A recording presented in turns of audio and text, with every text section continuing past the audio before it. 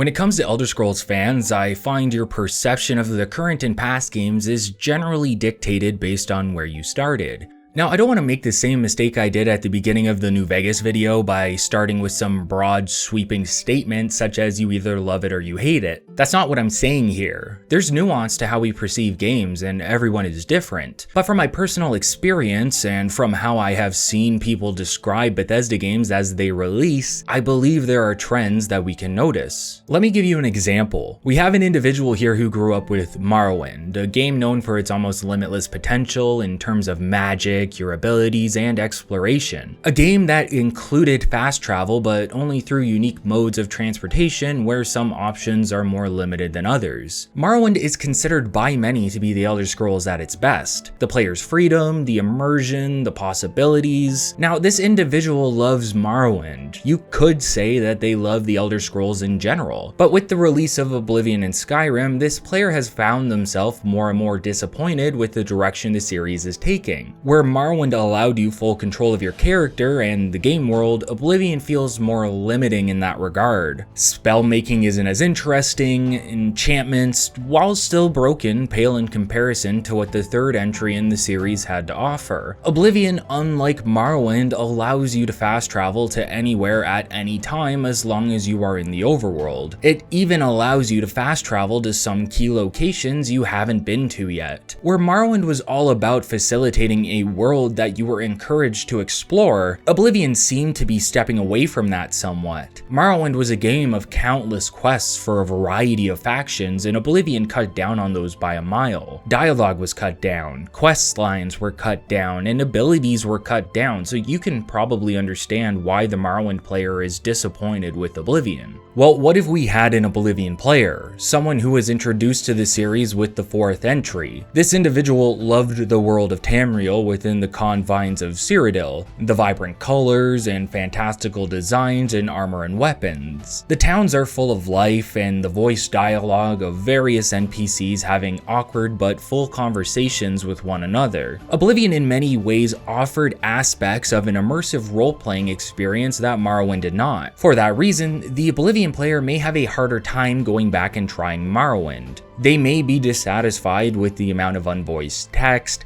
with the combat, and the sheer obtuseness in design that many older players praise Morrowind for, but many newer players may find grating. Conversely, this Oblivion player, much like the Morrowind player, may be disappointed with the release of Skyrim, where Oblivion and Morrowind focus solely on developing your skill set and planning your level ups. Skyrim streamlined the process, introduced a perk system, and the quests? Well, the quests were a shadow of what Oblivion's narrative direction had offered. So we're left with the Skyrim player, a player who is missing out on the vibrancy of Oblivion, but makes up for it with the developed overworld and towns. The more simplistic progression system that helps individuals get straight into the action. The civil war between the Empire and the Nords. The ability to kill dragons and learn shouts to use in combat. Dungeons that may be considered more elaborate visually than what Oblivion or Morrowind had to offer. The crafting mechanics, the upgraded combat, and so much more. Skyrim offered players things they couldn't get in Oblivion or Morrowind. Oblivion offered things players couldn't get in Morrowind or Skyrim, and Morrowind 2 offered things absent from its sequels. The point I'm making is that it makes sense why newer players may have difficulty going backwards in the series while older players are continually disappointed with the changes made throughout. I'm saying that I understand why players of Morrowind might not enjoy the newer games and that a lot of their criticisms may be justifiable, because I have similar gripes with Skyrim as someone who started with Oblivion, but my start didn't inhibit me from enjoying Skyrim at all. It still had plenty to offer me in terms of immersion and enjoyability that I couldn't get from the previous entries, and while still loving Oblivion the most, I will find myself returning to Skyrim just as much as I return to Cyrodiil. Like I said, it's not a rule or a law. It's a natural aspect of how we perceive mechanics as design philosophies change with time and technology. Games play differently than they did in the past. Sometimes grander experiences mean you can't get as in-depth mechanically as a past game. As an example, I originally found Morrowind fairly obtuse to get into when I first tried to, but once I understood the rules, the controls, how to live within the world, I began to see why Morrowind was so special, and I was able to appreciate what it offered to players before the release of Oblivion or Skyrim. I even wished for Oblivion to have a similar experience. All this to say that I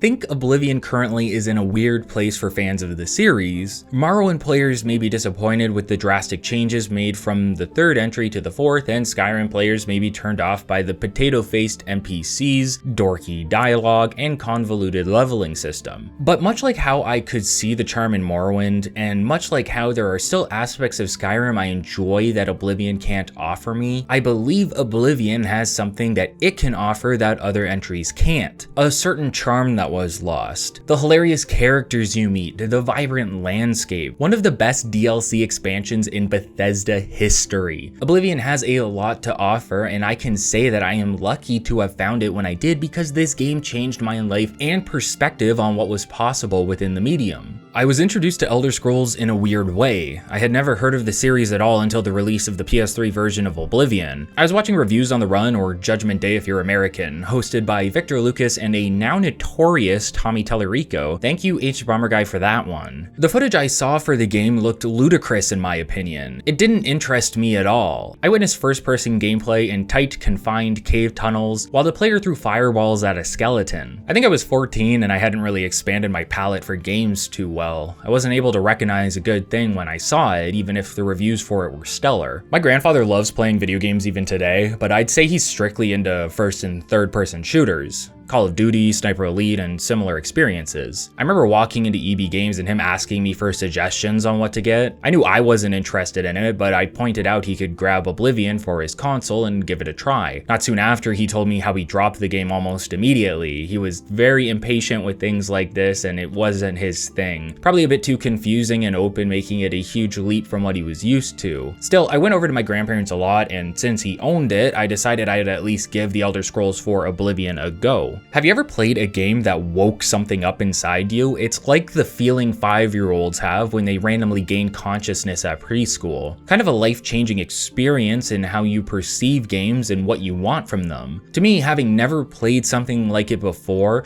Oblivion was revolutionary. Something I had desperately needed but never realized at the time. Maybe Morrowind or Skyrim is a game like that for you. One that you can go back to and play endlessly. New Vegas was like that for me with the Fallout series, but in a different way. Oblivion introduced me to open world RPGs, and New Vegas introduced me to something else later on. Maybe how much I enjoyed the narrative and the developed characters. In a way, these games were building blocks that allowed me to fully appreciate the genre and expect more out of it and other games like it, even unrelated ones. I spent hours and hours of my visits there playing Oblivion until enough was enough, and I had to have it for myself. I bought a copy for my 360 and later on the Game of the Year edition for PC, marking the rest as history. I've played Oblivion countless times since then. I waited eagerly for Skyrim after it was announced and then spent a large portion of my life playing that as well. Sure, aspects of it disappointed me, but I still loved it. I even managed to finally go back and work my way through Morrowind, learning to appreciate how absolutely busted a magic character could be in that game, wishing they would bring that depth of mechanics back for future releases, but not expecting it. Oblivion is one of those games I wish I could play for the first time again, and something these retrospectives let me do is really sit down with and explore every aspect of the games I love. Similar to Bethesda's Fallout games, it's a little difficult to play on modern hardware if you don't know what you're doing. It might work out of the box for you, but to really get it stable and to fix a variety of bugs that may plague you, mods and other utilities may be necessary. They were for me on this playthrough, but that never stopped me. Bethesda has created this culture where mods are expected for their games, for better or for worse. I know that some of the most fun I have is finding, installing, and troubleshooting mods until I get so tired of working on it that I don't even want to play the game I was modding. I feel like we've all been there at least once. I don't know how long this script is going to be, but if it's anything like New Vegas, and with the amount of content there is to go over, I imagine it'll be pretty big. Today we'll be going over all of what Oblivion has to offer. Its development, its main quest line, the factions, side side quests from town to town, areas of note to explore, the DLC, and expansions. As much as I can think to look into that I believe is justified in going over. And while this game does hold a special place in my heart, I promise I have a fair bit of criticism for many choices made along the way. Oblivion is an amazing experience, but just like every other Bethesda product out there, it is far from perfect. If you enjoy these videos, please consider liking, commenting, and subscribing, as it helps me continue to make this content for you all. With that out of the way, I'm SuperRAD, and this is the Big Oblivion Retrospective.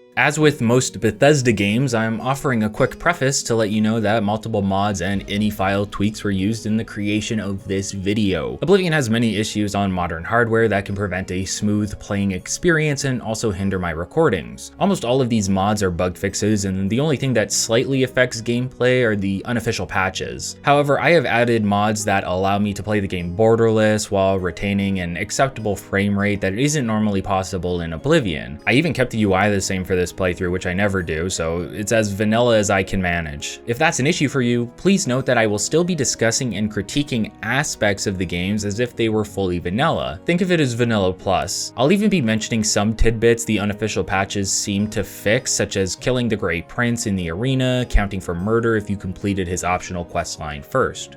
It may sound surprising, but development for Oblivion started in 2002, just after Morrowind had been released. It's understandable why. Games the size of Morrowind and Oblivion require years of development to complete, and even then there are delays that further lengthen this process. Development of Morrowind wasn't complete as 2 expansions were to be developed for it as well, meaning the team at Bethesda was split into 2, with half the team working on Oblivion and the other half working on the expansions. Since the idea of Oblivion was already thought out, this allowed the developers to add foreshadowing to the 4th entry within Morrowind's Tribunal expansion. There's a 40-minute making of documentary out there that you can find on YouTube. It's the source of the infamous Chess Club quote from Todd Howard. I believe it's required viewing if you're a fan of the series, as it showcases how much effort and love went into the development of the game. Everyone interviewed seems to specialize in whatever section of the game they are working on, and the reason for that specialization is due to their love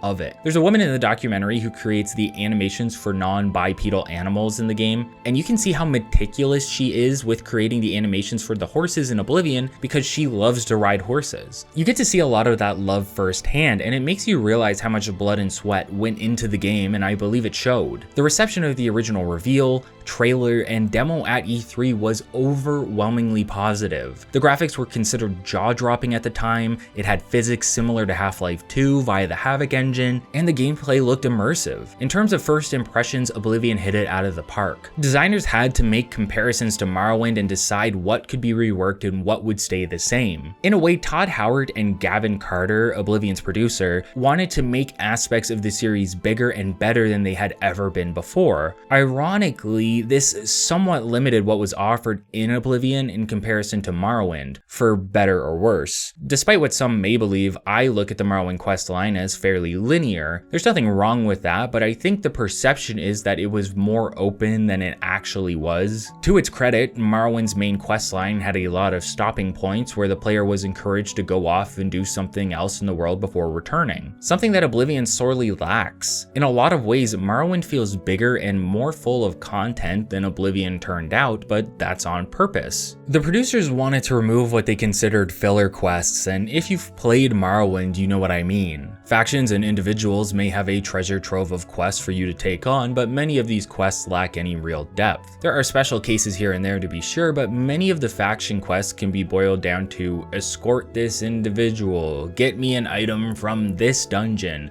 go kill this person for me, etc. Again, to Morrowind's credit, this isn't always the case, and some quests, while offering shallow narratives, end up finding depth in their mechanics. There's one where you need a journal entry and someone is willing to give it to you if you escort them to town. Do you escort them the entire trip, or do you kill them along the way? Need to kill someone but don't want to alert the guard? Try threatening and harassing them verbally until they throw the first punch. Morrowind was great for that, but over the course of a long playthrough, you may be left wanting more from the game narratively. This was the design philosophy of the major Oblivion quests. Not every quest was a hit, but many were designed to have engaging storylines and developments that made them feel real and impactful in comparison to Oblivion's predecessor. We'll get to see this firsthand when we start exploring these quest lines, and there's a reason Oblivion's quests are remembered so fondly today. You have some weaker storylines like the Thieves Guild or the Arena, but you also have the Dark Brotherhood, which has never been topped by Bethesda in my eyes. The designers wanted the story to be tighter and more impactful, more cinematic in a way, and I believe they succeeded in that, even if it is the antithesis to Morrowind's design philosophy. That's a big aspect I failed to mention in the intro of this retrospective. I often see people complain about how mechanics from previous games continue to get simplified or removed when the next entry comes out. And I understand this sentiment. I feel this way with each new Monster Hunter release. I know what it feels like. But that doesn't mean I see these sequels as pure downgrades. Where something is taken out or made more simplistic, another aspect of the game is built upon and made better. It's all about where the developers want to see improvement and what the balance of development time will look like. I do get it though. The simplicity of Skyrim in comparison to Oblivion, as I mentioned previously, is something that disappoints me. But I found it was made up for with a world I wanted to explore and combat I ended up enjoying more than previous entries. Except magic. I think magic has never been as good as it was in Morrowind. Hilariously, the team's perception of magic in Morrowind was that it was too weak and couldn't be effectively used to progress through the game with magic alone. If you put any real time into Morrowind's magic system, you know this isn't the case, and what ended up happening was we received a neutered version of the magic system in Oblivion, one that was missing most of the broken use cases and nuance from the previous entry. Sometimes a change in design direction makes sense and we have to deal with the idea that other mechanics from past games aren't going to get as much focus. Other times, like with the magic system from Morrowind to Oblivion, the developers just dropped the ball. The idea that magic was too weak in Morrowind just shows that sometimes the developers don't understand their own game like the fans that play them. Gavin Carter wanted everything to be focused on the plot and held disdain for side quests far removed from it, believing that they take away from the main experience. Ironically, the side quests of Oblivion ended up being the main experience, possibly what the game is truly known for, and this carried over into Skyrim. I doubt many would say that they play Skyrim so that they can go defeat Alduin again. More likely, they play it to experience all the factions, side quests, and DLC the game has to offer while exploring as much as they can. I'm sure someone will correct me and say they play it for the main quests in the comments. Everything Carter seemed to want, from less intrusive side quests to a main questline that would naturally allow you to explore, seemed to be flipped on its head. I'll get into it more later, but straying from the Oblivion storyline is very difficult from a role-playing sense. Additionally, there comes a point where the Oblivion gates start popping up, and these can directly interfere or intrude on your exploration of the game world. The storyline of Oblivion is very prevalent in the game world, and that is both good and bad from a role-playing sense. Oblivion was developed on a tweaked and suited up version of the Gamebryo engine, which would be Bethesda's second release with it, Morrowind being the first back when the engine was known as Net Immerse. It would be used again later for Fallout 3 and Fallout New Vegas before upgrading it again further under the Creation Engine title for Fallout 4 and Skyrim. At the time, Oblivion was considered a graphical wonder. Sure, the game is notorious for the potato-faced NPCs, but the landscapes, weapons, and armor were something to wonder about. A big part of this was due to the dedicated design teams who would regularly go out to research forests, architecture, and more in order to use those designs as inspiration for their game world. Even today, Oblivion still manages to feel leaps and bounds more fantastical in design than its sequel, Skyrim, even if the latter is graphically superior. It's almost timeless in a way, if not for the technical issues that plague it. Maybe timeless isn't the right word, especially since Oblivion focused so heavily on bloom lighting, which has become a lighting style that looks visually dated in comparison to what is used today. Oblivion has two lighting options within its PC settings, those being bloom and HDR. Unfortunately, HDR doesn't allow the use of the game's anti-aliasing feature, leading to some particularly jaggy looking characters from a distance, but it does offer offer what I guess would be considered a more accurate or realistic lighting model. Nowadays, you can force anti-aliasing through your graphics card's control panel and have the best of both worlds if you want. Personally, I'm still partial to the bloom for nostalgia's sake, and I just think it looks better overall alongside the aesthetic of Oblivion, but I did end up switching to HDR at some point due to some graphical issues I was having. The game was published for Xbox 360 as the base console alongside a PC release on March 21st, 2006. This was after a delay that was a surprisingly big deal, considering Take-Two, the company co-publishing alongside Bethesda, were dealing with several instances of bad PR already. This was the time of the hot coffee controversy after all, if you know what that is. Despite those delays, Bethesda began producing updates every weekend up to release, although these only ever boiled down to, "We are working really hard on the game. Thanks for asking," with no real details provided. Despite this, the relationship between Bethesda and Take-Two was very strong. Bethesda retained the rights to the Elder Scrolls game, and Take-Two also gave them full creative control with the project, something that is incredibly rare within the game development market. This freedom and trust allowed the team to make a product that they were happy with despite delays, which are a necessary evil in my opinion, especially considering that Todd actively mentions how the developers were experiencing a severe crunch leading up to the E3 trailer and demo deadline.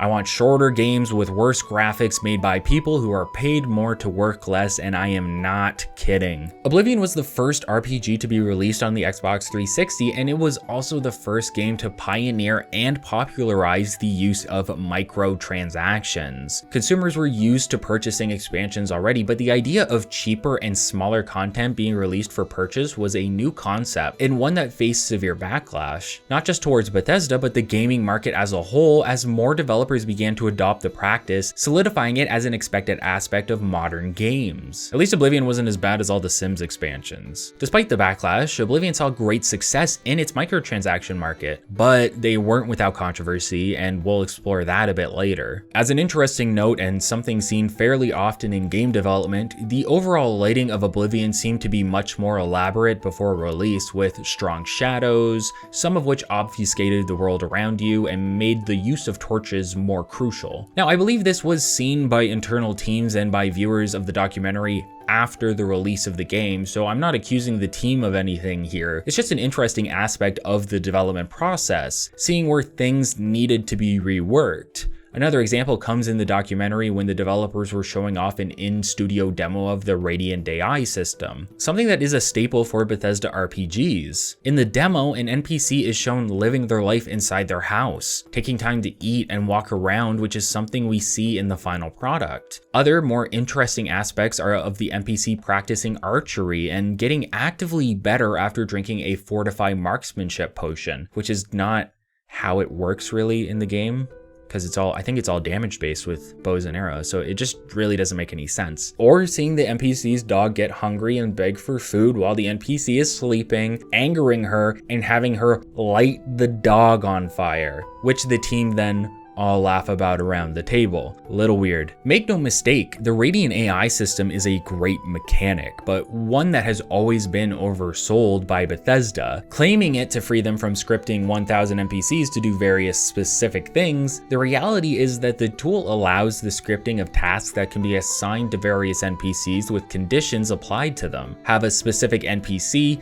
eat at specific time periods, and if they don't have food on them, have them look for it. If they can't find food, check their responsibility stat and see if they can steal some. It's not revolutionary by any means, but it does help diminish the workload while still providing an aspect of realism to the NPCs populating the game world. But because the system takes so much of the load off, it can lead to some pretty hilarious and unexpected results, many of which were the job of the QA to find so that they could be remedied. That didn't stop some from slipping through the cracks, however. Take Dro Narahi, who is the steward of the castle in Bravil, which is pretty far south in Cyrodiil. For whatever reason, Dro lives in Bruna, which is far to the north within Cyrodiil, forcing her to walk alone along the green road for such a length of time that she has to turn around and resume her duties. Unfortunately for Dro, this can lead to her being killed by the wildlife fairly easily into a playthrough. Things like this were a big problem at the start of the Radiant AI's utilization. Characters may constantly try to steal from other characters and end up dead in the process. There's an example mentioned by the team where a character went around town buying up all of the armor, so there wasn't anything left for the player character. Radiant AI has a lot of potential and was creative in its design, but due to the limitations of how we can control the logic of simulated individuals who have pseudo-free will, the system's rules had to become more restrictive and toned down for gameplay purposes. This led to a lot of NPCs seemingly standing around it and doing nothing. They do some things here and there, but nowhere near what was possible at the start of testing. The funniest part about this is that you may rarely see these events take place since the game world is simulated to go on even when you aren't in the area. You can find murdered characters along the road and have no idea what led to this outcome. These aren't the only silly aspects of the design process though. A major talking point surrounding Oblivion is the NPC's voice acting. The original release of the game, not including expansions, had 10 dedicated voice actors who were tasked with voicing 1,000 plus NPCs,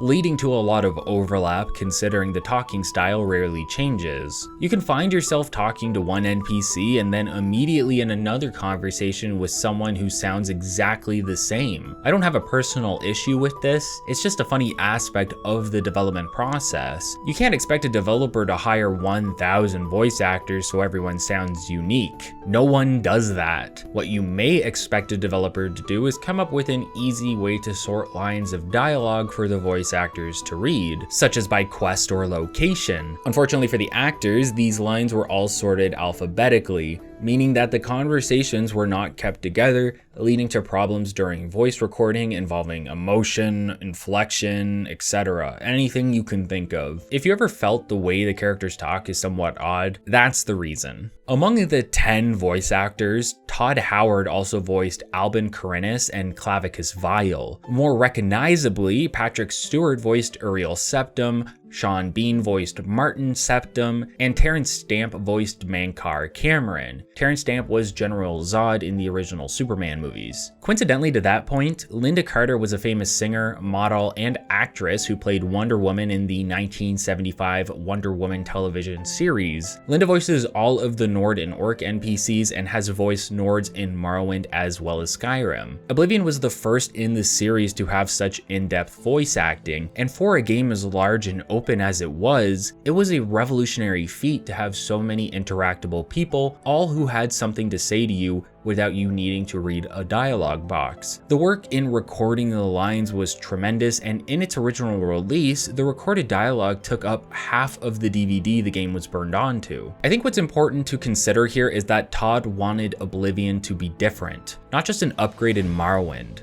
Oblivion was to be an Elder Scrolls game, but to offer a new experience, to play differently and be unique. In a way, this can be seen in its simplification in some areas and growth in others. Previous players may or may not have enjoyed the changes, but it's difficult to not say Oblivion ended up being its own unique experience for the better. It's not just the gameplay that helps make each entry feel unique in its own. The music, composed by Jeremy Soule, is also a huge factor in each entry's identity. The music of Oblivion is one of the best aspects, and that might make it sound like the gameplay falters, but that's not the case. What I'm trying to say is that the music is just that good. Even when I first played the game, I found the music comforting, and it was producing a nostalgic response in me even though I had never heard it before. The soundtrack is beautiful in that way, and considering that Oblivion never stops working through the soundtrack as you play, it has to be that good as to not overstay its welcome. It's funny, Todd wasn't a big fan of shows like E3 at the time of the demo's development. This was back during the time of every developer having a booth, the concept of booth babes, and a hyper focus on selling and marketing games towards young men. I guess it felt like a farce in some ways. Bethesda tried for a more laid-back approach, having a darker room with comfortable couches, and chairs that would allow the individuals within to experience the game as naturally as possible. Despite this contempt, the Elder Scrolls gameplay reveal and trailer were met with positive reception, and the game's release in 2007, followed by its PS3 release in 2008, met equal praise. The PS3 edition ended up having its own delay, not just on release, but also with DLC not being available even though it was already on 360 and PC. Despite this, it eventually caught up with its own slew of bugs mods that Bethesda games are known for. I won't be getting into them within this video, but it is interesting to point out that Oblivion was slated to have a PSP release as well. It wouldn't have been the full Oblivion experience, but prototype gameplay does show battles that are similar in comparison, as well as the ability to visit various cities and talk to NPCs. Unfortunately, the game was cancelled early in development, but Oblivion did have a mobile phone spin-off released to lukewarm reviews. I think that's enough for the development of the game right now. While Oblivion had its delays, bugs, and issues, you can tell that the team behind it cared about what they were working on, and I believe this benefited the product overall. Now let's take a look at the game itself, explore the storyline, and everything there is to do.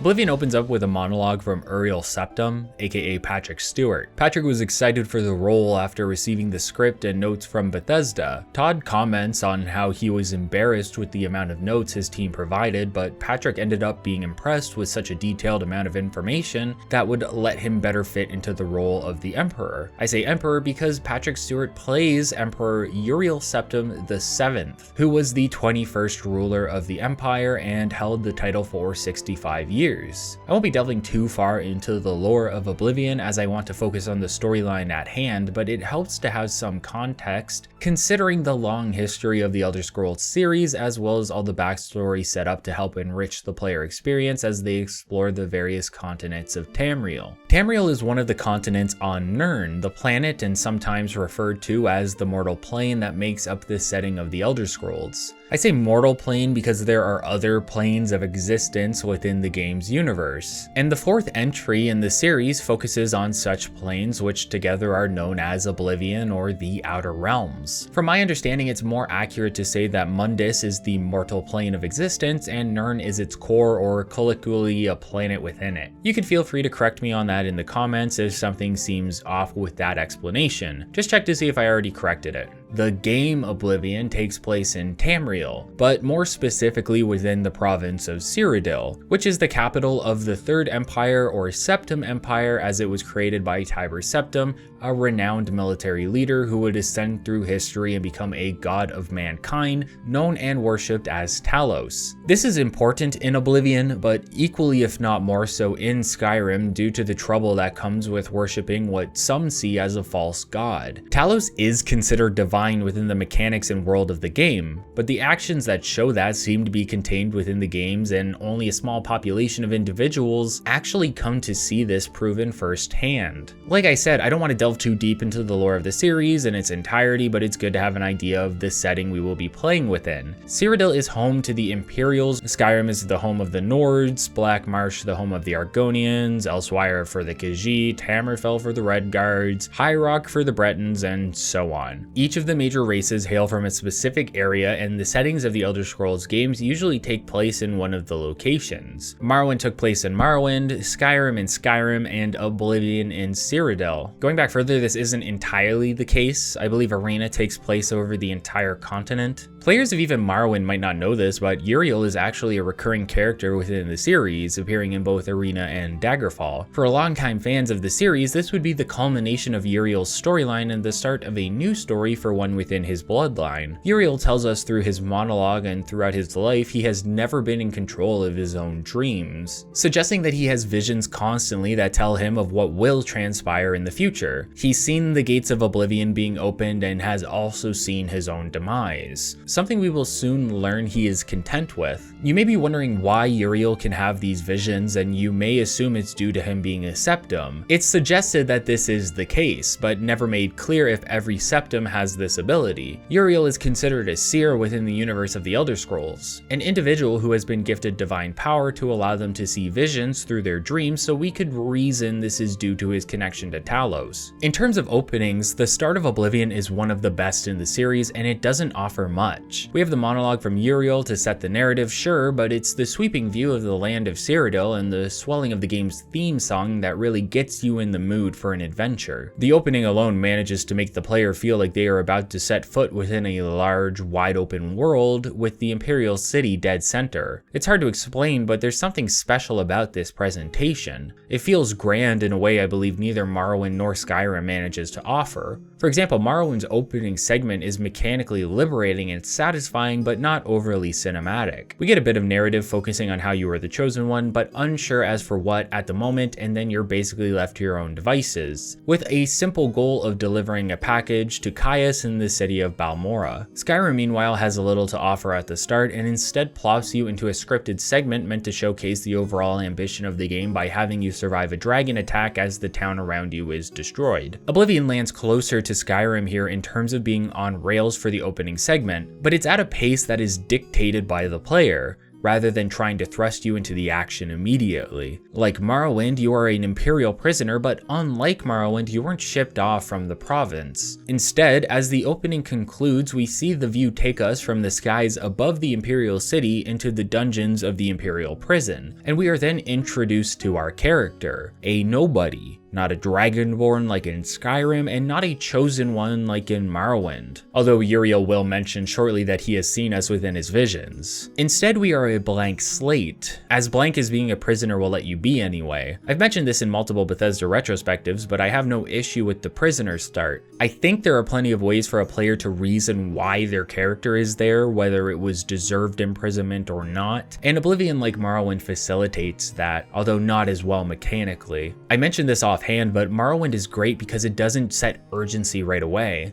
The developers care about their world and they want you to feel compelled to explore it. Once off the boat, the only thing you are asked to do is deliver a package, and you could do that whenever you want without it hanging in the back of your head. You don't know Caius, and you may feel no obligation to deliver anything to him. It's just a means of setting you along the path of the main storyline if you want. Oblivion gives us the freedom to feel like a blank slate and start as we want, but as we will soon see, it delivers that sense of urgency so soon that once we are able to begin exploring, it may feel difficult to justify as there are more pressing matters to address. We could compare it to New Vegas as well. The main goal the game wants you to focus on to progress the storyline is finding the man that shot you in the head, but you don't have the same compulsion to do so if you want your character to focus on other things first. Benny isn't going anywhere, and finding him isn't going to prevent the destruction of the world. With Oblivion, the stakes are much higher, and it's understandable that you may feel it necessary to work through the storyline before venturing off to complete side quests. This seems intentional. As I mentioned in the development section, the developers wanted to have a more cohesive, cinematic, and fluid storyline, one that had weight and consequence. Not necessarily in your actions or from a moral sense, but in how the events would shape the world around you. Side quests were considered a distraction, and the game was designed in a way where you are sort of forced to feel that way as well, even though those side quests are the best part of the game. It's a balancing act and hard to get right, and I feel that the direction they took Oblivion is what they decided to double down on when making Skyrim, rather than revisiting what made Morrowind's opening so appealing to players from a gameplay sense. So yes, in Oblivion, at the very least, you are just some guy, at least until one of the expansions that we'll be talking about later. So you watch the opening and now you're thrust into the Imperial Prison, where you get to take part in what I would consider a notorious character creation process for a variety of reasons. For one, this is your first real look at what characters within Oblivion look like. If there is anything Oblivion is knocked for, it's the visual style of the NPCs' faces, known to resemble potatoes by the community. Now, I'm not going to defend these faces, it's pretty clear how comical they look.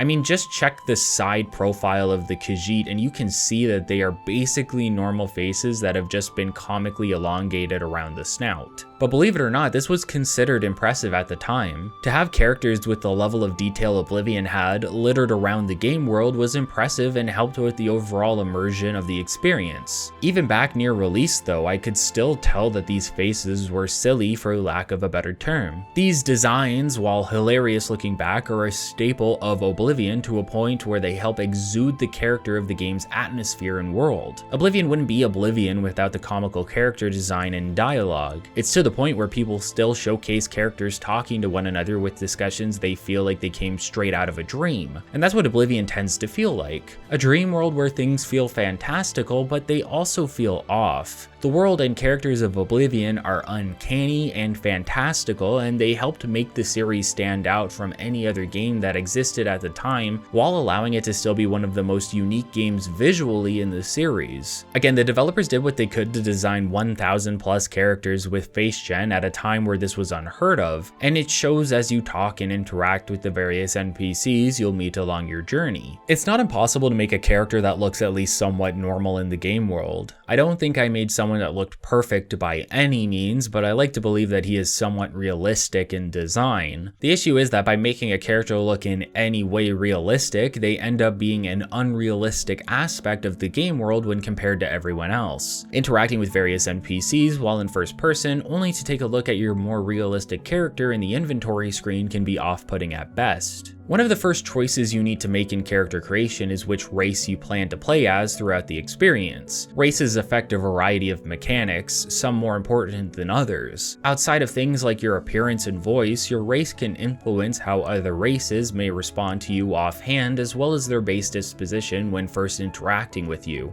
Beyond that, race will affect your starting attributes, which make up your physical abilities in the game. These abilities can be raised each level up, but we'll talk more about that later. Attributes are affected by both race and sex, so if you're a female Breton, you're going to have different bonuses not just to a male orc, but a male Breton as well. Additionally, 45 skill points are allocated to various skills as a bonus depending on race. What you are initially strong in and talented with within the game world is drastically different depending on your start, but no matter what choice you make, you can end up within the same place via gameplay and skill building. Race selection is more for role-playing purposes in this sense. If you play Oblivion long enough and you play it well, most characters are going to end up functioning the same with minor differences here and there. Things like character height, which is also dictated by race, can affect things like your speed, so you may want to take that into account when selecting. Additionally, each race gets a bonus of some kind. Bretons, for example, get an extra 50 points in Magicka, giving them a higher mana pool. They also gain a 50% resist magic passive ability, as well as an activated shield spell that can only be used once per day. High Elves, meanwhile, have 100 extra Magicka and resist disease more effectively than other races, but have weaknesses to elemental spells. Each race has these bonuses, and I won't be going over all of them. Some are passive, some are activated, and each race will generally have an assortment to make them more unique than their attributes and skills would allow them to be. There are 10 races to choose from, 4 human races, 4 elven races, and 2 beast races respectively. Humans include Bretons, Imperials, Nords, and Redguards. Elves include Altmer, Bosmer, and Dunmer, as well as Orcs. Most people may refer to these as High Elves, Wood Elves, Dark Elves, and Orcs. The 2 beast classes are Khajiit, a cat-like race, and Argonians, a lizard-like one. The choice is yours. For this playthrough, I opted to play as Breton, which was a first for me. In Oblivion, I often played Redguard as they were considered specialists in melee combat, and I often defaulted to that. Magic playthroughs, I would often find myself playing as a High Elf. That being said, Oblivion feels designed in a way where specializing is both unnecessary and discouraged. You should be skilled in some form of combat, but the longer you play the game, the more you're going to begin bolstering all aspects of the 3 archetypes the game offers you, those being fighter, thief, and mage. In a way, your Oblivion character will become the best of all 3 almost naturally, as long as you have a basic understanding of how the game's leveling system works, and many people do not on their first playthrough. I don't have much to say about the face gen process specifically, other than it is lacking in many aspects. Hair selection is few and far between, while facial hair is non-existent. Instead of offering facial hair, the game lets you set facial tones around those areas to emulate things like mustaches or stubble, but it doesn't succeed in the slightest. Skyrim would remedy this later, but even Morrowind had faces to select that had beards. Once your character is created, you'll be plopped into your jail cell with no means of escape. I believe the start of this was meant to showcase the physics possible with the Havoc engine, as there are a few items you can knock around, including shackles hanging on chains from the ceiling. Again, it might not seem that impressive now, but at the time, Half-Life 2 had changed everyone's perceptions of what was possible with physics just a few years prior, and now Oblivion was capitalizing on off of that. It's not long before a Dunmer in the cell across from you begins monologuing and goading you. What's impressive about this scene is that the Dunmer will change his dialogue depending on your race and sometimes by your sex. It's always harassment and insults, ending with the idea that you are going to die in here. But the effort to record that many unique lines of dialogue based on your race and how the Dunmer perceives your culture isn't something that you would expect to experience at the time. Oblivion pushes the boundaries of our expectations from the get-go, and this was the point where my interest peaked during my first playthrough. Regardless of what race you've chosen, once the insults are over, a group of 3 blades and the Emperor himself will appear before you. Blades are an elite order of soldiers that are dedicated to the protection of the Emperor. Due to assassins killing the Emperor's sons, Uriel is now on the run, and his group of blades plan on using a hidden passage that just so happens to be within your cell. You may be wondering why they would place you in such a crucial cell, and that's the exact question one of the blades has when they see you inside. The best way we could reason it is a slip up with the watch. More accurately, we could call it the intervention of fate, as you are an important aspect of Uriel's story, and the battle that is soon to take place. The guards order you to stand at the back of your cell. Hilariously, even though the developers took the time to change the Dunmer's dialogue based on your race, there's plenty of other areas where they didn't take into account other decisions and actions. If you don't move to the back of your cell, nothing happens indefinitely. From an immersion or role-playing sense, this can take you out of the experience as there is no way to continue forward, even though the guards are trying to secure the Emperor from assassins that are searching for them. Time is of the essence, so you'd imagine they would force their way in and incapacitate you if you didn't listen to them. There are plenty of ways that Oblivion is impressive and plenty of ways that it falters.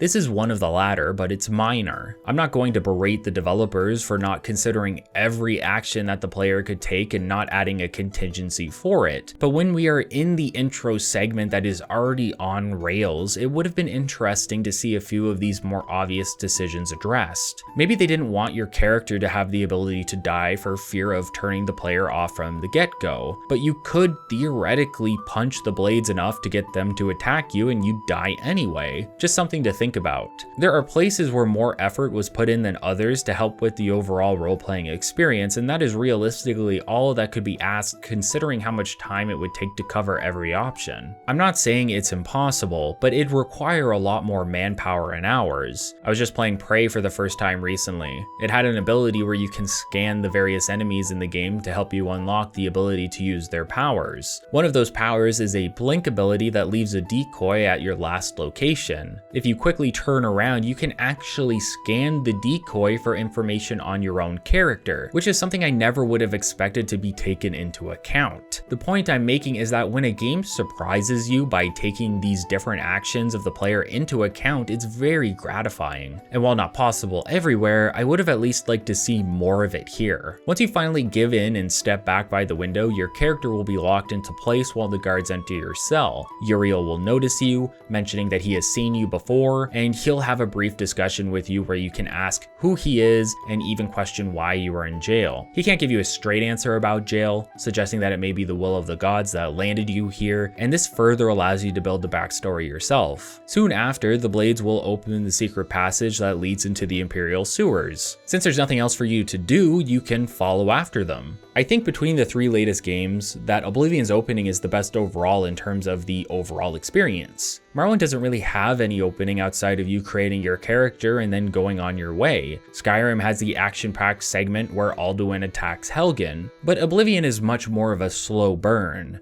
A mysterious lead up to the openness of Cyrodiil. Following behind the blades and the Emperor will have you witness the first of the assassination attempts as members of the Mythic Dawn appear and conjure armor and weapons onto their person to attack, leading to the death of Captain Renault and forcing the Emperor and his guards to continue forward while locking you out from continuing further. There's a few things of note here that I want to discuss. First is that the Mythic Dawn showcase an ability that is something you will have the option of gaining access to later on. The members of the cult are wearing only robes, but when you combat them, they seem to be wearing armor. Once they die, the armor disappears. This is a magical ability within Oblivion. You can learn spells that will let you summon various weapons and armor for limited amounts of time, so that they may give you an edge in combat situations. Generally, anything an NPC can do in the game, you can as well. It's an impressive display of what will await you once you have the freedom to explore. Now, interestingly, the bodies of the Mythic Dawn can be fully looted. Usually it's just a robe and a hood, but sometimes it's a potion or something else that's relatively simple and small. If you've never played a Bethesda game before, you can almost always loot the bodies of any dead character and take everything off of their person. The main way of gaining loot is off the corpses of those you defeat or from various chests found along the way. I didn't talk about it much in Fallout 3 or New Vegas, but it's the same there. For a game like Oblivion that was touting its freedom and ability to do as you please,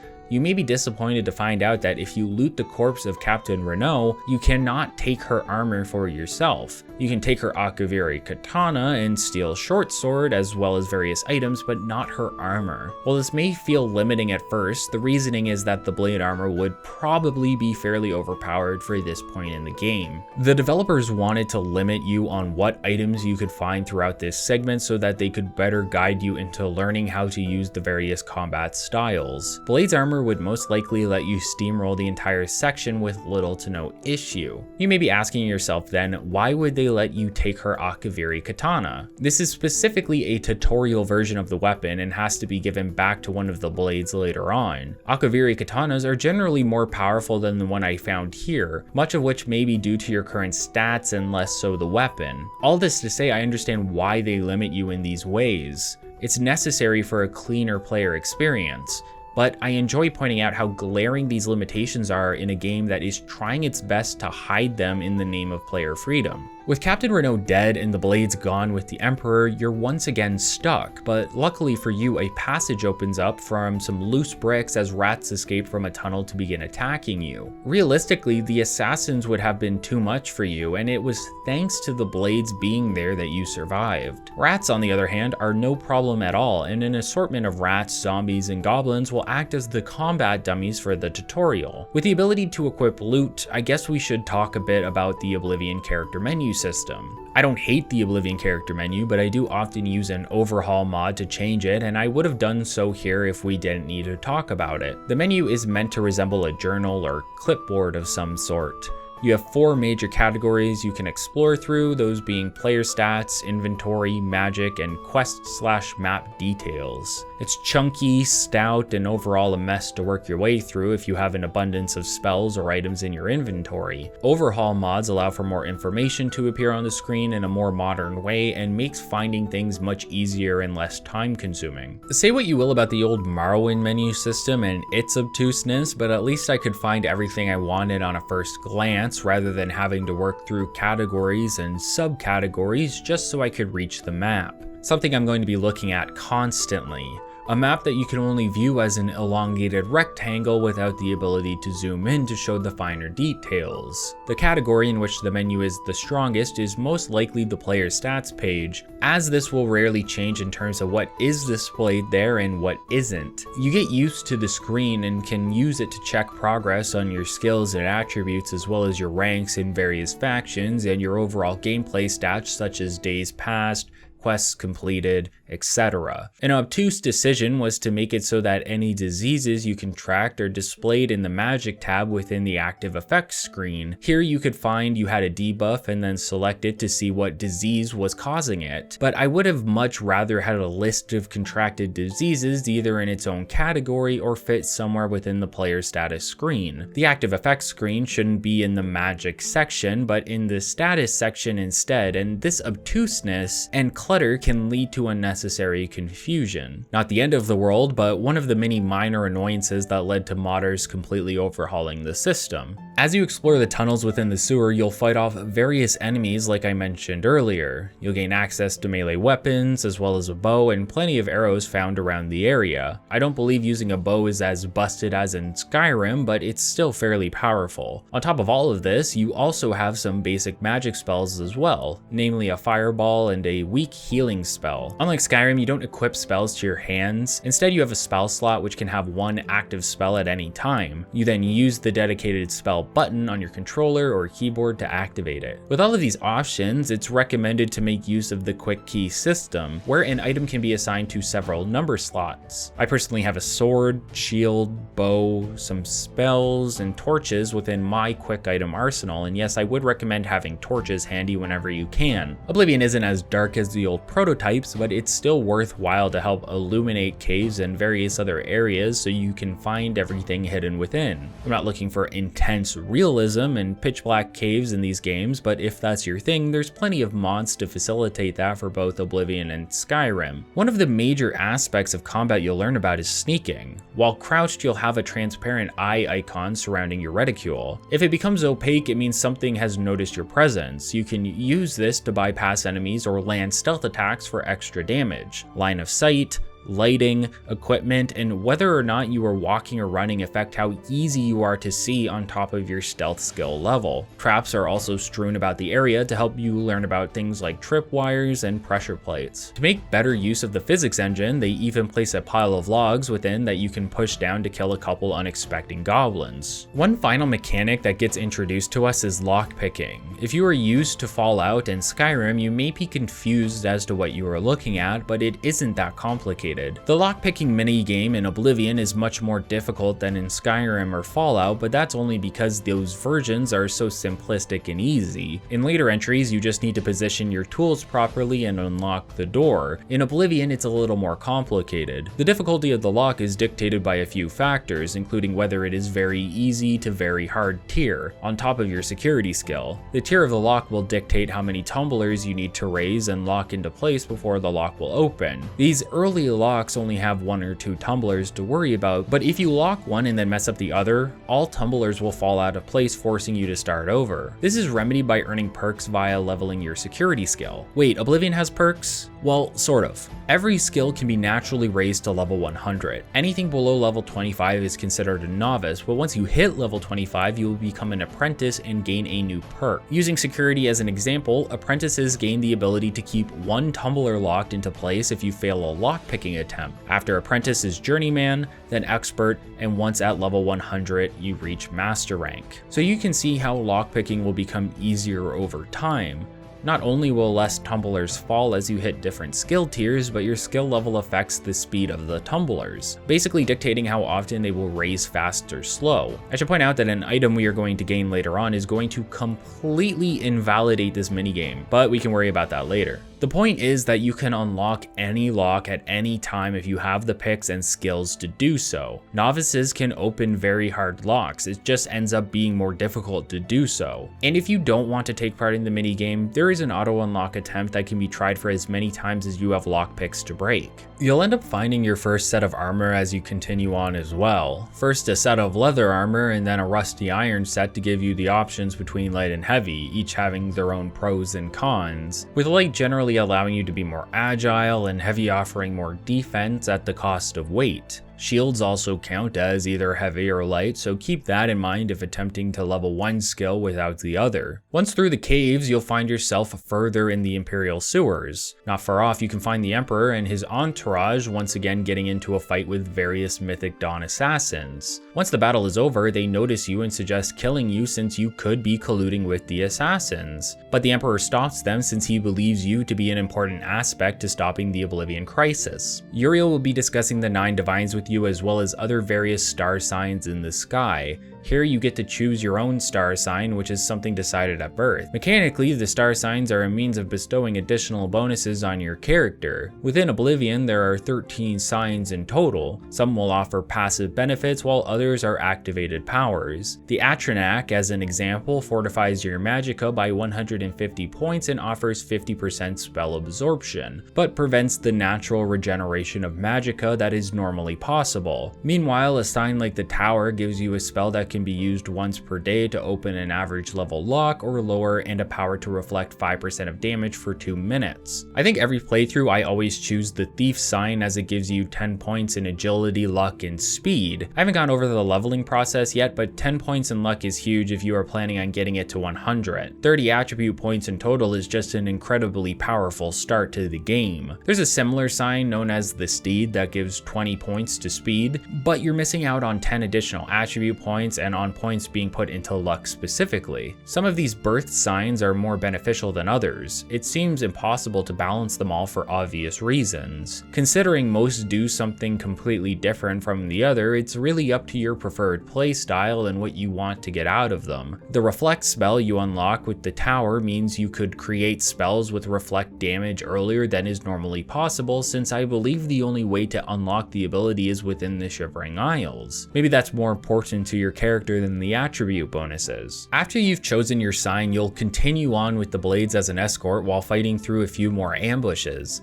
Eventually you'll reach a locked gate, a dead end, which is quickly pointed out to be a trap. You go to guard the Emperor within the dead end while the blades scout the area, and Uriel informs you that this is where his life will end. He hands you the Amulet of Kings around his neck, which he wants you to understand is of great importance, and asks for it to be taken to Joffrey at Waynand Priory near the city of Chorrol. Joffrey alone knows of a bastard son of Uriel's, making that son the last heir of the Septim line. It's important for the amulet to be delivered to the heir so that he can stop the crisis that is about to befall Cyrodiil. As Uriel finishes explaining this to you, a secret passage opens and a scripted event you can't intervene in shows an assassin emerge before killing the Emperor in front of you. Again, for a game boasting its freedom, these events you have no ability to affect are very apparent when they happen. I don't expect the Emperor to have the possibility of being saved, and I don't know what a better option would have been. It's just an observation of how glaring these aspects can be. With the Emperor dead and the assassins fought off, Boris will approach to mourn Uriel. Glenroy, the other blade, unfortunately died in combat during the last battle. If you search his person, you will again find you have no means of taking his equipment aside from his blade. Boris is an interesting character just in how gullible he must be to those around him. When he approaches you over the death of the Emperor, he'll ask why you are holding the Amulet of Kings, and you can inform him that Uriel gave it to you to take to Joffrey. If I was in Boris's shoes, I'm not sure I would believe it. Maybe it's the mention of Joffrey that really seals the deal for him, as you would only know of him from the mouth of Uriel himself. What's important about this conversation is when Boris hands you the key to the sewers and tells you where to find Joffrey. He'll mention some goblins and rats further on, but he believes they will be no trouble for you, believing you to be a talented insert class name here. This is because the race and skills you gained working up to this point have Boris select a specific class for you for players that don't want to choose their own. But don't worry, you can just choose any of the classes that are available from the list, or better yet, make your own. Classes are not as important in Oblivion as they are in other games, kind of. Realistically, they mean very little in terms of difference, as they just dictate your major skills, specializations, and favorite attributes. These are all things that will matter less and less as you progress, although major skills are how you level up. And with that, it's time to discuss the most infamous mechanic in Oblivion, the leveling system. I highly recommend making a class in this game so you can better fine-tune your experience. Some of the classes available to you are simply not optimal in terms of the bonuses you receive when leveling up. When playing through Oblivion, you will have an assortment of 7 major skills. These skills get a starting bonus and are used to determine when you level up. To level up in Oblivion, you must reach 10 points of progress within your major skills. This means either leveling up one major skill 10 times or leveling several by different amounts until you reach the total of 10. Sounds simple enough, right? It's not. Oblivion is incredibly difficult for some players, sometimes through no real fault of their own, although I guess it depends if you consider ignorance to be their fault. The world around you in Oblivion is dictated by your level, the items you'll find, the enemies you'll run into, and the gear bandits and marauders are carrying are based on tiers that are decided by your level. Basically, the world of Oblivion levels up with you, and this can be good or bad for a variety of reasons. Let's say there's a static set of armor you want to retrieve. You may not feel inclined to go and grab it until you reach a certain level, because if you retrieve it early, it won't be as powerful as it could have been, and it will stop progression once you receive it. This means you are punished for getting certain powerful items early on. It's not entirely noticeable to a first-time player, but to someone looking to squeeze more out of their experience, it can be hindered by this mechanic. On the other hand, you can start getting more powerful gear from the enemies around you. Bandits can carry Daedric or glass weapons, and marauders may be wearing Daedric armor, and you can collect these off of their corpses. If you haven't played Oblivion before, you may not realize how absurd that sounds though. A Marauder having any Daedric equipment is a ludicrous thought. Once you understand the concept of the Oblivion Gates, the Daedra, and just how dangerous they are, to find yourself traveling through Cyrodiil constantly running into individuals wearing this incredibly rare and powerful armor makes less and less sense. Regardless of the nonsensical nature of it, the point I'm making is that it becomes easier for you to obtain more powerful gear at higher levels, so there are benefits to leveling up. However, I just mentioned that major skills are what level you up. Let's say that you create a custom class with no combat major skills. All of your major skills are instead things like armorer, mercantile, speech, etc. You still have all of your combat skills, they're just minor so they don't receive a bonus. But for the sake of the argument, let's say you never level them up. This is an extreme example, but imagine a character who reached level 20 off of these skills with no combat progress. You now exist in an incredibly hostile world for a character of your build. It would be virtually impossible to defend yourself from the creatures outside the safety of the various cities, at least until you spent some time addressing your combat flaws or lowering the game's difficulty. Like I said, that's an extreme example, but believe me when I say that it doesn't take this extreme case to experience these problems. Many players unfamiliar with the obtuse leveling system will find themselves falling further and further behind the enemies of Cyrodiil, and this in turn makes enemies feel like damaged sponges that can one-shot you. Basically, everything becomes a walking tank. This isn't just because you didn't level up combat skills though, this is because you didn't take part in something known as efficient leveling. Now, dislike the leveling system all you want. I think once you understand it, it's both fair and an interesting way to keep tabs on the skills and overall usefulness of your character. That's because every time you level up, you get to choose 3 attributes to apply bonuses to. But what you may notice on a level up is that those bonuses are different. Where one attribute has a +1 bonus, another attribute may have a +5. The answer is that every skill can be placed into a specific attribute category. Blade, Blunt, and Hand-to-Hand are assigned to Strength, while Alteration, Destruction, and Restoration are assigned to Willpower. Unfortunately, nothing is set to Luck, and that is the reason that it can only ever be boosted by 1 per level up and makes it super annoying to get to 100. The bonus that is applied to the attributes is based on how many skills within its category were raised before the character leveled up. 0 skill points offer a +1 bonus, 1 to 4 offers a +2, 5 to 7 a +3, 8 to 9 a +4, and 10 skill points will bestow a +5 bonus. Now you may be scratching your head here. If 10 skill points are needed to get the best bonus, but you level up after every 10 skills, how do some of these bonuses have +2 or 3 while another has +5 at the same time? The answer is minor skills. Minor skills are still assigned to a category, but they are not related to leveling your character. Only major skills affect that. This is where efficient leveling comes into play. To be as optimal as possible, you as a player need to keep track of what skills you are leveling up and their categories. If you want 3 separate attributes to have a +5 bonus on level up,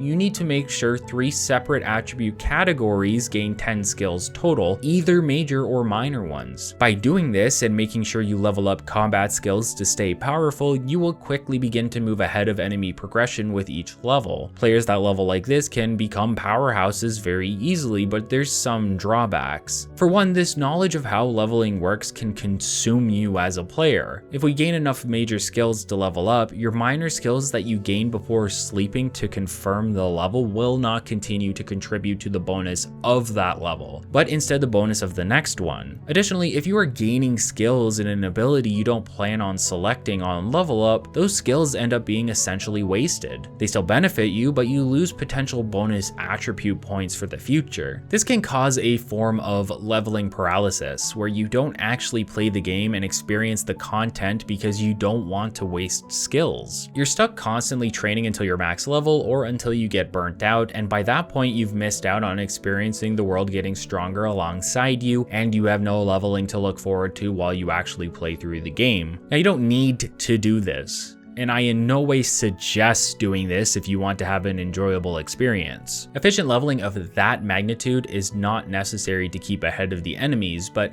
Having the knowledge of how the system works and keeping certain aspects of this in your mind can help you play the game while still managing to get important bonuses. Let's use my gameplay style as an example. I personally like to max out endurance as soon as possible because every level up rewards maximum health points at 10% of the value of your current endurance. The sooner your endurance is at 100, the sooner you are gaining 10 health points per level up, and that is very important in terms of survivability. So generally what I do is I make sure that I get armor, block, and heavy armor to increase before I fully level up so that I receive these bonuses. If I waste some other skills and bonuses, it's no problem. Generally speaking, I prefer to have 2 abilities that have a +5 bonus, and then the third goes into luck since it never gets a bonus anyway. It makes focusing on attributes a bit easier, but even if my secondary attribute doesn't get a +5 bonus, I don't see it as the end of the world. As long as endurance gets it, I'm happy, and once maxed out, I focus on something else. This allows me to take part in content while being aware of my skills that I am leveling. You might think that this system impedes on your preferred playstyle. If you want to wear light armor, but heavy armor is necessary for endurance, what do? There's a few options here. For one, there's trainers in the game. Back in Morrowind, trainers could be used to level all the way to 100 without limits as long as the trainer had the relevant rank to train you. It's a great way to cause this paralysis effect I mentioned previously. It's very easy to make money in Morrowind, so you may find yourself just working through menus for hours instead of actually playing the game. Oblivion tries to remedy this by only allowing you to train 5 times per level regardless of which skill you're training. Trainers slightly remedy the problem, but they don't fully fix it, so what else can we do? This is where we double back to character creation.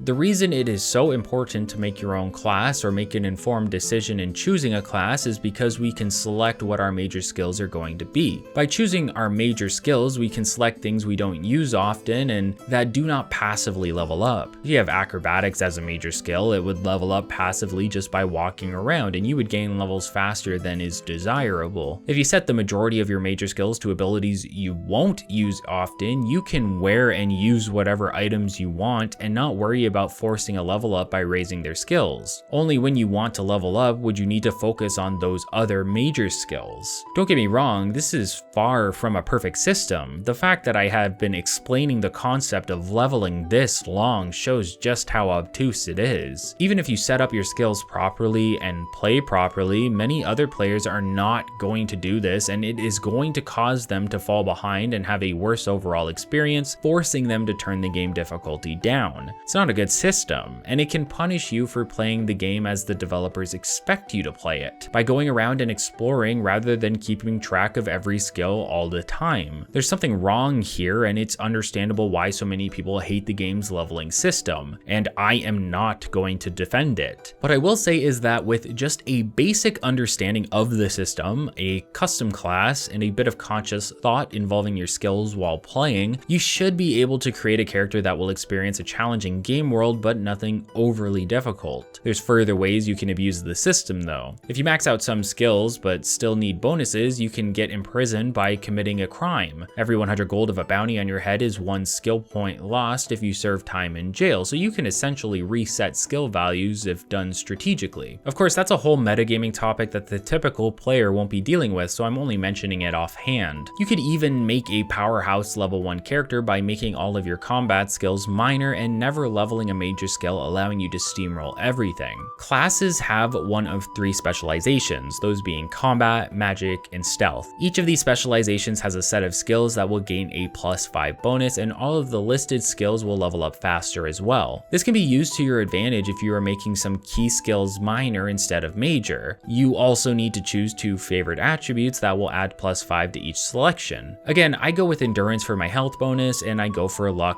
because it's the slowest to max out. Any bonuses to luck are worthwhile. Each attribute affects you differently. Strength affects encumbrance, fatigue, and melee damage as an example. Endurance also affects fatigue as well as maximum health per level up, as I mentioned previously. Luck is special and it affects everything in the game.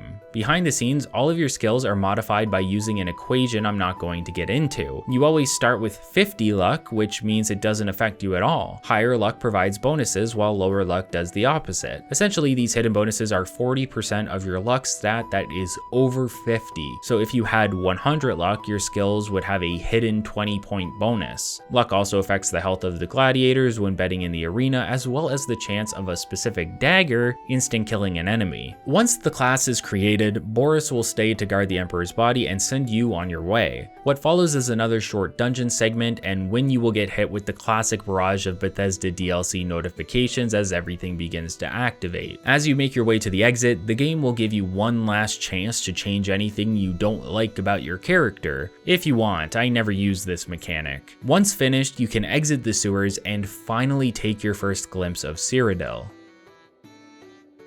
If this is your first time playing an Elder Scrolls game and you don't really know what you're doing, I think the beginning moments of exiting the sewers are fantastic, and you may truly feel like you can go off and do anything without focusing on the main quest. If you're looking for a more thorough role-playing experience, or you played the games in the past, this may be more difficult. It's been made very clear to you as the character that you have to get the Amulet of Kings to Joffrey as soon as possible, else who knows what could happen. Mechanically, you have all the time in the world. The state of Oblivion only moves when you do, and it's the main story quest that is necessary for the major events of the story to affect everything around you. From a player sense, you may want to go off and explore, take part in factions and side quests, and see what Oblivion has to offer. But from a role-playing sense, you may find it difficult to pull yourself from the railway that is the main quest because of the importance of the events that you are trying to prevent at all times. There is very rarely a chance to breathe during the main story.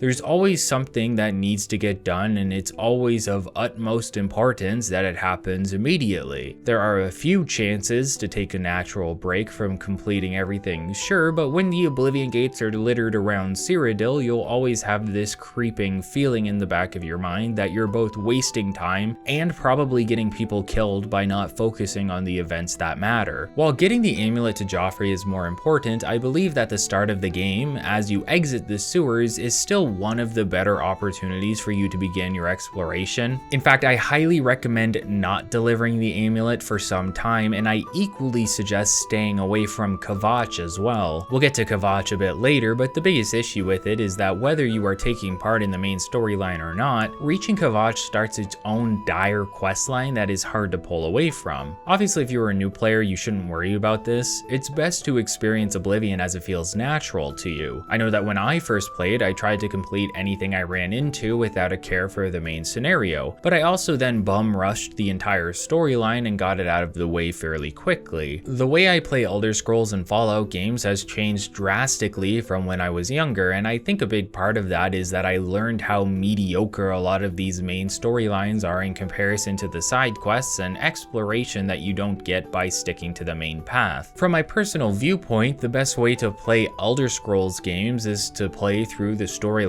to a point and then ignore it for quite a while, maybe revisiting it every so often in Morrowind, since Morrowind facilitates giving you breaks to do so. But in Oblivion, the only important aspect of the main storyline to me is unlocking the ability to traverse through Oblivion gates. Far from the best content the game has to offer, but a means of unlocking some very powerful items and effects, as we will see later. Off script, but I was thinking about how New Vegas most likely does this better by having a lot of the side content end up being tied into the necessities of the main storyline a bit later on. The glimpse of the outdoors informs you that the game wants you to explore. It just feels like conflicting design philosophies in terms of what the developer wants the player to do. They want you to explore, but they want you hooked on the main quest because they think side quests are filler that detract from the overall experience. Yet once we exit, the first thing we see is an Iliad ruin directly in front of us. Who isn't thinking about exploring that the moment they see it on their first playthrough? If you turn around, you're face to face with the Imperial City, one of the grandest and most detailed locations in the game. How could you not want to check it out?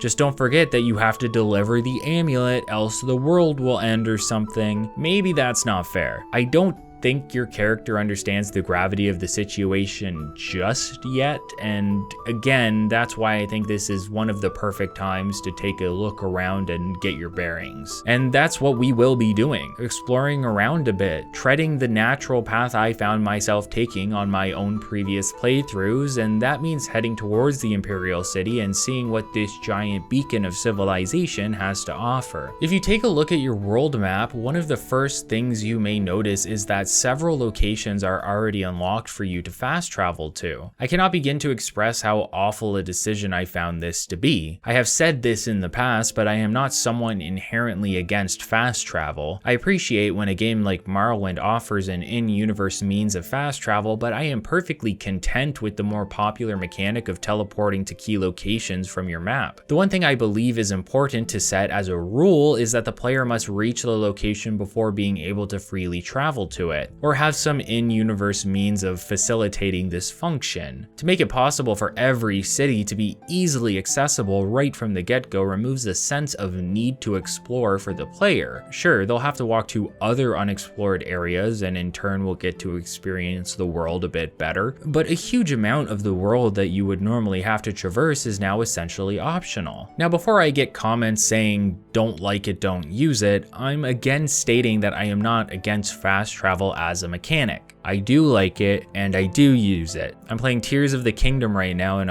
I'm using it plenty, trust me. My issue is for players new to the games. It's a design flaw. Players that don't consciously decide to not use the system may not realize what they are missing out on. Someone may exit the sewers and immediately teleport to Chorrol, potentially bypassing dungeons they may have explored otherwise or towns they may have visited. It's a poor design choice because it is removing the potential to find something along the way that interests you. If you already visited somewhere and don't want to retread ground, sure, use the mechanic, because you unlocked it by making that journey. Or do what Skyrim did and create a middle ground by adding carriages that can take you to the key cities of the province. Then it's a conscious in-universe decision to take shortcuts. Maybe your character doesn't want to walk across the entire landmass to get to Solitude, so they take the carriage. Same with the Silt Striders in Morrowind, it's more conscious. Unlocking these shortcuts from the get-go is just a missed opportunity because Oblivion and games like it generally facilitate them really well. Fast travel is at its best when you don't feel compelled to use it after all. If the journey from point A to point B is interesting enough, you won't always feel hassled by it and fast travel may become an afterthought. But by offering it from the get-go, people won't get to see if that journey appeals to them. And I believe in Oblivion it would, with all of the locations along the way to explore and towns to find that may have quests you want to take part in. Assuming you head straight to the Imperial City from where you started, you'll probably reach the Market District first. The Imperial City itself is broken up into multiple districts that include the Market,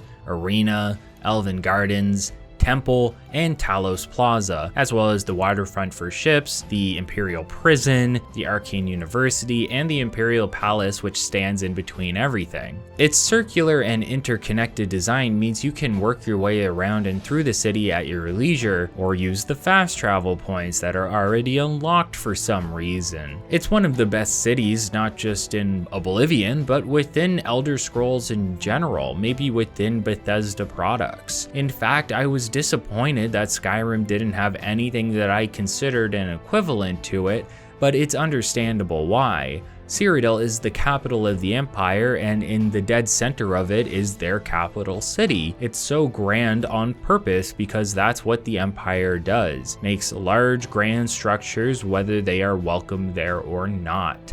I suppose Solitude is a close second in terms of some of my favorite city designs, but nothing holds a candle to the cities and towns of Cyrodiil in terms of aesthetic, at least for me personally. The design also allows the developers to break up the city into various cells or sections. At the time, it would have been difficult to have the entire city open in one fluid area considering how dense and detailed it was. By breaking it up, the load is lessened for an already fragile game that desperately needs it. Maybe Elder Scrolls 6 will finally offer open cities without the need for mods. I don't have much to say about the Marketplace District specifically. It serves a purpose, and that purpose is selling you goods while feeling like a realistic depiction of a market. The Imperial City is an area of wealth. Almost every merchant operates out of a fairly large structure that in turn acts as their home. Speaking of homes, every major town allows you to buy housing. We'll discuss that concept a bit later when I actually make some money in this game and can afford them. In terms of merchants, almost everyone has a specialty. You have a few inns, a weapon shop, armor shop, magic books, clothing, etc. There's some overlap here and there, but the idea is that the market district has all of your basic needs covered, and this in turn, with the centralized location of the Imperial City, makes it the perfect hub for the majority of your adventure. All roads lead to the Imperial City, just like all roads lead to Gran Soren, and you'll find yourself revisiting here over and over again. That was a Dragon's Dogma reference. I have a Dragon's Dogma video you should go watch. It's really good. We'll be stopping by the market district constantly, to the point that I would say it is one of the most familiar districts for players, second only to the waterfront, which we're still a ways away from checking out. Another feat of design is watching the NPCs go about their daily lives. I mentioned that the Radiant AI system had to be limited to prevent utter chaos, but that doesn't mean the NPCs do absolutely nothing. They can still interact with the world and with each other. In fact, you will have the opportunity to listen to the notorious Oblivion NPC conversations that have been popularized over the years. These conversations aren't for nothing either. Many things you listen in on may add a topic of conversation to your dialogue window that will allow you to look into something further and potentially start a quest. I mentioned earlier that Oblivion feels like you were walking in a dream, and I stand by that. It feels immersive and alive, but also unreal due to the characters around you. Not in a way that removes you from the experience, but in a way where you feel lucid in a world that is being conjured up inside your head. It's a weird feeling, but a comfortable one. I don't know how to better describe it, but maybe you know what I mean. Beside the market district is the arena district, and this is where we're going to be spending a lot of our time for the next while. That's because the arena is one of the first faction quests I expect people to take part in due to its close vicinity to where we start after the sewers. I think many consider the arena to be one of the more boring and uninspired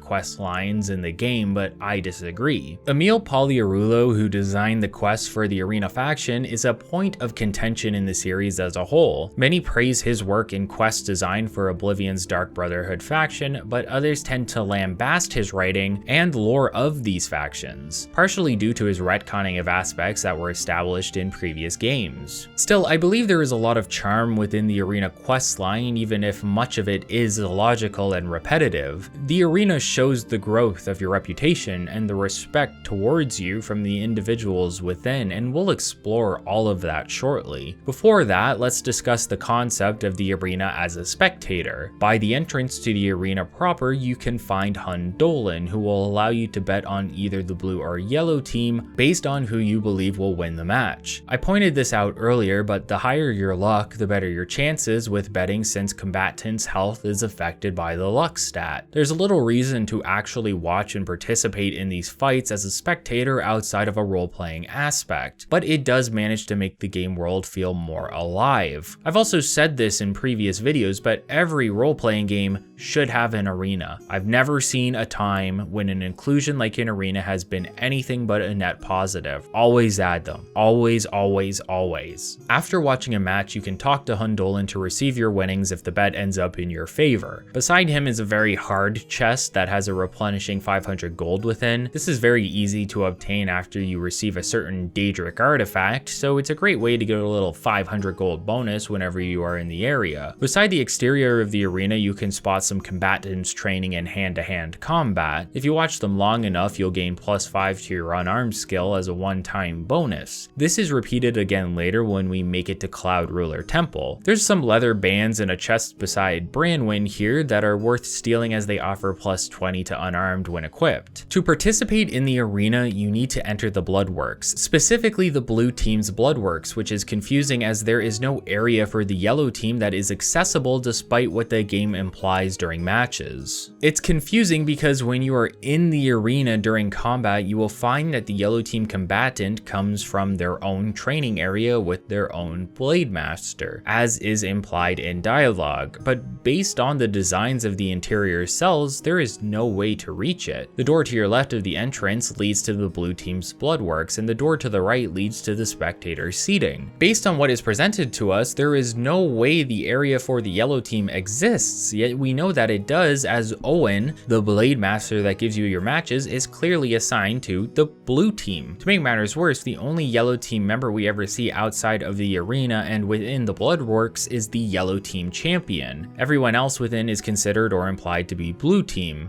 I'd argue that the Grand Champion is implied to have been blue team as well before reaching his current title. The logical arena setup aside, to begin fighting you need to talk to the Blade Master Owen, who facilitates all of the matches. Owen will scoff at the idea of you entering as a combatant, and this is most likely the first or second place someone will point out to you another aspect of the game that developers either didn't think to include or just decided not to. No matter what your accomplishments are in the game, whether you become the champion of Cyrodiil or the guildmaster of various factions, certain quests will not take this into account and have the NPCs treat you like nobody they have ever heard of. That doesn't mean that the developers haven't implemented some aspects of this though. Plenty of people will stop on the street to point out you are the grand champion or the hero of Kvatch, and when we begin to close key Oblivion gates around the cities, many individuals will mention it and even thank us for how we saved them. It's not all bad, and the effort was put into the mechanics somewhat. It could just be better by including extra dialogue for quest lines where your title may turn out to be important. The developers even retroactively did something similar to this with the Sheogorath Daedric quest after releasing the Shivering Isles, and I'll bring it up once we get there. Regardless, at the moment, Owen is justified in his perception of us. We are just nobody, and we are most likely going to get our ass handed to us. I mentioned that most people probably take part in the arena early, but taking part in the arena early is not necessarily the best practice. Some of the health pools of these characters that you will be going up against are fairly high for the equipment that you will have fresh out of the sewers, and for that reason it's going to feel like an uphill battle with plenty of potion drinking and heal spell spamming. By the way, if you hold the shield button and hold the cast button, you'll spam spells faster for some reason. I don't know why,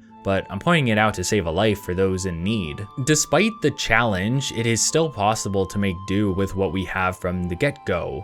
A good example of how to utilize everything within your arsenal. That being said, please consider getting an enchanted elemental weapon before taking part. It'll be really worthwhile in terms of time spent. So after Owen gets his laughs in, he'll allow us to participate in our first battle after giving us the rank of Pit Dog. You can see your rank on your character sheet in the menu. For the most part, each rank is going to consist of 3 battles, and each of those battles will pay out based on your rank. For example, the first 2 battles will pay 50 gold, and the third will pay 100 because you just reached the next rank. So you'll get 2 payouts of 50, then 3 of 100, then 3 of 150, etc. until we start dealing with hero rank. The rules of the arena are that there are no rules, but also that there are some rules. You can fight however you want in the battlefield, but you need to be wearing your team raiment, which is enchanted armor that takes up the majority of your armor slots, except your head. You cannot start a match without wearing a raiment. It is mandatory, and removing the raiment in battle will actually disqualify you from the match. This can be used to skip a single match if you want, but I don't suggest it. You're missing out on skill building, and you're one slip up away from being permanently removed from the faction entirely. Most factions will have rules that if you break will lead to you getting kicked out, but you generally get the opportunity to work your way back in through a small quest to regain their favor,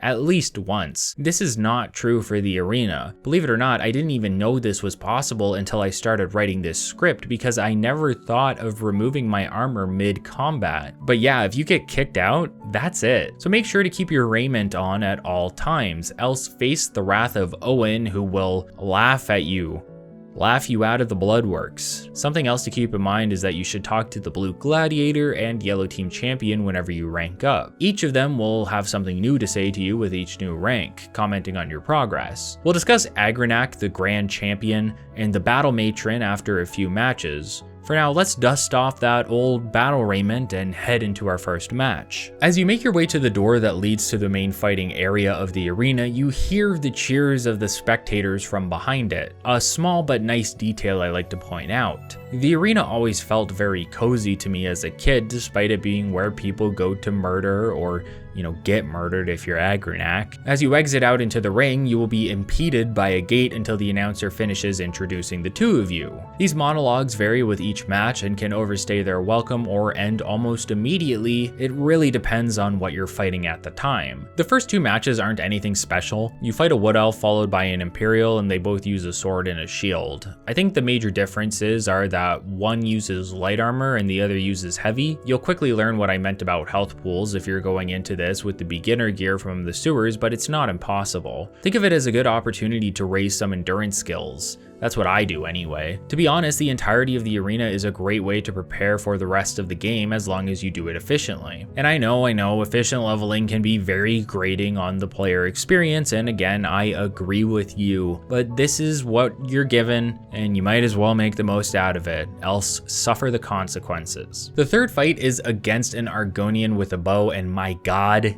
do these guys move like lightning. Any marksman I fight runs at max speed away from me while facing me until they get themselves trapped by the yellow team door. If you really want to abuse the mechanics of this game, stand in such a way that the marksman will miss you by having their arrows deflect into the wall. You can then pick these up, I assume, an infinite amount of times. However, it's not worth the amount of time you have to put into getting a decent amount. Just a cool little aspect of arrows in the game. I'm pretty sure there's actually a chance to have arrows that hit you automatically end up in your inventory as well. I don't know if you have ever looked at your character after getting hit with an arrow, but it's not pretty. They'll fully penetrate your chest, legs, wrist, and face, but somehow we just keep trucking along, and it's the same for the other combatants. Every time you defeat an opponent, you'll head back into the Bloodworks and be able to use a nearby basin of water full of blood and goop to clean your wounds. I wouldn't personally recommend trying this in real life, but mechanically it fully restores all of your health, magicka, and fatigue. Fatigue is a big aspect of Oblivion, by the way.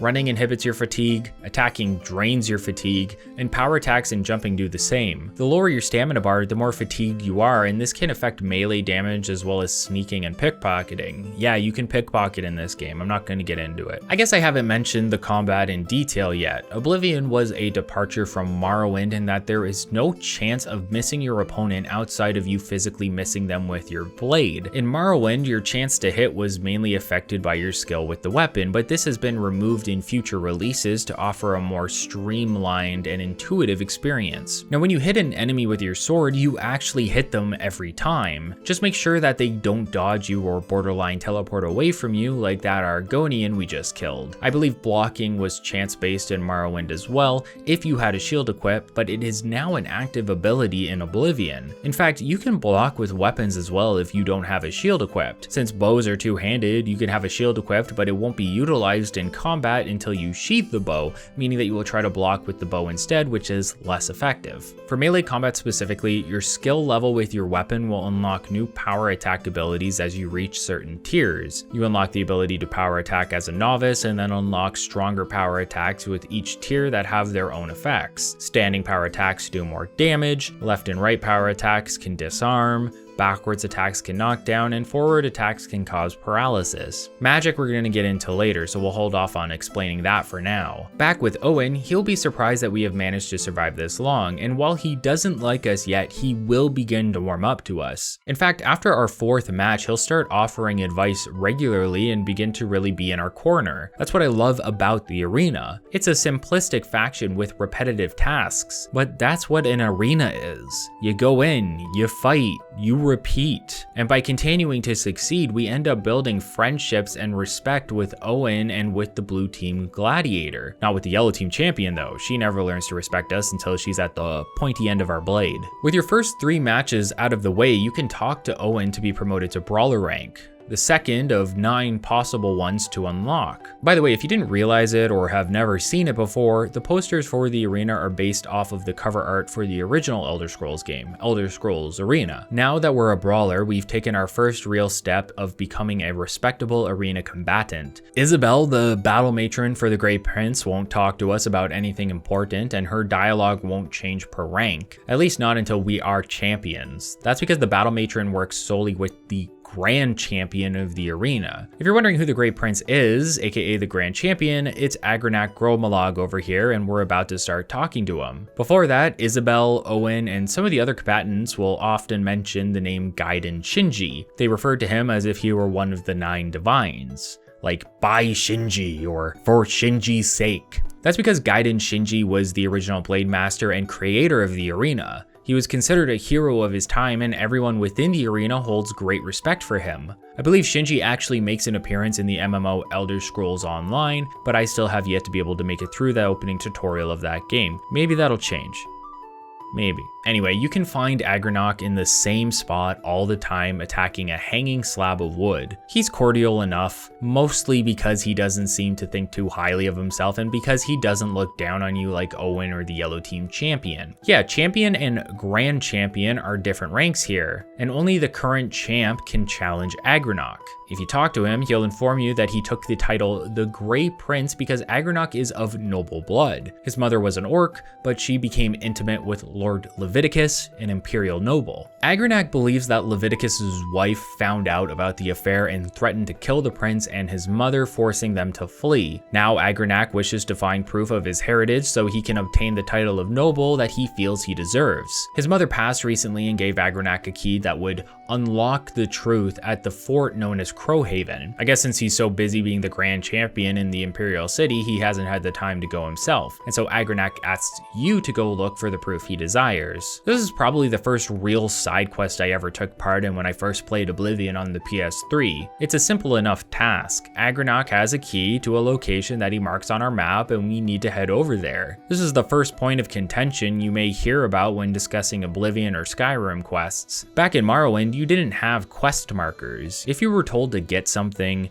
meet someone, or go somewhere, you had to figure out how to get there yourself. Generally, you could get directions, and those directions would be filled into your journal, or you could ask around about how to reach different settlements. The idea for a lot of people that enjoyed that quest design, myself included, is that it is more open-ended and player-conscious. It requires the player to be aware and thorough in their gameplay, willing to read all dialogue, and even search through various books for answers they are seeking. Waypoints remove an aspect of that mechanic, and so you'll often have people complain about them, as you may end up following the compass rather than following paths within the game world. It's like using the GPS in Grand Theft Auto. Sometimes you're playing a top-down mini-map driving simulator rather than driving a car in the game proper and seeing all of the scenery and density of Los Santos, if that makes sense. It pulls you up a level from the game world and simplifies the gameplay experience. There are definitely some aspects of waypoints that I believe detract from the overall experience, but there are other aspects that add to it. Not everyone playing an Elder Scrolls game wants to search so thoroughly through such a large game to find the information they desire. If we continue to compare it to Morrowind, generally speaking, locations still get marked on your map when the individual talking to you knows where you are going. There's just no waypoint to constantly guide you. Instead, you have to check your map and try to reason which way you are going. This is great if you're in the mood for it, and not so great if you aren't. The waypoint system ends up being a necessary evil to sell more copies to a wider audience, and you can take that as you will. Some of these design choices are to facilitate more people feeling comfortable playing the game, and I understand why a Morrowind player may be disappointed with this shift in design. I am disappointed with similar design choices in Monster Hunter World and Rise in comparison to past games in the series. I think what's important to understand is that waypoints become somewhat somewhat second nature to you in these games over time. It becomes a point where there is a waypoint on your compass and you understand the direction you are going, but you may find yourself exploring and observing the area around you more easily, jumping off the path to check a cave or town or ruin, and you do need to be on guard since you could be ambushed at any moment. Basically, the waypoint system has been a point of contention between your average players and the subset of players who want their games to require more out of them, and I understand that mindset. But I don't think the waypoint system of Oblivion or future games ruins that, because the series still manages to add enough to facilitate you exploring and searching for whatever it is you need. It's not like this concept is fully removed from the game either. There are still quests where the goal or location you need to reach isn't made immediately clear to you. Knights of the Nine is the first example off the top of my head, as you have to make a pilgrimage at the start of the quest line and you are not guided along the path with waypoints. The waypoint system isn't perfect, and it does remove some aspects of gameplay from past games, so it's your personal opinion as a fan of the series how much it bothers you, or whether it bothers you at all. I feel that will partially be dependent on where you started out in the series. I came to appreciate what Morrowind had to offer after playing Oblivion, and I could see how Oblivion would have benefited from some of those design choices. It's like when we get to Crowhaven and read a required journal. We don't actually need to read anything inside of it ourselves. Opening the book is enough to continue the quest line and reveal the secret we are about to learn. There's no extra steps the player needs to take, and that may disappoint some players who are used to doing more. Go to this fort, go into the secret area, interact with this book with a waypoint directly above it, and then report back. That's the gist of this and many other quest lines, but it isn't as bad as I'm making it sound, because you have the opportunity to do more. You have the opportunity to observe more. You don't actually need to read the journal, but you can read it, and your experience will be better for it. Oblivion is full of things like that, little tidbits of information that enrich the narrative and the lore of those surrounding you. You can find a scrap of paper that shows Branwen is Owen's illegitimate daughter.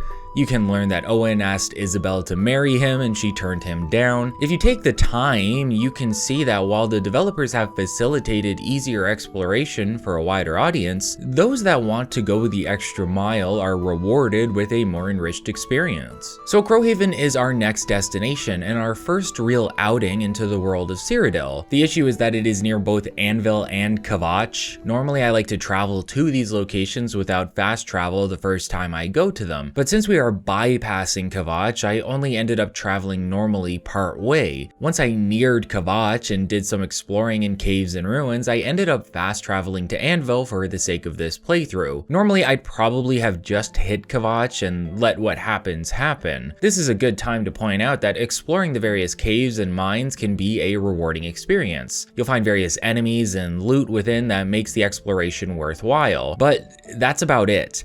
Oblivion suffers from all of its caves looking incredibly similar and providing similar experiences, to the point that people may find themselves so exhausted with this aspect of the game that they just focus on the main quest line right away and in turn get burned out. A lot of these dungeon runs are going to feel the same, and that naturally gets very boring. One of the weakest parts of the Oblivion experience, if you ask me. Still, Crowhaven isn't too bad. It's a rundown fort, but it isn't that big within. What's interesting about it is that you could explore Crowhaven at any time, but you wouldn't have full access to it without getting the key from Agranac. I have never liked the idea of certain doors being locked by a key that is necessary to obtain, considering there is a lock-picking mechanic in the game. You know, a game like Resident Evil, sure, but in Oblivion? I don't know, I'm not a big fan. A magically sealed door, sure, but a door that requires a key should be one I can pick. You can tell the developers used this to control progression somewhat. Sometimes they don't want you going somewhere until you are required to do so, and this is a missed opportunity. Quests are more interesting when you can start them at any point. Imagine we explored Crowhaven and found the journal I mentioned, but we had no idea what to do with it. Imagine we got a quest description that explained someone may be interested in the journal, but we wouldn't know who for sure. Then when we meet the Grey Prince, we could reason that the journal belonged to his father, and we can hand it to him right away to his surprise. Those are some of the most rewarding experiences in games like these, but it feels like Oblivion actively fights against making them possible sometimes. To complete a quest, you usually have to start it in a specific way, and there's no way to do anything related to the quest until it is started. At least usually. There may be some outliers I am failing to remember that I will notice later on in this playthrough. Crowhaven is a simplistic dungeon to explore. There's some skeletons near the entrance, followed by some wolves within. As you get further in, you come to a locked door that can only be opened with Agranack's key. Within this route, you'll find the chamber of Lord Leviticus, but surprisingly, you'll find that he is still alive. Considering the state of the fort, it's surprising to find anyone alive here, but Leviticus is an exception, and that's due to him being a vampire. Vampires are fairly prevalent in Oblivion, and there's even an entire DLC questline surrounding them in Skyrim. While being attacked by a vampire, players have the chance of contracting porphyric hemophilia, which may be cured with something like a cure disease potion within 3 days. If you fail to do so, you are locked into becoming a full-fledged vampire and must feed regularly to keep the effects of vampirism at bay. It's a double-edged sword. The more days you go without feeding, from 1 to 4 days onwards, the more attributes and skill bonuses you will be rewarded with, up to a maximum of plus 20 to strength, willpower, and speed as an example. That sounds great, right? Unfortunately, you gain up to a 50% weakness to fire, and sunlight does more damage to you the further you are along, forcing you to stay indoors and only travel at night depending on how bad it is. A vampire that just fed can travel during the day without any issue, but someone 4+ days without feeding will have a much more difficult time. There's more advantages per tier than there are disadvantages in my opinion. Each tier even gains its own active ability that they can cast, from charm spells to turning invisible. Being a vampire has its perks, but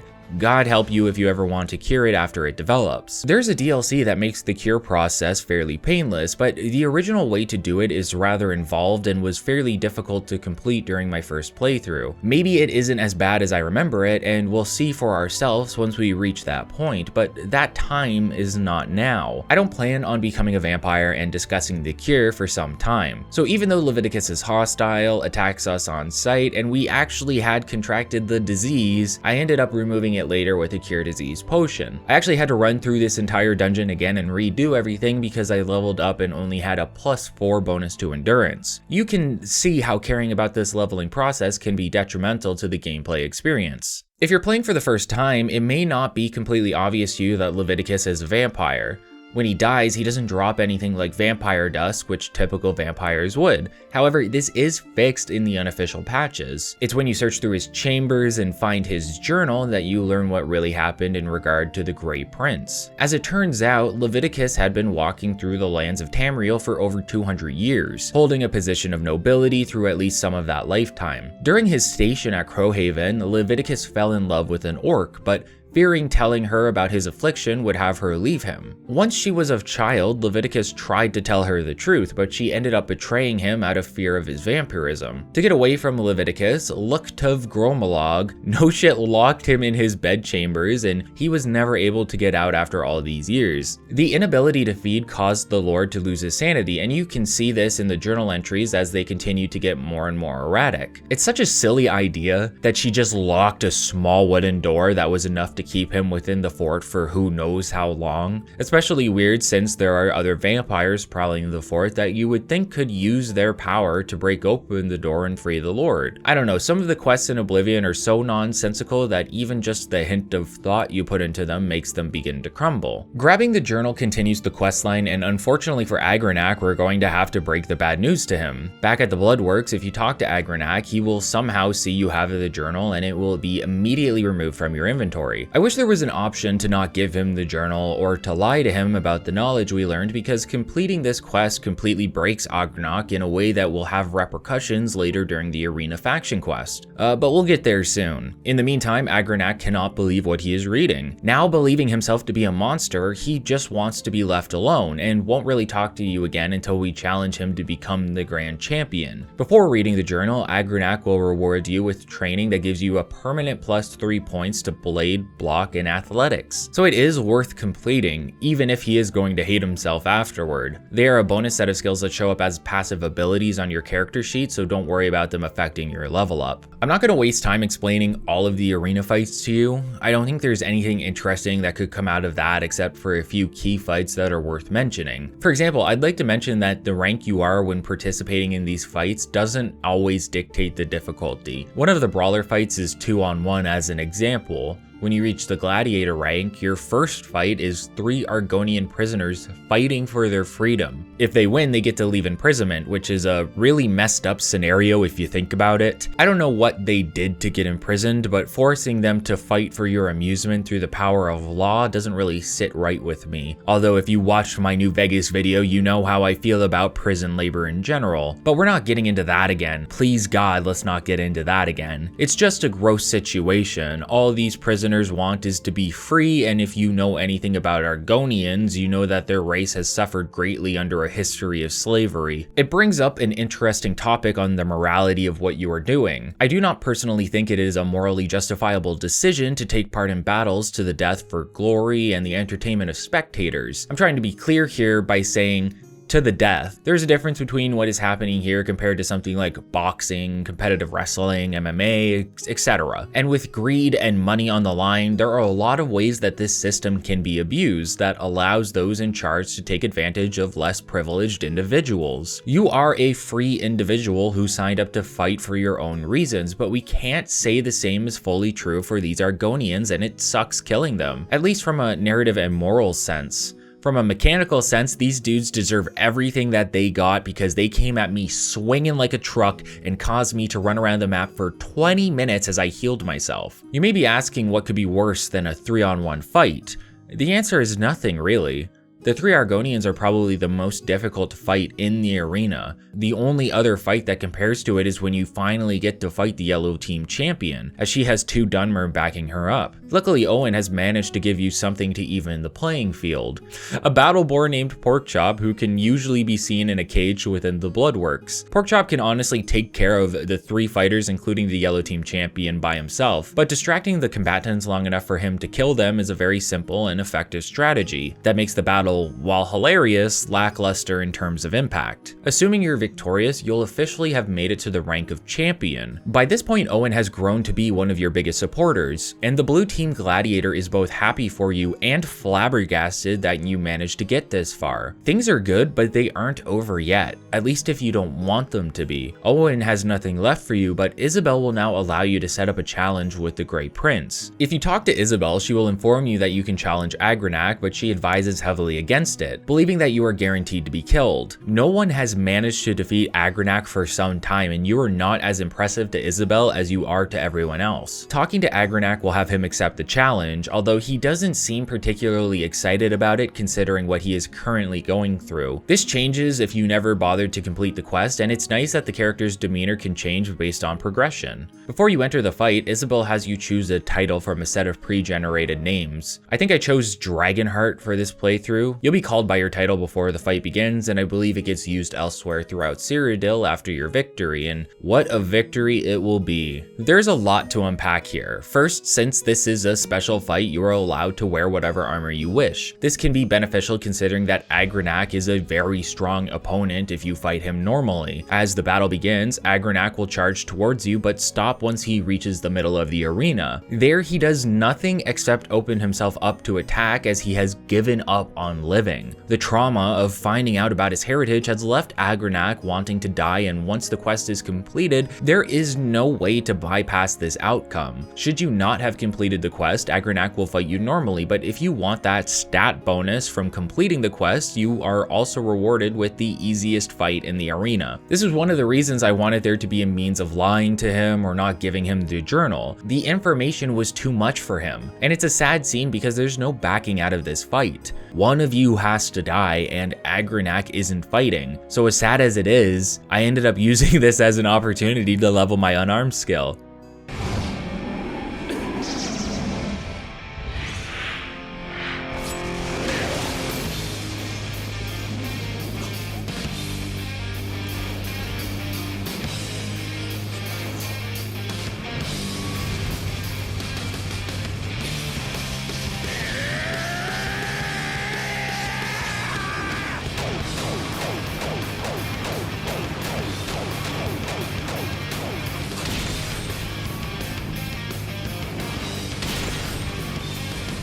Again, it's a bit of a hollow victory. At least it would be if anyone recognized what was going on. No one questions how you won the fight. Isabelle is beside herself with shock and respect for you managing to defeat such a difficult opponent, even though all I did was punch him into his grave while he did nothing to stop me. A bit of an oversight in my opinion that makes the win feel somewhat unrealistic and especially undeserved, although that would always be the case I suppose. I forgot to mention this earlier, but you are allowed to loot the body of the Grand Champion after the fight. Additionally, without the unofficial patches, this is counted as murder but without any criminal charges. For those that don't know, a murder is required to trigger the Dark Brotherhood questline, and I imagine this is how most players would unlock it. Guess I'm going to have to murder someone else later on down the road. By taking his raiment and presenting it to Isabelle, she will make you one of your own as either light or heavy armor. It's up to you. It's worthwhile since the set is enchanted and fairly powerful for this early on, but I rarely utilize it because I think the raiments look like a clown costume. Isabelle decides she wants to milk you for all you're worth and introduces the concept of creature battles, where once a week you can choose between 3 options of creatures to fight in order to earn some gold based on your current level and the amount of creatures you're fighting. Even if Agranok had fought you properly, it's all still a bit hollow,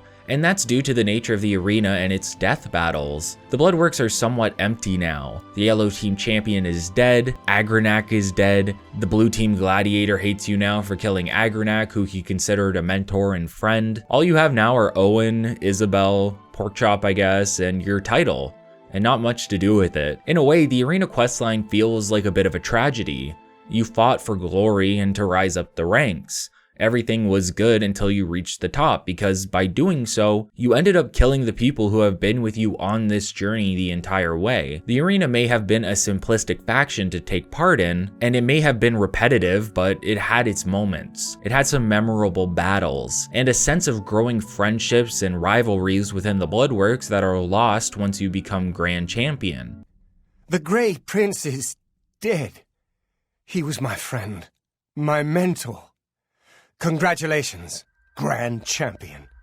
Hope it was worth it. One final notorious reward for completing the arena is the Adoring Fan, a unique character who is designed to be hated by the player. The fan wants nothing more than to revere you and lick your boots. Acting as a companion, he can follow you virtually everywhere as well. What makes him truly unique is that when he is murdered, he will respawn after a few days, essentially meaning that you can never truly get rid of him without glitches and bugs. I'm not going to go on a big tirade about the NPC. I think it's been done to death at this point. The fun of the character is having a dummy you can torture for virtually no repercussions. Just make sure there's no witnesses, as it is still counted as a crime. So where do we go from here? Well, depending on what gear you've been using throughout the arena, chances are a lot of it has needed to be repaired. Degradation affects the effectiveness of your equipment and has to be either repaired by a shop or by yourself using armor or hammers. We'll use this as an opportunity to discuss the bartering and disposition system in Oblivion. Almost every character has a level of disposition towards you from 1 to 100, and it's affected in various ways. I won't go over every factor, but your personality stat affects it, as well as whether or not you are part of the same faction as the NPC you are talking to. If you talk to someone with your weapon raised, they'll have a -10 disposition penalty until you sheath it. To manually raise disposition and to train the Speechcraft skill, you have to take part in another obtuse minigame. The higher the disposition, the more they like you. Within the minigame, you have 4 quadrants to choose from.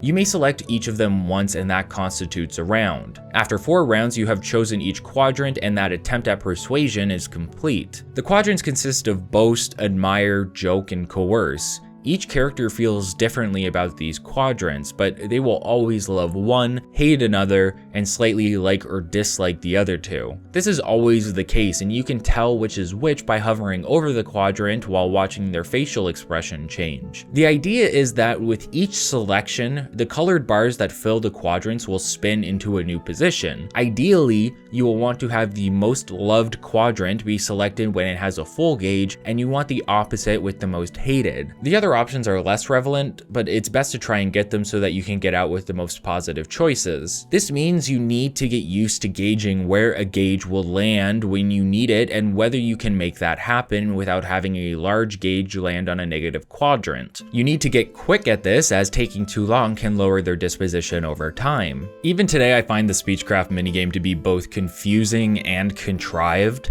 It only gets easier as you raise the skill to unlock various perks, but trying to quickly understand your best course of action will rarely make sense to you until you practice it enough or you simplify the process. The issue is that there is rarely ever a reason to do this. Due to the uninviting nature of the minigame, characters are more likely to use the bribe mechanic to raise disposition or potentially learn a charm spell to do the same. If you really care about learning Speechcraft, it's best to play the minigame on everyone you meet while only focusing on getting the best and worst options out of the way optimally and not caring about the quadrants in between. It's not an engaging experience or in any way enjoyable to take part in, making leveling Speechcraft one of the worst skills to do so next to maybe mercantile or alchemy. It does get easier with practice, but I don't believe you'll ever find it rewarding, and it wouldn't surprise me if you naturally learn the ability to charm someone on your travels. Where disposition is most important is when a character is withholding information from you. Sometimes a higher disposition will allow them to divulge more to you. Additionally, you can haggle prices with merchants using a slider to dictate the percentage price of the items sold or bought. The higher you make it, the less likely it is to succeed, and this is based on both your disposition and mercantile skill, while the range you can move the bar is based on the mercantile skill of the merchant. For merchants specifically, selling them items worth 100 gold or more will raise their disposition by 1 with each sale, while failing to haggle will lower it. I'd have preferred to just have a Speechcraft check similar to what we have in Fallout 3 or New Vegas, a normal skill check that is applied to dialogue options, but to be fair, that wouldn't really work here. Unlike Fallout, where you just allocate points on level up, you need to actively raise your skills in Oblivion. So it makes sense that it would be tied to a minigame that raises a disposition stat for the NPC. The real fix is finding a new form of minigame that is actually engaging to take part in. Having the ability to actively persuade people is a great concept, just one that was implemented poorly here. On the topic of merchants, if you aren't used to Bethesda games, you may find it annoying that you can only sell so much to a merchant before they run out of gold to buy your items with. This is because generally commerce in these games focus on trading with gold as a currency. You aren't expected to just sell for gold, but to trade your goods and currency for goods from the merchant. So you can offset the amount of gold the merchant has to work with by actually buying things from them. This is less true in Oblivion. Instead, merchants are only willing to purchase items at a maximum amount. If the merchant's maximum pool is 800, but you have a piece of armor worth 2,000, even after haggling, then you will only earn 800 by selling it to said merchant. Once your mercantile skill is high enough though, you can invest in a shop to get a permanent 500 gold bonus to their pool. Additionally, someone who is a master in mercantile causes all shops to naturally have an additional 500. So if you really get mercantile up, it'll even itself out. But during this entire playthrough, I didn't even make it to the investment level of mercantile, let alone the mastery of it. It is high time we head out to Wayne and Priory to deliver the amulet to Joffrey, but assuming you aren't fast traveling, you may want a horse to help you on your journey. Lucky for us, Chestnut stables are immediately outside the Imperial City gates, and even more lucky for us, this is where we can acquire horse armor if we so choose. Horses in Oblivion aren't all that special, and horse armor DLC is more or less the same. If you own the Game of the Year edition, you may not realize that the inclusion of horse armor didn't exist within the original release. In fact, horse armor was the first ever DLC released for the game and popularized the use of microtransactions to squeeze out every last penny from players. In total, there were 8 microtransaction DLC released for Oblivion of a varying price and quality. Alongside that, there were 2 more substantial expansions, which we will get into later. The announcement that Bethesda would be releasing something as minimal as horse armor for purchase in order to add content to their game led to waves of mass hysteria and ridicule from not only the Oblivion player base, but the entirety of consumers within the market. Bethesda led the charge of microtransactions, revolutionizing how content was delivered to players, but they were backed by the new Xbox marketplace that was designed to facilitate them. Microtransactions are still a sore spot for a lot of people, but it's hard to argue that Oblivion didn't have a hand in its popularization, considering they were the first RPG on the console and the first to offer something like this. Many players believe that the price of $2.50 USD to be too much for what they considered a cosmetic item in a single player game. Now, I don't want to defend the price, but I will point out that the horse armor is not cosmetic alone. By purchasing the armor for your horse, their health pool will be doubled, but only to a point. A horse's health pool could not exceed 750. So if you had a horse like Shadowmere as an example who has 500 health and equip it with the armor, Shadowmere will have a 750 health instead of 1000. So credit where it's due. As absurd as the armor and its price were considered at the time, it did have more than a cosmetic functionality. All of the packs fell within the $1 to $3 USD range. Although horse armor had this odd discrepancy where it was priced at $250 on the Xbox marketplace but $199 on PC. The reasoning for this was explained by Todd Howard as them wanting to sell it cheaper on Xbox, but some representative at Microsoft insisted on the $2.50 price point. Luckily, these prices would begin to be consolidated with future releases. Ironically, as much as it was lambasted by the player base and press, horse armor ended up being the best-selling DLC for Oblivion by 2009. So whether it was awful for players or not, it unfortunately performed well and was a beacon for developers moving into the future. At the very least, many of the future DLC Bethesda released would be cheaper for more substantial content, mostly in the form of player homes that could be upgraded. The armor itself was sold by Snack Grabura at the stables. They don't actually sell horses, but luckily Bethesda facilitated new players by allowing them to get one free horse from the orc, although it has the worst stats in the game, including the lowest tier of speed, attack, and health. Other horses of varying speeds and health can be purchased at select stables, and there's even a unicorn you can ride for free that we'll see a bit later on, although that is mostly meant as a temporary bonus / Easter egg. The best horse we can receive is also free, but you only end up unlocking it during the Dark Brotherhood questline. Conceptually, I think horse armor was a fine inclusion if it was available from the get-go or as a free inclusion like in the Game of the Year edition. I don't know if I'd pay the money for it now, and I'm curious what it would be priced at if released in a future game like Skyrim or The Elder Scrolls 6.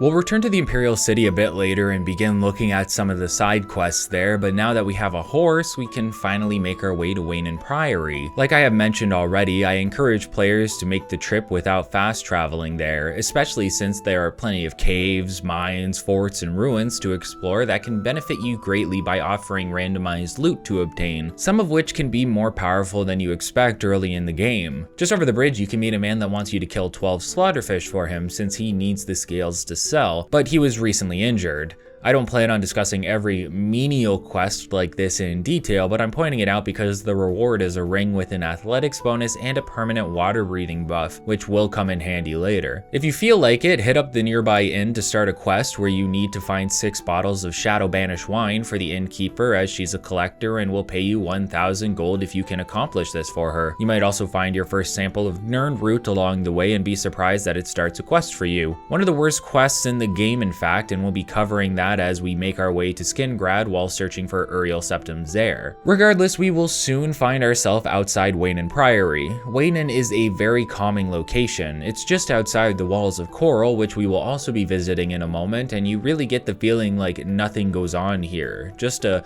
peaceful little area that monks hang out in to pray, or whatever it is monks do. Feel free to inform me what the day-to-day is like for Wainin Priory, as I'm curious. Within the main building, we can find Joffrey on the 2nd floor behind the desk. When he asks if we need anything, we can hand him the amulet and explain what happened within the sewers. News of the Emperor's death has already begun to spread, and you can even find notes of letters within the Priory of people discussing it, as well as a newsletter from the Black Horse Courier. If you enjoy reading, you'll get a lot out of Oblivion. Newspapers help make the world feel alive, while informing you of the goings-on, from the Emperor's assassination to discussions centered around the Grey Fox, the leader of the Thieves Guild, which some believe doesn't exist. Joffrey will be surprised that we both have the amulet and are delivering it to him. I mean, I'd be surprised too. The amulet's base value is 1,000 gold after all, so selling it would make a lot of sense from a role-playing perspective if it was possible to do so. You can't even wear the thing since some form of magic makes it slip off your neck whenever you try. Joffrey seems suspicious of you at first, and I mean, who wouldn't be with the death of the Emperor? But after telling him Uriel's last words, he chooses to believe you. You did deliver the amulet to him after all. Why would you do that if you didn't want to help him in some way? Plus, I imagine that Boris would be able to corroborate your story if Joffrey decided to look into it. I imagine he can't send out a letter and wait for a reply since time is of the essence though, so Joffrey has to go with his gut and divulge the location of Martin Septim to you, the last of the Septim line who is currently a priest of Akatosh in the city of Kavach. Joffrey also mentions that when an emperor is crowned, during the coronation they light the dragon fires found within the Temple of the One in the Imperial City. Since the emperor is dead and there is no one to take up the throne, the fires will be out for the first time in centuries, and this could be related to the threat of Oblivion breaking its way into the mortal realm. Martin is the illegitimate son of Uriel and is voiced by Sean Bean. Since he is the last of the Septim line, Joffrey believes there's a good chance that those who assassinated the Emperor may know of Martin's existence, putting him in danger. Therefore, Joffrey wishes for you to go and check on Martin, inform him of his heritage, and bring him back to the Priory where Joffrey plans to keep the amulet safe. Before you go, you can ask Joffrey and the other monks for assistance. They'll provide you with an assortment of goods that should bolster your defenses and skills somewhat, but I highly recommend using this as a breakpoint from the main storyline. Being so close to Chorrol, I believe this is the perfect time to get the city-specific quests here completed, especially since some of the rewards are so powerful. Sure, Martin is in danger, but it's not like we need to rush over there. It's not like Daedric are going to destroy the entire city,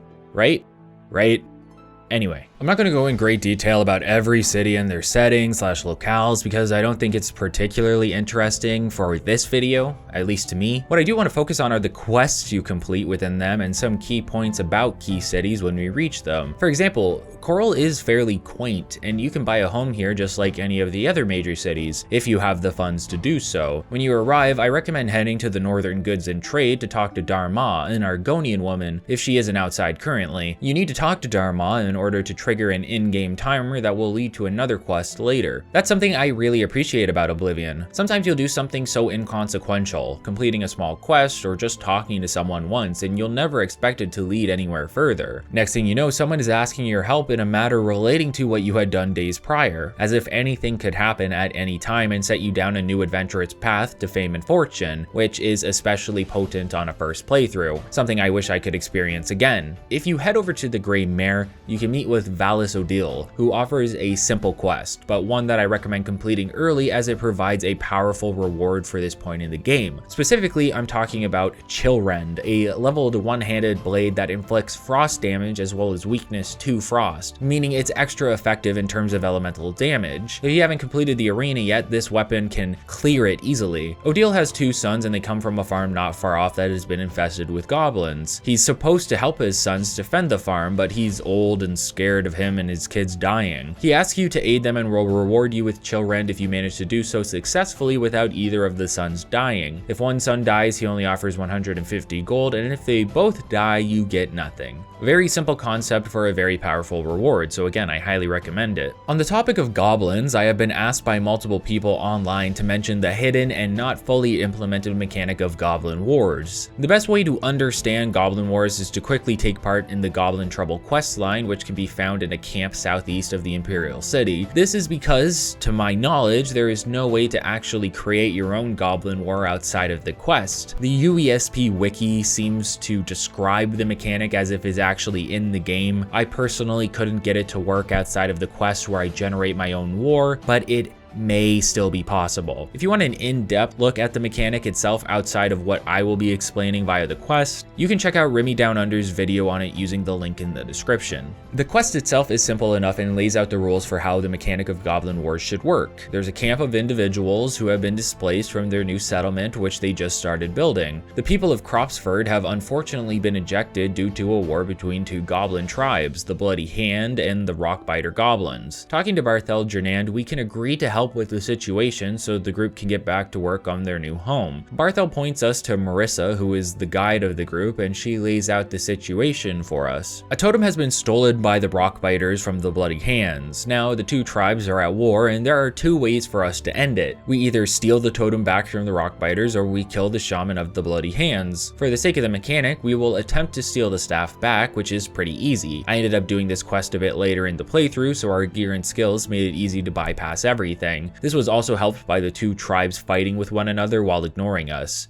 During the battle, we can kill the goblin who has the staff, and by grabbing it, the war is officially over, or rather on hold. When we return with the totem staff to Marissa, she mentions that the war should be over and that Croxford can begin building once again. However, she also mentions that we could return the staff to the Bloody Hands or potentially give it to another goblin tribe to start a new war. I personally couldn't get this to work, but feel free to try it out for yourself. The UESP mentions that you can return the staff to the Rockbiters instead if you want, and this will spark the war anew, causing Croxford to become a battle zone again. Unfortunately, I only realized this after the fact. More importantly, this quest has another unique mechanic. The town of Croxford will begin to develop over time within 4 stages. If you're watching the video, you should see some pictures of the effect now, but it essentially has the village go from scaffolding to having a couple buildings. Barthel tells you to come back in a month's time to see the small village built for yourself, and I was both impressed and surprised to learn that the developers followed through with this obscure idea when they didn't have to. A lot of detail goes into the places you wouldn't expect. While a lack of detail can end up in the forefront of the game, it's an interesting balance. Again, if you want to learn more about Goblin Trouble and Goblin Wars, feel free to check out the linked video in the description. Additionally, settlement quests like this will not be explored in detail throughout the retrospective. I may mention some here and there due to their interesting quest design, but a good portion of them are short one-offs designed to get you spelunking in caves for loot. One particular quest has you searching for a missing man after finding his home abandoned. He's trying to make an offering to a being known as the Sunken One. After tracking him down, you find him deceased. You can read his diary to learn about the Sunken One, and then a special storm atronach will spawn for you to fight or run from. It is specifically named the Sunken One, which I thought was a nice touch for a quest most people aren't going to find. Heading back to Chorrol, the next quest we can discuss is Canvass the Castle, which is a play on words as we will be canvassing the castle for a missing painting. Countess Ariana Volga is in the middle of an investigation. A portrait of the late Count Volga has gone missing and she needs someone to find it for her. If you accept, you would have to complete the following tasks: interview the witnesses and search for clues, in that order specifically. You can't actually search for evidence until you talk to everyone, which is another missed opportunity here. What makes investigations and mysteries so fun and full of potential is the ability for them to be solved by the player through deduction and a keen eye. Yet, even if you search through the castle and find a specific room in a specific watchtower that has a specific painting that is glaringly obvious to be important, you can't actually interact with it until everyone has been talked to. This hurts the quest's design because once it comes time to search for evidence, you may be under the assumption that the painting didn't mean anything at all. Potentially a red herring, and you'll soon waste your time elsewhere trying to find what you can to put the pieces together. I recall this causing me to get stumped during this quest, and while I still completed it, it wasn't the way I wanted to do so. Since we have to follow the quest the limited way the developers intended, let's discuss the witnesses. Chanel is a court mage who claims she has an alibi. She was outside taking star readings for the majority of the evening before returning to the castle to study them, with a glass of wine. Laith Waverick is the castle's herald and claims to have not seen anything, although he does mention Orgnolf, the castle porter, is a drunk and is so broke he has to borrow money to curb his addiction, suggesting that stealing and selling the painting could facilitate this. That makes Orgnolf a main suspect, especially after talking to Orok, the countess's steward, who mentions that he caught Orgnolf drinking in the West Tower I mentioned previously. Remember there's a painting there? Remember that you can't interact with it if you go and look after receiving this news? Just very disappointing. And I believe Bitneld will mention the same when discussing his patrol of Chorrol, considering he is the captain of the guard. Bitneld will mention that Chanel was also seen within the West Tower, and her excuse for being there involved studying spells. If we remember back, Chanel mentioned she was creating star charts to study at night, but this seems less likely considering 2 individuals have mentioned that it was raining outside. Taking this as a lie, this means that Orgnolf and Chanel are both suspects suspects, and now that you've talked to everyone, the quest stage will finally allow you to start searching for evidence. Orgnolf claimed to be arguing with a delivery boy before retiring to his room. There's no evidence to suggest otherwise other than finding the area in which he drinks in the West Tower. However, this location is at the top of the tower, and the painting I mentioned, which you can actually interact with now, is at the bottom. If we trace Chanel's path through the castle, we can find some tracks in the dining room that are covered in paint stains. So we have paint stains and a painting, but no painter. Luckily, if you check Chanel's room, there's a lectern full of painting supplies that concludes everything you need to find. All of the evidence and witness testimony points to Chanel, and if you accuse her with a disposition of 70 or higher, she'll confess, explaining that she stole it out of her love for the Count and due to being envious of the time the Countess spent with it. She hid it behind another one of her paintings in her chambers, and I don't know if you can retrieve it or not. I didn't, and it still showed back up in the Countess's chambers after the quest was completed, so let me know. You can choose to accuse either Chanel or Orgnolf, or you can choose to absolve both of them. Accusing Orgnolf gets you nothing spectacular, but proving it was Chanel allows the portrait to be displayed once more and earns you a leveled amount of gold plus 8 gems. Now, I don't think the game is trying to make some big moral statement, and I don't even think it was trying to do that back in the arena with the Argonians, but I do think it wants to facilitate a happier ending for Chanel for a few reasons. One is we have to consider, as the player or as our character, how much do we care that the Countess lost her painting? Chanel seems to care about it enough to steal it, and it's not like she was selling it. Do we care that much that the Countess may never receive it back? Does someone deserve it more than the other? Those are questions you have to ask yourself. If you absolve Chanel and Orgnolf after she comes clean, Chanel will be grateful to you. You'll get barely any gold from the Countess, but Chanel will reward you with a painting after 3 weeks, which can be sold for 500 gold. Still a less valuable reward than what the Countess offers, but it prevents Chanel from being kicked out of Chorrol. Yeah, the Countess won't imprison her, but she will exile her, and Chanel will disappear from the game completely. So do what you think is best. I decided to turn her in for the reward for mechanical reasons, but if it were me as the character I'm playing, I probably wouldn't have said anything. By the way, that painting you receive can actually be placed down by removing it from your inventory, and it stands on an easel, making it a unique piece of furniture if placed in one of your homes. Overall, I love little quests like this because they add entire genres of narrative and mechanics as side content to the fantastical adventure. Oblivion's side content is so strong because it's so unique and thought out in comparison to quests and other entries, and this level of quality is carried throughout a large assortment of the quests in the game. Yes, there are hiccups, like not being able to stray off the intended path at all times, and while I find these limitations severe, they luckily don't make it impossible to enjoy the content for what it is, a novel whodunit that you can solve in a short playthrough. Did you know that you can ask about rumors from the various NPCs in the game world? Sometimes these rumors are nothing more than gossip or world building, but sometimes they point you towards a new quest. Take the rumors surrounding Reynold Germain as an example. He's a drunk within Chorrol that people have sworn they've seen around Cheydinhal, or at least someone that looks like him. Talking to Reynold will allow him to express his frustrations over the fact, believing people are seeing someone that is ruining his good name, which consists of him drinking all day and causing problems in Chorrol. Not much to ruin there, but Reynold still asks us to head to Cheydinhal to look into things. For the sake of the retrospective in this quest, I quickly fast traveled there to meet with Gilbert Germain, the estranged twin of Reynold. The two were separated at a young age due to an ogre attack on their family's property. Their father had died, and Gilbert assumed his mother and brother had as well. Now he understands that his mother must have gotten Reynold to safety before passing on from her wounds during the attack. Gilbert decides to head to Chorrol to meet his brother, and you can either fast travel back there or join him for the journey. Once the two are reunited, Gilbert explains to Reynold what happened when they were kids, and the brothers will be reunited. Helping them out actually leads into a series of 3 quests involving the brothers. Similar to what I mentioned previously with Dharma, one of these quests will pop up a few in-game days later when talking to a specific individual. The first quest was reuniting them, and Gilbert now explains that they want to reacquire their childhood home back from the ogres that took it. The brothers don't remember exactly where the home was, but know it was south of Chorrol. This is one of those rare opportunities in the game where you can actively search for a location based on how an NPC described it to you. It's not required, however. If you ask around, you can meet someone who will point you towards the specific location, but having the option is nice, and you may not realize you can ask around about it anyway. It adds options which help flesh out the possibilities from player to player. Searching for the home was interesting because I thought I found it only to realize I located the village of Hackdirt, which had almost burned down at one point in time. Hackdirt is eerie, and if you sleep at the small inn located in the village, there's a chance you'll be assaulted by a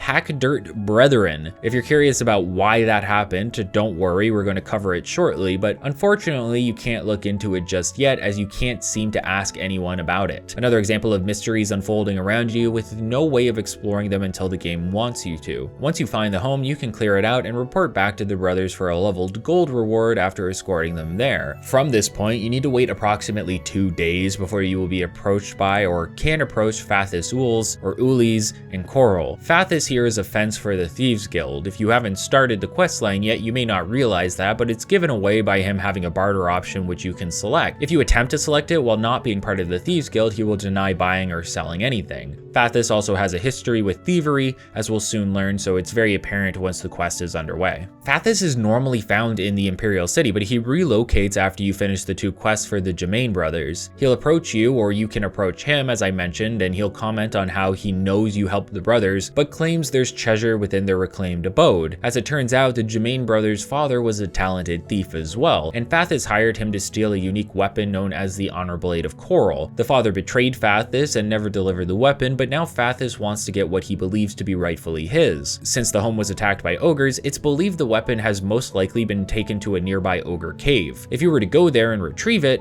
Fathis claims he would reward you greatly. You head to the nearby ogre den close to the home of the Germain brothers, you fight your way through and eventually find the blade on the body of one of the inhabitants there. Where the interesting aspect of the quest comes to light is when you are delivering the blade. The first thing you notice is how powerful the Honor Blade of Chorrol is. It's an unenchanted weapon without level requirements and a base damage of 23, which is one of the highest in the game. Claiming a weapon like that early on can help make a melee character very powerful for the trials ahead. If you wanted to, you could keep the blade for yourself and never complete the quest, but there are better rewards to be had if we return it, and we can obtain it again later if we desire. But who do we return it to? If we return it to Fathis, he will offer us gold as a reward based on our level, but there is another option. The Honor Blade of Chorrol was stolen from the castle and the Countess. If we return it there, not only is it back in the hands of the rightful owner, but we are rewarded with the Escutcheon of Chorrol, a leveled shield that fortifies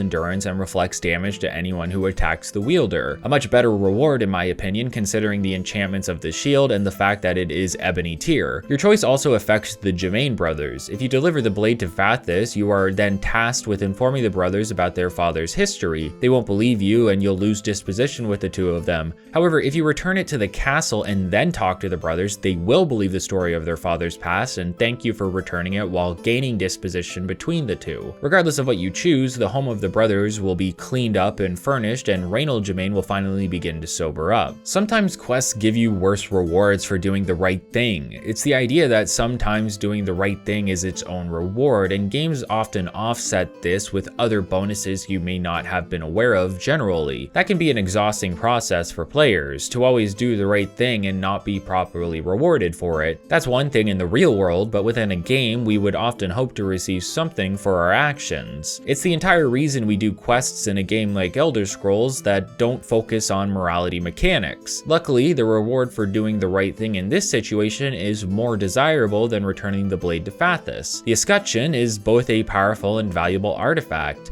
and it allows the questline of the Germain brothers to end on a high note after all the work you put in, should you choose to return it. But maybe you want to keep this sword because of how powerful it was. Well, luckily for you, the game has an option for that after the fact. As it turns out, the Countess will equip the sword on her person while being active in the castle. She will unequip it while sleeping, but it will stay in her inventory. This means you can sneak into her chambers at night and reclaim the blade for yourself if you so desire. I recommend doing this during the Canvas the Castle quest, as you have access to most of the restricted areas of the castle during your investigation. Otherwise, you'll have to do what I did and try to tiptoe your way around before hiding out and waiting for the Countess to sleep. Take this. It's from a friend.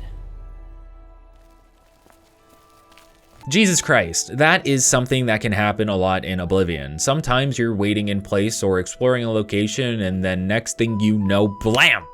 Dunmer handing you a letter before absconding from the scene. I didn't mention it yet, but I did get arrested for trespassing at some point, and going to jail at least once is what triggers the Thieves Guild to seek you out. We're not ready for that questline just yet, but we'll get there. There's still several factions we need to explore. Before we can leave Chorrol and make our way to Skingrad on the way to Kvatch, you may notice that Dharma is nowhere to be found. I suggested it when we arrived, but it's important to talk to Dharma at least once, as this is the trigger to start a shadow over Hackdirt. I told you we'd be going back there shortly. If you head back to the Northern Goods and Trade, the proprietor, Cheydinhal, will mention that her daughter has gone missing after making a delivery to the village of Hackdirt. A shadow over Hackdirt is a direct reference to the H.P. Lovecraft story, The Shadow over Innsmouth, revolving around a fishing village, a cult, and a race of fish-like humanoids known as the Deep Ones. In fact, this story is so famous that it has been adapted and referenced in a variety of video games, the most obvious being Call of Cthulhu: Dark Corners of the Earth, which takes place within Innsmouth proper. It's similar within Oblivion. Hackdirt would be considered the Innsmouth of Cyrodiil. Instead of a fishing village, it was a mining village where the residents discovered natural caverns underneath. There they met the Deep Ones, a race of beings that lived underground and helped the residents become rich at the cost of ritual sacrifice. At one point, the Imperial Legion stepped in, leading to the death of several villagers and the destruction of multiple buildings, while driving off the Deep Ones permanently in the process. Now the villagers of Hackdirt have rebuilt somewhat, but exploring the town you will find various buildings still in ruin. As it turns out, the villagers still worship the Deep Ones even though they have disappeared and have created a series of tunnels underneath their homes, which each building is connected to via a trapdoor. People that seem to physically change from this worship are known as Hackdirt Brethren, and this is one of the NPCs that attacked us previously when we slept at the inn. The villagers now plan to perform a sacrifice in order to bring back the Deep Ones, and as you may have guessed, the sacrifice is meant to be Dharma. Hackdirt is not a welcoming community. They blame outsiders for the loss of the Deep Ones and do not trust anyone new that comes to the village. Despite that, they do seem to need connections with the outside world for supplies, hence why Dharma was delivering goods to the village's merchant, Atira Moslin. Atira will mention that she hasn't seen any Dharma, and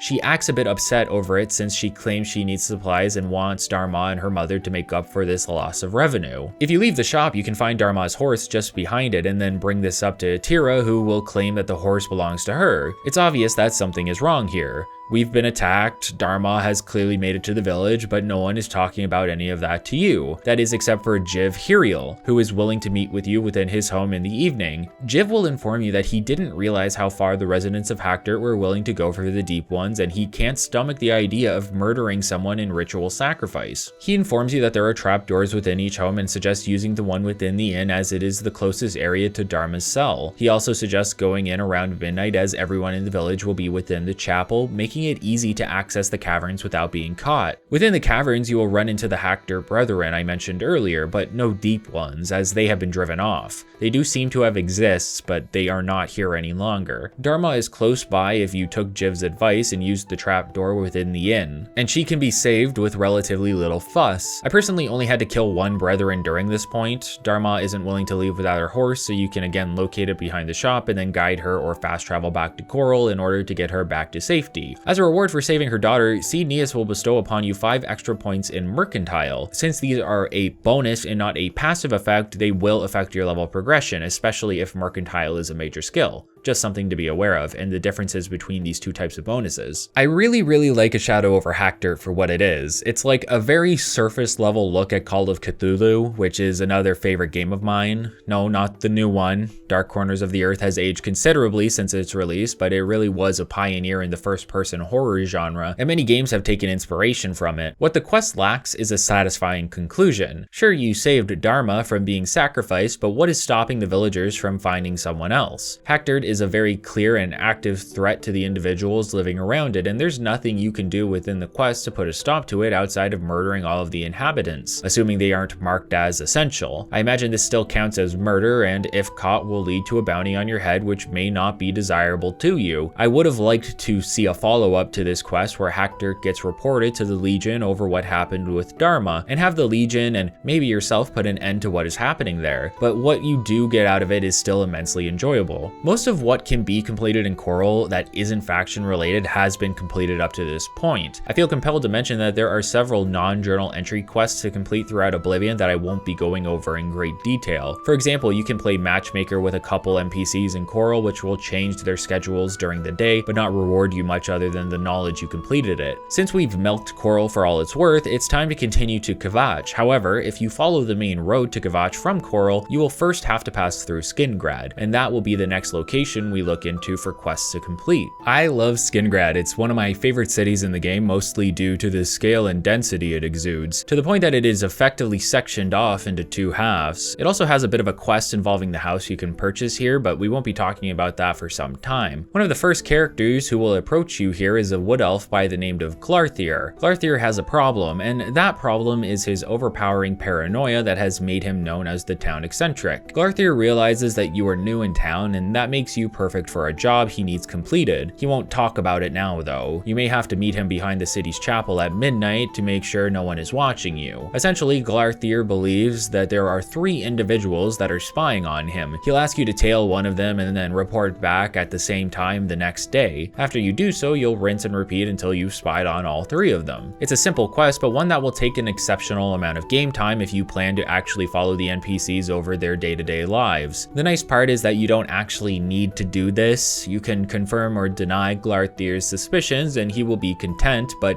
you may believe that there is something worthwhile that could be observed as proof that what Glarthier believes is true, that someone is actually spying on him. In an effort to save you time, I'll confirm right now that no one is spying on him. What the quest acts as is a showcase of the Radiant AI system. By following various NPCs as they take part in their day, you can see just how much each NPC in the game gets done over the course of a 24-hour period. Every NPC has their own life that will be repeated day after day with slight variance depending on needs and responsibility. If it's your first time taking part in the quest, the developers are essentially tricking you into a situation where they get to go, look, the Radiant AI system is working and you are seeing it firsthand. Nothing underhanded about this tactic, of course, but that does seem to be the main reason for it. Now, I already mentioned that no one is spying on Glarthier. If you ask around about him, you will eventually be approached by Dion, who is the guard captain of Skingrad. Dion wants you to leave Glarthier alone as everyone writes him off as the town eccentric. However, if you do end up with evidence that Glarthier is a danger, he would like you to report it to him before taking any action. In this way, the quest gets broken up into multiple conclusions based on your choices. It's one of the quests that has some of the most unique endings I've seen thus far. If you report to Glarthier and never accuse anyone, he will assume you are working with the spies and attack you, forcing him to be killed. However, if you accuse at least one person, Glarthier will hand you a note asking you to murder them. You can accuse one or all 3 of the suspects, but for each accusation, you'll have to kill said individual. However, there are a few alternatives here as well. If we take the note to David Surreal after accusing him, he and his brother will set out to kill Glarthier themselves. Informing the other 2 suspects just has them ask you to inform the guards. Informing the guards is the most morally acceptable option,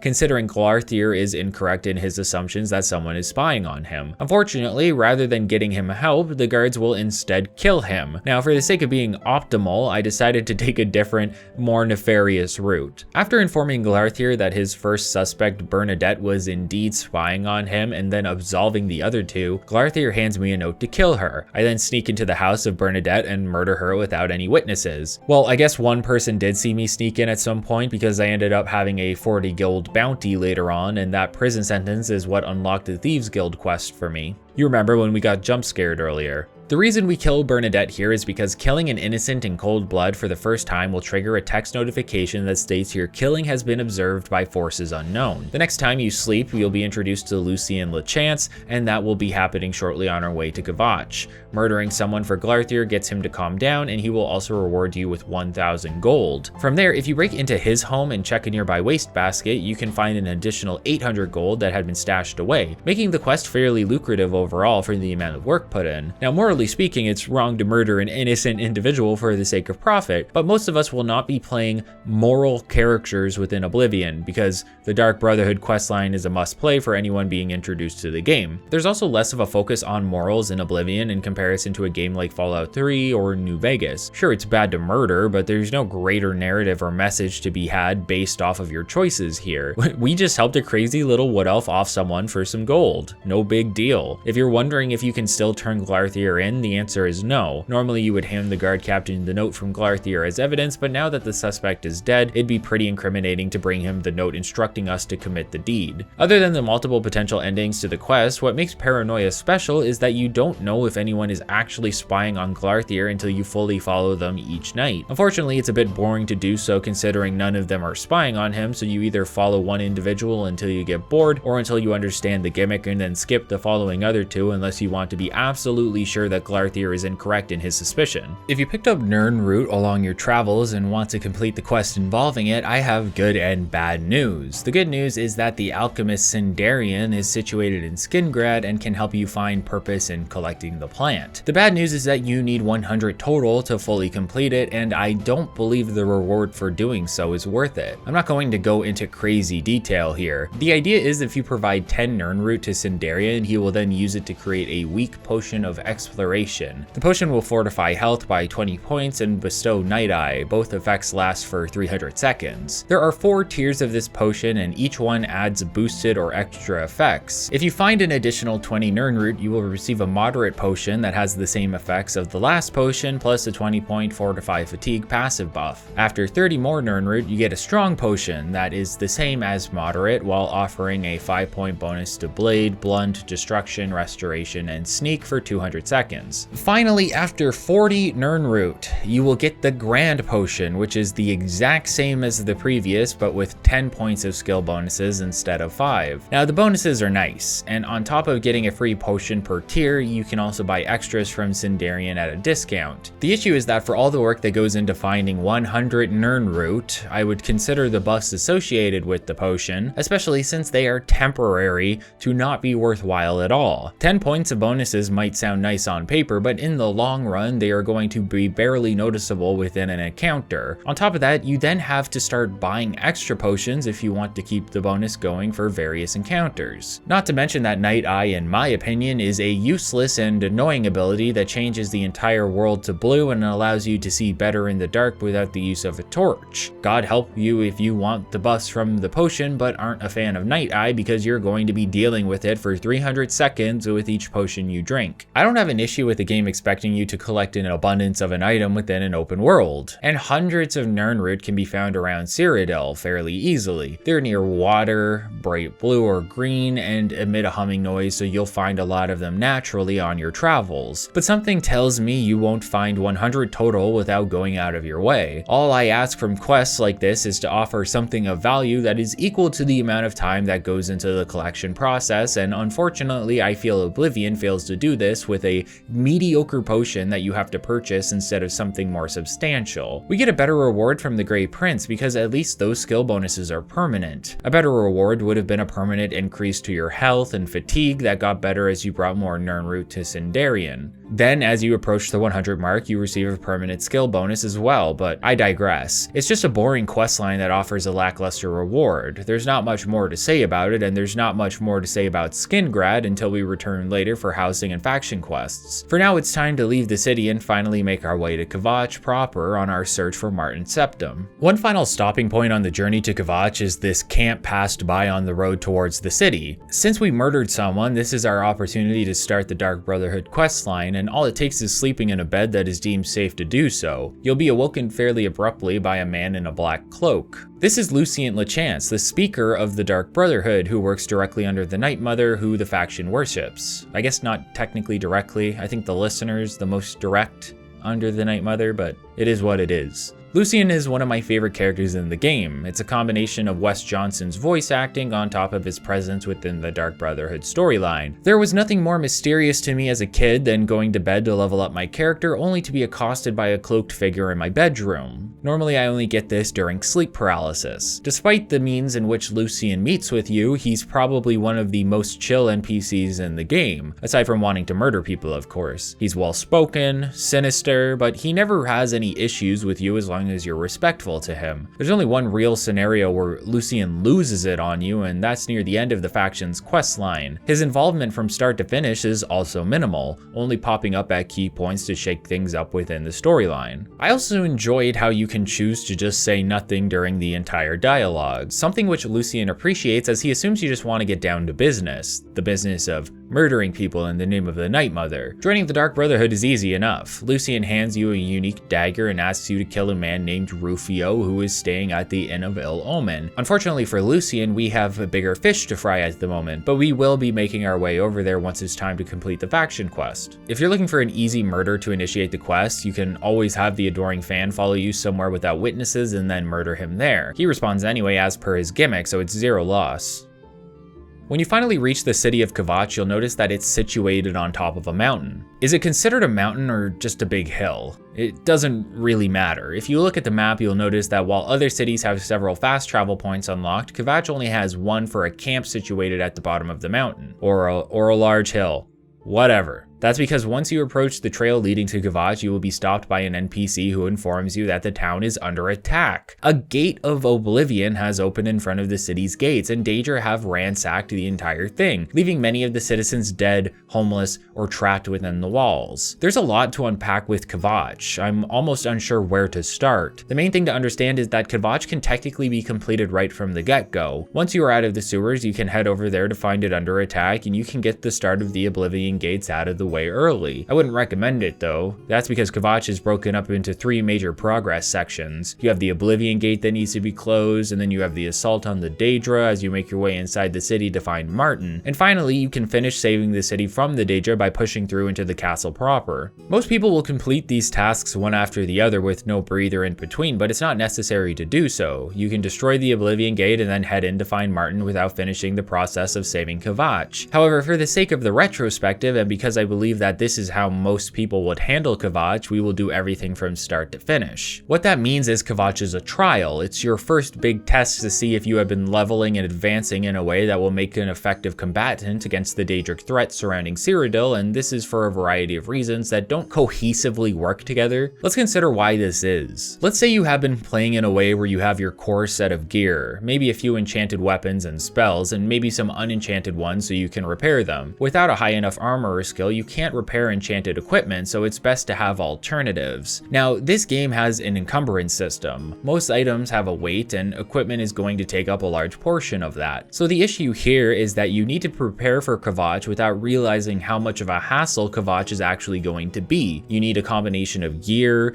medical items, spells, repair hammers, and more to get through effectively. You can definitely brute force your way through it, and this may be considered one of the more viable options. That's because you are almost punished for coming into Kvatch prepared. Let's say we brought several repair hammers for all that gear I mentioned. You also need soul stones for your enchanted items as they run out of charges the more you use them. That's only true for weapons really. Enchanted armor and shields are passive benefits that never run out. The point is that the amount of items to keep your gear effective is going to be finite. I doubt you're bringing 99 repair hammers with you at all times. Hell, a new player is probably bringing few if any. So what ends up happening is you head into an Oblivion gate and through Kvatch, and the entire time you're trying to work your way through the Daedra while being backed by the city watch. The guards help alleviate some of the combat, but there are still plenty of mobs for you to work your way through. What ends up happening is that your gear degrades exceptionally fast, enchantments wear out, and gear becomes less effective, meaning you have to recharge and repair it. Because of how long this segment is, there's a good chance you'll run out of the tools to do this, and thus run out of effective options. Now you might be thinking that's okay. The game devs considered this when they made it possible to pick up enemy weapons. Sure, there are mostly Daedric beasts to fight and they don't drop gear, but the city watch might die and I can pick up their weapons and armor, or a Daedric soldier might die and I can pick up his mace. Sure.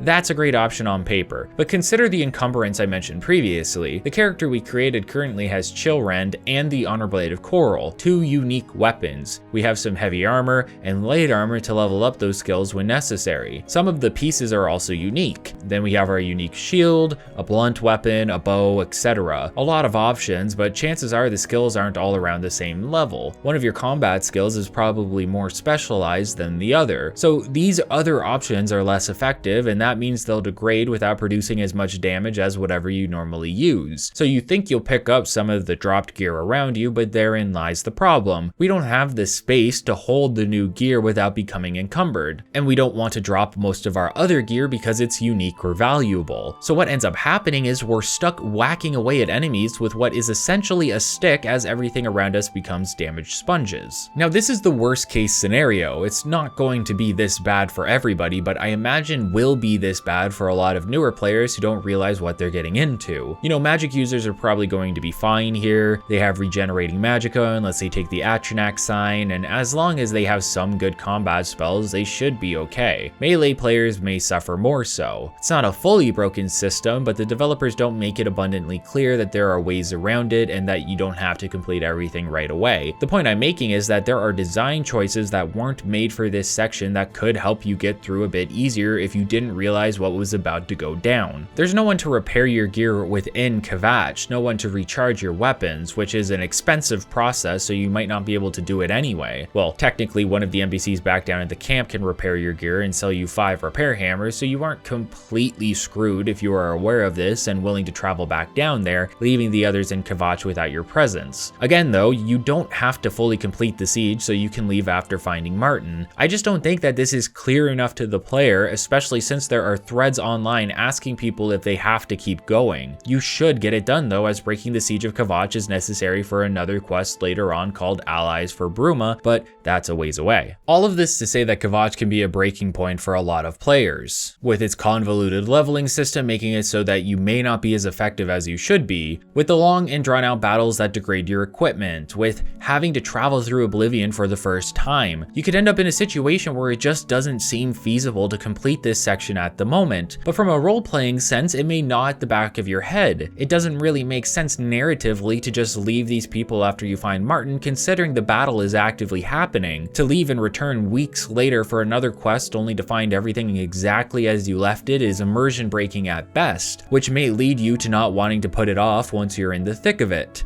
That's what I was talking about previously in regards to the main quest line. Sometimes getting off the path of the quest line is hard to justify, and this is one of those scenarios. Hopefully those gripes make sense to you. Maybe you didn't have the problems I personally experienced at one point or another, and that's fine. I just believe that there are ways we could help prevent these pitfalls. It's not the worst thing in the world if you know what you're doing, but it feels like a situation that's going to hit casual newer players like a truck and end up being an experience that they don't appreciate because of it. Let me know if Kvatch caused you any of these problems. Maybe you never had issues with it, or maybe you have ideas as to what could have made it better. So with all of this out of the way, we've arrived at Kvatch and there's an Oblivion Gate that is causing havoc. This is the first known Oblivion Gate in Cyrodiil, and no one knows how to deal with it. If you head up to where the gate appeared, the area around you will begin to be lit with a shade of red as the sky begins to transform into a fractured combination of Cyrodiil and the Daedric plains. As a first impression, seeing the gate here with the Daedra overrunning the guard is impressive. I remember being both intrigued and unnerved at the gate, which has the same imposing nature as a monolith. You'll catch the city guardsmen attacking some of the Daedra before civilian Mateus approaches you and tells you to get to safety. You can offer to help with the situation since you need to get into the city.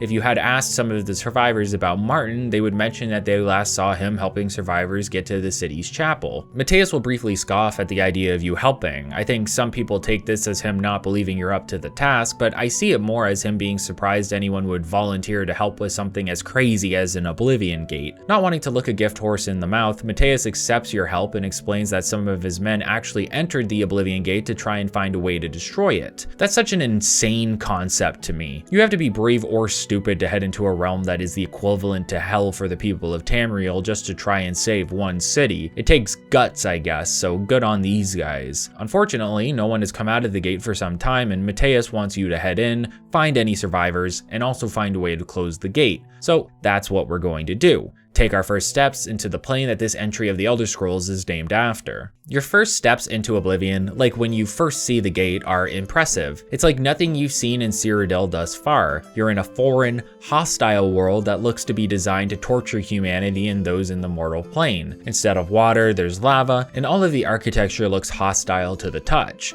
It's impressive for a start, but unfortunately both the Oblivion gates and the planes of Oblivion end up overstaying their welcome. This is because once you close this gate, we set a mechanic in motion that spawns several other gates within the game world for you to explore. This is because the gates' placements are random. Some are fixed for story-related reasons, but the majority are not. Once you find Martin, 10 random gates open across the map, and as you travel around Cyrodiil, there's a chance more will randomly open up to a maximum of 25. These chances and maximums change as you progress the main storyline, leading to a large assortment of gates being available. This is good if you want to collect sigil stones, but it gets exhausting quickly, especially if completing the allies for Bruma Questline. The issue is that almost every Oblivion gate functions the same. You enter the realm, make your way to the central area of the island on your own so you can enter the main tower, make your way up the tower, and finally take the sigil stone. You'll be repeating this process a lot if completing quests and attempting to collect the stones, as they are used to bestow randomly generated enchantments on your non-enchanted gear. The problem comes from how Oblivion worlds are generated. In terms of unique worlds, there are only 7, and they're all tied to specific quests in the game.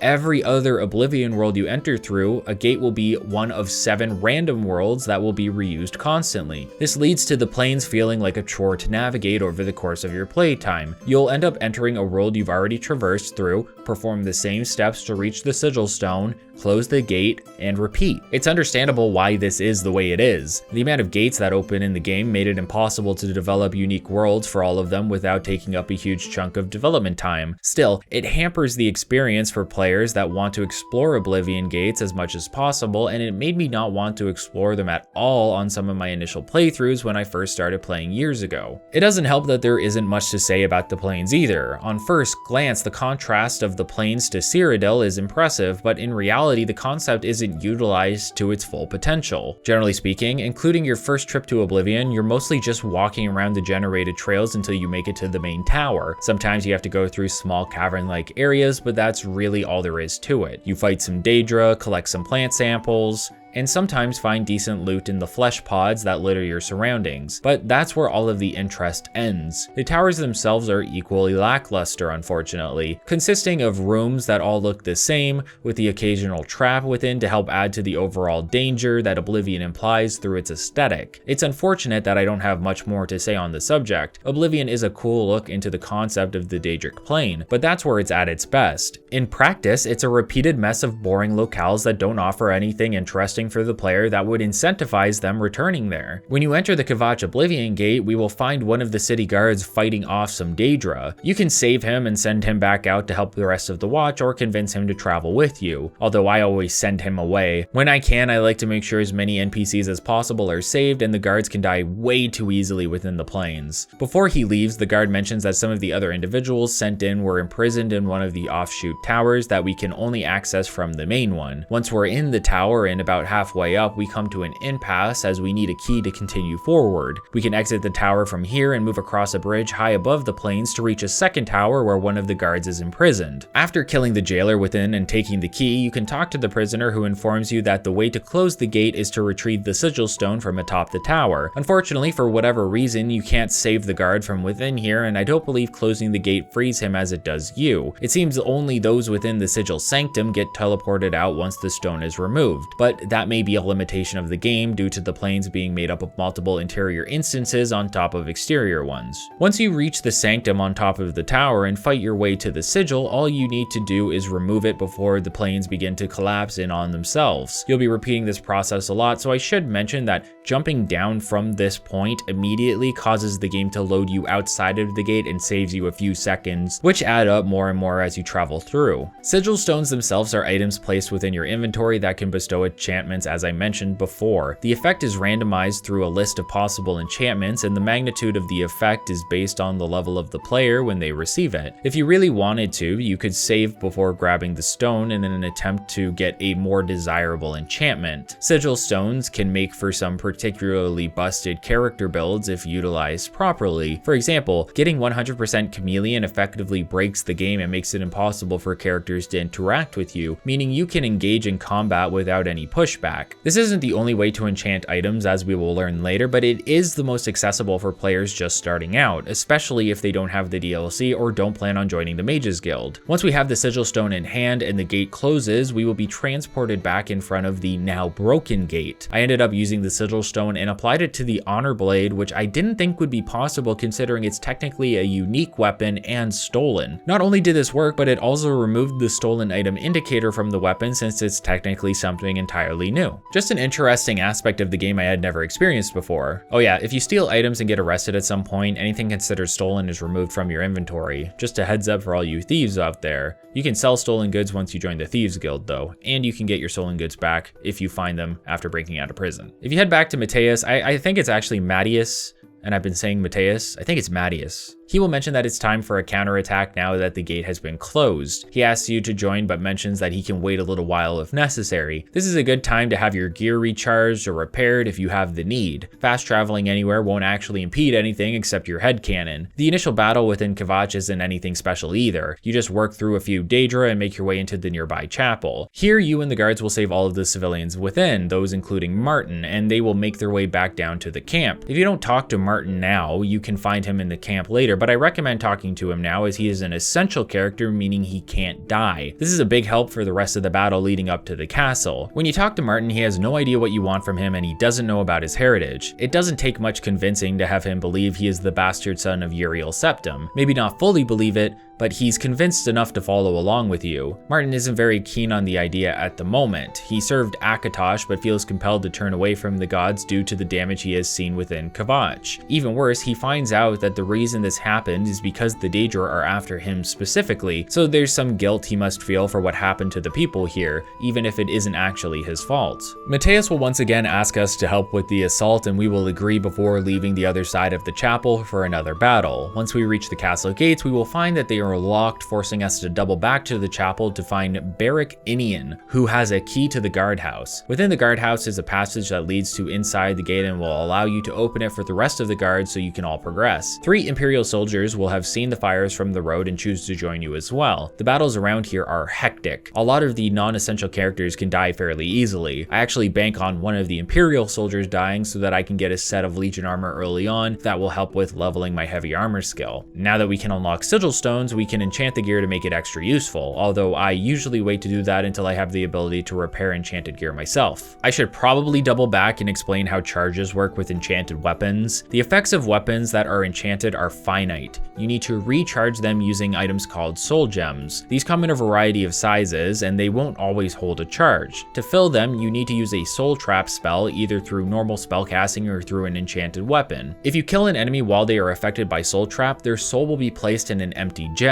Sometimes their soul is too big for the gem, so you'll lose out somewhat. A grand soul in a petty gem is still only worth a petty charge as an example. In fact, you might not even be able to put a grand soul in a petty gem. That's why it's good to have an assortment of gems of various sizes so you don't waste them. Humans typically can't be placed in soul gems, but there are special ones we will find a bit later that do facilitate this. Once within the castle, it's just a few more battles as you work your way to the Count's chambers to see if he's still alive. Unfortunately, he isn't, but you can grab his ring and present it to Mateus with the bad news to complete the quest, thus saving Kvatch from the Daedra. Mateus will be grateful and reward you with his Chorrol as a reward. It's enchanted, so it's a decent item if you don't have a good light armor chest piece right now. Kvatch is saved, but nothing about it will change. It's doomed to be a smoldering ruin for the rest of the playthrough, which is another missed opportunity. Again, another missed opportunity. I say that a lot in this. I'm realizing now that I say that a lot. Even if they didn't fully rebuild it, it would have been nice to see people move back in and begin the building process. We know from the Goblin quest that that is actually a possible scenario for the gameplay mechanics here. It's jarring because we will have to return here later for the Bruma quest I mentioned earlier, and all of the surviving NPCs will be exactly where we left them. With Kvatch saved and Martin in our party, we can travel back to Wayne and Priory to inform Joffrey of what has happened. Unfortunately, once we get get there, we find the Priory being attacked by the cultists who assassinated the Emperor. After killing a few outside the chapel, you can ask for Joffrey's whereabouts. Turns out he was inside praying, and when we find him, he is being accosted by more assassins. Once Joffrey is saved, we can introduce him to Martin, but there's another pressing issue. The cultists showed up here for the Amulet of Kings. Joffrey leads you to a secret area within the Priory where he stored it, but it's unfortunately been taken. Joffrey feels defeated, but is reminded that all is not lost since we saved Martin and Kavach. Things aren't looking good, but they could be worse. And Joffrey decides you all need to move to a safer location before figuring out what to do next. That location is Cloud Ruler Temple, far to the north past Bruma. We technically have a horse at this point, but you can also obtain a paint horse for free as one of the monks was murdered in the attack, so he's not going to need it anymore. From there, you can travel with Joffrey and Martin to Bruma or fast travel since it's another location that is already unlocked for you for some unknown reason. If I had to guess, it's to cut down on escorting the 2 NPCs to the temple. The doors of Cloud Ruler Temple do not open unless you arrive there with Joffrey and Martin. Once they do, you are greeted by an assortment of blades who wish to meet their new emperor. You all head out the large staircase to greet them, before Joffrey and Martin give a speech, and Martin is then hailed in one of the most hilarious uses of voiceover ever. Hail, Dragonborn! Hail! Hail! Your Highness, the blades are at your command. Considering some of the NPCs have the same voice, the devs just repeated sound clips over multiple characters, leading to a very unrealistic example of people cheering. If you talk to Martin, he will thank you for bringing him here, although he still can't believe it with everything happening so fast. Something interesting that Martin mentions is that he knows more than he wishes about the seductive power of Daedric magic. This is due to his history as an apprentice of the Mages Guild before growing impatient and turning to worship the Daedric prince Sanguine, and even coming into ownership of the Sanguine Rose, the Daedric artifact. We'll learn more about the Daedric princes later on, as each one has a quest to complete with powerful rewards, but many of them are level restricted. Talking to Joffrey will have him offer you a position within the Blades faction. It's technically a faction like any other, but you won't be completing specific quests to rise up the ranks like you might in the Fighters Guild or the Arena as an example. When you mention retrieving the amulet, Joffrey will ask you to head back to the Imperial City to meet with Boris once again, suggesting he may have learned something about the assassins. We'll take a breather within the temple and then head back towards the city shortly, but since we are close to Bruma, we can take a look at the quests within before doing so. Don't forget to watch the Blades battle within the temple grounds. Similar to Unarmed, you'll get +2 points in both Blades and Block by doing so. Out of everything we've done so far, I think the Bruma side quests are my favorite of the bunch, at least until we reach the Imperial City again. There's 3 quests that are tied to Bruma specifically, those being a Brotherhood Betrayed, Lifting the Veil, and 2 Sides of the Coin. Both the Betrayed and Coin quests require you to listen to rumors from citizens in order to unlock a journal entry that will advance the quest. Lifting the Veil, meanwhile, requires you to have a fame of 10 or higher. I haven't explained fame and infamy in great detail, and to be honest with you, there isn't much to say on the subject. Fame and infamy can affect the disposition of characters around you depending on how they view those 2 traits, but more importantly, fame can be used as a requirement for unlocking specific quests, such as Lifting the Veil or Order of the Virtuous Blood back in the Imperial City. Raising your fame also unlocks the ability to buy certain houses in the game, as well as a master trainer, but I'll be discussing both of those topics later. There's other things that fame affects, and you may not even realize it's a mechanic because it's pretty minor depending on how you decided to progress through the game. For example, the arena offers you 1 fame point per victory and 10 for becoming Grand Champion. That means if you completed the arena, you'll have a total of 31 fame points from the get-go, which helps keep it above your infamy level, assuming you haven't been committing misdeeds constantly. Having a higher fame than infamy is almost always desirable, and things like Altars of the 9 Divines only cure you if this is the case. If you ask around enough within Bruma, you will hear of a vampire hunter who has come to the city. The individual is known as Reynold Draelus, and he has already weeded out and hunted a vampire who was hiding among the citizens, a man named Braden Lyrian. If you head over to Braden's home, you will find Carius Runelius of the City Watch investigating the crime scene. According to Carius, Reynold showed up after the deaths of a couple beggars who had puncture wounds on their neck. Asking a neighboring city about Reynold, Carius confirmed that the hunter was the real deal and accepted his help with finding the supposed vampire. Shortly after, Raynal accused Braden of the crime and killed him. His evidence was a body of another beggar stashed in his cellar. Additionally, nobody can recall ever seeing Braden out during the day, which makes the case seem pretty cut and dry. Things aren't always as they seem, however. If you talk to Braden's wife, now widow, Erlene, she'll explain that there is no way she wouldn't have recognized that Braden was a vampire.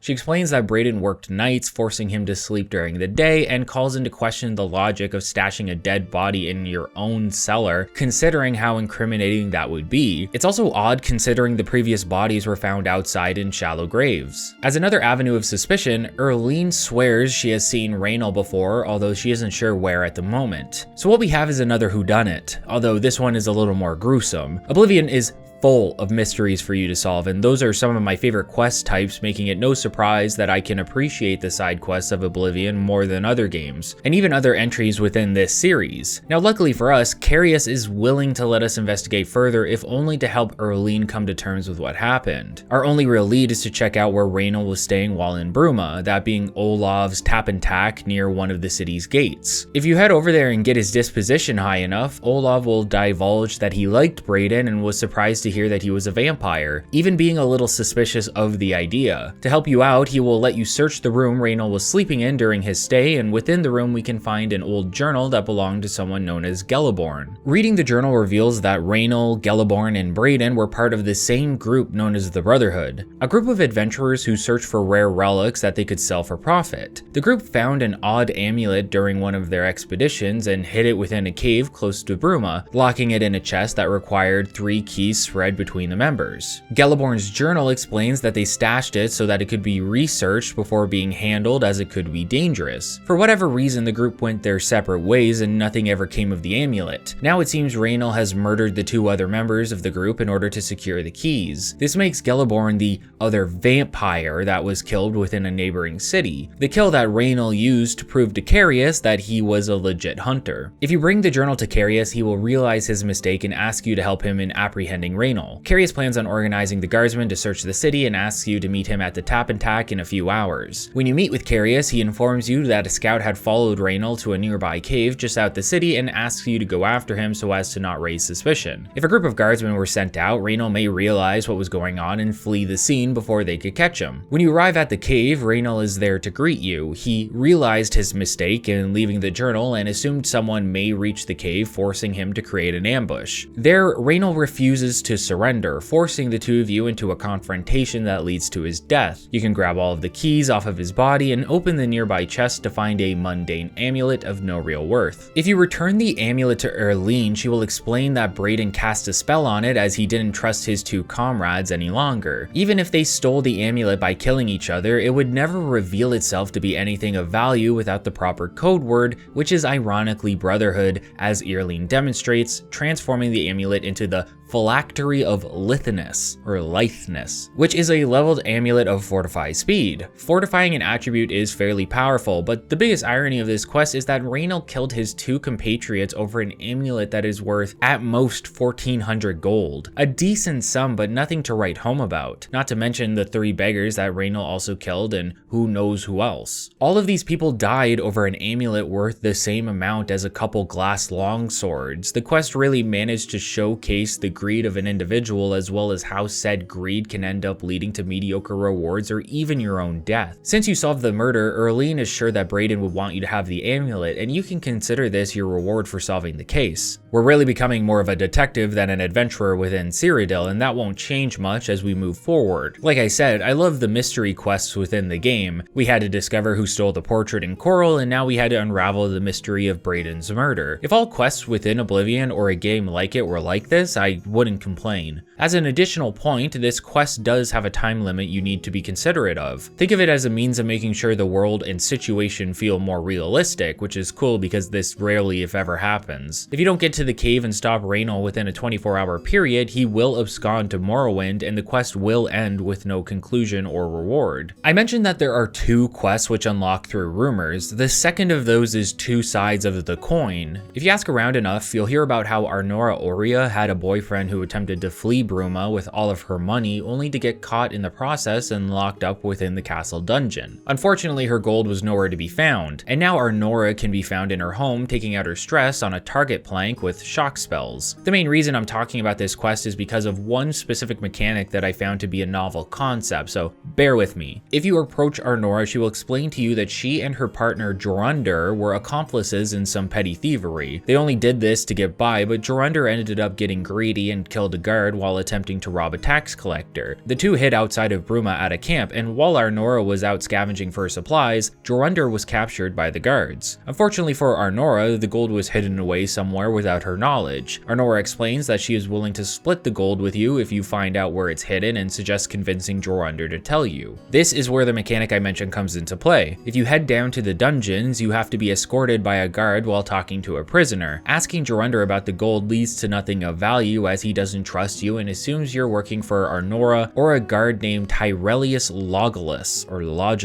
Tyrellius is the jailer for Bruma, but I never saw him down there. I guess I came during a different shift or something, but it doesn't matter. Jorunder won't talk to us, and a quest update will suggest getting imprisoned in order to get the info out of him. I guess being in jail, even if Jorunder just told us to shove off, is enough for him to trust us. I didn't even leave the room for this. There was a pair of calibers or something that I stole for I think a 1 gold bounty, and that was enough to get me locked up in front of Jorunder, who then states that I must be no friend of the guards and begins divulging all of his secrets to me. It's a silly and illogical step to take considering, but I do absolutely love the concept of getting in prison so you can discuss something with one of the prisoners. It's like going undercover. I think it even gets done with more depth than Skyrim at some point. Oblivion really is a detective mystery spy thriller of a game when you think about it. Jorunder corroborates that he and Arnora were thieves, but it was Arnora who killed the guard. Jorunder believes that while they were hiding out, Arnora went off to collect items before leaking his whereabouts to the guards so he would get captured while she got away scot-free. Now Jorunder wants his revenge and he's willing to tell you the location of the gold if you help him kill Arnora. Now I don't know if it is ever confirmed who is telling the truth, but I have always been inclined to believe Jorunder. According to him, there was no way the guards should have been able to find the couple, and so it had to be Arnora who informed them of his location. That doesn't mean we are going to kill her though. Once we are out of jail, we can report back to Arnora and then we have a choice to make. We can decide to kill her now, taking the amulet from her body as proof that she has been slain. However, this amulet is a blue fake, and Jorunder will point this out to you if you return it to him. The true amulet is stashed in a chest and is red. If you return to Jorunder with the real amulet, he will give you the location of the gold and the quest will be completed once you retrieve it. Alternatively, you can trick Jorunder by conspiring with Arnora. She will give you the true amulet and tell you to inform Jorunder of her demise. Everything plays out the same until you reach the stash where you will be ambushed by Tyrellius. As it turns out, he heard where the gold was stashed from Jorunder by eavesdropping on your conversation. Now he plans to take the gold for himself, and he also plans to kill you after having killed Arnora already. I have no idea why Tyrellius only shows up if you fake Arnora's death. Tyrellius should have still been able to eavesdrop on you, but for whatever reason, he won't show up. I consider lying to Jorunder to be the overall best conclusion to the quest. Jorunder is in jail, a corrupt guard is killed in combat by your hand, and Arnora has been murdered, which you can go and confirm after you get the treasure. Whether Arnora getting murdered is a plus is up to you. Bruma is a safer place, I guess. Only way the quest could have been better is if they let you imprison Arnora rather than forcing her to be killed regardless of which path you chose. I'm not a big death penalty guy to be honest, but murdering people is a big part of Oblivion, and at some point you just gotta accept you're gonna have a fun time doing it. Lifting the Veil is the next and final quest that we'll be tackling within Bruma for some time. It's one of those quests that takes the opportunity to not provide waypoints during your search, making the gameplay more involved, but also more refreshing and rewarding in the process. Again, I don't have inherent issues with waypoints, but their exclusion from time to time helps spice things up by giving the player other means of locating and completing tasks. The Herald of Countess Narina Curvain. Tolkien informs you that the Countess has a job she believes you would be perfect for and offers a stipend of only 25 gold to to whet your appetite or something. I'm super confused with what is considered a lot of gold in these communities. As it turns out, the Countess is a fan of collecting Akaviri artifacts. Unfortunately, there is one artifact that eludes her, and she is now requesting your help in obtaining the Draconian Madstone, essentially another enchanted amulet. The last known location of the amulet is within a fort that should be located in Pale Pass. The issue is that no one knows where the Pale Pass is. The Countess luckily has a journal entry that they retrieved and translated along with a map that should lead to the location of a special trail, which in turn leads to the pass. The issue is her scouts found the biting cold and wildlife too much to handle, and they haven't managed to find the trail as of yet. So your job is twofold. Locate the Serpent's Trail and unlock it using the provided key that was also retrieved. Then work your way through the trail, Pale Pass, and the ruined fort to find the Madstone. A rock formation that was mentioned in the journal has already been found by the guards and marked on your map. From there, you have to read the journal and consult the map in order to find two other points of interest, those being an old statue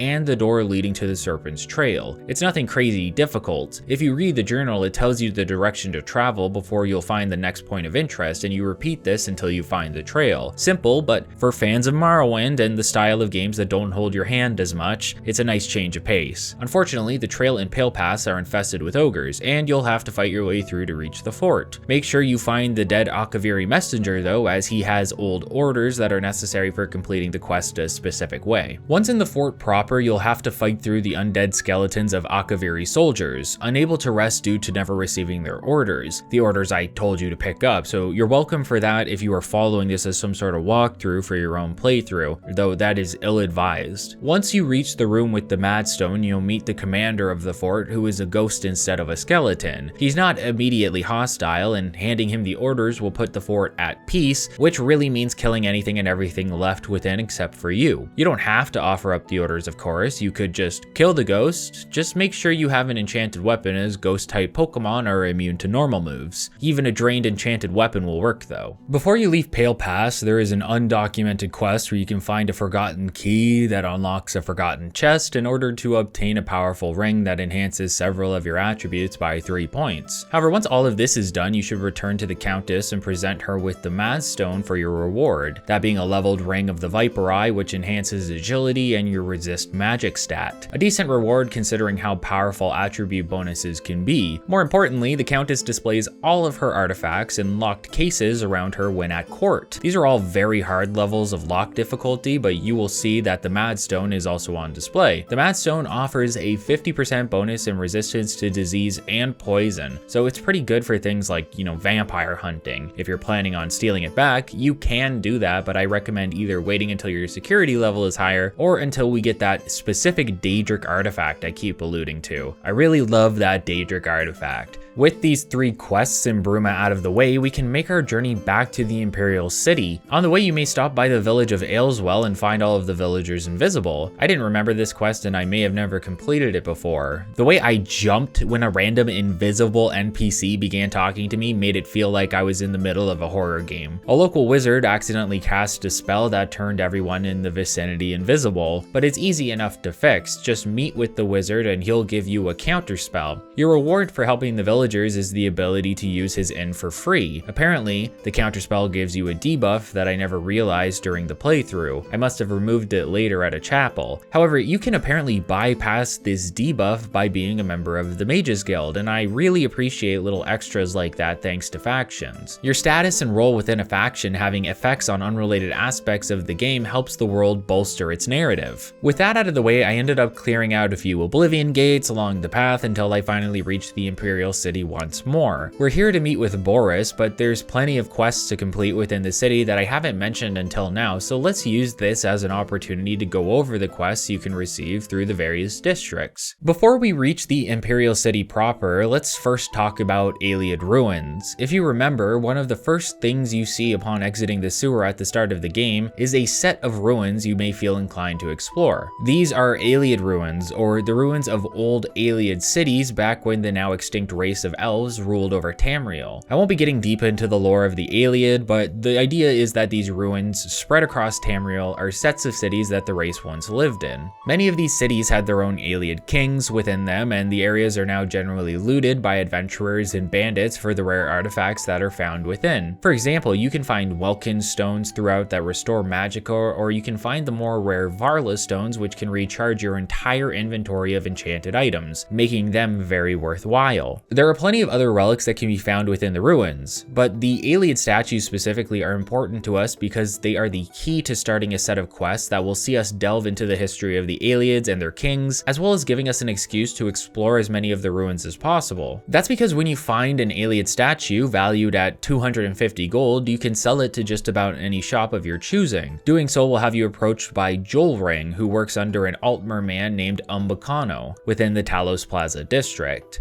Umbacano has reached out to you because he found out about the sale of the Ayleid statue. He informs you that you are unaware of the true worth and is willing to pay you double for any statue that you find, equaling out to 500 gold per statue. This is the best deal for the statue since you probably aren't selling them for the maximum price of 250 gold due to the haggling and mercantile mechanics. Even if you were, this is still double the amount of that without the hassle. Even better, Umbacano offers you a bonus if you manage to find all 10 of the statues that are said to still exist within the various ruins. What this equates to is 500 gold per statue plus a 5,000 gold bonus once you find all of them. Now, out of any of the generic dungeons within the game, you know, forts, caves, mines, which are just caves with extra steps, and the ruins, I would say that the ruins are the most interesting to explore. Traps, secret passages, rare enemies, and expensive/powerful loot are all great reasons to make your way through the various challenges you'll be met with, but that doesn't mean the ruins don't suffer from what every other dungeon in the game does. With how similar everything looks and operates within each archetype, dungeons in Oblivion quickly lose their novelty and become a slog the more you run through them. Ruins begin to feel the same, caves begin to feel the same.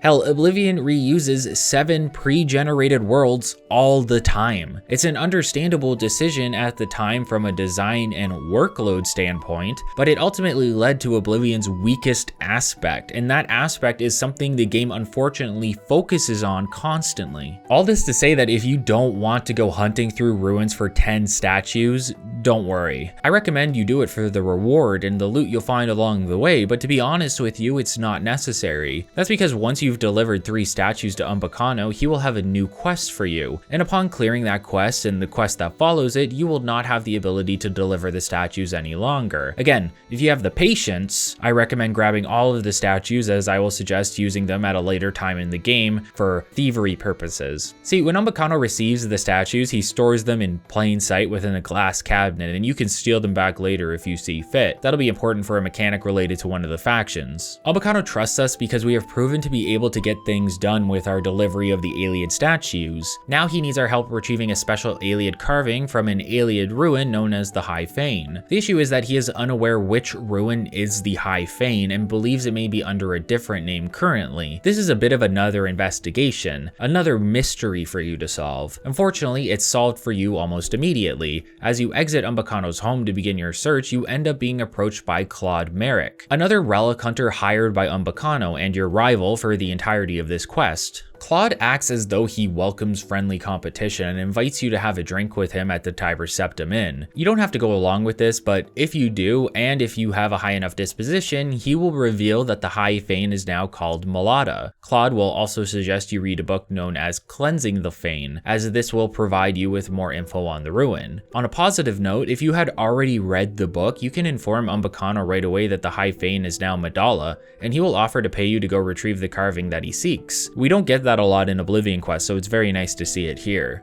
The quest is structured in a way where you can gain the knowledge of the ruin through a couple avenues, and it assumes that you may have heard about it already. Have you read the book before the quest? Has Claude suggested you read the book? Have you convinced Claude to just tell you himself? There's options here that makes it a more fluid and dynamic series of events, which always complements quests like this. Claude will even mark the area on the map for you, making your journey long but easy enough since you know the direction you're headed. We begin our journey there from the Imperial City and make our way through the odd dungeons and Oblivion gates along the way. Now, sometimes while completing these quests, I like to have the wiki up to make sure I don't miss any interesting facts that I would have otherwise skipped over, but that's not always the case. Take this quest as an example. I didn't know that as you approach the ruins, you can find 3 NPCs camping out near it. I had never run into them before during previous playthroughs. As it turns out, there is a Khajiit here by the name of Shrazir. If you get his disposition high enough, Shrazir will explain that he was hired by Claude to ambush you once you exited the ruins with the carving. However, Shrazir is willing to make a deal with you. If you split the reward money with him, he will fight alongside you during the ambush. I decided to make this deal with no intention of following through on my end. After some dungeon crawling through another Ayleid ruin, we emerged with the carving that Umbacano is after. Sure enough, Claude is there to ambush us, but he's pretty relaxed about it. All Claude wants is the carving. In fact, he's willing to laugh and drink about this with us at a later date as long as you play ball. Unfortunately for us, not agreeing means that he will try to kill us for the object, and thus a battle begins to take place where Shrazir fights along our side. This battle ended up being really weird for me. Claude disappeared immediately after dialogue and reappeared on his horse, sort of clipping through the assets of the ruins until he once again dipped from existence. At the time I didn't realize this. I was focused on killing the two other individuals hired by Claude.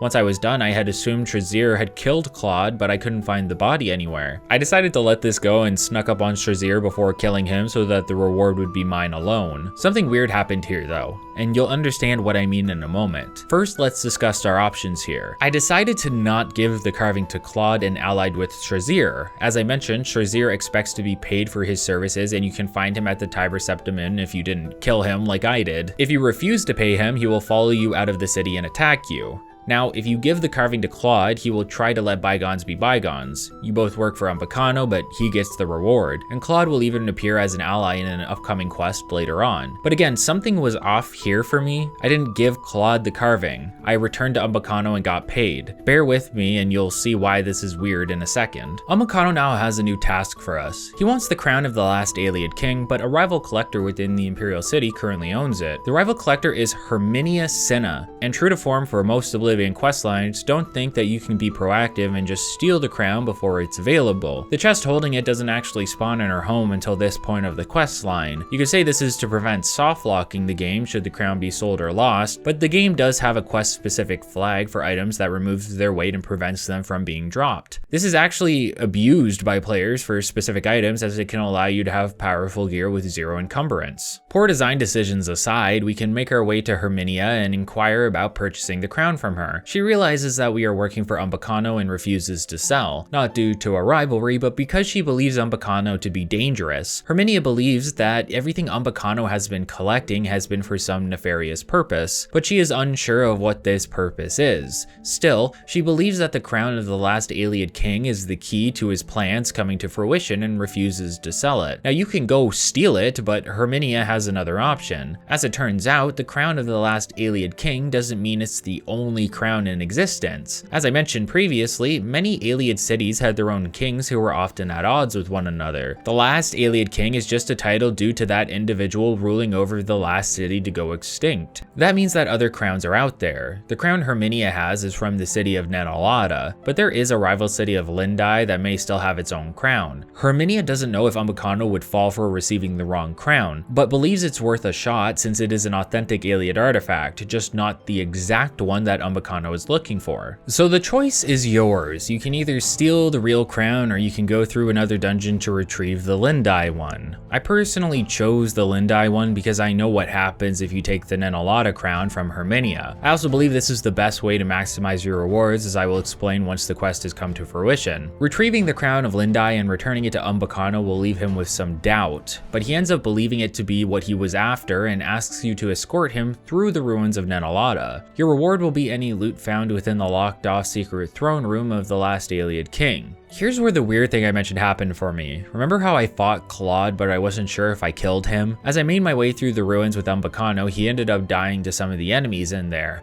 Umbacano is not an essential NPC, so he can die and the quest will end before its conclusion, locking you out of the secret throne room. Since I needed to complete the quest for the video, I reloaded the game to where I had just entered the ruins. Who was there when I reloaded? None other than Claude Merrick, that son of a bitch. I thought he had died, but my best guess is that he clipped through the ground and disappeared. Since he didn't die, the game assumed on reload that he was supposed to be with us for the escort mission. We ended up getting the reward from Umbacano Umbakano without killing Claude, and to be honest, I think you can do that anyway if you end up running away from the ambush. Animosity aside, Claude is happy to be working with us and assures us that there will be no more double crossing, at least not from him anyway. Once you progress far enough in the ruins, Umbakano will place the carving from the previous quest into an indent in the wall. After some Ayleid chanting, the wall opens leading to the throne room. Umbakano then dons the helmet of Lindai and sits on the throne. He attempts another chant that would turn him into the new king of Nenalada, but unfortunately for him, he's wearing a rival city's crown and gets murdered on the spot. Serves him right, to be honest. If you had given him the real crown, Umbakano would have turned into an evil Ayleid king freak who is also a vampire. Very original character do not steal vibes, if I can say so. If he ascends, he will betray you and Claude before unleashing an army of skeletons on you, forcing you to kill them all, including the new vampire nerd. However, since Umbakano had the crown of Lindai, he dies and the skeletons still get released, leading to another but easier encounter. The reward for this quest? Not much really.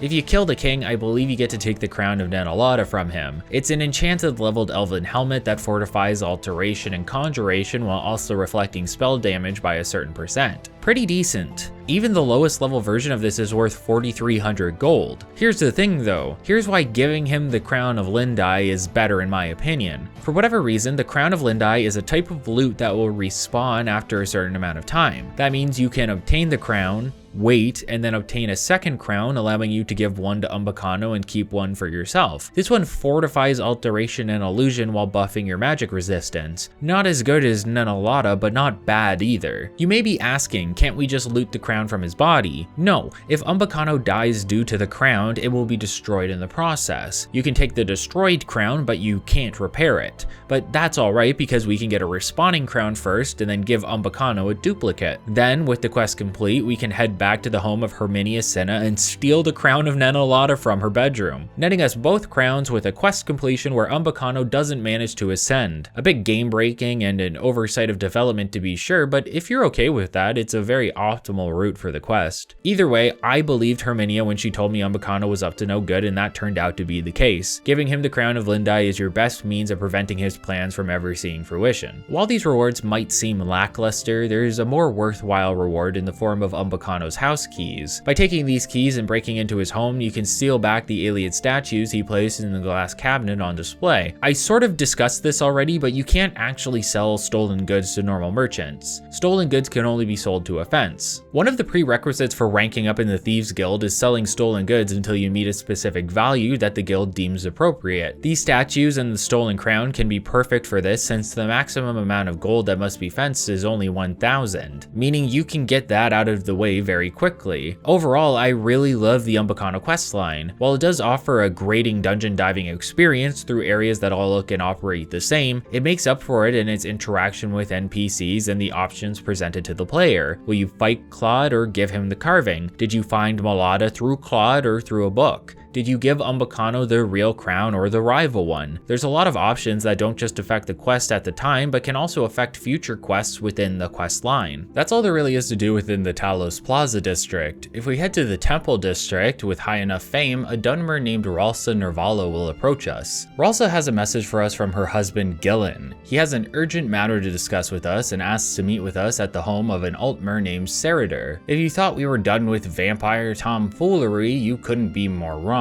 Oblivion has a surprising amount of focus and content surrounding vampires, potentially more than Skyrim, which is hilarious since they have the whole mediocre expansion based around it. Don't chop my head off for calling Dawnguard mediocre. Don't do it. When we get to Seridar's home, he takes us into the basement where we meet with him, Gillen, and Greythroat. As it turns out, these three are secret vampire hunters known as the Order of the Virtuous Blood. Great, more vampire hunters. I'm sure everything with these guys is on the up and up, unlike Raynal. Seridar explains to you that he witnessed Roland Genseric attempting to court a woman at night after hearing a scream. He watched as Roland bit into the woman's neck and killed her. Seridar tried to stop him, but the power of a vampire was too much and he was forced to flee. Now Roland has disappeared from the city and the Order is asking for your help as they are too weak to do anything against a vampire. Some hunters, right? 3 dudes who want to defeat vampires but are too weak to do so, forcing them to hire outside help. If you complete the quest this way, you only get paid something like 250 gold as well. Really insulting situation overall. And look at this, we're on another mystery/detective quest as we look into the death of the woman by the hands of a potential vampire. We are first directed to Roland's home where we can find a love letter addressed to him from a woman named Ralphina. This is the first major red flag that things aren't as they seem. It turns out that Roland and Ralphina had a cabin they would visit one another at, and this is most likely where Roland is hiding out. If you head to the cabin and interrogate him, Roland will have a different tale to tell. According to Roland, he began catching Ralphina heading out late at night. When he spied on her one night, he saw her approached by Seridar. Believing her to be cheating on him, he soon realized that she was in some sort of trance. When he approached the two, Ralphina ended up being flung to the ground and cracked her neck on impact, killing her. Roland was forced to run and Seridar went back to his home to begin concocting a plan to frame Roland. It makes sense. What better way to hide the fact that you're a vampire than by being part of the only vampire hunting group in the Imperial City? Additionally, Roland claims you will never see Seridar out during the day, which seems to be the case. He recommends checking in with Phintius at the first edition bookstore. Doing so will have Phintius divulge how Seridar often goes on expeditions to a particular cave near the city. Now at this point you may be wondering who is telling the truth here. Maybe Roland was leading this girl on so that she would be his next victim, or maybe he's telling the truth about Seridar. Well, this isn't one of those quests that is supposed to be a difficult decision. If you do your due diligence and investigate things, you'll realize quickly upon reaching the cave that it is infested with vampires. As you fight your way through, you'll reach Seridar, who has been waiting for you. Funny how you never surprise these guys in these caves. They always expect you to show up for some reason. Seridar never wanted to hire you, but the others did, and he had to keep up appearances. Now he expected you to figure things out, and so he waited here to kill you where there would be no witnesses. He then plans to kill Roland and the other 2 members of the Order. Big aspirations for a beanpole who didn't last 10 seconds against me in combat. With Seridar dead, we can return to Roland and he will express a desire to keep the Order running. Even if Seridar turned out to be a vampire, he still believes there's a need for a group like them. Once everything comes to light, the remaining members of the Order apologize to you and Roland for the mistake, and Roland ends up becoming the head of the group, leading to a happy ending for everyone except that loser nerd Seridar with his stupid toothpaste wave haircut. You get the best reward for this ending as well. Not only do you earn an enchanted ring, but Roland will pay you 250 gold for every unit of vampire dust you bring him. That's 5 times what you would typically sell it for if you manage to haggle it to 100% of its value. And there are plenty of vampires to fight, so I recommend stocking up on the dust early. It's easy money. What else could there be to do in the Imperial City at the moment? Surely not more investigative work, right?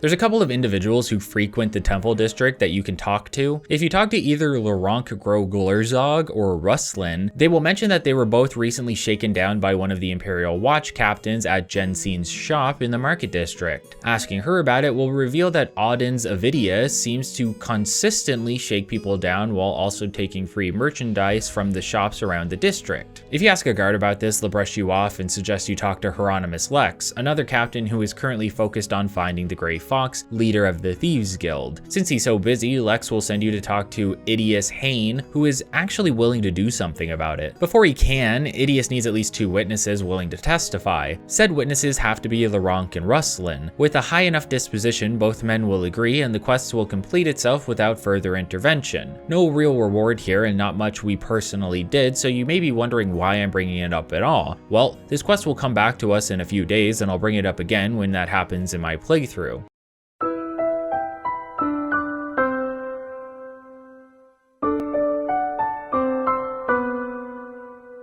Hopefully. I think I did. We're almost ready to continue the storyline, but guess what?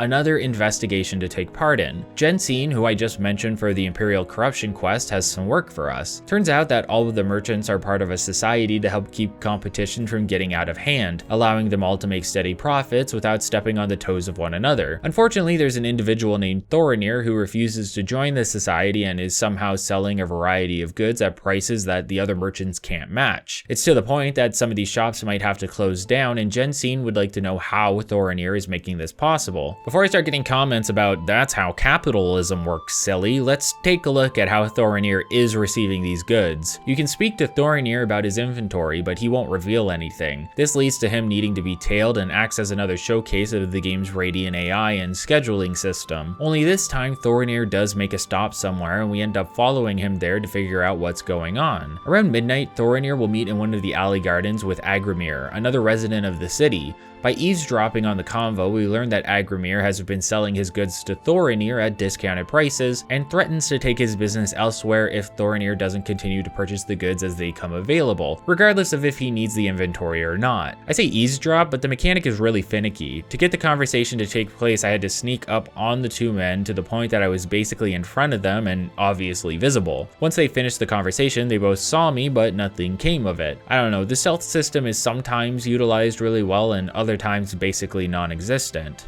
It's the same with tailing Agramir. He doesn't actually care that we are following him. It's like it's not a factor and sort of immersion breaking in that sense. We can follow Agramir to his home, but the game informs us that we can't investigate until he's outside the premises as he blocks the door from the inside. Once he's gone, we can break in and head down into the basement to find a bunch of muddy bones, boots, shovels, and loot, as well as a manifest detailing the tombs and graves within the city of the recently deceased that Agramir has been looting. So we're dealing with grave robbers, but it didn't seem like this was apparent to Thorinir. If we bring him this information, he's shocked and agrees to help you by suggesting you check out the Trentius' family mausoleum. Sure enough, when you arrive, it seems the tomb was recently opened. Am I right in calling it a tomb? Are tombs and mausoleums different? When you head into the mausoleum, you'll be locked inside with Agramir and his bodyguard who has a leveled set of gear. I remember originally doing this quest for the first time and the dude had dwarven armor on. It was the first time I had seen it, and so I thought it was really unique. Needless to say, I was surprised when I played the game again and the bodyguard was wearing something else. I didn't understand the concept of level systems at the time. Once again, we were expected. We simply can never get the jump on anyone in this game. Agramir knew we were coming, and as it turns out, the place had already been looted. Now there's a freshly opened grave where they plan on storing your corpse after they kill you. Again, pretty comical since these guys didn't stand a chance against us at this point, leading to both of them being killed in the process while we grab Agramir's dirty shovel as evidence of his misdeeds. How a shovel is evidence, I am unaware of. It's not like they're looking for fingerprints here. Either way, we return the shovel and manifest to Jensine, who had a long conversation with Thorinir. Thorinir has agreed to join the society, and the society has decided to abscond his name from the criminal record. As a reward, we get a ring from Thorinir and some gold from Jensine. I like to think of these quests within Oblivion as their own contained episodes within a television show. You're watching the adventures of the hero of Kvatch as he gets into some new zany predicament with each episode. And only sometimes do they advance the plot revolving around Oblivion. No better is this presented than in the next quest I want to discuss. I think that within the quests you pick up in the Imperial City, an unexpected voyage is both the coolest and potentially the most easily missed. That's because you don't need fame or rumors to start it. Instead, you need to visit a unique inn found within the waterfront district,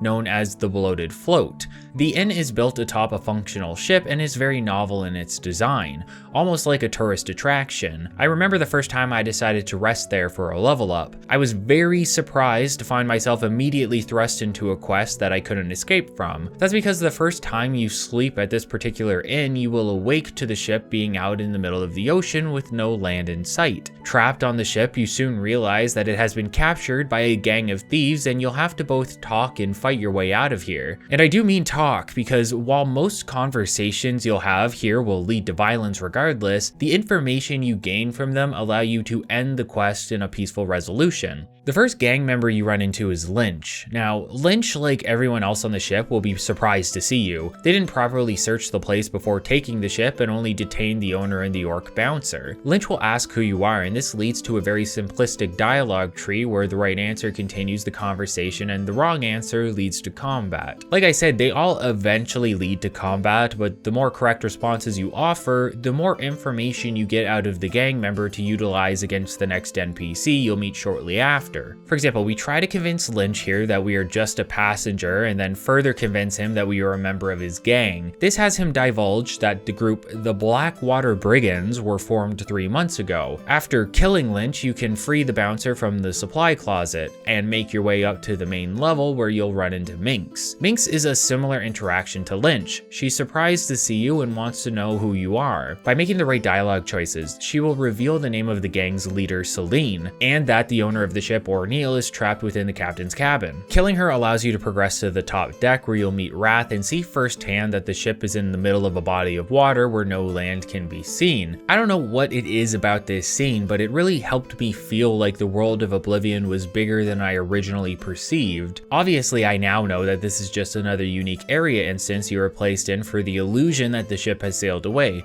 but the attempt was still effective and impressive to me when I was younger, and I think it still holds up today for what it's trying to do. Wrath can inform you that the purpose of stealing the ship was to find a treasure known as the Golden Galleon. He also mentions that a safe house in Bravil is the next destination for the gang before you are forced to kill him. Finally, we can head into the captain's cabin and talk to Celine. This is where all the knowledge gathering pays off since we don't actually have to kill her. You can instead force her to surrender. We can mention we took the key from Wrath and that we want to join the gang. When Celine mentions the gang formed some time ago, she tries to recollect when that was, and we can inform her that it was 3 months ago, which impresses her. We can then inform her that we know she is looking for the Golden Galleon, and that we also know where her safe house is in Bravil, dumbfounding her with our deductive abilities. Shocked that we know so much, Celine surrenders and gives us her enchanted blade as a reward. We can then lock her up in one of the rooms before Orneal and his bouncers deliver us back to the Imperial City. Once we awaken from another sleep, we are back in the waterfront district. Talking to Orneal reveals that he made up the story of the Golden Galleon to drive sales, and while it worked,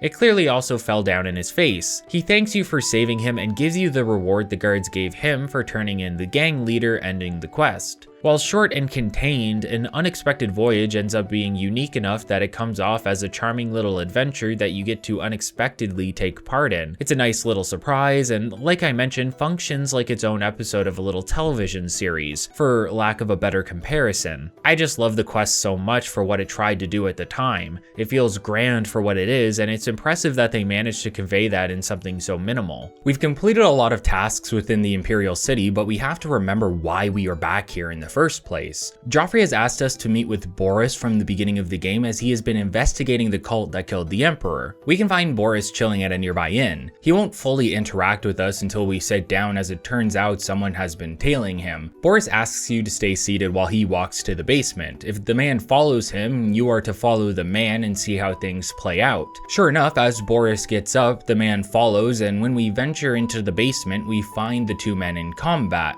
as the tale turns out to be an assassin from the Mythic Dawn. This is also where you first hear the name Mythic Dawn, as this has been what Boris was investigating. The quest at hand is probably one of the better ones in the main quest line. In fact, I find a lot of the interest and creativity wanes as we get further and further into things involving Mehrunes Dagon and the Oblivion Crisis. What makes the quest enjoyable is what you find on the body of the dead assassin, a copy of the Mythic Dawn commentaries, Volume 1, written by Mankar Cameron, the apparent leader of the cult. Boris suggests taking the book to Vaermina at the Arcane University. Luckily, you don't need to be a member of the university to access NPCs related to important quests, so we can go there and see her immediately. It could have been more interesting if you were required to gain access through the Mages Guild to the Arcane University in order to talk to Vaermina, while offering non-mage related quest completion options. That's unfortunately not the case, and I can understand why while still being a bit disappointed. The optional factions in the game have no real way of being tied into the main quest line or into the overarching storyline. There's no real way to naturally be introduced to these factions without going out of your way and exploring. That's not necessarily good or bad. I just believe that in this instance, we see an opportunity to give the player a reason to start focusing on the guild, especially if they have been solely focusing on the main storyline, which I believe to be a huge error. Despite what the developers intended. Focusing on the main storyline too much and not experiencing everything else the game has to offer leads to a lackluster experience overall. Still, like I mentioned, this is one of the better quests in the package, and Vaermina here is going to briefly explain to us why that is. Vaermina informs us that she is aware of the commentaries, Mankar Cameron, and the Mythic Dawn. She believes that the commentaries come in 4 volumes and they are the key to tracking down the cult. Unfortunately, she has only ever seen 2 volumes, as the 3rd and 4th are extremely rare. As with anything book related, she directs us to the 1st edition bookstore in the Market District to talk to Fintius, the proprietor. So what we have is a need for all 4 volumes and a search for a 3rd and 4th volume, as Vaermina has provided us with the 2nd one. Fintius is our only lead, so we can head over and ask him about it. As it turns out, he has a copy, but it's already on hold for a wood elf named Gwynnis. Fintius seems to revel in divulging this information to us, as if he takes enjoyment in not being able to help us for some reason. It's a weird delivery, but could have to do with the script reading process the voice actors went through that I mentioned previously. If you don't remember, they read lines in alphabetical order, so there are times where the tone makes little sense. We can boost Fintius's disposition to 80 and he'll sell us the book. We can steal it from him, or we can wait for the wood elf to show up and then try to get the book from them, which has its own set of options. Waiting for Gwynnis is the more optimal route to take, as regardless of how you get the book, you still need a note that Gwynnis has on his person. You can either try to convince him to give you the book, pickpocket it along with the note, or kill him. Convincing him isn't very difficult though. Gwynnis clearly knows what he is doing with the book, as he has an interest in Daedric cults and worship, although it mostly seems scholarly. When you inform him the Mythic Dawn killed the Emperor, he wants nothing to do with the book and hands it off to you. Luckily, he will also inform you that the only way to get volume 4 is from another member of the cult, and he has a meeting set up for one, meaning you'll have to take his place. Around this time, Boris will begin to hunt you down to see how things are going.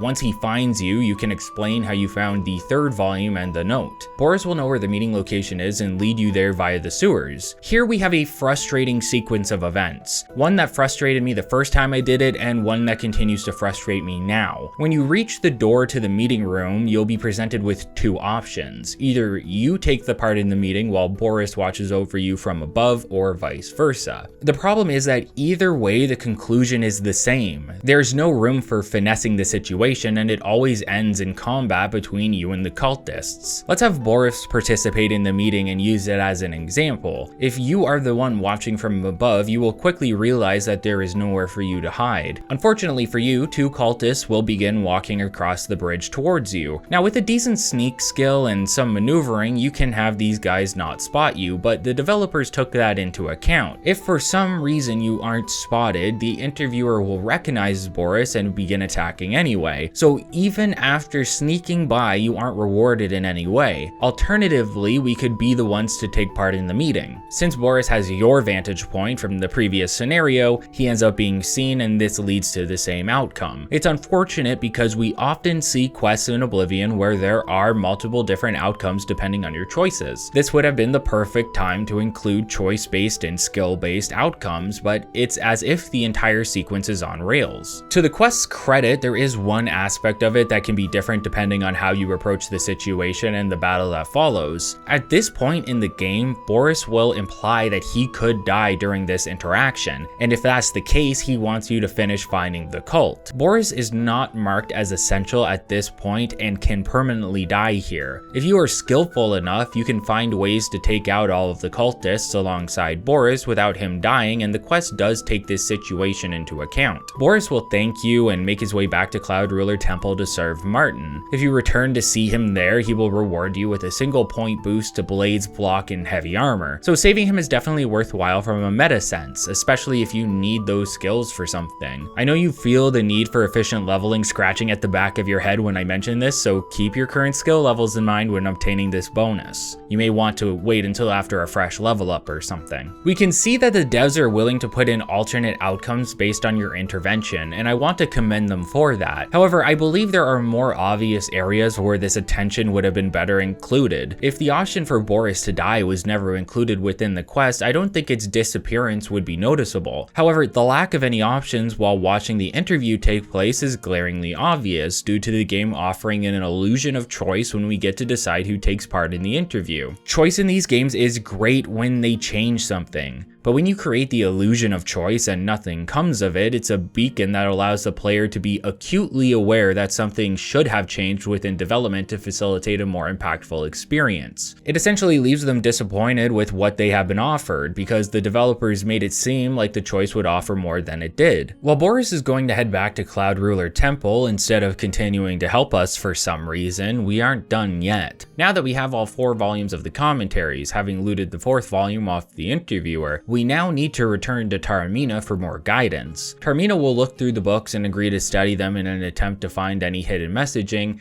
asking you to come back in a day if you need more advice. If you still can't figure it out, you can give her all of the volumes and wait additional time until she solves the riddle for you. But luckily for the player, that isn't necessary. At most, I would suggest waiting at least the first day so you can get some advice as to what you are looking for within the commentaries. Vaermina will suggest that the message may be hidden within the first word or letter of each paragraph. Sure enough, if you attempt to form a phrase out of each red letter found at the start of each paragraph, you will get the message, Green Emperor Way where tower touches midday. Now, even after solving this myself the first time, I didn't actually know where the Green Emperor Way was. Turns out it's the area surrounding the Imperial Palace, and we were just there dealing with Agramir. You may spend some time looking around the area with no luck, but the riddle presented within the commentaries explains that the tower must be touching the midday sun, suggesting that what you are looking for will appear around noon. Sure enough, if it's the right time, you can find a glowing map on one of the structures in the graveyard. The map points you to Lake Arius Caverns and concludes the quest while starting the next one. Overall, I would say that the search for the cult is a rewarding experience, but it really is just another investigation to take part in and solve. It really feels like Oblivion is more so a detective story than a fantasy adventure. I love these types of missions. The only way it drops the ball is in the lack of choice and consequence, while making up for this somewhat by offering the player freedom to solve something using their own deductive abilities, while having the option of being told the answer if they get stumped. It's not perfect, and nothing in Oblivion is, but that doesn't act as an excuse when the quest could have still been better in multiple avenues, and that will be a running theme throughout the main storyline, I fear. I'm not asking for perfection, just some options. Our next stop is the cave I just mentioned, but it's fairly close to Cheydinhal, so we'll use this as an opportunity to go over 2 more side quests, one of which is potentially the most visually creative within the game.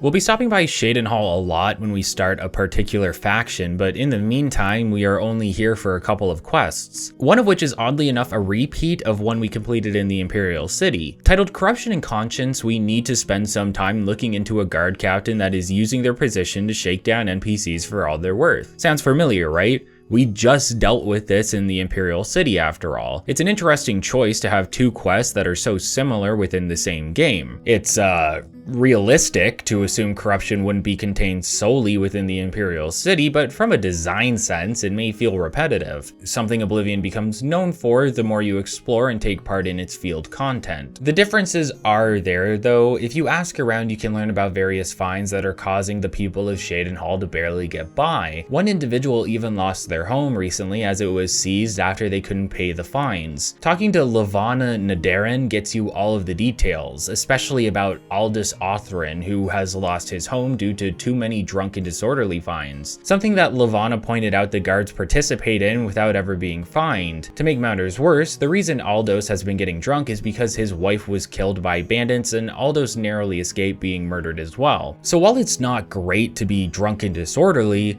Aldous clearly needs actual help, and Ulrich Leland, the new captain of the guard, has chosen to capitalize on Aldous's misfortune rather than offering assistance. Nadarin mentions that Garrus Dorelian, the guard's second in command, has been the most vocal about his disgust with Ulrich's abuse of authority. If you talk to him, he mentions needing a witness in order to do anything about Ulrich and asks you to convince Aldous. So far, everything is the same as the quest we dealt with previously. However, if we approach Aldous about this, things will not go as planned. Aldous will instruct you to follow him as he makes his way back to his home, which has been seized by the guard. There's even a watchman in front of the house, making sure no one enters. The following scene occurs without you being able to intervene. Stand clear. This is my house. Get out of the way. Move, I say. Sir, this property has been seized by his lordship, the Count of Cheydinhal. Leave immediately. I said move, or by my ancestors, I'll put you on the ground with a split lip. Sir, I must warn you that threatening a city guardsman is an offense punishable by a fine of no less than 50 gold. Pay, or be jailed. You swit! How dare you! Ulrich be damned! He can take his fine and stuff it up his backside. You've been warned. You're now under arrest. Please, come with me.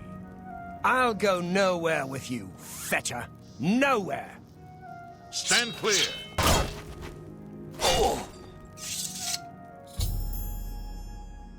If you're listening to this rather than watching, Aldous insulted a guard and refused to pay the fine, leading to an altercation that led to his death. Things aren't going to be as simple as the Imperial City this time. If you inform Levana about Aldous's death, she will mourn for him and explain that she was starting to grow fond of him, and was going to offer that he come live with her. This ends up fueling Levana with the need to avenge Aldous and suggests that you and her will have to take matters into your own hands since the guards aren't doing anything about it. There is the major choice within the quest. Do you side with Levana and trick Ulrich into a spot where he can be killed by Levana, or will you help Garrus prove to the Count that Ulrich is crooked? Each method requires different things from the player, such as you leading Ulrich to Levana's house for him to be murdered. If you agree to help Garrus, as I did in this playthrough, he will give you a key to Ulrich's private quarters and look the other way as you break in. However, if you get caught by another guard, Garrus can't help you. When you break in, you find a note showing Ulrich has been sending the funds he has been confiscating to his family. This is enough evidence for Garrus to bring to the Count, and he asks you to meet him at a nearby inn in a couple of hours. If you help Levana, she, no joke, summons 2 rats to eat Ulrich. In the context of game mechanics, they just kill him and you can loot the corpse if you want. Unfortunately, Levana gets arrested for this and Garrus scolds you for acting as an accomplice. For some reason, only Levana gets arrested here and you actually get rewarded for acting for the good of Cheydinhal, which is crazy to me. You directly led to the murder of the man. Regardless of how you look at it, his death is on your hands as much as it is Levana's. Just seems like a really weird conclusion to the act, a bit of a hand wave so that the player can keep progressing along unimpeded. I really don't get it since the game has a jail system. Instead of getting rewarded, you should just go through the normal arrest or resist process. If you chose to help Garrus, he will inform you at the end that Ulrich has been stripped of his title and arrested. He'll reward you with more gold than if you helped Levana, and regardless of your choice, he will be promoted to captain of the guard. Alternatively to both options, you can kill Ulrich yourself if you want, and this actually does lead to jail time since it functions the same as any other form of assault in the game. If there are witnesses, you get a bounty and then guards act accordingly. Even if Ulrich dies in a way that looks like an accident, Garrus will still scold you for murdering him, which I found to be an odd oversight considering they have mechanics like poison apples to create these scenarios. While the quest may come off as repetitive, assuming you completed the similar one in the Imperial City first, it does manage to turn the storyline on its head and come into its own about halfway through. Although if you did this quest first and then the one within the Imperial City second, you may end up finding the latter to be fairly bland in comparison. It's alright for what it is, even if I consider some of the conclusions to be illogical. Before we leave Cheydinhal, I mentioned that there was a quest that I considered the most visually creative in the game. That quest is called A Brush with Death. If you ask around the town, you can learn that Tavella's husband has gone missing. If you head to her home and ask her about it, she will ask you to search for him and explain that he disappeared from within his study. The room is locked whenever he's in there as to not be interrupted. After not exiting the study for some time, Tavella used an emergency key to open the door, only to find that her husband was gone. The only way out of the study was the door, so it's a real mystery. If you agree to look for him, you can start by exploring his study and looking around. The husband, Ryth, is a famous painter due to his landscape portraits looking so lifelike. There is one such painting being worked on in the study, and interacting with it will suddenly teleport you into a new world made entirely of painted textures. I believe this is one of the most truly beautiful areas in the game. Everything from the ground, the trees, trees, the leaves, and the sky are all retextured to have the illusion that they were painted on. It's as if you are within a living painting and you get to spend some time exploring this area after talking to Ryth, who is here to greet us as soon as we enter. Ryth questions who you are and explains how he ended up trapped here. Turns out the reason Ryth is so talented at painting is because he has an enchanted paintbrush that was handed down to him from his father. The brush allows Ryth to enter the canvas and paint the blank world around him using only his mind, although he does like to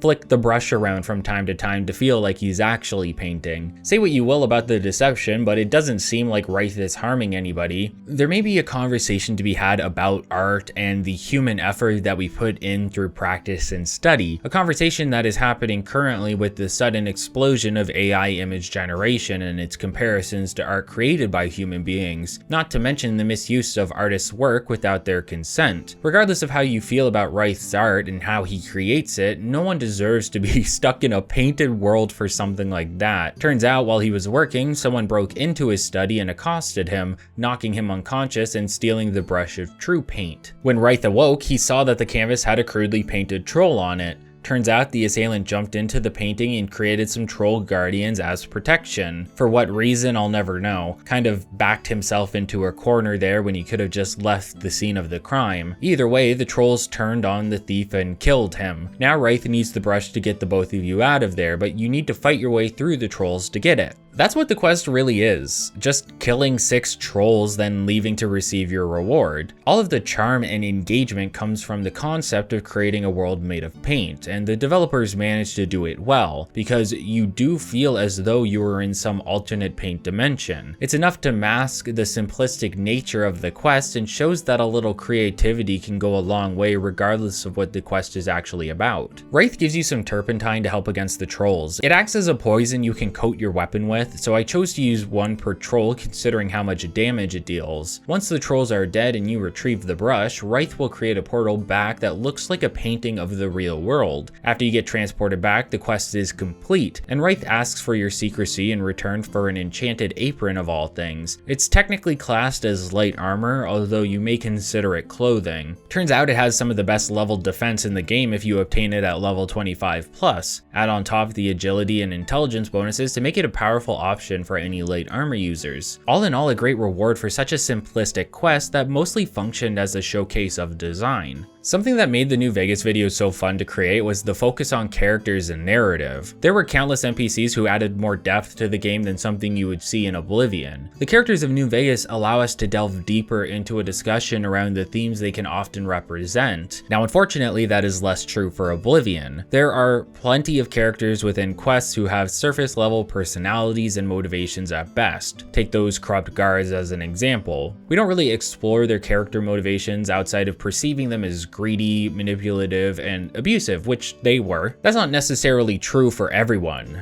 Thorinir from the Unfriendly Competition quest, as an example, represents greed and the effects of artificially manipulating the market by receiving supply at prices that aren't typically feasible, and then ruining the value of other shops in the process. There's something to explore there about market manipulation and how that can contrast to our real world, but I feel like I would be grasping at straws in an attempt to explain how the developers are trying to convey this to you. And that's because Oblivion isn't so much about messaging, at least not as intensely as something like New Vegas. Obviously, market manipulation is bad. Obviously, you should try to stop the corrupt guards. I've said this already, but Oblivion isn't a game about morality and messaging. It has its themes for sure, but those themes are used to just facilitate you being a hero. For you to be good and do good, except for those few quests and that one faction where you do bad. It's not a game that contests the idea of the Dark Brotherhood. You can participate in that faction or not, but we never explore the evil nature of such a faction existing. Because in this setting of this game as a game, we don't care, but we could. Oblivion could have explored these ideas. It could have added to the narrative with themes surrounding the inner workings of the Empire and Cyrodiil and see what those can say about our real societies and cultures. It could have done that, but it doesn't have to. I would say the biggest example of the game exploring specific themes happens within the Shivering Isles specifically. That isn't to say that it doesn't happen here, but it's few and far between. On top of this, it doesn't give much incentive to talk to the NPCs around you to learn about them. I don't want to compare Oblivion too much to a newer game, but as an example, New Vegas allowed us to learn more about our companions and certain NPCs through dialogue directly related to unlocking certain aspects of those characters or paths within quests. The closest thing you have to that here is raising someone's disposition to a high enough value that they will stop keeping secrets from you. It's very bare bones for what it is, and I wish I could say it was revolutionary at the time of release, but that isn't true. Sure, having all of the voice acting was pretty crazy, but there were plenty of games before Oblivion that offered grand RPG experiences, while also having a lot to say and explore within the text. Really, the main story of Oblivion is shown through how Martin manages to go from a nobody priest to the Emperor and then makes the ultimate sacrifice for the people of Tamriel while getting you to do all of the hard work along the way. I bring this up for a couple reasons. For one, something I noticed that is different in this retrospective in comparison to Fallout 3 or New Vegas is that there was a lot less to say about the characters. Sure, you can learn a lot about Martin if you take the time to talk to him, but there is rarely any incentive to do so. And so what happens is we explore this game a bit differently. Rather than focusing on the people and narratives that made a game like New Vegas so strong, we instead focus on the exploration and level of mechanical creativity we find in quests, forcing me to focus on many of the side quests more than I would in another game. Maybe forced isn't the right term here because I am actively enjoying talking about them. There is just a change in structure that is noticeable to me, not necessarily a detrimental one. I also bring this up because we are now going to find ourselves at the cave which houses the Mythic Dawn, and we are going to be offered a choice here. A choice that doesn't matter, that doesn't say anything about our character, and that has no further implications or consequences. As we enter the cave proper, we will approach a door guarded by one of the Mythic Dawn members. He asks for a passphrase which you give, and you are then essentially a member of the Mythic Dawn with the initiate role. A man by the name of Harrow will approach you asking for all of your belongings.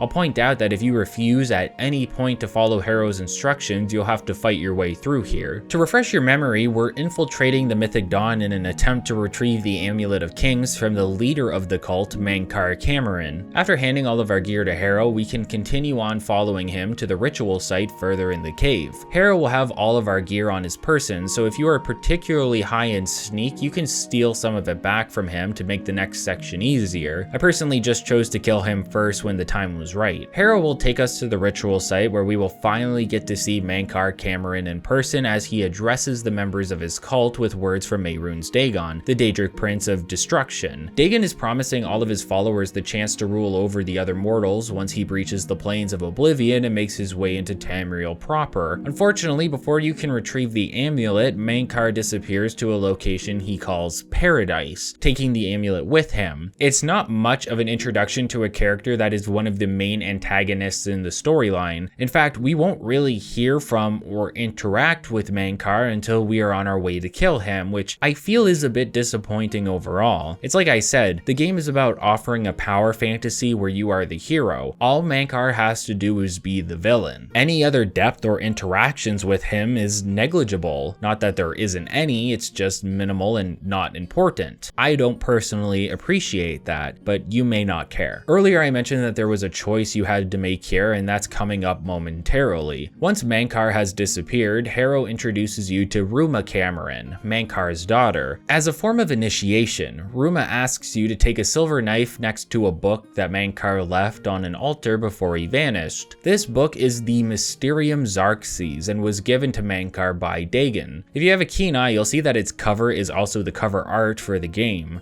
The book has the ability to be a powerful corrupting force to anyone that reads it, requiring readers to have some form of magic protection. Later, Martin will mention that even holding the book is dangerous, implying that what Mankar read within may have put him down the path not totally of his own free will. We'll come back to the book in a second, but Bruma wanted us to grab that knife. By a nearby statue is an unconscious Argonian prisoner named Gelius. In order to prove yourself, you are to sacrifice Gelius by killing him with the knife. You may think this is some sort of big morality check in the game, but as we have already figured out, this is not the intended design of Oblivion. Instead, the choice is entirely up to you. Killing Gelius does have a benefit, even if it's small. If you do so, the Mythic Dawn will welcome you, and you can wait around for a more opportune time to grab the Mysterium Xarxes. ways. If you refuse to kill Julius, you'll have to fight through a larger group of cultists right away. Either way leads to combat, but one may be a bit more optimal. Isn't that kind of weird?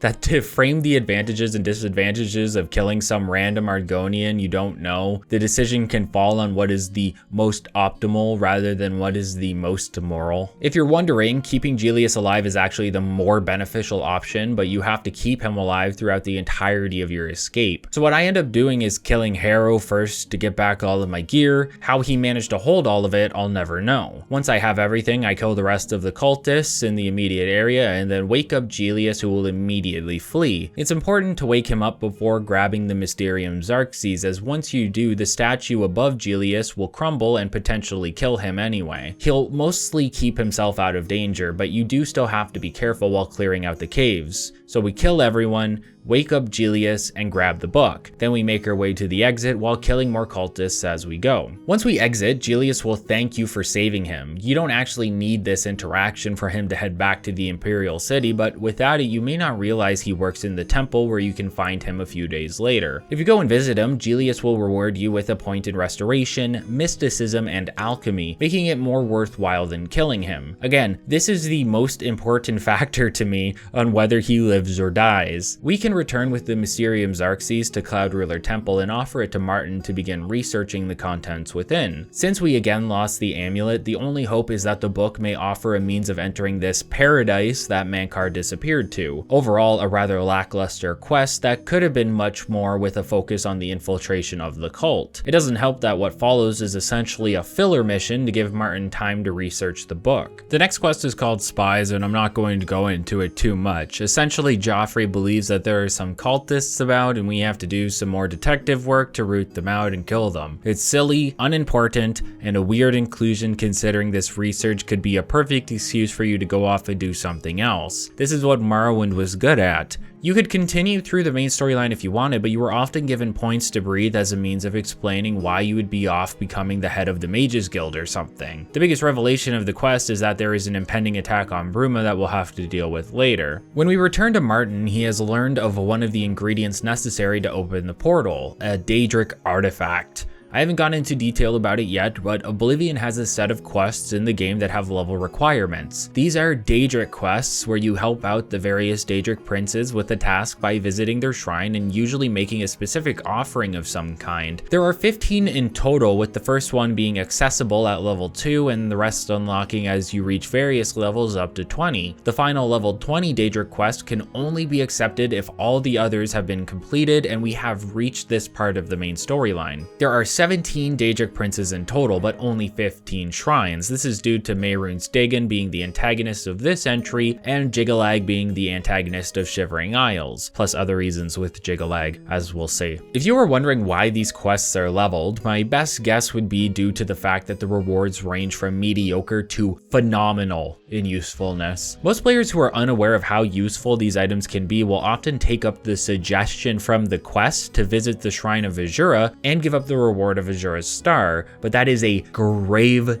misstep, as the star is a soul gem that cannot be destroyed with grand level storage, meaning it can be filled up multiple times. What I'd like to do now is travel around Cyrodiil and visit each of the shrines while picking up some quests from the towns we haven't visited along the way. As of writing this, my character is around level 15, but through completing the Daedric and town quests, as well as my own exploration, we should end up fairly close to 20, if not surpassing it, by the time we reach the need for the prerequisite.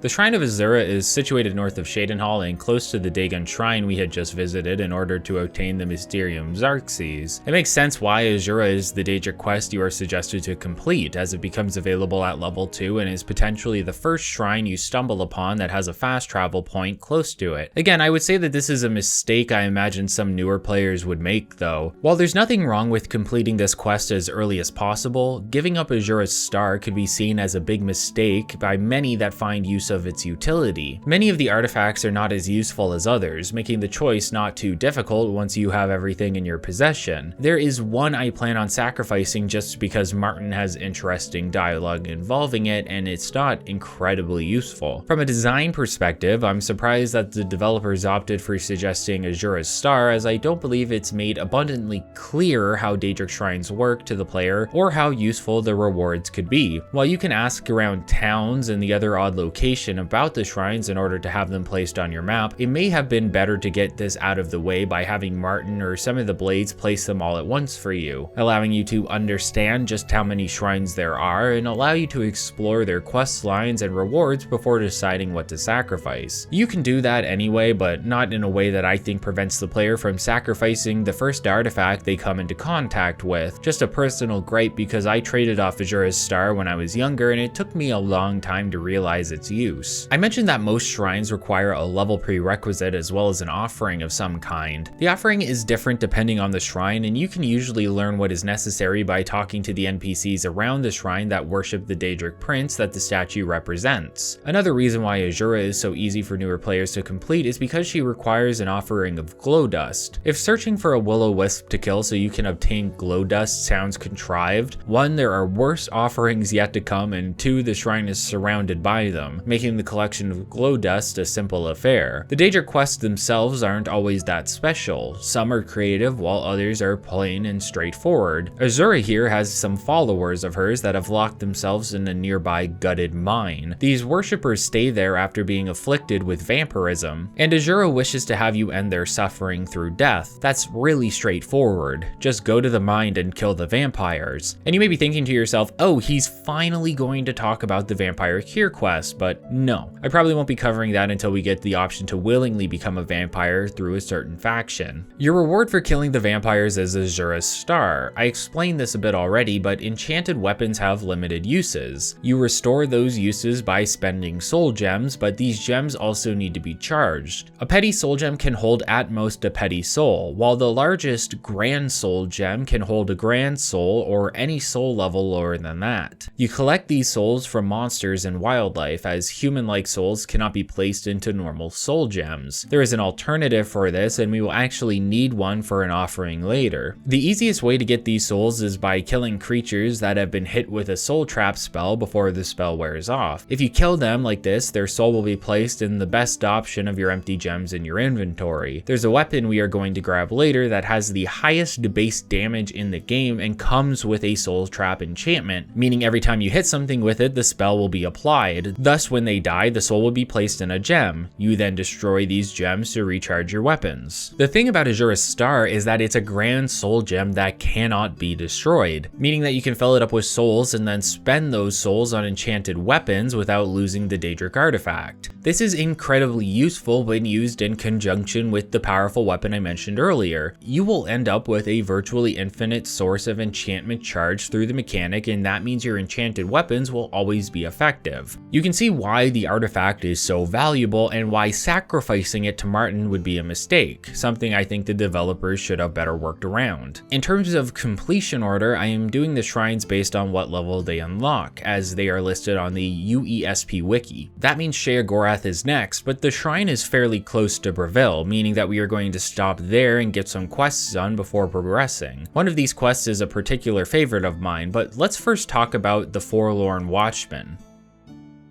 Just kidding, the Inn of Ill Omen is near Bravil and Leyawiin, so it makes sense to stop there real quick. Lucian asked us to assassinate someone that was staying there, and it's a simple affair. You can ask the innkeeper about Rufio, and he will let you know that the man is staying semi-permanently in the basement. If you head down, you can usually find him asleep and perform a sneak attack for an easy kill. If you're wondering why we are killing Rufio, it needs to be explained that a ritual is completed by individuals who want someone killed. The ritual is known as the Black Sacrament. An individual must create an effigy of the victim using actual body parts before praying to the Night Mother, the technical leader of the Dark Brotherhood who they all pray to. Why this works, I'm unsure. I suppose it's just to please the spirit, but I don't know of any payment that actually takes place, making me wonder how the Brotherhood manages to operate efficiently and reward you for completing your contracts. An individual named Claudius Arcadia took part in the Black Sacrament to have Rufio killed due to him murdering an unknown unknown female character that seemed connected to Claudius in some way. As a nice attention to detail, you can actually find Claudius in the Imperial prisons after getting arrested for performing the ritual, suggesting that the guards know about the Dark Brotherhood and it's against the law to pray to them. Of course it would be, but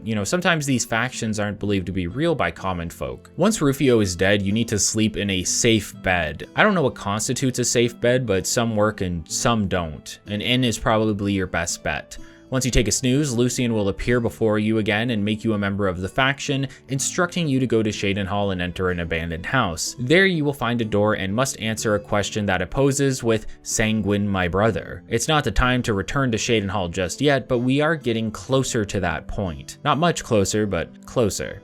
Bravil is one of the poorest cities in Cyrodiil. Rather than your typical homes seen within most cities, these are shacks stacked upon one another. It's similar to the waterfront district in the Imperial City where we bought our first home. Yeah, you get to buy a shack for 2,000 gold there. I haven't brought up the topic of player housing much yet because it's kind of an underutilized aspect of the game until the DLC. For the most part, homes act as a safe space to store extra gear and loot that you don't want to sell. Mechanically, you can get by with the cheapest home, which is the shack I mentioned in the Imperial City. What makes the homes a little more interesting and expensive is that many of them require you to visit a merchant for upgrades. You can purchase a dining room upgrade and a storage upgrade in your waterfront home as an example. These purchases aren't furniture themselves, but some sort of note-like key item that will automatically change the look of your house's interior when purchased. This also means you can haggle to try and get a better price out of them, as the base prices of the upgrades usually end up being similar to the price of the house. Chances are you will spend more due to the game's mercantile mechanics. At its core, the player housing system is bare bones at best. It's meant to act as storage and as a money sink for role-playing purposes. The longer you play and progress through Oblivion, the easier it becomes to make gold, and you're going to want to spend that gold somewhere, so here you go. It gets the job done while leaving something to be desired. Luckily, this isn't always the case. A few houses in the game have quests tied to them, so we will discuss those as they arrive. There's one in Skingrad that we haven't talked about even after visiting there because it's the most expensive house to purchase in the game, and I didn't have the funds to do so at the time, but we will. Where player housing becomes more interesting is in the housing DLC. These are themed DLC homes for the player that usually focus on a specific playstyle, such as melee, magic, and thievery. We're not going to focus on those just yet, as I'm waiting until we are closer to factions to do so, especially since Frostcrag's Spire is directly connected to the Mages Guild locations within each city. Anyway, Bravil is a poor city and therefore buying a home there is relatively inexpensive. Not that the value of the city seems to matter in this game. I could have preferred to spend more to buy a house in the Imperial City proper rather than one on the waterfront. One of the first rumors you may hear about within Bravil revolves around a ghost that appears near the shoreline every night. It's not just a rumor, as everyone seems to know about the ghost. The supernatural are also commonplace within a setting like Oblivion, so it's not surprising that people have just adapted and learned to live with these types of occurrences. That being said, no one is willing to approach the ghost even though the man doesn't seem to be hostile, for fear that he may lash out at them. If you head to Banwatch Camp, where the ghost usually first appears, and wait until 8 PM, he will show up and begin walking along the shore. You can attempt to talk to him, but he'll ignore you. If you follow him through the entire path, eventually the ghost will stop and converse with you. The ghost informs you that he was once Grantham Barkley, and he is now trapped within the mouth of the Panther, but it isn't immediately clear what that is. Heading back to town and asking around, you can learn that the mouth of the Panther is where the Panther River opens up into the Niben Bay. It's a dangerous area for ships due to all the rocks jutting out. If you head to the described location, you'll find a damaged ship that, for some reason, caused my game to explode into the color orange. Whenever I looked at the ship, the textures on the models around the area would all change to the off-putting color, and I don't know why. It's possible that this is due to the level of detail changes or any tweaks I made while playing, but I'm unsure. As of writing this, it's still the only time I've seen this happen, and I think would be the only time throughout the entire playthrough. I don't remember seeing it again. Credit where it's due, you don't need to gain this extra information about the mouth of the Panther to find the ship. The ghost will point in its general direction, and if you follow along, you'll reach the ship and be able to continue the quest. Within, you find a logbook that explains a mutiny took place, and during their takeover, the ship crashed into the rocks of the Panther, leading to everyone's apparent death. I know it's hard to tell, especially if you're only listening to it, but the ship is mostly fine. It didn't sink or anything like that, it was just damaged and forced to crash into the shore. How this killed everyone is beyond me, but I'm also not a sailor. A small forced stop in even slow-moving cars can cause injury, so who knows. This is like when everyone got launched out of the Ebon Hawk at the end of Knights of the Old Republic 2, which I have a video about and you should watch it. It just doesn't make a lot of sense to me. The rest of the quest is simple. You explore the guts of the ship and kill the ghost of one of the mutineers. Then you have to save Grantham by freeing his skeleton from the chains that bind him. Once you do, Grantham will appear and thank you for your kind deed. He then offers you a map that will lead you to a reward. A pretty nice reward from a creative sense. Having to use a map to find a hidden treasure cache underwater adds a little bit of extra immersion to the setup rather than having a ghost just hand you a bunch of gold and enchanted equipment. My favorite quest within Bravil is known as Through a Nightmare Darkly, a play on the biblical phrase through a glass darkly, generally known to mean having an obscure or imperfect vision of reality, fitting since we are about to dive into a dream world of a man trapped in a never-ending slumber. If you head to the Mages Guild, there's an Argonian woman named Kadei who needs some help. A friend of hers is lost and she would like your assistance in finding him since she can't ask anyone at the guild. The reason for this is because the individual she is looking for isn't missing at all. Rather, he is lost within his own mind due to dream exploring gone wrong. Kadei doesn't want her friend to be punished for this and is looking for outside help to remedy the situation. Technically inside help because I accidentally became an initiate of the guild around this time. Kadei will lead you to a house where Hennetir is sleeping. She informs you that the reason she hasn't gone in herself is because Hennetir would recognize her and potentially just assume she was a figment of his dream world. Therefore, a stranger is necessary to kind of shock Hennetir into realizing he's trapped within his own dream. In order for you to enter his dream world, Kadei provides you with an amulet and a bed beside him to sleep in. Sleeping too far away may cause you to not connect to Hennetir's dream and you could find yourself locked away as well. So that's what we're going to do.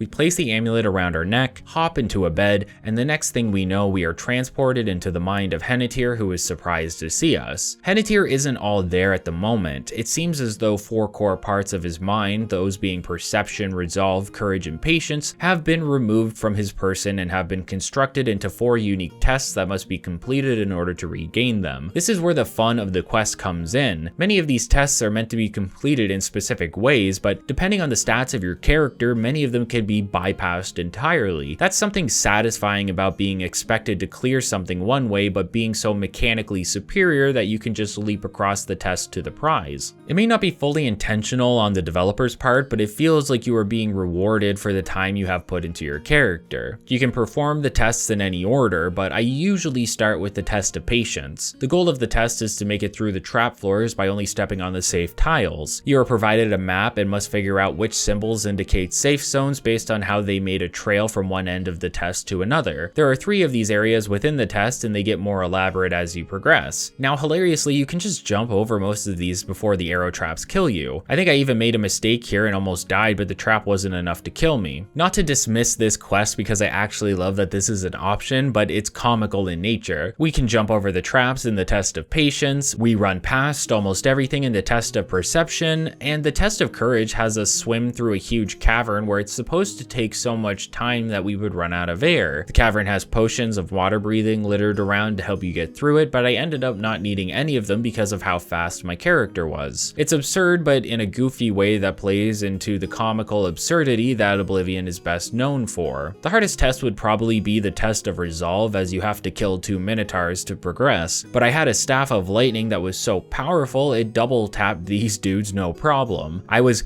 crying with laughter during these tests as I progressed through them because they weren't really tests at all, just comical obstacle courses for my amusement. I just looked into it, and with a high enough acrobatic skill, you can bypass the Minotaur fight entirely, making acrobatics and athletics some of the most broken abilities in the game in my opinion. Once all of the tests are completed, Hennetir will come back to his senses, allowing him to transport you back to reality. Hennetir will reward you with some scrolls or spell tomes if you have DLC installed. Spell tomes was the 7th 11th microtransaction DLC released for the game and changed how loot for magic scrolls worked, allowing them to sometimes be replaced with a full tome that allows you to learn a random spell rather than cast it once. Since the reward from Hennetir is scrolls as loot, these have the opportunity to become tomes. It's a decent reward if you get some tomes out of it, but not great otherwise. Learning magic in this game is both easy and inexpensive. Scrolls have their use, but I find them fairly underutilized. I guess if you really aren't focusing on magic at all, they can be a good alternative, but their limited use of one cast doesn't help for consistent problems. Just level up your magic school so you can be a powerhouse. One last quest before we move on to Sheogorath, and it's another missing person investigation. Like I said, Oblivion is a detective noir thriller, and you cannot convince me otherwise. Don't try. Turns out Ursan's husband Alaron is missing, and an orc named Kurden is behind his disappearance. I hate these names. Alaron owed some money, and Kurdan was the collector. Oddly enough, you need to raise Kurdan's disposition to at least 60 for him to divulge anything to you. I always thought this was weird because, spoiler alert, making him like us more is what is necessary to get him to betray us. Kurdan will explain that for him to let Alaron go, he wants an axe retrieved from Fort Grief, which is on an island in the middle of the Niben Bay. If we retrieve the axe, Alaron goes free. Simple enough. Except when we take the boat to get there and enter the fort, we find Alaron almost immediately and then find ourselves locked inside. Alaron informs us that Kurdan has tricked us, using Alaron as bait. We are now to be used as prey in some grotesque hunting sport where individuals pay to hunt other people within the confines of the fort. So again, we had to convince Kurdan to capture us so we could take part in his sick little game. Just an odd misuse of the speechcraft and disposition system that is glaringly obvious with a moment of thought. The game works like this. We need to kill the hunters hunting us to obtain their keys. Each key lets you get further into the fort until you fight the final hunter, and get the key that allows you to escape the fort entirely. If you thought about fast traveling away, it's not possible, as the quest prohibits you from doing so until you escape. Kind of a crazy situation to put someone in, considering how the leveling system works in this game. I could definitely see someone soft-locking themselves here because they can't kill the hunters. When you bring the final key with you outside, you'll see a scripted event of Kurdan killing Alaron. Turns out Kurdan can't let you escape to give up his ruse, even if you win fair and square. The key you have is a fake, and you need to get the real key from Kurdan, who is backed by a Khajiit archer. Once the two are dead, you can get the real key and make your escape, informing Alaron's wife of his demise, but also the vengeance of killing the man that captured him. Get this though, your reward for all of this is a Speechcraft skill book. A realistic reward, I suppose, since the family was in debt, but for a game that is a walking power fantasy, you would expect to get something a little better than that. Maybe it was due to the insane use of Speechcraft in this questline. We are now heading to the Shrine of Sheogorath, which is unlockable at level 2 as well and requires an offering of a lesser soul gem, lettuce, and yarn. Next to Mehrunes Dagon, Sheogorath is potentially one of the most important Daedric princes within the 4th entry. This is due to him being one of the main characters within the Shivering Isles expansion. Originally, before the expansion, the shrine was voiced by Craig Sheeler, who voices the elven male characters as well as Boethia. Funny enough, I saw discussions of Craig voicing both Sheogorath and Clavicus Vile, but that isn't the case in Oblivion at least. Clavicus is voiced by Todd Howard of all people. When the Shivering Isles DLC was released, the individual voicing Sheogorath ended up becoming Wes Johnson, who I have talked about previously. In order to not cause an issue with consistency, the shrine dialogue of Sheogorath was re-recorded using Wes Johnson, but if you think about it for a second, that could still cause an issue. Since you can start the expansion before visiting the shrine, it would be odd for Sheogorath to not know who you are. To the credit of the devs, they added new dialogue lines that are dependent on how far you progressed within the DLC. This is when I should smite you. Give you a serious smiting, completely smitten. When I tell you to do something, I generally mean it. Wait, a mortal I know. Why are you summoning me? You've got things to do. You could have just stopped by to see me. Would have saved you some lettuce, you know. I believe I'm displeased. Oh, this hardly seems the time to summon me. Not when order is busy invading my realm. You mortals are just a hoot. I hate hoots. This is when I should smite you. Give you a serious smiting, completely smitten. When I tell you to do something, I generally mean it!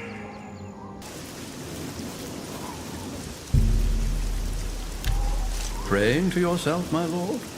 That's not a good sign.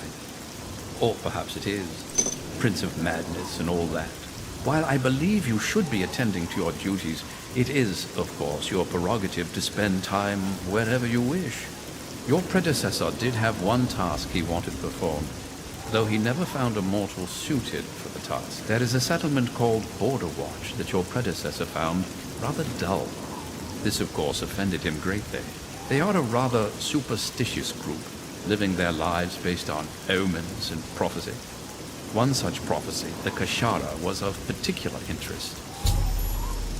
I'm gonna be real with you. While interesting, I don't find the reward for this quest all that useful. If not for another specific artifact, I would consider giving this one away easily. But while it isn't as useful as one may hope, it does have comedic value. In fact, the entire quest is a bit of tomfoolery since Sheogorath is the Prince of Madness. Turns out that there's a town not far from here known as Border Watch, and it's entirely populated by Khajiit. Sheo wants you to head there and ask the village prophet about the Kashara prophecy. He then wants you to make the first two parts of the prophecy to come true while he handles the rest. Heading to the village and talking to the shaman Ribasa will reveal that the prophecy comes with 3 signs. The first is a plague of rats, followed by a plague of famine where all of the livestock will die. As for the third sign, Ribasa refuses to even mention it. It's that frightening for the people here. After you finish talking to the shaman, you can talk to the innkeeper who will mention her assortment of cheeses that she collects. The way to make the plagues happen are specific, but the quest is freeform in how you figure them out. The tasks aren't spelled out for you and require a bit of intuition. For example, Ribasa mentions that he keeps rat poison in case an infestation breaks out. So the question is, how do we bring rats? Well, rats are colloquially known to love cheese. The innkeeper mentions how she has a specific rare cheese that smells so pungent it could fill the entire town with a strong odor. If you steal the cheese, you can find a nearby cooking pot outside and place it in. Sure enough, an infestation of rats will begin to approach, causing the first sign of the prophecy to come true. Since there are all these rats, Ribasa panics and places the rat poison around. You can then pick up some of the poison and bring it to the nearby sheep pen to place in their feeding trough, cruelly killing them by poisoning their food supply. A little messed up, but it gets the job done, and who cares about morality in Oblivion? Since the animals appear to die from illness, this appears to be the second sign to the people of the town. Finally, Sheogorath orders you to stand in the middle of town and look up. The final sign is, I shit you not, dogs on fire falling from the sky. Straight up, just a bunch of already dead animals pelting the buildings around you as the Havoc physics engine does what it's supposed to do. This causes all of the villagers to run and hide in a panic, believing the prophecy to have come true, meaning Sheogorath got to have his fun. You got to experience something unique within the game, and you can now return to him for your reward, that being the Wabbajack. Like I said, the artifact is interesting, but its utility isn't something I would consider using often. When used, the Wabbajack will turn any creature into another creature, with the options ranging from Daedroth to sheep to troll, with various other creatures in between. This can be useful to quickly kill an enemy if you manage to turn them into something like a rat, but if they get turned into a Daedroth, for example, you are going to have a bad time. Luckily, the effect only lasts 10 seconds, but unfortunately, when you turn the victim into a creature, that creature is spawned with full health, and when they revert back, they are once again at full health without any debuffs you may have applied to them. So it's a bit of a gamble, and it adds a bit of flavor to the combat if that's something you're looking for. But in terms of consistent effectiveness, there's better artifacts out there, and I wouldn't blame you for sacrificing the Wabbajack. You may have noticed something else here. For a lot of these Daedric quests, we are going to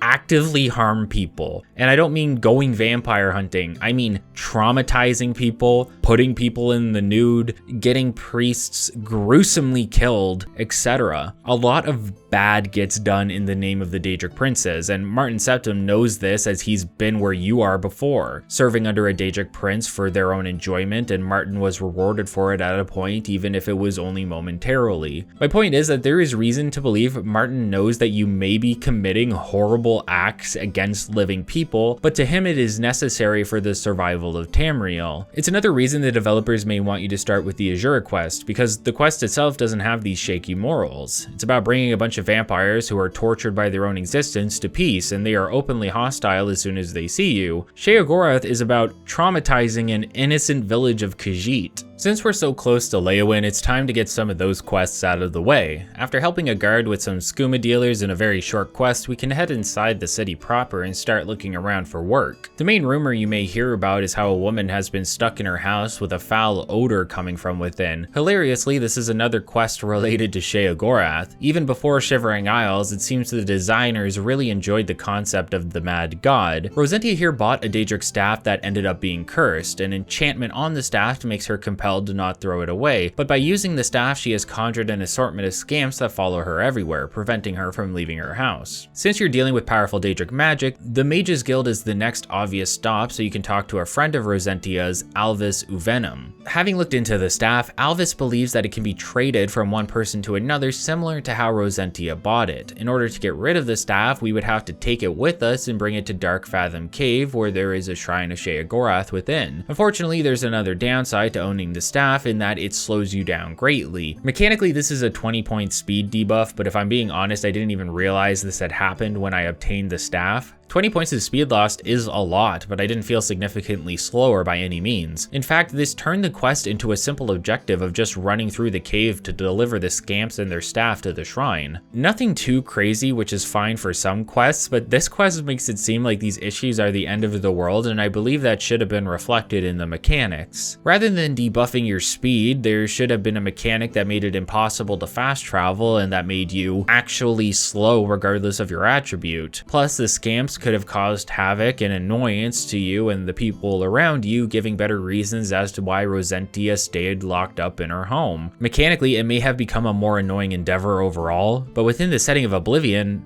that makes sense. Sheogorath didn't create the staff to help people, he created it to drive people crazy, to annoy them and make them angry. That's something we should have to suffer through as well, because that's the intended effect of the staff. Then again, maybe you consider this a reward for having such a high speed stat, similar to how we dodged all the traps in the Nightmare quest we completed in Bravil. Once the staff has been dropped at the shrine, the scamps will make the cave their new home, and you can make your way back to Rosentia for a quest reward. This time it's another leveled ring that boosts block and blade by a decent amount. I got mine within the level 15 to 19 range, meaning it boosts each skill by 11 points, so it's not bad.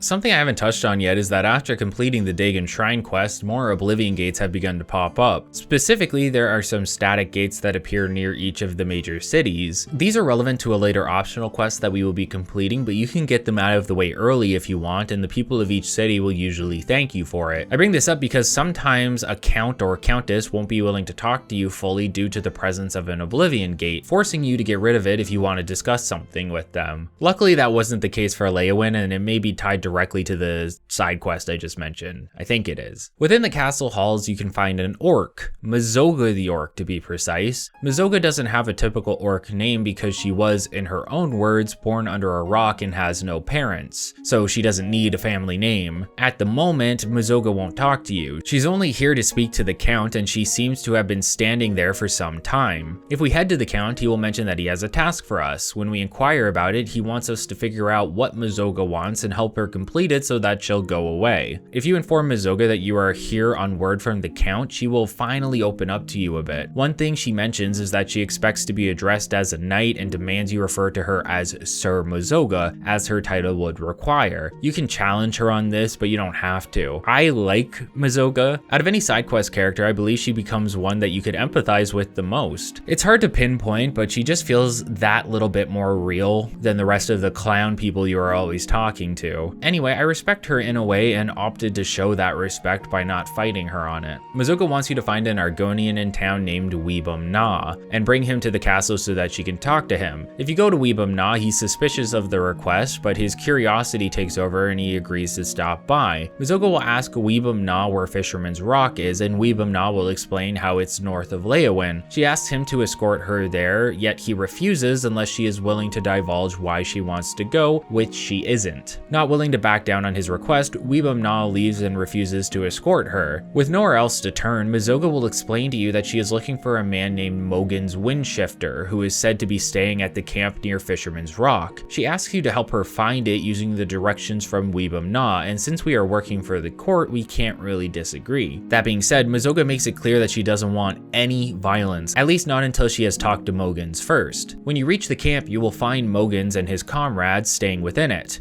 Mizoga will approach Mogans and the following scene will play out. Remember me? No, who are you? I'm Mizoga. You killed my friend Ravindra. I don't know what you're talking about. You're a lying bastard. You killed Ravindra, and now I'm going to kill you. After declaring her intent to kill Mogans as revenge for him killing someone named Ravindra, a battle will commence and you will need to help Mizoga survive. She is an essential, so this quest can end here and now if you don't manage to effectively protect her. It's highly recommended that you do protect her as she is part of a second quest that follows this one. Once the battle is over, Mizoga states that she has kept her oath now that Mogans is dead. Ravindra, Mogan's best friend, had reported Mogan's gang to the guards for robbing travelers and they killed her in retaliation before getting away. The day that happened, Mizoga became a knight by swearing a knight's oath to avenge her friend. I can't quite put my finger on it, but the backstory and her will to see her friend avenged no matter how long it takes fits perfectly with the fantasy setting of Oblivion. Mizoga is someone that takes honor seriously, and her vow or oath has become her life until this point. There are plenty of characters in Oblivion, but you would be hard-pressed to find ones that are not circus clowns both in looks and dialogue. Mizoga has some of that silliness present in her writing, but at the same time, I think she is one of the more relatable characters overall. I'm sure we've all read a revenge story before, or rather a more honorable vengeance story, and we can empathize with the person trying to make right what someone has made wrong. There are storylines we can empathize with, and I therefore found myself building more of a connection with Mizoga by sharing this battle with her than I do with most other characters in the game, leading to a quest that I look back on and appreciate. We aren't finished yet though. When we report to the count, his reward for us is to become Knights Errant under the banner of the Knights of the White Stallion. I always assumed it meant honorary knight or something, but that isn't the case. Instead, a Knight Errant seems to still be a knight within official capacity, but one that roams the land for adventures and to punish those committing foul deeds. In fact, that is the job the count has for us at the moment. There's a gang that has been plaguing the county of Leyawiin. They are known as the Black Bow Bandits, led by an orc named Black Brugo. As a trial, the Count would have Mizoga and us travel to the Iliad fort known as Telepe near Leyawiin and slay Brugo, putting an end to his reign of terror. Very basic knight-style quests to be sure. Additionally, the Count is willing to pay for any black bow we return to him for some extra gold. Very simple quest. You just go to the ruins and kill Brugo plus his gang, and then you are rewarded by joining the faction. And yes, it is a faction and shows up in your stats page, so if you're trying to unlock all of them, make sure you complete the Mizoga quest properly. The reward for completing the quest is not just the title, but a key to your own lodge near Leyawiin. Mizoga will stay there and offer to take on the free-form quest of hunting black bow bandits, for their bows to turn into the Count. This is a repeatable free-form quest you can take on for the reward of the bows you'll loot and any further loot from the bandits. Sort of an introduction to Radiant quests. Overall, looking at the two quests as one package, I think it's a very simplistic yet gratifying knight's tale. We see Mizoga commit to and accomplish her oath as a knight and is rewarded for it by becoming a true knight errant alongside yourself. It's a satisfying ending, and one that helps the world feel more alive, as Mizoga is still actively committed to her duty of killing the bandits. One final stop in Leyawiin has us visiting the Mages Guild to talk to Sidrasa, an alchemist who is looking for a set of rare crystals known as Garridan's Tears. Sidrasa is willing to pay you for the tears as he has a weakness for magical crystals and wants to add them to his collection. Oddly enough, he wants to keep it between the two of you as he doesn't want the Mages Guild hearing about it for whatever reason. I don't think there is an actual reason, but maybe he just doesn't want another mage getting their hands on them first. Despite this, Sidrasa suggests we are are going to need the help of Julienne Phanes at the Arcane University to find the tears, which are literal frozen tears of a legendary knight. Julienne explains that Garridan was a knight who watched over a small town of farmers who were experiencing a drought. He asked a mage for a solution, and the mage suggested the Everfall Drought, which is a silver pitcher that can pour endless water. A creature stood in his path and froze him, causing him to shed tears as he knew he couldn't save the farmers. It said one of the divines took pity on him and infused his crystallized tears with magic. Julienne also mentions that there's a book called Nightfall that details the story further and suggested talking to Fintius about it, meaning we are making yet another trip to his bookstore in the Imperial City. The book talks of an area known as Frostfire Glade, but it's behind an enchanted door that requires refined frost salts to open. Luckily, Julienne sells these for a modest sum, and you only need one to progress. While not required, you can head back to Sidrasa to inform him of what you have learned. He will bestow upon you potions of frost resist to help with the sharp cold of the glade. In reality, you take some damage from the glade, but nothing where the potions are absolutely necessary. You could use them or sell them if you wanted to. I ended up saving most of them for future quests because I ran into constant frost atronachs at one point. Once within the glade, you may begin to take damage near the central area. The potions are useful here still, especially since there is a frost atronach that acts as the glade's guardian and must be dealt with. 100% frost resistance makes the battle a cakewalk as long as you keep some distance. Within the very middle of the glade, you can find the frozen body of Garridan, and around him are 5 tears to pick up. Very annoying to do without a map, as the tears somewhat blend in with the ice on the ground, making them easy to miss if you aren't paying close attention. Probably would have been better to just group them all near the actual body, as it would make the most sense for them to fall there anyway. Once you have the tears, you can return them to Sidrasa for a leveled gold reward. Overall, not one of my favorite quests, as there's a lot of effort and travel that goes into it for a small monetary reward. While the reward can be upwards of 2,500 gold and more if you sell the potions, but this is pennies as you level up to a point where you are constantly looting expensive gear to sell. Not to mention the tears can sometimes clip into the ground, making the quest impossible to complete unless you are on PC, so you can no-clip under there. We're going to now take the opportunity to bang out 3 more Daedric quests before heading to Anvil, which will be the last of the cities for us to explore. We'll come back to various cities for different quests obviously, but we'll have finally seen all of them and completed their city-specific quests shortly. Namira unlocks at level 5. They are the Daedric Prince of Darkness and Decay, and this plays heavily into the quest she has for us. While most shrines require an offering, Namira actually requires us to have a personality score of 20 or lower. This is usually possible by chugging cheap wine, depending on how high your personality is. If it's too high, you won't be locked out of the quest, but you will need to take some extra steps to lower your personality, such as a scroll, custom spell, or an enchantment. The task is actually so simple, and there's no challenge involved. Rather, it's just a means of allowing you to watch some NPCs get brutalized, which is so messed up in its own right. But I am partially on Namira's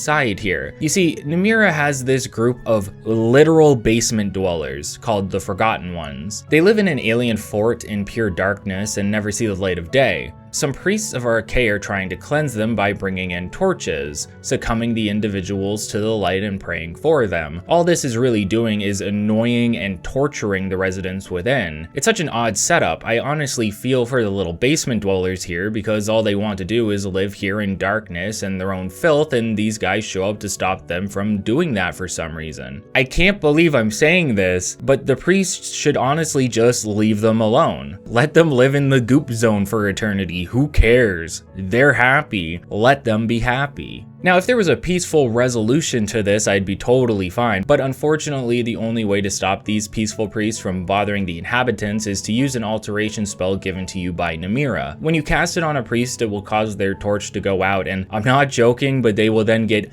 destroyed by the Forgotten Ones swooping in and attacking them while they beg for help. I shouldn't be laughing at it because it's such a messed up thing to witness, but you need to understand that we were watching this happen to a bunch of Play-Doh people, where it's it's difficult to take anything within the world seriously. It's just so hilariously detached from reality that no matter how grisly the setting, you feel like you're just on this fun little adventure killing those silly little priests. The reward for completing the quest is the Ring of Namira. It's a very powerful ring as it reflects 12% of physical damage and 10% of spell damage. Pairing that with other reflection enchantments can help make many battles a cakewalk, and I wouldn't suggest sacrificing it to Martin when there are better options. So now we want to help Vaermina, also at level 5, but this is possibly one of the hardest offerings to get your hands on. If you remember this section on soul gems, I mentioned that human souls can't be placed in them. This is true for normal gems and even Azura's Star until Skyrim. However, there are black soul gems in the world, and these gems are used to hold human souls and spend them to charge enchantments. Maybe that doesn't sound so bad to you, but the idea of spending a human-like soul is particularly bad because the world of the Elder Scrolls does have an afterlife. We see one such afterlife in Skyrim when we go to Sovngarde. But if you trap a soul in a gem, it is subject to infinite torment and suffering as it will never be able to reach its resting place. To clarify, it's not the act of trapping the soul necessarily that is the issue. I believe that if you were to trap the soul of a creature, that upon using the charge, the soul still disappears to the afterlife. However, when a black soul gem captures a sapient soul, said soul gets transferred to a plane of oblivion known as the Soul Cairn to be tormented for all eternity. Unfortunately for us, Vaermina needs a black soul gem as their offering. There will be some unique black soul gems found later on for a specific quest, but for the purposes we need it, we have to make one ourselves. The requirements for creating a black soul gem are only learned during a Mage's Guild quest, but for the sake of the video, I'll explain it now. This requires you to find white altars within several key locations, such as Dark Fissure or Wendelbeck. Every 8 in-game days from the start of the game is when the altar will be active. Once it's active, you must place a Grand Soul Gem inside and then cast a Soul Trap spell on it. This will convert the Grand Soul Gem into a black one, allowing you to use it for the offering or for more devious reasons. The quest itself has a basic premise. The orb of Vaermina has been stolen by a wizard named Arkved. Vaermina wants you to retrieve the orb from the wizard's tower, but the actual retrieval is where things get a little crazy. Somehow the orb has converted the interior of the tower into the Nightmare of Arkved. It feels similar to what we witnessed during the Nightmare quest back in Bravil, but more hostile in nature as it is filled with Daedra. Really, all you need to do is progress to the orb room, but I recommend exploring as much as possible to see the creative level design. For example, there's a door that leads to the outside of the tower, but you will find yourself on an island surrounded by lava rather than still in Tamriel. Or the room full of hanging corpses, the upside down furniture room, or the giant furniture room. There's plenty on display until you reach the bedroom of Arkved, where you will find him asleep. It's a special slumber where he will never wake up. If you check the notes near his body, it seems Arkved was content with being stuck in this limitless dream space using the orb as his guide, but at some point along the way, he bore witness to unspeakable horrors. Now he's stuck sleeping forever. Even if you attack him, he won't wake, leaving him to eternal torment in his own nightmare realm. Yeah, that's pretty messed up. The orb is near the notes and we can grab it and use a nearby door to generate a trapdoor outside of the true fortress, allowing us to return to Vaermina to receive the Skull of Corruption. The staff allows you to target an NPC and create a hostile clone of them that will attack them on sight. Kind of a gimmick weapon, but a cool effect that can be used to duplicate items via an exploit where you place an item on a corpse, resurrect it, create a clone of it, kill the clone, and then save and reload to get the items. How someone figured that out, I'll never know. If you don't care about the gimmick or the exploit, I would say this is a fine item to sacrifice, especially since it isn't even that valuable in terms of gold. Could you imagine selling all of the Daedric artifacts and just putting them into the market? Next we have the Sanguine quest, requiring you to be level 8 and offer a bottle of Cyrodiilic brandy. Sanguine here wants you to cause a bit of a stir at a dinner party the Countess is hosting at Castle Leyawiin. They give you a spell to cast once you find a way in, but how you get in is up to you. If you approach the dining hall before it's time for dinner, a guard will be blocking the door, informing you that no one is allowed entry until it's time for the party, and alludes to the idea that you'll need to be dressed a specific way to get inside. There's 3 major ways to gain access around 6 p.m. You can raise the disposition of the guard to 70+, or you can wear a high-class outfit such as royal clothes that you may find at the ruins of Castle Kvatch as an example. Alternatively, if the gear you are wearing is of high enough value, the guard will consider that dressing up and let you proceed, assuming there'd be no other reason for you to be there. Not great security, since my dressing up is a set of enchanted rings, light armor, and weaponry. Really shows that it's easy to murder these officials, and it's no surprise the Emperor ended up dead at the beginning of the game. These guys suck at their jobs. To be frank, this quest takes 2 seconds to complete. It's the aftermath that is the most involved and annoying. All you need to do is wear expensive gear, which you probably already have, and enter the dinner party. Then you cast that spell Sanguine gave you to cause everyone at the party to lose all of their clothing. But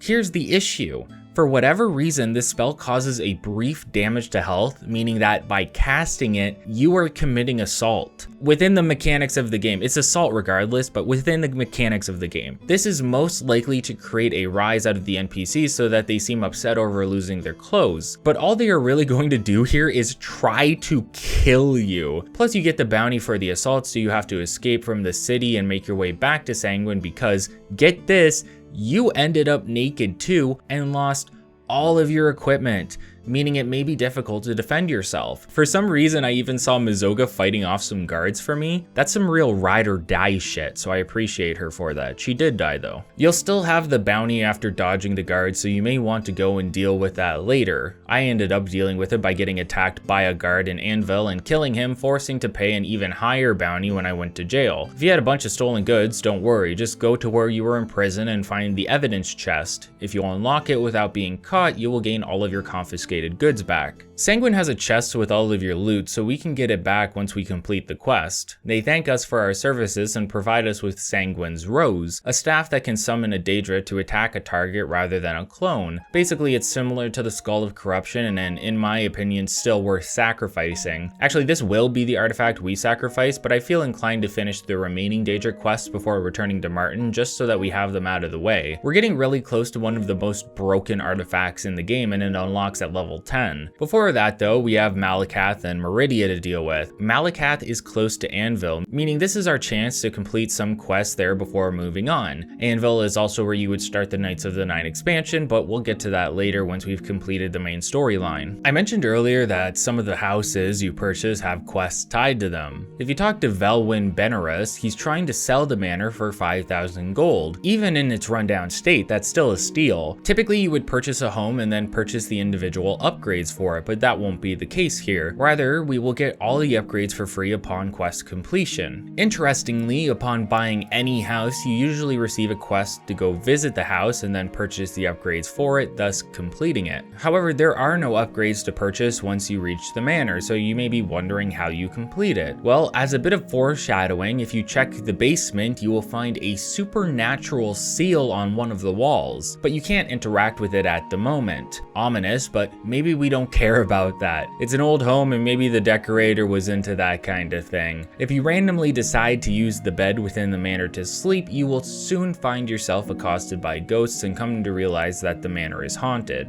Once you've dealt with the ghosts, your journal will inform you that you heard a crash down in the main foyer. There you will find a broken urn on the ground. Displaced around it is a skeletal hand and a diary of one of Velwyn's ancestors. It tells of a door that can only be opened by someone of his blood, alluding to the seal we saw in the basement. In order to lift the curse, we unfortunately need to find Velwyn, but please God make sure you take the hand and the diary entry. I left the entry by mistake and had to make 2 trips to the Imperial City because I forgot. If you're wondering what happened exactly, it turns out Velwyn's grandfather Lorgren Benaris was digging up corpses in order to elongate his own life and effectively be immortal. When the Mages Guild found out about this, they stormed his manor to kill him, but this left the manor cursed as Lorgren had generated ghosts to guard his home. The Mages Guild were successful in their raid on the manor as it stopped Lorgren, but he disappeared during the events. This raid was led by an Altmer mage named Carahel, and we actually meet her later for a recommendation. Unfortunately for us, it seems Velwyn has skipped town. We can ask at the local tavern or inn to find out that he made his way to the Imperial City. After tracking him down there, he will explain that he came to live with the rest of his family, but he wasn't allowed until he dealt with the manor. Feeling guilt over his actions and being shown the diary entry, Velwyn will agree to meet you in Anvil to put an end to this curse once and for all. After making it to the basement and killing some ghosts along the way, Velwyn will approach the seal and attempt to interact with it. When he does, a secret door begins to open and Velwyn panics before running in fear. Past the door is a secret chamber and the skeletal remains of Lorgren on an altar. His spirit speaks to us and informs us that he wishes to atone for his actions, and is merely looking to move on so he can finally rest. All he needs is his skeletal hand, which we can provide for him. Unfortunately, it was all a ruse, and this was exactly what he needed in order to be resurrected as a lich that we have to fight off. How he disappeared but also lost his hand to have it put in an urn, I'll never know. Once he's dead, we can report back to Velwyn, who thanks us and heads back to the Imperial City to be with his family. Once we return to the manor, we will see it is no longer cursed and has even been repaired and upgraded for free, meaning we have a fully functional home in Anvil for only 5,000 gold. What a steal. The quest is definitely worth completing if you'd like to have one of the cheaper but more expensive looking homes in the game. It's a simple step-by-step quest, but what really makes it unique is the doorway and the seal in the basement. A lot of assets get reused in this game, but I don't currently remember ever seeing this door animation used anywhere else. Always interesting to see unique things created for specific quests because that requires extra time on the developer's part, when their main goal may be to be as efficient as possible, and it is appreciated. Now there's 2 other quests to complete here at the moment, and I only realized while playing that I never completed one of them before. Even after all these years, I am still finding new experiences within the game. One that I have completed before is relatively short and requires us to go through a ship by the docks to get a crystal ball, not really worth delving into. The next quest, however. There's a rumor going around that a couple beautiful women have been seducing married men and taking their belongings from them. A wood elf directed us to talk to Gogin and Melona, a Redguard couple said to be involved currently, as it's alluded Gogin was one of the victims. If you talk to Melona, she will complain about her no-good husband who cheated on her and lost all of his belongings in the process. Despite this, she wants his wedding ring back if you are up for it, as it's a family heirloom. She suggests talking to her husband first before continuing. I guess the idea is that because they are married, they will be too ashamed to report the crime to the guards. This seems to have been the case after all, as none of the married men have been willing to come forward. Gogin will explain he was sitting in the Flowing Bowl Tavern by the docks when 2 women approached him. Gogin followed them to a farmhouse, and that was where they robbed him. Keep that in mind for a bit, because I feel like a development at the end of this quest doesn't make any sense. Now that we know how the women find their marks, we can head to the Flowing Bowl and take a seat. It isn't long before the women approach us and ask us to come to the farmhouse out in the middle of nowhere, which is weird since we are new to the city and not married, so are we really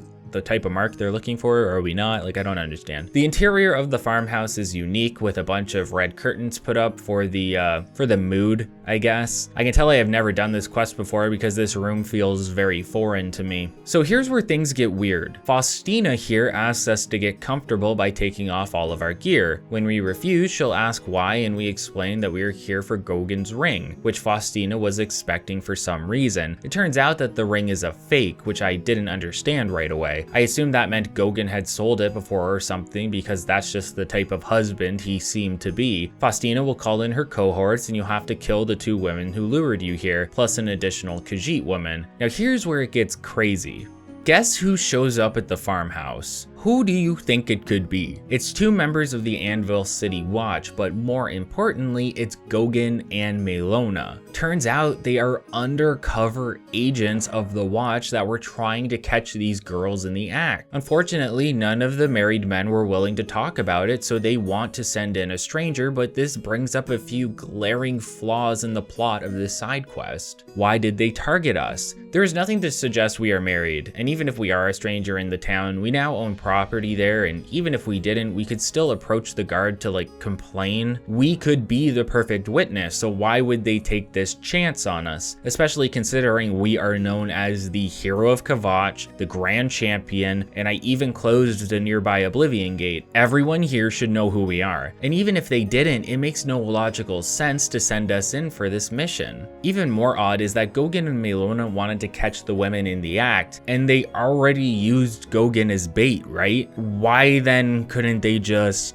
arrest them there. If they are trying to keep their cover from being blown, would it really matter here? Is it not a more contrived solution to send a stranger who could get hurt rather than just arresting them after you already caught them in the act? It's not like they lied about it. Goguen did go to the farmhouse, and we know this is true because Faustina complained about the fake ring. These women should have been arrested already. Instead, because the guards wanted to keep their true identities secret, 3 women ended up dead in a farmhouse when they potentially didn't have to. I think out of any quest I've completed thus far, this was the first one to be so illogical to the point of leaving me scratching my head, wondering why I was even here to begin with. Despite the odd nature of the quest, it was a nice touch of them to give you access to the basement where you can find the clothes and gear of the married men the women bamboozled. It'll even tell you who owned it, so you can now know all of the victims of the crime. They don't know you know, but you know.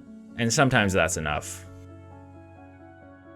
The Daedric Prince of Malakath wants an offering of troll fat and is the first level 10 prince we are going to run into. From level 10 onward, the rewards for completing these quests go from alright to unmissable. I wouldn't recommend skipping some of the quests because the rewards are just that good. Some so good I couldn't believe they actually added them to the game. Not Malakath though. His reward is alright, but overall one of the less interesting examples in the list. After making your offering, Malakath wants you to go free some ogres from the Drad estate down the road. Conveniently, most of the locations you have to explore for these quests are close to the shrine where you get them. Obviously, this is a design choice to make it easier for players to complete the quest within a contained time frame, preventing them from having to travel too far for too long. The issue is that this happens so often you start to see the pattern, especially if completing the Daedric quest in succession, and this can bring you out of the experience. Oh, you want me to go to the Drad estate to save the ogres from slavery? Good thing it's a 5-minute walk from here. Want me to kill some necromancers? Check out the cave just on the other side of the city. It goes on so often you wonder how this managed to happen. Almost every shrine of the Daedric princes has some major issue that needs to be dealt with just a hop and a skip and a jump from their shrine. Ogres are the property of Malakath specifically. It's believed that he is responsible for the creation of the ogres as well as trolls and even orcs. Therefore, enslaving the ogres to work in the mines is a no-no in Malakath's eyes, and mine, but we'll get there. And so it's now our duty to find a way to free them. The natural first step is to stop by the estate itself. It was late enough at night that the Drads were sleeping, allowing me to break in undetected. After some snooping, I found a key that allowed entry to a nearby mine, but I didn't know exactly where the mine was yet. We need the location, and it boils down to needing to talk to Lord Drad anyway. Despite breaking into his home while he is asleep, Drad is more than willing to talk to us. Breaking into someone's home during off hours will generally have the individual rush out to you and demand you leave. However, this doesn't stop you from interacting with them. Someone could be asking you to leave in one moment and then having a pleasant conversation with you the next, as if you didn't just break their door in. Lord Drad even welcomes us into his home and thanks us for visiting once we engage with him. He'll mention his ogres and how he thinks they are brain-dead monsters who deserve to be enslaved. If you agree with this sentiment, he'll mention that they are working in Bleak Mine, which is nearby. If you denounce slavery, he won't tell you anything and you'll have to get it out of his wife using a disposition check. Now, I don't know about you,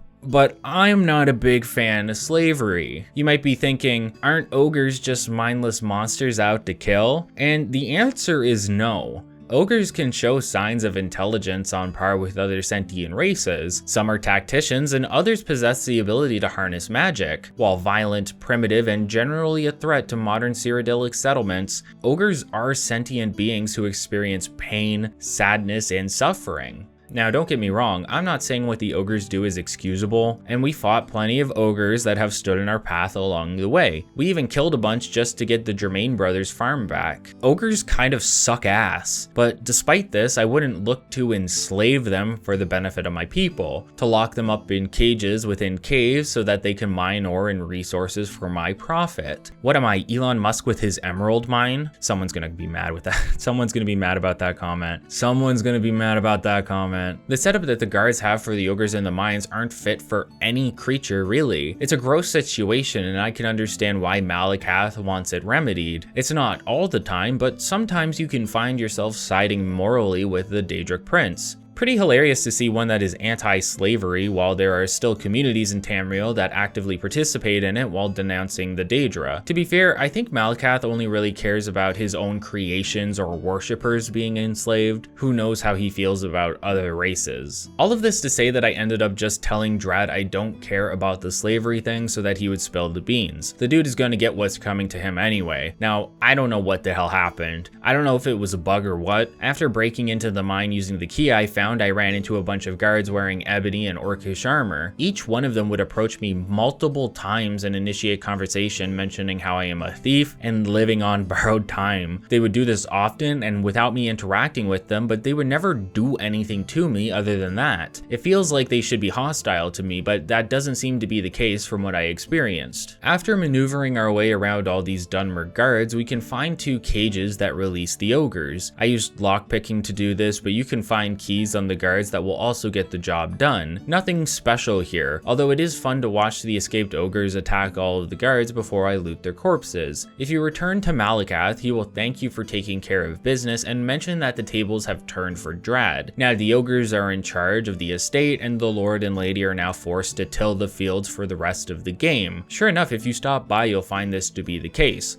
Lord Drad is scared for his life and unwilling to talk to you as he has to get back to work. I'd call it poetic justice, but it left more of a bad taste in my mouth. We all know slavery is bad. That goes without saying. Pretty basic morality shit there, I guess. Malakath's intention is there, but this doesn't seem to be a fitting punishment. Why would we want to continue the process after freeing the oppressed ogres? I guess Malakath isn't anti-slavery after all, he just doesn't like seeing his creations be taken advantage of. A more interesting quest than I realized because I was fully on board with Malakath until this point, and it shows that even the Daedra that seem the most well-intentioned have some very dark ideas still rummaging around in their heads. Volendrung is a 2-handed enchanted warhammer and the reward for helping Malakath. While it has drain health and paralysis for 3 seconds, I found the weapon overall underwhelming. When leveling my strength ability, I like to have a blunt option and a blade option, but Volendrung didn't feel like a worthwhile replacement for what I was using at the time, especially since we have the Mace of Molag Ball to grab later. Still, paralysis has its uses.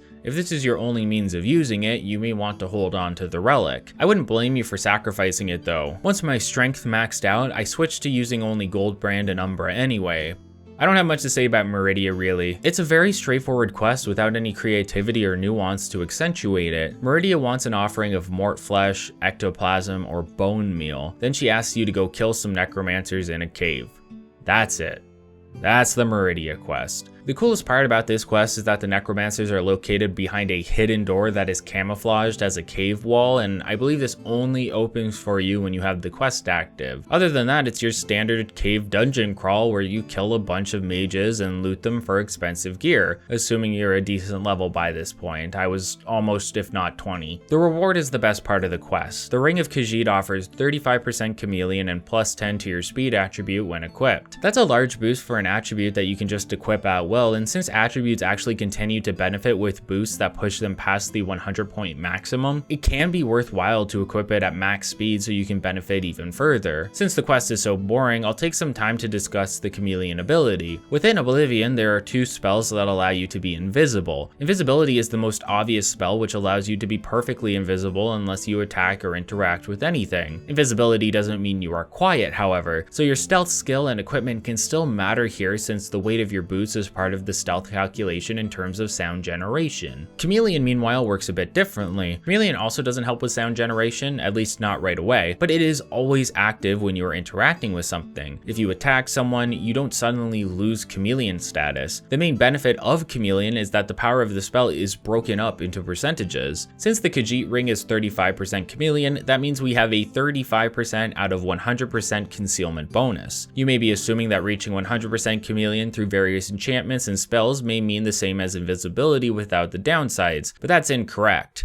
It's actually even better. For whatever reason, reaching 100% Chameleon makes you so completely invisible that you can perform any crime within the game without getting caught or being interacted with. You can steal items directly in front of someone, you can even move around murdering people without repercussions. Even sound seems to not be a factor once you reach the 100% mark. This is a highly abusable aspect of the mechanic, and basically makes the majority of the game's content completely without any challenge aside from some select scripted events that don't take into account your visibility. Obviously I won't be using it here, but it showcases how Oblivion, like Morrowind, does have examples of allowing for the abuse of the enchanting and spellmaking systems, even if more limited than the previous game. Another example would be creating a spell that fortifies your personality and mercantile skill by 100 for 1 second. Since time stops when you interact with an NPC, you'll have the bonus stats for the entirety of the conversation, meaning you can get better deals at shops or meet disposition checks easily for a very low magicka cost and skill requirement. You can enchant yourself with a set of armor that can virtually remove all elemental damage or increase magic resistance to the point you don't care what a mage throws at you. I'll talk about the enchanting and spellmaking system later when we reach Frostcrag Spire, as we will end up there before gaining access to the Arcane University. But just to point it out, the ability to enchant and create spells is locked off from the player until they complete the Mages Guild recommendation quests, or they have the Wizard Tower DLC, making it a much more limited option at first in comparison to Morrowind, where this was possible early in many locations.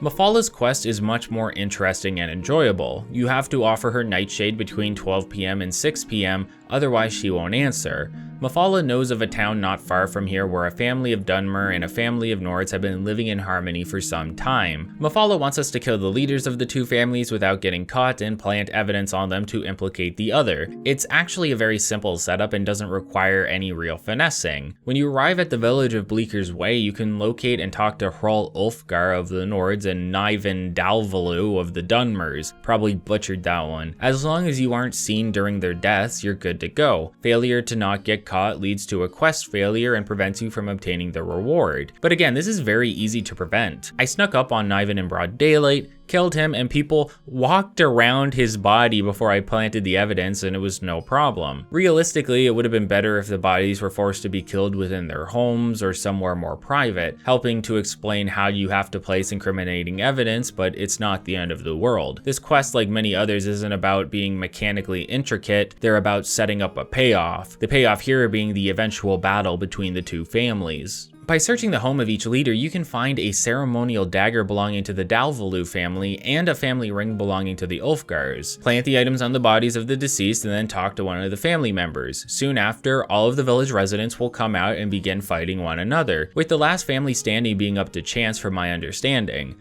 As a game, and as a player, it's great to watch. Manipulating the families into a confrontation where one of them is wiped out completely. Narratively, it's a pretty messed up situation. Mefalla saw two happy families living in harmony and demanded the death of their leaders in order to cause a situation where one family destroys another, with casualties on either side. The lives of these people are ruined forever. An entire town left suffering because of your actions. Again, the Ebony Blade is your reward this time, and it's honestly not too shabby as a melee weapon. It has 23 base damage and is enchanted with silence and absorb health, making it powerful if you get it early on, like right at level 10. Unfortunately, depending on how you progress through these quests, we get a better blade option later on known as Gold Brand, at least in terms of DPS. Maybe you really enjoy that silence ability or something.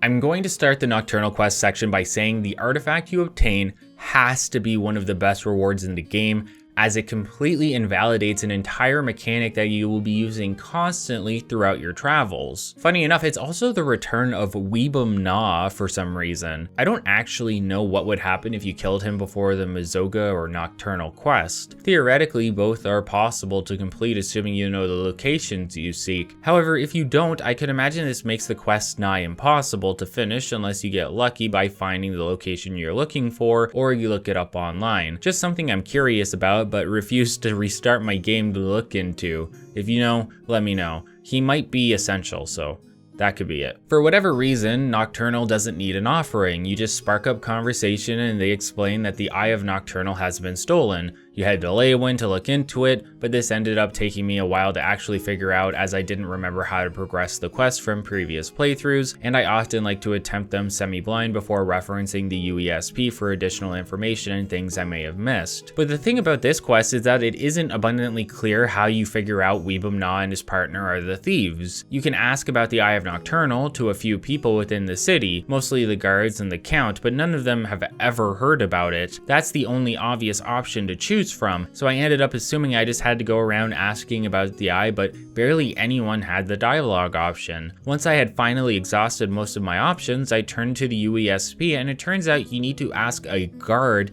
not about the Eye of Nocturnal, but about Leyawiin specifically, allowing him to inform you that Weebum and his partner have been bragging about some sort of big haul. So yes, I didn't find that very clear. Hypothetically, I could have just exhausted everyone's dialogue options instead of looking for a specific one, but many NPCs repeat themselves. Sometimes you're pulling your hair out trying to get a specific rumor out of the city's NPCs, but all they do is keep telling you about Kvatch and the Oblivion Crisis. You get conditioned into only asking what seems to be the correct option, so it was a curveball when I had to ask about the city specifically, as that usually just leads to the NPC describing aspects of the city to you. You can head to Weebum home and interrogate the couple about the Eye, but they deny having any idea what you were talking about. What you have to do then is leave the house and then re-enter it while stealth, so they will begin talking without realizing that you are within earshot.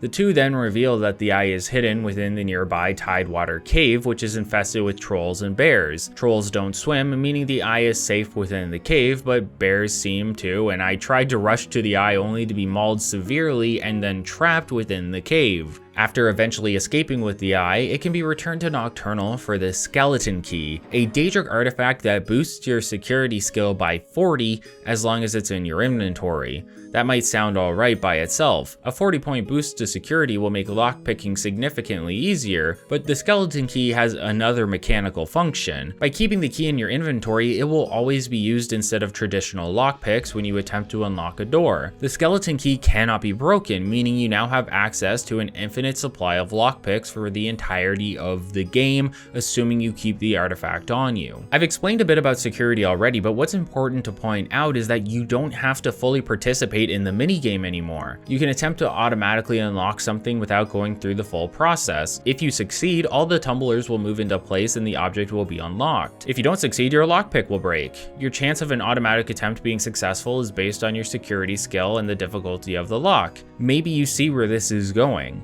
If we have the Skeleton Key, all we need to do for any lock in the game is activate it and then spam the auto unlock button until it inevitably opens. The entire concept of the lockpicking minigame has become obsolete with this one Daedric artifact. That means anything and everything is now available to you regardless of your security skill, which is 40 plus by this point. As long as you aren't seen, you can break in and steal whatever you want with no worry any longer. Things like the Draconian Madstone, which we retrieved for the Countess of Bruma, are now easily stolen from the display case she keeps them in, and I am sure you could find plenty of other opportunities to abuse this item. It's one that will be particularly useful when completing the Thieves Guild faction or even the Dark Brotherhood. It should be obvious why you wouldn't want to sacrifice this item unless you really like the lockpicking minigame for some reason. Having this item is one of the best passive bonuses in the game, and you can obtain it as early as level 10.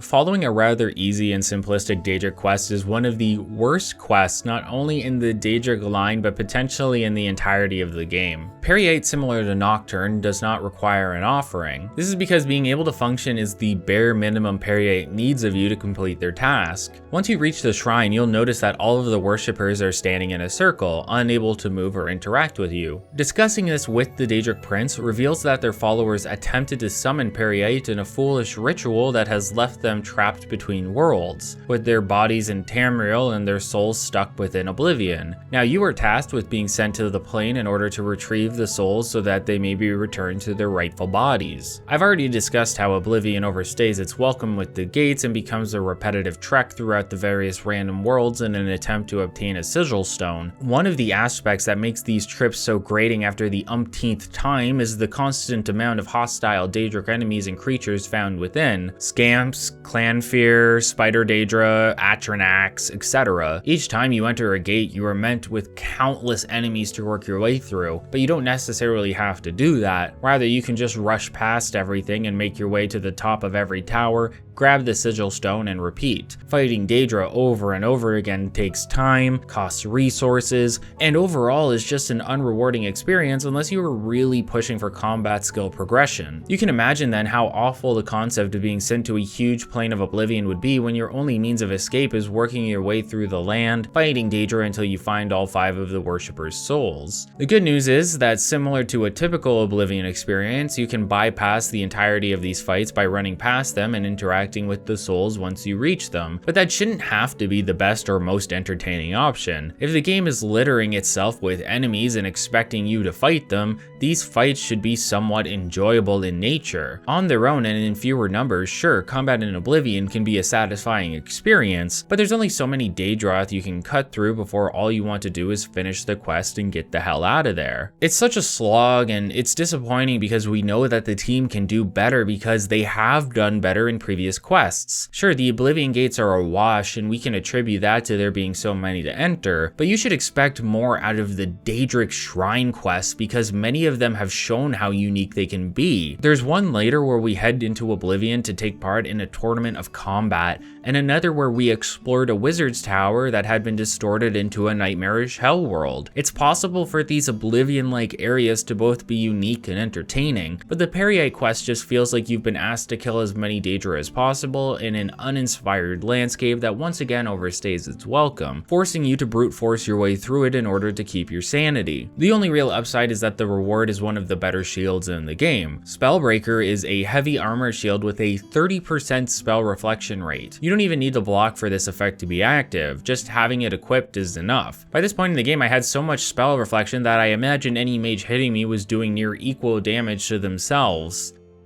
Luckily, the Heists quest is a little more enjoyable to take part in, especially due to an underutilized mechanic that adds a bit of flavor to it overall. Heists is the Daedric Prince of the Hunt and expects an on-brand offering of either a bear or wolf pelt. If you can, try to grab a lion pelt somewhere too, as we'll need it for the next shrine immediately following this one. Heists is the first of 2 level 17 Daedric quests, and the reward is one of the better light armor pieces in the game. To please Heists, they want us to take part in a hunt for a rare creature, that being a unicorn of all things. That might sound wacky as hell because you've probably never seen a unicorn outside of this quest, but I guess that's because they are just that rare. And now Heists wants it murdered for the clout, I guess. Hunting something so rare is a big achievement because how often do you get to do that or something? I don't understand the appeal, but I'm also not a Daedric prince, so maybe I'm missing something. The unicorn is a tough fight. I don't think I realized it much at this point in the game because I was packing an assortment of Daedric artifacts, including the Ebony Blade, which has a silence ability. Since the unicorn can deal heavy damage while also reflecting it and has multiple resistances, it's possible the silence nerfed some of that, but I'm unsure if it would actually have any effect. Silence probably just stops the casting of spells. Still, since the Ebony Blade has an absorb health ability as well, any reflected damage would be offset by the healing generated from fighting. Not to mention how easy it is to just dodge a horse attack in this game. The most powerful attack does no damage if it doesn't hit you. I will say though, if you plan on hoofing it everywhere instead of using fast travel and you happen to be broke, you could consider using the unicorn as a mount of all things. It's one of the faster horses in the game and has all of those combat advantages I mentioned earlier. The downside is that the horse aggroes to anyone that is either hostile or has a weapon of any kind drawn, including you. The moment it senses your presence with a weapon out, it will attack you. The quest to kill it is a little more difficult on top of this because 3 minotaurs roam the fields around it. I personally ended up killing the 3 minotaurs by kiting them away from the unicorn and then snuck up on the animal in order to ride it.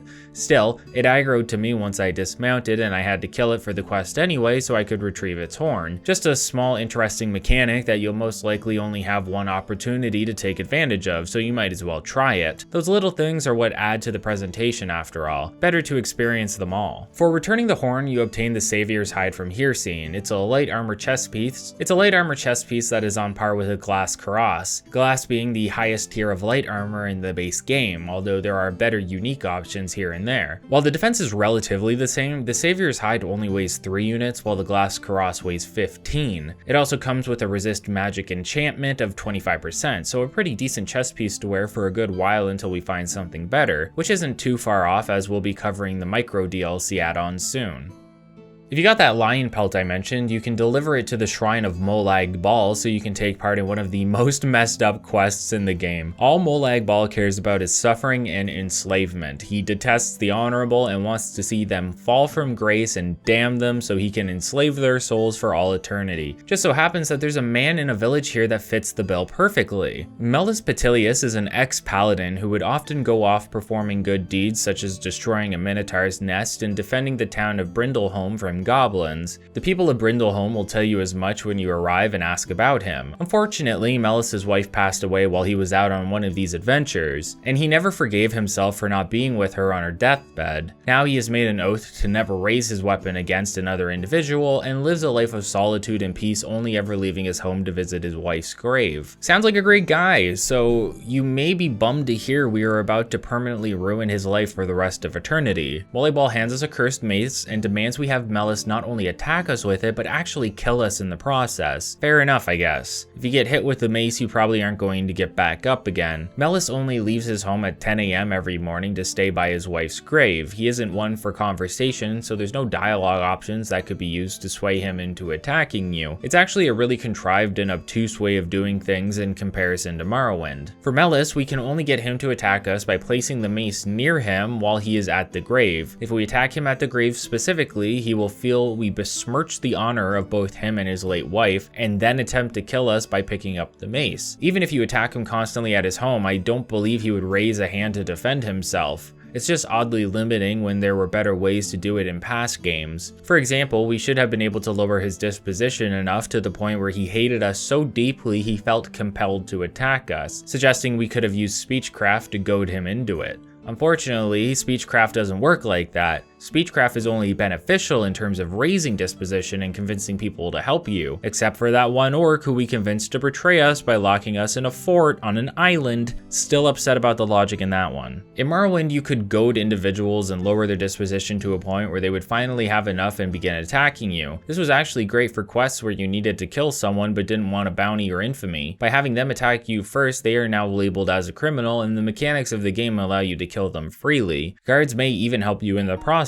Something similar would have worked well in a quest like this and acted as a nice showcase of the system, if Speechcraft and conversation had been developed a little better. If there's one thing I appreciated about Morrowind, it was the dialogue and conversation option system. I will say, to its credit, the concept of leaving a weapon on the ground for a hostile NPC to pick up is a cool showcase of the Radiant AI system. It just really loses its impact when you attack Melus and he grabs the mace to attack you back, only for it to do such minimal damage that you have to take off all of your gear so that he can get the job done. The amount of time it took him to kill me must have been excruciating to the player character. Once you reach under 20 points of health, the game will consider you murdered and you will be teleported back to Molag Bal. I don't know how much time is supposed to have passed by this point, or if time passes at all. Knowing the developers, they probably didn't account for that, but maybe they did, so I'll try to have a positive outlook on that. I say this because Melus must have killed us and seen our body drop to the ground. Do we need a day to pass so Melus can leave his house and our body can disappear from sight? What happened between our apparent death and now? These are questions that would be nice to have answers for from Molag Bal, as they help to create a sense of realism around the events that transpired. This is especially important because once we are resurrected, we can immediately return to Melus, who will become frightened at the idea of us being alive, since he was sure he killed us and now feels tormented over it forever, believing we are haunting him. A pretty messed up quest, like I said, just leaving a little bit of extra narrative logic to be desired. The reward is the Mace of Molag Bal. I assume it is just the unlocked version of the cursed mace Melus used to kill us. It's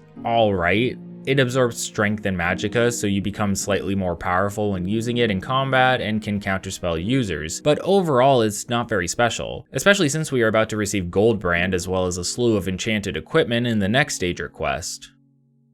Boethia has a quest I mentioned earlier where we get sent to the Plains of Oblivion to participate in a tournament of champions. After offering them a Daedra heart, Boethia will ask us if we are attempting to become one of their chosen. You must prove yourself by taking part in the Tournament of 10 Blood, referencing the 10 major playable races in the game. You end up taking the place of whatever champion would represent your race and then must systematically take out the champion of every other race as you progress through the plane. This is similar to the concept of arena battles, except you get to loot the bodies. Since Boethia is a level 20 quest, all of the champions will have some sort of combination between lower tier equipment and items of the highest tier. You'll see a lot of glass and Daedric armor at this point, as well as some enchanted gear, making the event very, very lucrative if you have the space to hold a lot. High strength and the feather enchantment can help out here a lot. It's Boss Rush Arena 2.0, where the reward is a bunch of gear and finally Gold Brand as the prize for becoming the champion. In terms of damage, Gold Brand is 3 points off from the strongest sword in the game, but it also has a 22-point fire damage enchantment, which makes it a real powerhouse. The reward for the next quest we are about to take part in pairs with it and Azura's stars so well that you will never need to worry about soul gems or weapons again.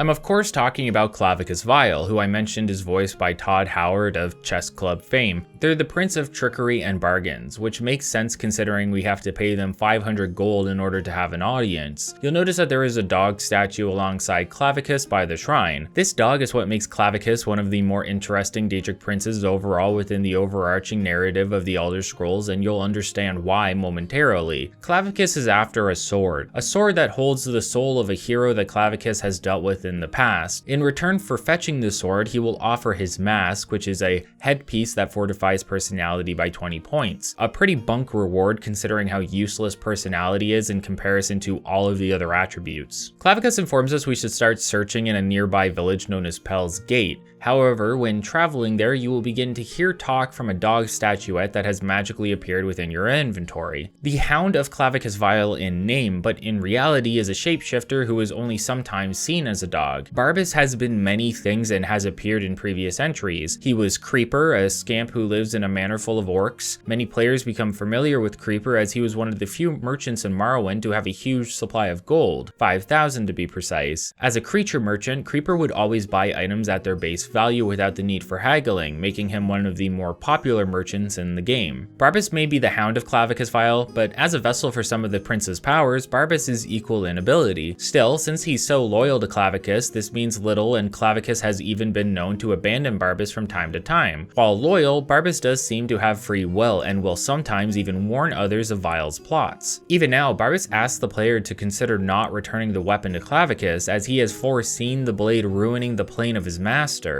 As a nice attention to detail, since Barbas is in your inventory currently, his statue at the shrine will be removed. There's more to the story, but it ties in directly with Umbra, the sword we are to retrieve, and one that has just as interesting lore as Clavicus and Barbas. Umbra is a weapon created by a witch at the behest of Clavicus as a tool for harvesting souls. Interestingly, Clavicus implies in Oblivion that Umbra houses the soul of a hero he has had dealings with, but this doesn't seem to fully be accurate. Rather, during the creation of the sword, Clavicus was tricked by the witch to offer some of his power to stabilize the weapon, and the power became a sentient being within. The sword has a few abilities. After being hidden by the witch before her execution for betraying Clavicus, Umbra waits for a worthy wielder before making itself known, and then begins to slowly take over the person in possession of it. In Morrowind, Umbra was a two-handed claymore, but the artifact has the ability to shapeshift into other sword types, such as a one-handed longsword as it appears in Oblivion. When someone takes possession of Umbra, they slowly change and become Umbra in name. This is the current state of a wood elf from Pel's Gate named Lenwyn, and you can learn as much from Eroke the Wild within the village. Eroke doesn't know where Umbra the person ended up, but has heard rumors of someone with a similar description staying in the nearby Iliad ruin Vindicil. The ruin is pretty small, so it's not long before you can find Umbra camping out within here. When you approach her, Umbra will chastise you for being so foolhardy, and in a way she's right. The character Umbra is one of the more powerful NPCs in the game. This is more apparent if you meet her early, as it's possible to reach the ruin at any point in your adventure. This has the consequence of newer players searching the ruins only to end up in a fight with a character that greatly overpowers them. them, one of the few rare instances of this happening in Oblivion. The spirit of Umbra within the blade hungers for souls, and it has in turn been forcing Leyawiin to kill many people. Seemingly trying to prevent any more deaths, Leyawiin has committed herself to staying within the ruins. However, now that you are here, you are in imminent danger. Luckily, Leyawiin gives you a choice. Leave now and live, or face her here and die. Barbas even chimes in, suggesting you use this as an out to return to Clavicus rather than getting murdered by Umbra. Unfortunately for Umbra, we want this weapon for ourselves, and so this leads to a battle between the two of us. With all of the Daedric artifacts in our possession and at level 20 with some efficient leveling, Umbra is strong, but still a pushover. Goldbrand really smacks her around and soon enough she's dead, allowing Leyawiin to hopefully rest in peace. Another benefit to obtaining Umbra early is that as a quest weapon, it doesn't have any weight, making it a powerful weapon in your collection without taking up precious inventory space. This changes at the end of the quest depending on whether or not you decide to return it to Clavicus or not, and yes, you have that option. Like I mentioned, the Mask of Clavicus is a pretty subpar reward. Umbra is a much more effective tool to have in our arsenal, and since it is enchanted with Soul Trap, you can damage enemies easily with Goldbrand before finishing them off with Umbra, allowing you to charge Azura's Star and then use those charges to recharge your enchanted weapons, including both Umbra and Goldbrand. As long as you are killing things, you will never run out of enchantments. It's one of the best things in the game for this reason. Unfortunately for us, the final Daedric Shrine requires all other Daedric quests to be completed, meaning that we do have to make the choice with Clavicus. If we choose to defy him as Barbas wishes, we keep the sword, but it loses its quest status and therefore has weight within our inventory. A disadvantage for sure, but one of little impact once your strength is high enough. There's no punishment for it either. Clavicus suggests they'll get you back for double crossing them, but nothing seems to come of it. Barbas thanks you before returning to his master's side. If you're wondering if this means the sword will eventually possess the hero of Kvatch, the answer seems to be no, because canonically the sword seems to have been returned to Clavicus. This is due to there being a two-part book series that takes place 4 decades after the Oblivion Crisis. The first book, The Infernal City, focuses on the floating city of Umbriel. After being returned to Clavicus and brought back to his plane of Oblivion, Umbra broke out of the sword and stole some of the Daedric Prince's power. I won't go into all of the details, but in order to escape the realm, Umbra and another known as Vuhan merged together and created the floating city of Umbriel, while also identifying as Umbriel themselves. I haven't personally read the book, so I can't say anything about their quality, but the lore surrounding Umbra is deeper and more interesting than I thought until I started researching it more for this video. There's one final Daedric Shrine for us to discuss, and it's another that offers one of the best artifacts in the game. Unfortunately, while it is unlocked at level 20, Hermaeus Mora's quest cannot be started until you've completed all the other shrines in Cyrodiil. This means that if you are waiting to finish Clavicus so you can make use of Umbra's lack of weight, you won't be able to continue. Luckily for us, that isn't an issue. We completed the last quest and kept the sword. The weight isn't a large factor whatsoever, especially with our strength being as high as it is. To make things better, we can permanently boost our strength even higher to 110, which should not normally be possible, by using the artifact we are going to obtain from Hermaeus Mora. Remember the spiel I gave you about black soul gems and how they can be used to trap sentient souls within them, only for the people to be trapped forever in the soul cairn? Well, Hermaeus here has a special black soul gem that can hold the soul of one of each of the major races in the game. Their task for you then is to collect souls from one of each of these races, 10 in total. That might sound like quite the task, and I remember audibly groaning when being asked to do this during my initial playthroughs. In reality though, this is a very simplistic quest to complete, and the reason for that is because each of the shrines has an assortment of different races, with most of these shrines being in the middle of nowhere without any witnesses. Therefore, we can travel to each shrine, pick off the races we need by casting a custom spell given to us by the prince, and move on. That's what I did for every race in the game except for Altmer. For the High Elves, I opted to head back to Skingrad and pay a visit to my least favorite alchemist, Sindarian. That's what he gets for making me collect 100 Nirnroot for a potion I'm never going to actively utilize and then make me pay for it. Now, to be clear, I went through this with the mindset of being efficient and somewhat vengeant if you count Sindarian, and all of those people I killed count as murders as they were all innocent people. I even ended up being witness during one kill and had to pay a a 1,000 gold bounty to avoid going to jail and losing my skills. Not a bad deal considering how much money we are making now. We essentially have a pass to kill people as long as we have the funds to do so, just like real life. Once we return to the shrine with all of the souls, we'll be congratulated by Hermaeus and they will bestow upon us the Augma Infinium, which we can't use yet. But don't worry, we're just about to. The issue is that the use of the book's mechanic is locked off until we complete the Blood of the Daedric quest. Luckily for us, we now completed and retrieved all of the Daedric artifacts in the game and we can finally return to Cloud Ruler Temple to offer them to Martin.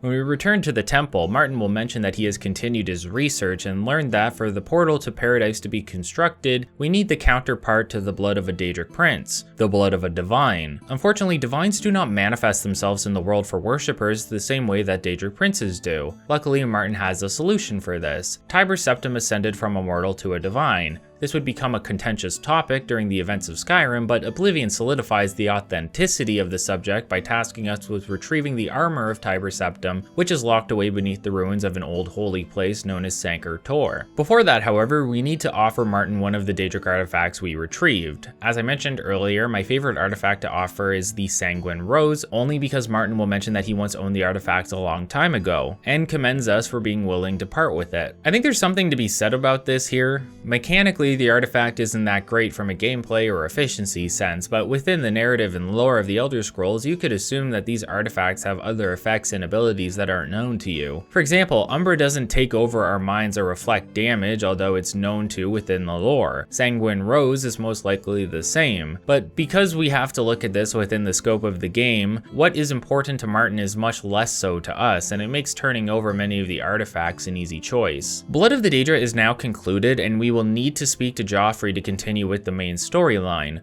Before that, we now have access to the Augma Infinium. I don't fully activate the effect at this point because I'm waiting for my character to grow a bit more. That's because the Augma Infinium has 3 options when you open it: the paths of Steel, Shadow, and Spirit. Each path has 2 attributes it will raise by 10, as well as 3 skills that will be raised by 10 as well. This might not sound that good if the attributes getting raised are already 100, but I'm happy to say that this will actually boost them past their maximum value. Unlike skills, which don't benefit much from being pushed past the maximum, attributes are more effective. Raising strength to 110 would continue to raise your carrying capacity and fatigue. Raising speed would continue to make your character faster. You may then realize why the book wouldn't let us read it until the quest was concluded, because the bonuses applied to your character are not passive buffs like the Grey Prince's training. They are increased as if you have earned the skills or leveled the attributes yourself. That means if any of the 3 skills that you raise are major skills, they will level you up, so make sure that you know what path you want and make sure you raise the necessary minor skills before activating, so you don't waste attribute bonuses. If we could use the book right away, it would be the de facto artifact to remove, as it would have lost all functionality. Since the artifact you choose is supposed to be a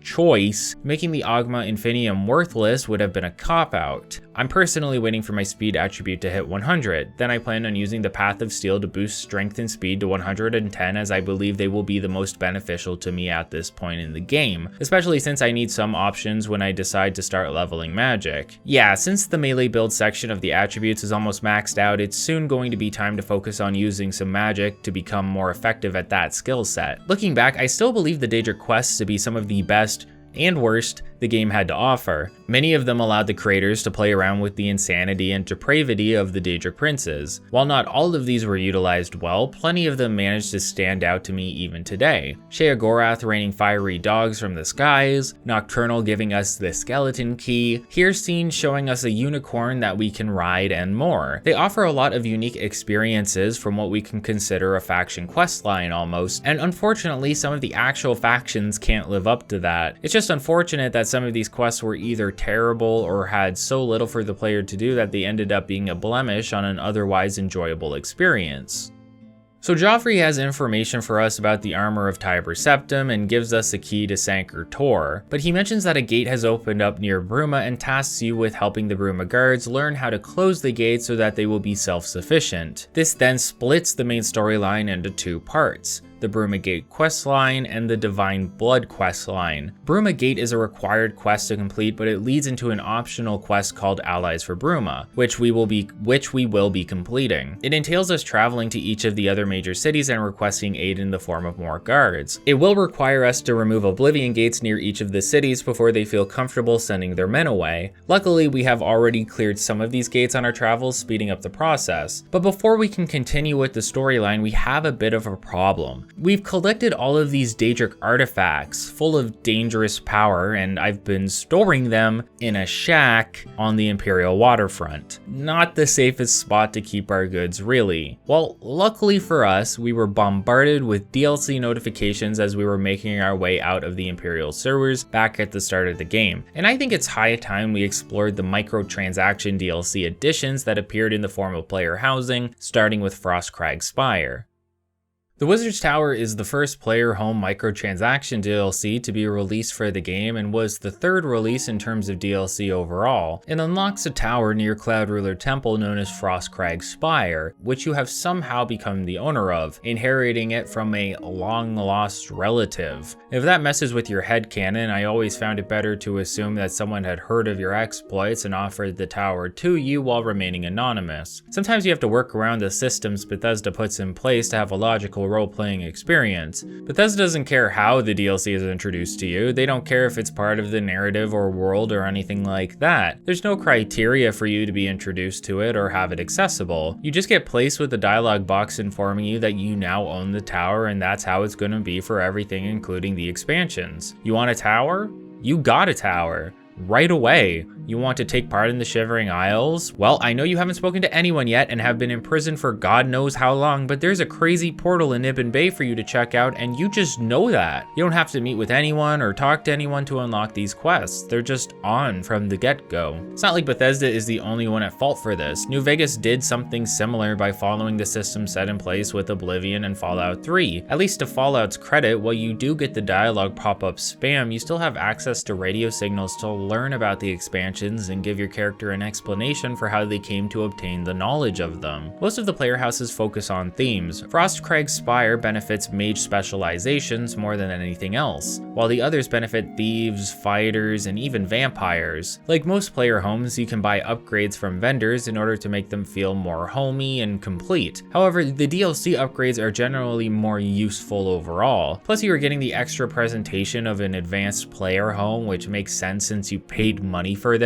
It'd be a real slap in the face if you spent $2 to $3 real-world dollars to buy a house in some village that looked like a shack. Even without upgrades, Frostcrag already has a bit of useful functionality, such as the Alchemy Garden, which has an assortment of rare plants, including ones that only appear in the Plains of Oblivion. It also allows you to activate teleportation mechanisms that will send you to the Mages Guild of each major city. It even has a portal to Gavach, which no longer operates for, obvious reasons. I won't go over all of the upgrades since you have your basic things like a bedroom, a library, etc. One of the better upgrades is the vault area, which we now use for storing all of our Daedric artifacts. I'm actually just kidding. I am lying in this part of the script. I ended up just keeping everything in the Imperial waterfront. It's also guarded by imps for some reason, so there's that. The really interesting part about the vault, however, is what you can find hidden within after you purchase the upgrade. Tucked in a corner of the vault, you can find 2 gravestones of all things. Activating one of the graves presents you with a bottle of Daedric lava whiskey, which deals fire damage and paralyzes you for 10 seconds. On the flip side, it also heals you for 20 seconds and summons a Dremora Lord somehow for a full minute. Rinzi, the individual buried here, was a famous archer and ale aficionado, as they describe it on UESP. He discovered the whiskey in Oblivion of all places, explaining its nasty effects. You only get 1 bottle, so I like to store it in one of the chests for safekeeping. The other grave belongs to Lenasan, who was a writer. Interacting with her grave gives you an 800-second buff to personality, mercantile, and speech. Not the best buff ever, considering that those skills are fairly useless overall, and we have a spell that just makes them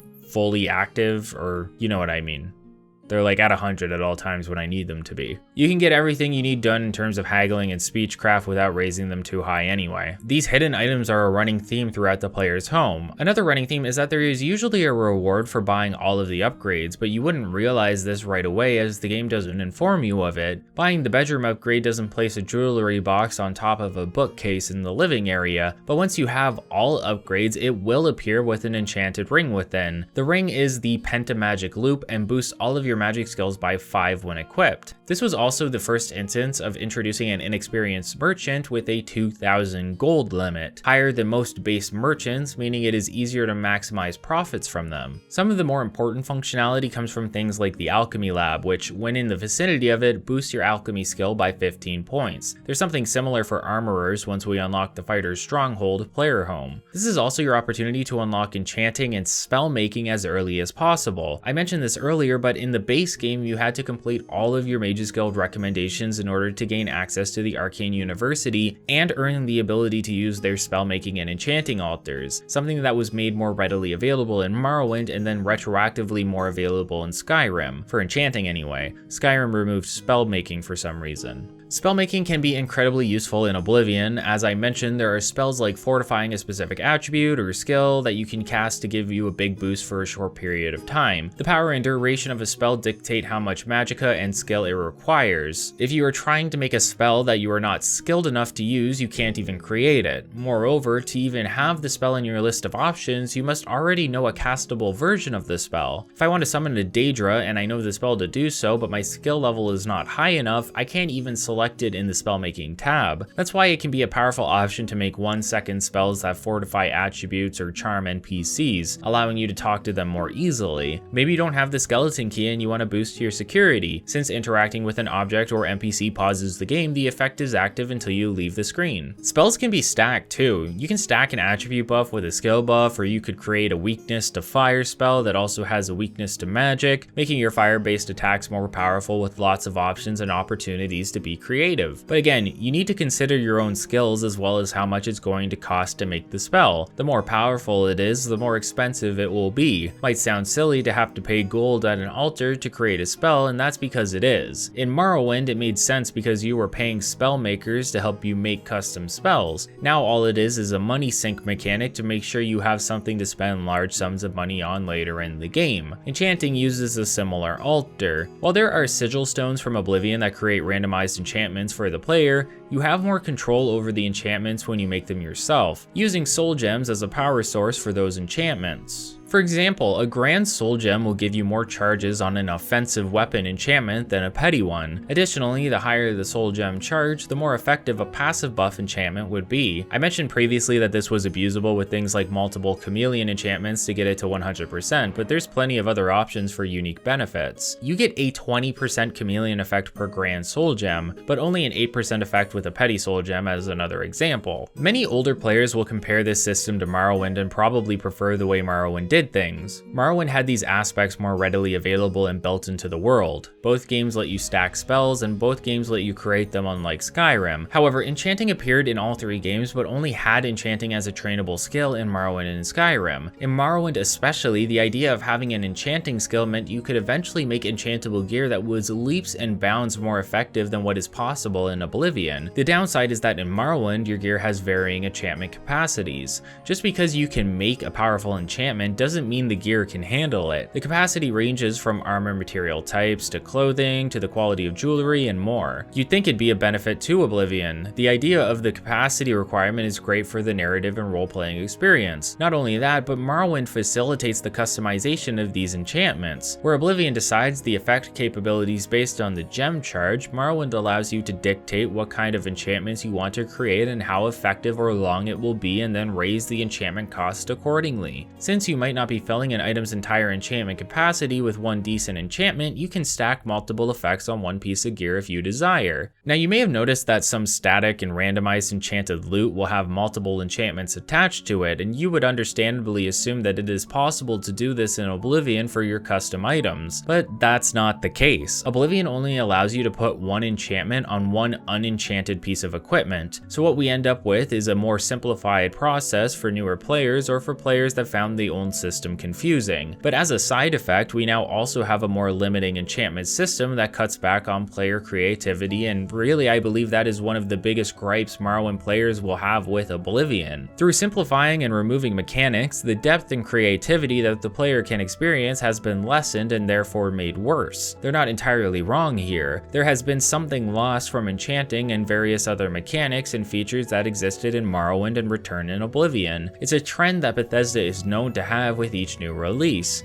Oblivion added its own unique things, but overall became a more limiting and simplistic version of the Morrowind mechanics, and Skyrim went on to do the same. I talked about this a lot at the start of the video. It's a real shame because magic and enchanting is one of the mechanics in Morrowind that I have the most fun with. They even removed the levitate ability and hand-waved it away with some narrative explanation that it was outlawed or something, which is very disappointing. Pulling myself out from the topic of spellmaking and enchanting, there's one final feature where you can provide elemental salts from Atranax to summon one as your own follower. Overall, the Spire is probably my favorite out of all the DLC player homes. Each home has its specialization and use, but the functionality of spellmaking and enchanting early, plus the location and view, allow Frostcrag Spire to be one of the most grand and majestic overall. It's just such a pleasing location to return to whenever I need to drop off loot, and while I don't utilize the teleportation platforms to take me to the Mages Guild, those little extra features really help make it feel alive and make it feel connected to the rest of the game world, even though it was added after release. Obviously, the addition of the spellmaking and enchanting altars was a means of remedying the fact that the players may have been missing out on the mechanic since it was so limited beforehand. Personally, I rarely if ever made use of either mechanic because I didn't know they existed for a large period of my initial playthrough. Even when I did learn about it, I didn't realize how effective magic could be, especially when it is customized to push the game's mechanics to their limits. Enchanting and spellmaking promote creativity from the player, finding new ways to make base spells more effective, or creating effects you never would have experienced with the typical spells or enchantments you buy from a shop.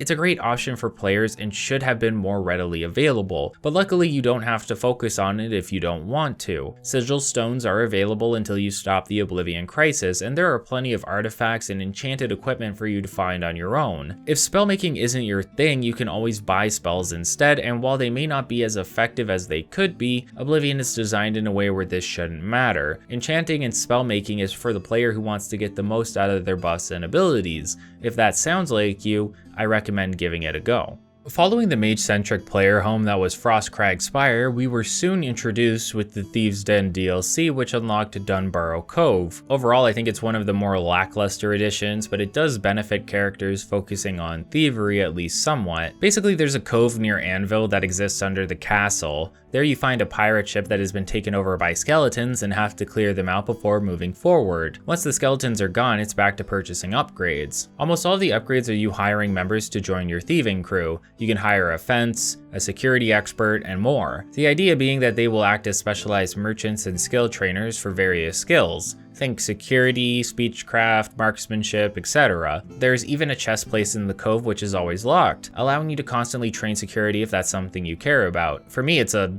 lame inclusion as I already have the skeleton key, but raising the skill does still contribute to attribute bonuses, so you could always keep that in mind when leveling. There's even a pig that you can use for combat training since it never dies, but I never had the heart to do so. Purchasing upgrades is considered raising your notoriety. Every 2 upgrades causes a pirate to join your crew. The reward for purchasing all of the upgrades, and I have reward in air quotes in the script, is that you can send out the pirates to go plundering. This boils down to them leaving for 1 in-game week before returning with a leveled amount of gold. The calculation is specifically 100 gold multiplied by your player level. Since I'm level 20, I'd be making 2,000 gold a week. Pretty good for anyone that isn't us, since we can make that kind of money no problem by exploring the leveled world of Cyrodiil and selling the gear we find. There's a few things like this in Bethesda games, and it always makes me feel like there's some fundamental disconnect between how the developers think we play the game and how we actually play the game. Considering how loot in this game works, you will naturally begin to see huge profits from the gear you pick up off the corpses or from chests. It gets to the point where 2,000 gold is a laughable expense, and yet they want you to wait a week to receive that amount of gold. They want you to travel back to the cove to retrieve it, and then they want you to send the pirates out again. In terms of going out of your way, even with fast travel, there's a point where it's just not worth it. Why bother going by to the cove when I can just head to the market and sell my goods there? I suppose you could sell your goods in the cove instead if you wished, as this would allow you to kill 2 birds with 1 stone, but it's still an in-game week of waiting before you can pick it up. Maybe it's a balance of what would be realistic and what the player would find worthwhile. Sure, 2,000 gold doesn't seem like that much to us now, but to a group of pirates or a random citizen, 2,000 gold is enough to buy a house on the Imperial waterfront. It's not something you would just scoff at. But while this might fit realistically, sometimes that realism isn't what is necessary to provide a satisfying player experience. Oblivion is a fantastical world. I want a fantastical amount of income in order to feel compelled to return to the cove. Without that, the player's home feels useless, unless I'm looking to train or sell some fenced loot, which I can do anywhere once I join the Thieves Guild. I never saw a reason to go back there, making the DLC worthless in my eyes. The other reward for getting the upgrades is a key that will appear in a chest in the captain's quarters. The key is used for a locked door that leads into Anvil Castle. Turns out there's a set of secret passages that connect the cove to the castle's dining hall and private quarters. For what?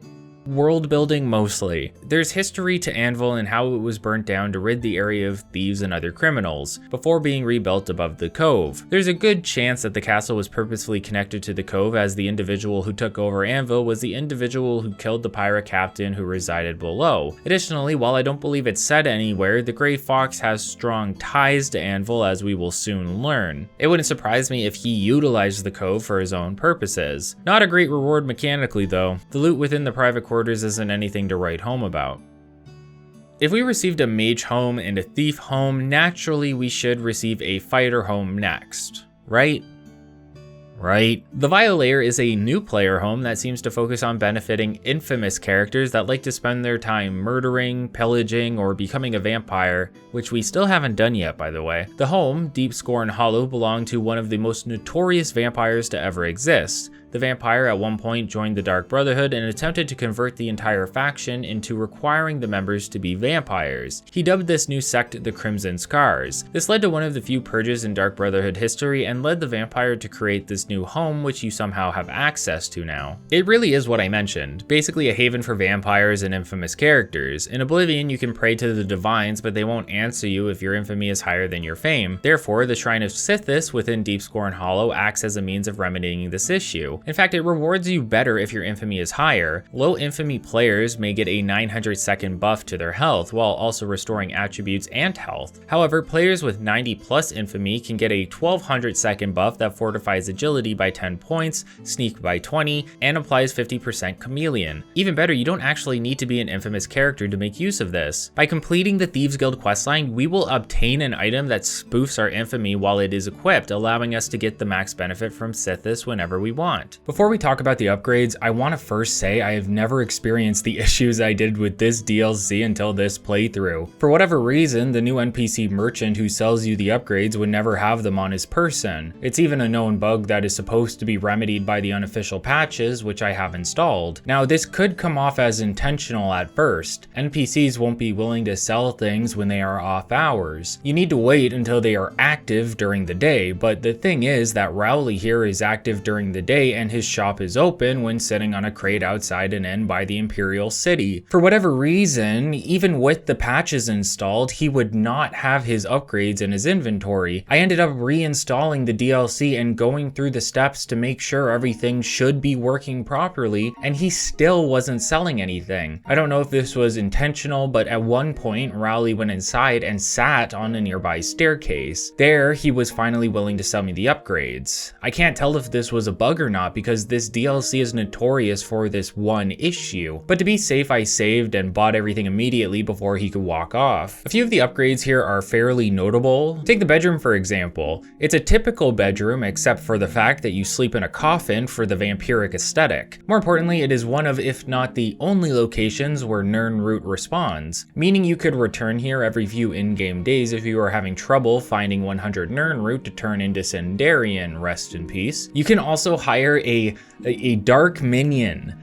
They can be sent out similar to the pirates, but instead of plundering, they are straight up killing people in the name of Sithis, and this will generate an infamy point each time you send them out. The benefit is some leveled gold and random loot, but if you aren't into generating infamy, 1, I wouldn't recommend doing this, and 2, what are you even doing in here? As I mentioned, there's the Shrine of Sithis, which requires the Ichor of Sithis upgrade, but more interesting is the Hollow actually offers a simple cure for vampirism. We haven't talked about the cure quest yet, but it's so grotesquely boring to complete that many players would probably pay real money to make the process simpler. Well, if I just described you, you're in luck. The Font of Renewal is another location in the Hollow that allows you to cure your vampirism easily by grabbing Purge Blood salts from the nearby crystal formation. It's active from the get-go and can be used whenever you want, bypassing the need to complete the cure quest, although we are going to complete it for the sake of it, and because I like to suffer. There's a powerful enchanted dagger available from the get-go found on the Shrine of Sithis known as the Crimson Eviscerator. I'm not a big dagger guy,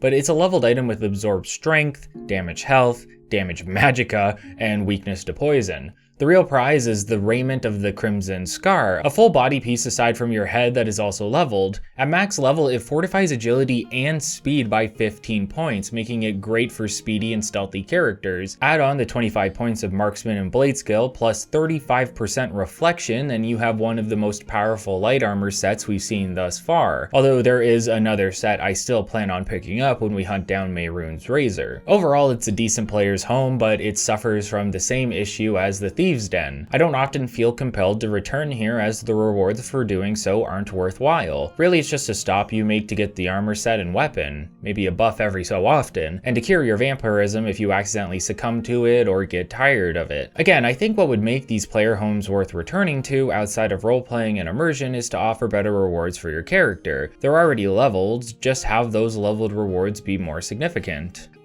I haven't talked about prices much, but the Fighter's Stronghold was not only the final DLC to be released, even after the 2 expansions, and was also free to download for the first 2 weeks at launch, becoming paid afterward and later included within the Game of the Year edition. It introduces your own castle to own and live in similar to the ones you would see in the major cities, and allows you to recruit some of the soldiers within to accompany you on your travels. However, they aren't essential and kind of suck, so I wouldn't recommend relying on them. When you first arrive, the castle is under siege by some leveled marauders, but it doesn't take long to overpower them with the soldiers of the castle backing you up. I'd say the castle itself falls somewhere between Frostcrag Spire and the other 2 homes in terms of quality and functionality. There's a Dwemer Forge upgrade you can buy once all of the other upgrades are purchased, and standing by it will boost your armorer skills similar to the alchemy table at the Wizard's Tower. Other than that though, it's a little more customizable than the rest since you can bring animal parts to one of the staff, and they will create taxidermy variants of certain creatures to display and flesh out the castle a bit, no pun intended. Oddly enough, she will stuff trolls and even ogres, which is kind of a messed up thought considering that ogres are sentient and intelligent beings. Similarly, you can provide ingredients to fill wine barrels for all that wine I'm sure you're drinking in the game.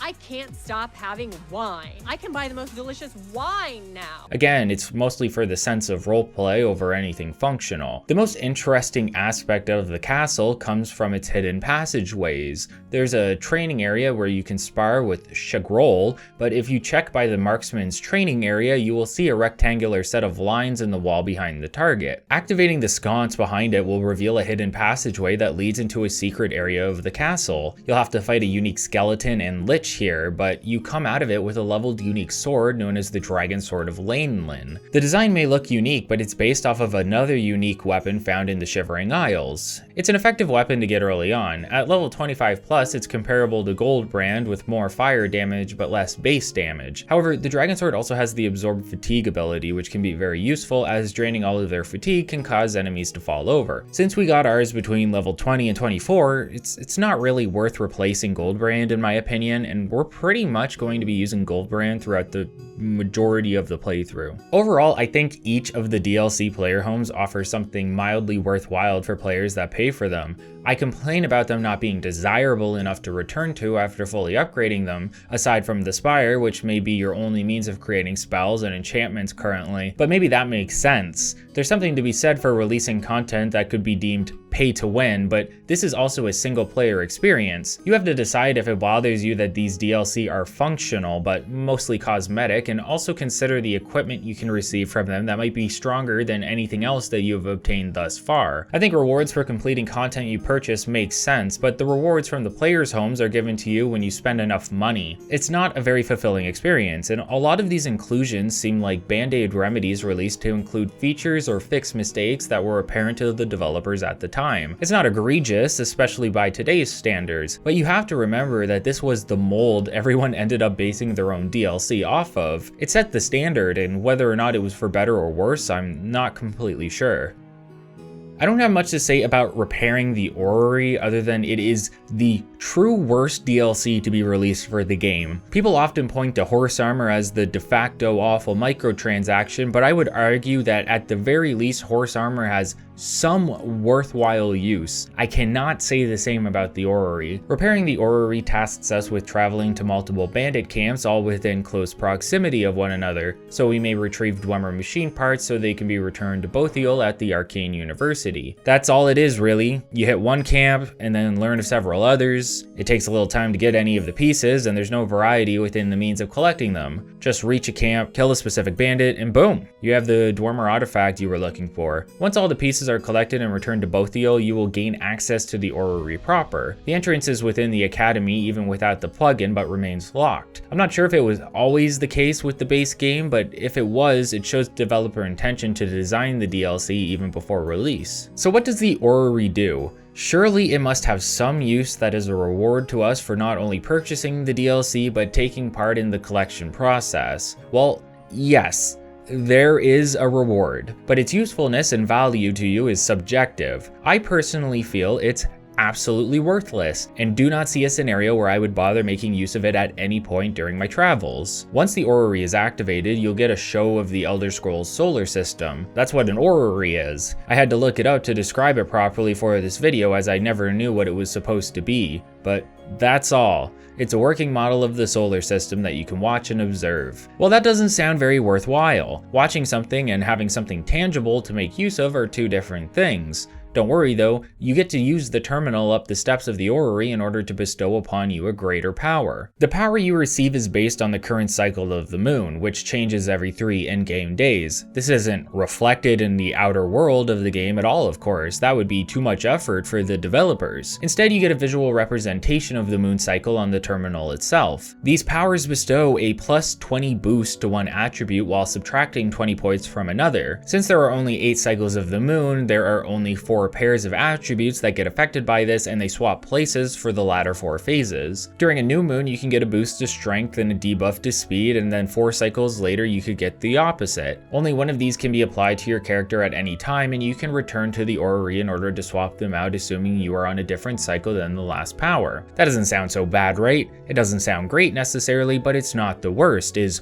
what you may be telling yourself. Taking a 20-point hit to an attribute to boost another may sound hefty, but when luck is tied to personality, suddenly there's much less of a downside considering how useless personality is, meaning you are getting a plus 20 to your luck attribute essentially for free. If that's how things worked, it'd be fine. If this was a constant buff that applied itself to your character and was active at all times, the Orrery could be considered a valuable addition to the player's arsenal, but that isn't the case. The Orrery doesn't provide a passive buff to the player, it provides a greater power, as I mentioned earlier. If you're unsure what a greater power is, it is a boon bestowed upon the player through various means, such as the race you choose at character creation or the stones you activate as you find them on your travels. Powers come in 2 tiers, lesser and greater. Lesser powers may cost some magicka or none at all, but can be cast at will at any time. Greater powers, however, are always free, but can only be cast once per day. What does that mean for the Orrery? It means that instead of you going through all of the work and paying this real world money for this buff to be applied to you, you are instead given a greater power that has a 60-second effect timer and can only be cast once per day. You get a 20-point attribute nerf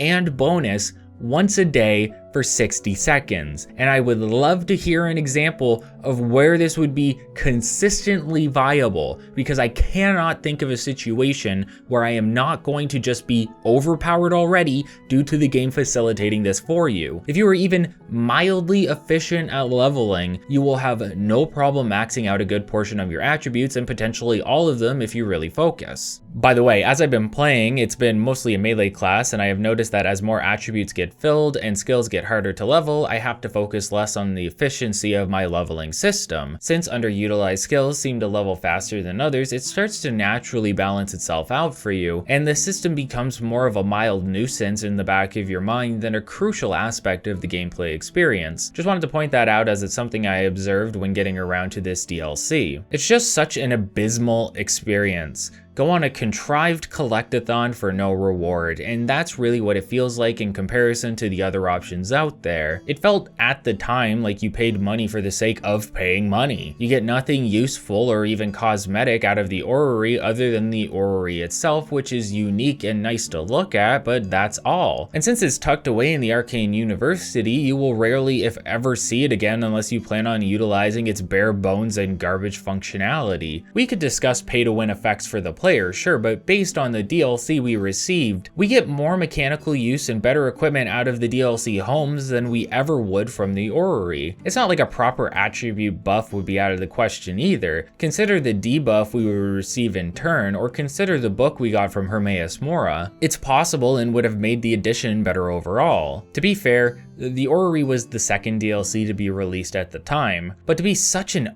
utter failure, even compared to horse armor, is embarrassing at best. Thank God they figured their shit out before releasing Frostcrag Spire. Next time somebody makes fun of horse armor, let them know that the horse armor at least effectively did something for the player in the game. The final microtransaction DLC to go over is Unearthing Mehrunes Razor, and I believe I'm saving the best for last here. Player homes and benefits are nice, but a new dungeon with worthwhile rewards and experiences is more than important, even when it's somewhat bare bones. The entire concept is given to you from the get-go as soon as the DLC activates and the dialogue pops up. A lost alien city has been unearthed and some Telvanni are hunting down a Daedric artifact. It's a way of including an artifact for Mehrunes Dagon, since he wasn't a Daedric quest we could complete earlier. Now we get that opportunity, and it turns out his artifact has the potential to be the most useful weapon in the game, if you're lucky. Like, literally in the game lucky. The luck stat. Originally, the DLC was advertised as an unearthed city containing horrors that the player would need to overcome. It was later changed to reflect how the city is considered the largest and most challenging dungeon in the game, with 9 main levels to explore, as well as various interior areas. In truth, while it may be the biggest dungeon within Oblivion, calling it the most challenging comes down to personal experience. Our build, for example, makes it possible to one-shot most of the enemies around us with melee stealth attacks. Later on, all of the NPCs will be preoccupied as well, making it a simple task to get from point A to point B. I'm not trying to brag about this. If you come even slightly optimized for combat, you won't have trouble with what lies within the dungeon. In fact, assuming you are at least level 20, you will have the opportunity to get a powerful set of light armor almost immediately upon entering. What we are given then is an opportunity to put our skills to the test, but it's all fairly manageable. Have some decent enchanted equipment and some decent skills and you'll be just fine. I've had more difficult times in caves than what I have experienced during this content. Storyline wise, the DLC is bare bones. Almost all that you will discover comes through text you find throughout your excursion. The basic plot summary is that a Telvanni archmage is after Mehrunes Razor and has his own Drothmeri army, which I believe stems from his name being Frathin Drothin. If you're wondering what the Telvanni are, they're a Dunmer house or clan from Morrowind, essentially one of the major political parties. Frathin here has gone rogue in his quest to obtain Mehrunes Razor, an enchanted dagger and Daedric artifact. We now take it upon ourselves to stop him because he plans on defeating the Third Empire of the Imperials. I guess it's our job to stop that from happening, but really we're just here for the available loot, of which there is plenty. I won't break down every section of the dungeon because there's plenty that are not as interesting as others, but we can discuss some of the major areas such as Sundercliff Village, an underground town that the army is built that acts as a temporary home and base of operations for the group. What makes the village so interesting is their jail, in which you can find a Morag Tong assassin imprisoned within. I haven't brought it up already, so the Morag Tong are a guild of assassins based out of Morrowind, but who travel throughout Tamriel to complete their contracts, or writs as they are known within Morrowind proper. The crazy thing is they are considered part of the governmental body of Morrowind, as their writs are considered to be legally binding, meaning that should one be accepted, the execution is considered rightful. This is a mechanic in the game Morrowind as well. If you join the Morag Tong and perform assassinations for them, you may do it in broad daylight if you wish. If approached by a guard, you can present the writ and you will be allowed to continue on your merry way. They are direct rivals to the Dark Brotherhood and have a history with the guild. I believe they'll even try to assassinate you in Skyrim if you are taking part in the Dragonborn expansion while a member of the Dark Brotherhood. All this to say that to find one here and be imprisoned, you can tell someone pissed off the wrong people. Finding the assassin is completely optional. You can leave them inside their cage, free them, or kill them, and freeing them does have its uses. It turns out that the assassin is after Frathen's commander, and we'll find out soon that we need to kill this individual in order to take some sort of key from them so we can move further into the dungeon. If you free the assassin, he will sneak his way to the commander and attempt to assassinate him. I don't recommend this option, however. The commander is as much a pushover as anyone else in this DLC, and it isn't worth wasting the assassin on him. Instead, I recommend killing the assassin, as he provides one of the best light armor sets in the game. Technically, you can let the assassin complete his contract as he will for some reason head to the Inn of Ill Omen permanently. You can then find him there later and kill him. This may be more beneficial to you for a specific reason involving the armor. The set itself is leveled, but not how you are typically used to it. Being at level 20 plus should theoretically give you the best version of the armor, but there is a 50% chance that it will be one tier lower in quality. No matter what level past 20 you are, this will always be the case. To make matters worse, the decision on what tier it will be is calculated on level up rather than when you first load the assassin into the game by visiting him in jail. Having him at the Inn of Ill Omen may offer you the opportunity to prepare for a level up, visit the assassin, and kill him. Then you can check if you got the highest tier of armor. If not, revert to save, go to sleep, and proceed through the level up process. If you again didn't get the tier you wanted, you can then just reload and repeat. It's worth it. I luckily received the highest tier first try this playthrough, but I wouldn't have gone through the effort of trying to manipulate it if I had failed, as I have been playing and writing about this game for months now with no end in sight. Each piece of armor comes with 2 to 3 enchantments. At level 20, the greaves give 100 points of feather, which equates to 100 extra encumbrance points on your character. A 100 strength attribute character with these greaves could hold 600 points of weighted items. Some other bonuses include 13 points of luck, speed, agility, 15 points of acrobatics, sneak, and security, 120 feet of detect life, and more. It's some of the most useful armor in the game for anyone that wants to specialize in light armor, and is increasingly effective for anyone playing a character that focuses on stealth, something that comes naturally with a light armor character. Mechanically, there isn't much else that the DLC offers aside from an accentuated version of your standard dungeon crawl. Areas you explore are slightly bigger, while being more unique and elaborate. You can hunt down some text for more backstory to explain why the dagger is stored here, but that's about it. You'll eventually come to a door blocked off by a magical barrier that requires 2 keys to get through, one held by the Forge Master and another held by the commander I mentioned earlier. To be clear, I believe they weren't actually held by the individuals. You could technically break into their homes and take them without combat. However, this blockade requires you to not only backtrack, but traverse prior areas that you haven't explored yet, making the dungeon feel more freeform overall. It's when you have both keys and traverse into Varsabalem proper that you will feel like you are within an Iliad ruin. Unfortunately for the Drothmeri army, what lies within is a community of vampires who haven't seen living beings for God knows how many years. Seems to be a lot of vampiric ties to some of the Iliad cities. Remember, if you give Umbacano the crown of Nanalada and allow him to ascend to Iliad royalty, he too becomes vampiric for some reason. Although in this situation, a vampire slipped into the city at some point and began to turn everyone, leading to chaos, and then the city magically vanished. It's assumed some sort of powerful entity must have concealed it, whether that be a divine Shrine or the Iliads themselves as a fallback plan. Both the army and the vampires are hostile to you, so I personally let them have it out until there's only one group standing, and I repeat this process as I make my way through because there are various sections of the dungeon where vampires and Dunmer are having it out. Eventually you'll work your way through the city to the Nefera Vijum, which the city was built to guard. I think I'm saying that one right. The Nefera Vijum was created by Mehrunes Dagon to test those who wish to obtain his razor. You can easily dispatch Drothin here as he is preoccupied examining a statue of Mizrae Faethung,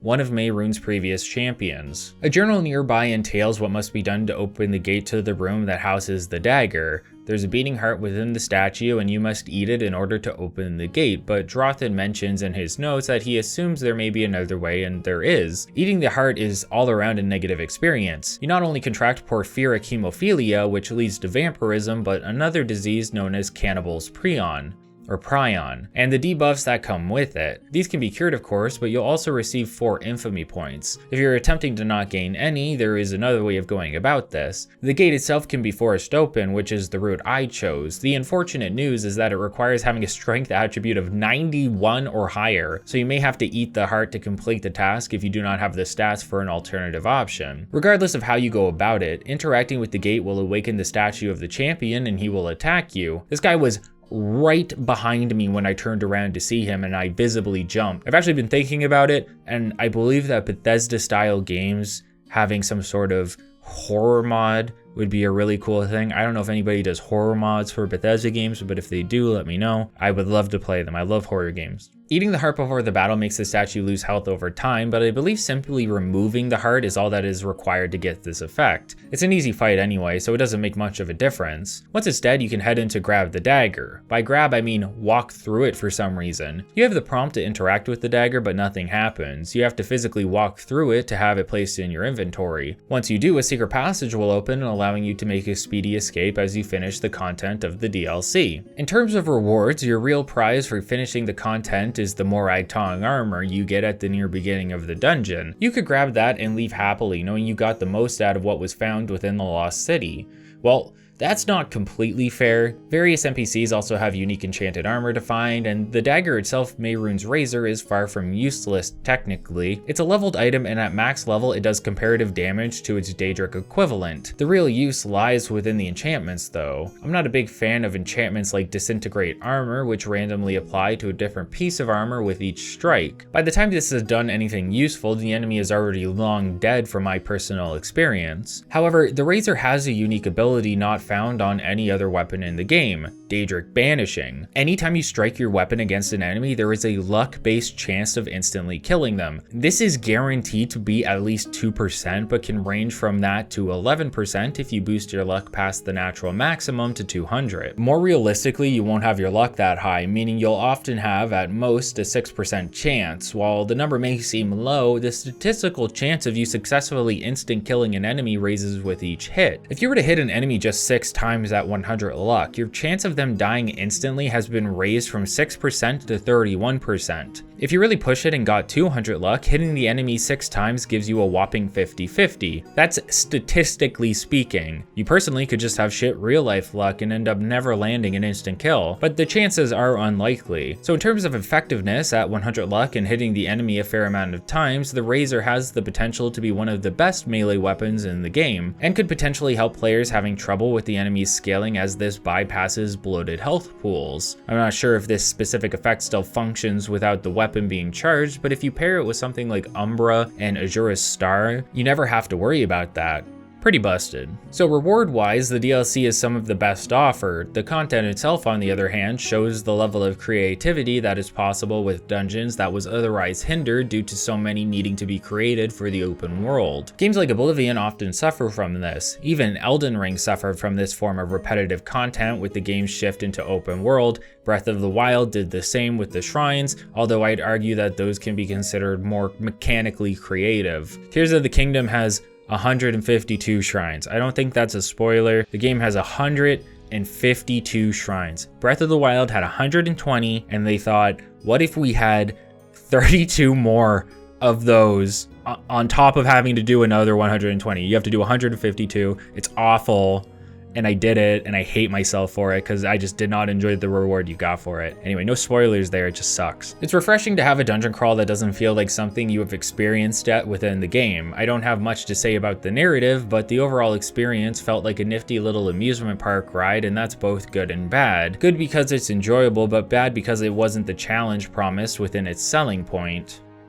We're finally ready to move back onto the main storyline, although this will only be brief. Martin tasked us with finding the blood of a divine, but Joffrey also tasked us with an optional questline that we're going to complete for completion's sake. Even though I believe Allies for Bruma to be one of the worst quests in the game, making it obvious why it was optional in the first place. A gate is opened up near Bruma, and since you are the hero of Kvatch, you've been asked to show the Watch how to close the Oblivion gates. This is foreshadowing for the rest of this optional quest, as we'll be bouncing from city to city and closing a gate at each one. After talking to Captain Bird about the gate, he'll address his men and then follow you into the gate. Now Bird is essential, so you don't have to worry about him really, and that's good news. If you thought the Plains of Oblivion were getting grating, imagine having to clear it while escorting individuals throughout. At this point, I'm still brute forcing the entire mechanic. With a high athletics, acrobatics, and speed stat, it becomes trivial to rush your way past enemies and up the top of the tower. What I didn't realize was that Bird needed to be with me at the top of the tower in order to close the gate, so I had to backtrack a bit, make sure he was close enough so that when I switched areas, he switched with me. Pretty simple and mandatory main quest, but it leads into the optional quest Allies for Bruma. Joffrey mentions that the Watch and Bruma are a very finite amount of people. Since Bruma is such a hotbed for Daedric activity right now, we need the aid of the other cities to keep it safe. Makes sense and has a few interesting mechanics surrounding it. By acquiring aid from each city, we will see soldiers from the city arrive in Bruma and camp just outside the castle gate. I thought it was pretty hilarious that they didn't give them any temporary lodgings, considering that at most there are 9 soldiers sent. I think people could open up their homes in exchange for the added protection. Maybe let them live in the castle. Instead, you see them camping out essentially on the street in the northernmost part of Cyrodiil, meaning it's snowing and cold all the time.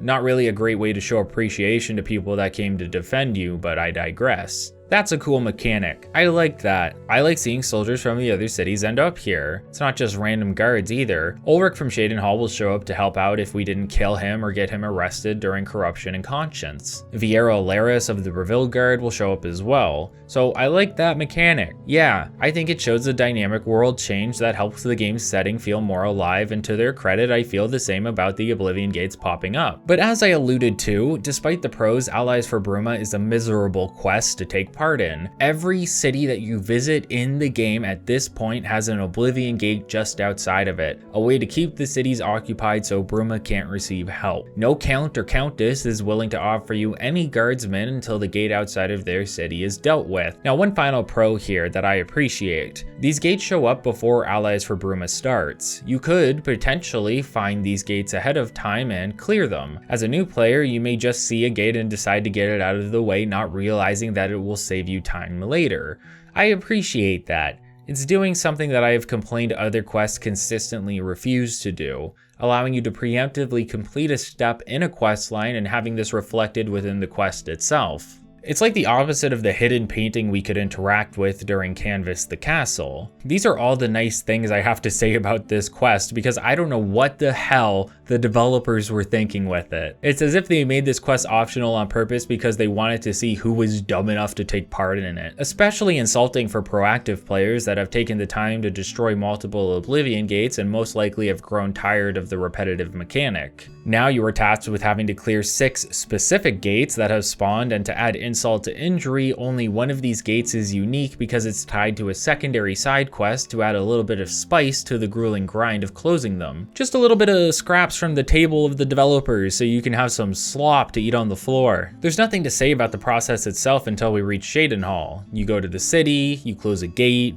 you ask for aid, done. And it's the same boring, repetitive mess I've complained about multiple times thus far. The one aspect of it that is different is when you start the Wayward Night. The quest is similar to Bruma in that we can find guard stations just outside the gate. As it turns out, members of Knights of the Thorn went into the gate to close it but haven't come out. At this point, we don't know much about the Knights, but even before the gate appears, you can ask the guardsmen in Cheydinhal about them and they'll laugh it off. Turns out it's a ragtag group of nobodies who want to play knights so they can feel important. At least that's how the guards perceive them. They don't have any actual authority, and the only reason they're left to their own devices is because the leader of the knights is the son of the count. Now Farwell Indaris, son of the Count, has bit off more than he can chew, and has entered into the Plains of Oblivion while becoming trapped in the process. The guard asks for your aid in saving the Count's son, or at least seeing if he's still alive, and since we have to close the gate for Cheydinhal anyway, it's like killing two birds with one stone. Surprisingly, Farwell is still alive, and you'll find him shortly after entering the gate and traversing towards the main towers, which, unlike most gates, isn't in the middle of the map, but off to the side. Farwell is a little full of himself and doesn't want to admit that he messed up, playing it off like they were working on a means of closing the gate while also welcoming your help. Really, he's begging to be rescued, but is trying his best not to show it. Mechanically, this seems similar to how we escorted the Bruma guard, but the difference is that Farwell isn't marked as essential, can die here, and that can affect the quest in terms of rewards. If he dies on the way by the hands of the Daedra, you will receive less fame and only earn a leveled gold reward when returning to the Count. Alternatively, you can kill him and somehow everyone knows you murdered him even though you can leave no witnesses. This gains you infamy and leads to the Count refusing to talk to you, meaning you just soft-locked yourself from completing allies for Bruma and from purchasing a house in Cheydinhal, if you have yet to do so. Luckily, allies for Bruma technically doesn't need to be fully completed. You can get the rest of the cities to help out, and this will still affect a large battle that is to come. You just won't have as much manpower as you could have. We are going to save Farwell though. It's just more complicated than last time since he can die. That didn't stop me from rushing to the Sigil Stone, however. I basically ran ahead of Farwell and his companion and prayed that he didn't die before I managed to close the gate. Unfortunately, he did. Multiple times, and I had to start finessing it in a way that allowed me to complete the tower quickly without cutting through numerous Daedra that wanted to slow me down. After a few attempts, we managed to do so, and we end up back in Tamriel with Farwell alive and well. He thanks us for helping him and makes us an honorary member of the Lodge, meaning we are a knight in two separate cities at this point, and it is suggested we head to the Count for a reward. If Farwell dies, you get some gold, but by managing to get him back safely, you get the option between two family heirlooms, the Thornblade or the Staff of Indaris. Both are leveled weapons and neither are particularly useful at this point in the game. The staff is probably the best pick since Mehrunes' dagger already disintegrates armor for us, making the Thornblade obsolete. See, that's nice. A more unique quest that needs to be completed to gain Cheydinhal's aid. If every gate was like this, maybe the quest wouldn't have been such a chore to complete. Rather, some of the cities shouldn't have focused on gates at all. Think about it. Each of these cities generally have a quest involving the Count or someone close to the Count. Canvass the castle, corruption and conscience, etc. We earn the respect of the rulers by completing these properly, and this reputation and fame that we build throughout the game as well as the favors we have completed should be what is used to determine if they will help us or not. Instead of making me clear 6 Oblivion gates, make sure I did something for the Count or Countess so that they like me. I scratch their back and they scratch mine. Except these quests are available from the get-go, and clearing them could be further rewarded by having the rulers thank us for what we did for them and giving us aid since they respect us. It just could have been handled so much better. The Oblivion gates make sense narratively, but were unnecessary within the gameplay for this side quest. It would have been much more natural for the responses to be tied to what we would have done for the cities outside of the Oblivion Crisis. It would have felt like us making a difference unrelated to Oblivion rewarded us later when dealing with Oblivion. It's like in Mass Effect or Dragon Age Origins when all of your previous actions come back up to influence a major storyline development. It feels rewarding, it feels dynamic, and it feels like variety. Instead, the laziest option was chosen, and now we are stuck clearing the same worlds over and over again if we choose to. And I wouldn't blame anyone for deciding not to, because it's not a rewarding or fulfilling event until it culminates in the battle at Bruma later on in the main storyline. I'd rather not be rewarded with extra manpower than complete this quest, and that says a lot about its quality. Bruma is now safe, well, safer than it was, but there's going to be more to that later on. However, I think it's best to use this travel time as an opportunity to justify completing all of the factions. Really, I don't care if it's narratively sound or not, but it's high time we started looking at the 4 major guilds that make up the game's more interesting quest lines. Some of them anyway. Just briefly before that, I'd like to also mention one last aspect of the game's housing system. Most of the houses you buy in the game don't have a quest associated with them. Anvil was the exception, and we were rewarded with a fully furnished home for cheap. Skingrad, on the other hand, is the most expensive house in the game, costing a whopping 25,000 gold to purchase, and then a further 23,200 at least to fully upgrade. Overall, not worth it, but Skingrad Manor does have what I wish the rest did as well. Not only do you get a manor that you upgrade through purchases, but you can then in turn hire a servant to watch over the place for you. That's not all though, the manor has a secret. Within your bedroom there is a ledge, and on that ledge is a secret note detailing where there is a hidden treasure to find within the manor, and a riddle that will help you find said treasure if you can solve it. The riddle is as follows: 2 bodies have I, though both joined into one. The more I stand still, the quicker I run. The riddle is a reference to the same one that was used all the way back in the first game Arena. It had the same answer as well, that being an hourglass. Should narrow things down a lot in your search. However, if you purchase the upgrades, it may be a bit more difficult as some hourglasses are added with the purchase. Luckily, the one we are looking for is in a more obtuse location within the basement, stuck near the top of a pillar. By finding the hourglass, you will receive multiple gems as a reward, but more importantly, you'll also get the Ring of the Grey, which boosts multiple stealth-related skills, offering Detect Life and resistance to poison. The name Ring of the Grey suggests it is a reference to the Grey Fox of the Thieves Guild, and this is further solidified by the stealth-based enchantments. It's the little things. The quest isn't particularly involved, but it helps make your purchase feel more worth it by adding mechanics to it, giving you something to do in relation to your house that justifies even having one, because realistically you never need a player home in this game. It's finally time to go over the 4 major factions within Oblivion, and we'll be starting with the Fighters Guild. One of the most prevalent guilds across Tamriel that allows for the training and employ of mercenaries. If you're looking to make some money and get beefy and swole in the process, then the Fighters Guild may be for you.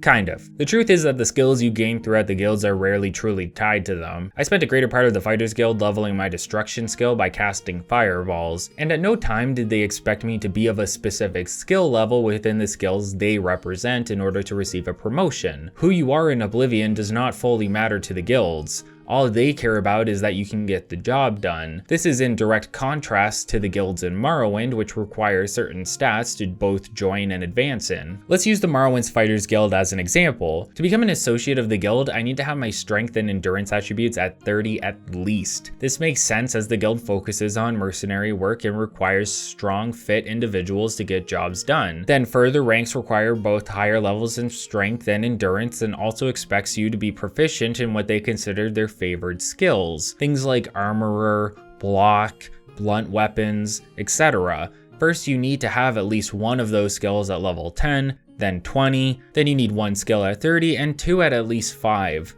The mechanics of the Morrowind guilds require you to be proficient in the abilities that the guild would require of you. It enforces that you have the skill level to get the job done and earn advancement, and it makes sense when you manage to become the head of the guild because of the tasks you completed and how skilled of an individual you are. Earn your place in the guilds, both through training and through your work, and it feels justified when you reach the top of the food chain. For whatever reason, this is not the case in Oblivion. You can join any guild at any time. The 2 biggest differences being that you need to get arrested to join the Thieves Guild, and you need to murder someone to join the Dark Brotherhood. There's no further restrictions to your character. If you can get the job done in any fashion, the guild does not care about you meeting their favored abilities and will promote you assuming the work has been put in. This is a complete downgrade from the Morrowind system. It removes the reward for training and also leads to your eventual advancement to guild leader feeling unrealistic and unearned. Imagine being the head of the Mages Guild and knowing little to nothing of magic. They even call out another scholar within the guild for this issue. It wouldn't stand. But because you are the player character, and most likely because the developers felt they were limiting people too much, they have decided to not restrict you in this way, and the game is worse off for it. The amount of quests has also been cut down considerably. The Fighters Guild in Morrowind had around 31 quests total, while Oblivion has only 19. Quality over quantity to be sure, and I would argue that a good portion portion of the Oblivion Quests are more interesting and elaborate in comparison to their Morrowind counterparts, while Morrowind may have had more technical nuance. You won't see me defending Skyrim on this, however. The companions have 6 main quests total in that game, and the rest of it is filler Radiant quests. One of the laziest design inclusions in a Bethesda product that they used as a crutch to create some of the worst, most useless content in that game. This isn't a Skyrim video though, and I don't want to get too far into it. I'm just pointing out a bit of a trend. As these games come out, the developers offer you less quests overall. In Oblivion, it makes sense because the overall quality of many of these quests have been improved, but in Skyrim, there is no excuse. Quality over quantity,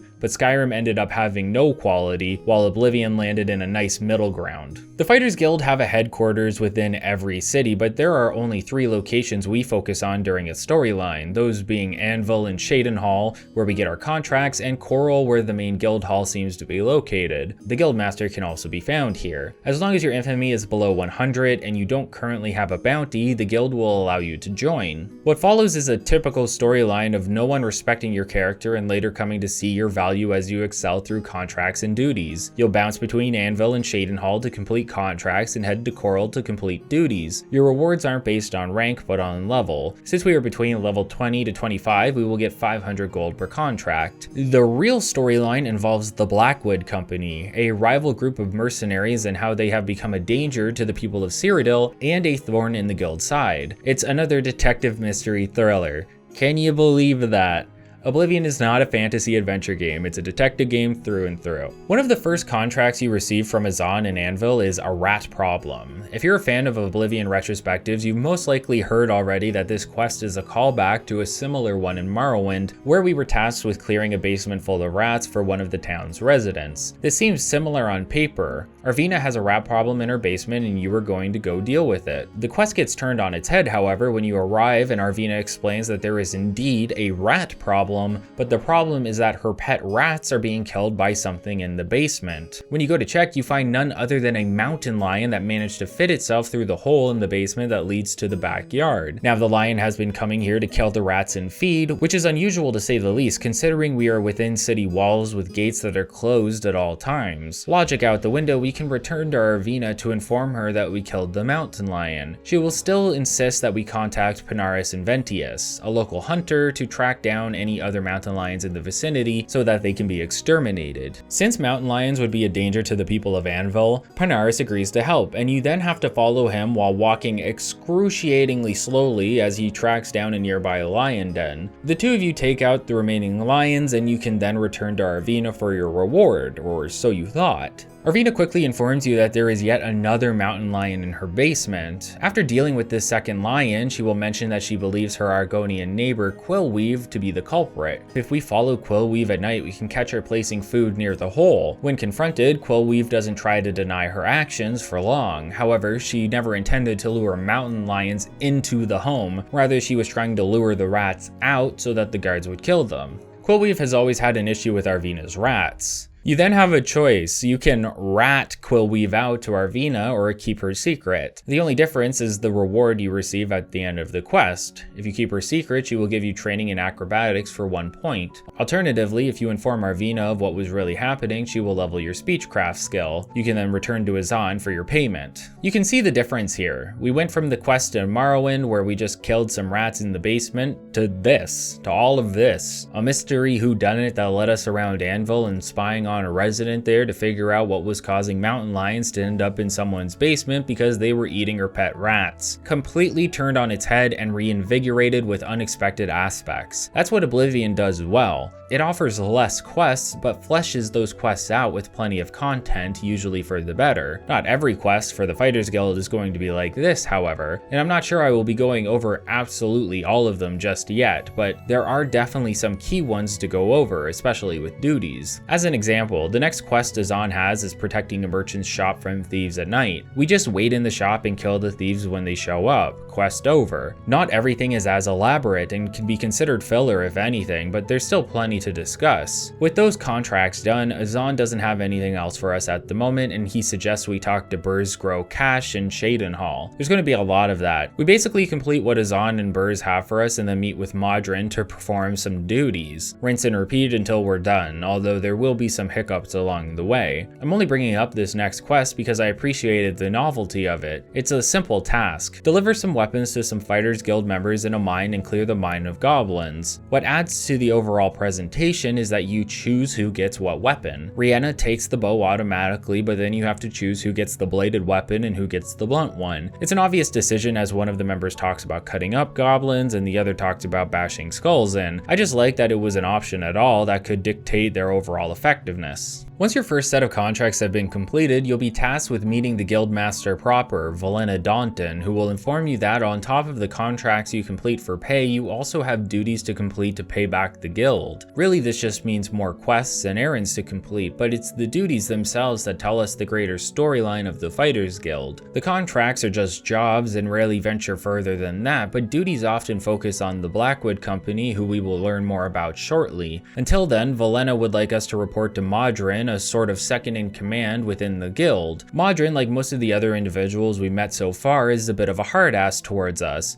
but by proving ourselves to him, he'll start to warm up to us. That's one of the main indicators of progression outside of advancement for the guild, seeing how people come to know of you and acknowledge the work you have done, how members of the guild try to protect you from punishment when things outside of your control go awry. In a way, you are the direct contrast to an individual we are about to meet. A member of the guild has defaulted on a job in Skingrad, and we are tasked with finding them, figuring out what went wrong, and making sure the contract is fulfilled. The individual we are looking for is named Maglir. We actually passed by him earlier while completing the Nirnroot quest, but we had no reason to interact with him until now. When you approach Maglir about the defaulted contract, he explains that the job the guild tasked him with is one that would normally have multiple people assigned to it, and it doesn't pay enough for the level of risk, especially since Maglir has a family to worry about. And you know what? Fair enough. The guild appears to be on hard times at the moment. Contracts are being given to the Blackwood Company, and there's not enough money circulating to pay the amount of men necessary for a job like this. In this one situation, I see where Maglir is coming from. And if that was you just now pulling your hair out, don't worry. There's plenty of other situations where we get to see the real Maglir, who is a selfish individual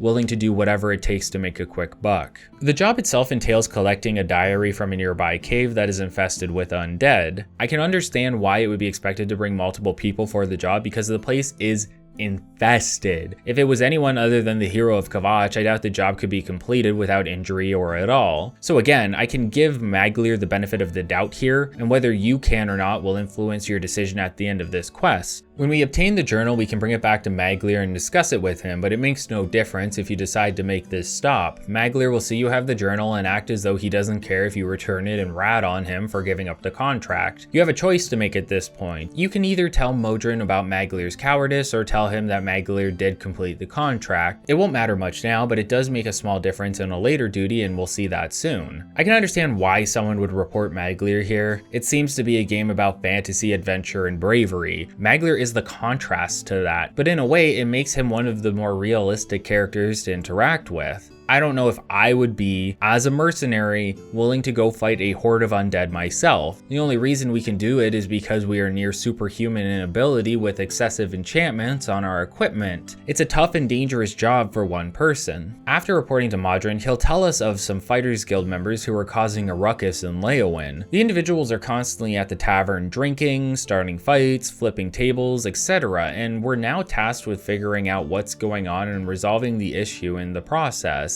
This is your first real discussion surrounding the Blackwood Company. Turns out that the reason your guildmates are here drinking all the time is because there's no work to be had. The Blackwood Company has been scooping up every contract at lower rates and taking contracts that the Fighters Guild would never accept at that. This leaves the guildmates with nothing to do in Leyawiin. The mercenary group used to be a party of soldiers hired by the Emperor to reclaim territory in Blackmarsh, a swamp-like region and the home of the Argonians. After failing this task, task, the group set up shop in Leyawiin and have now grown to over 100 strong, while putting pressure on the Fighters Guild. This explains why they couldn't afford to help out Maglir earlier, and it further explains why these men have no paying work to do, because there simply isn't any work at the moment, and there may not be for quite a while. Since the guild doesn't have any jobs for their fighters, it comes upon us to find work for them. Luckily, the proprietor of the establishment knows of someone in need of a constant supply of ogre teeth and minotaur horns. However, Margaret wants to know that the job will get done and asks you to prove yourself by delivering 5 samples of ectoplasm. As it so happens, we just cleared a cave of undead, and there were plenty of ghosts to kill and ectoplasm to collect, so it's a simple task if you've been gathering along the journey. Delivering the ectoplasm is enough for Margaret to trust you, and she agrees to hire your guildmates for some consistent work, which pleases them. When you return to Modron, he's happy to hear the issue is resolved, but is concerned over the growing presence of the Blackwood Company. Unfortunately, he doesn't have any more work for us, so it's time to get back to contracts, since by this point we have been promoted from associate to swordsman, with a couple of ranks in between. There isn't too much to discuss about the next couple contracts, but there are some aspects of them I'd like to point out. The first we have to deal with is Den of Thieves, and we just so happen to be paired up with none other than Maglir, who doesn't seem too happy to see us even though we didn't turn him in. This is another sign of his unappreciative attitude towards both us and the guild. The job itself is simple: head to a cave and kill some Bosmer thieves. Easy enough.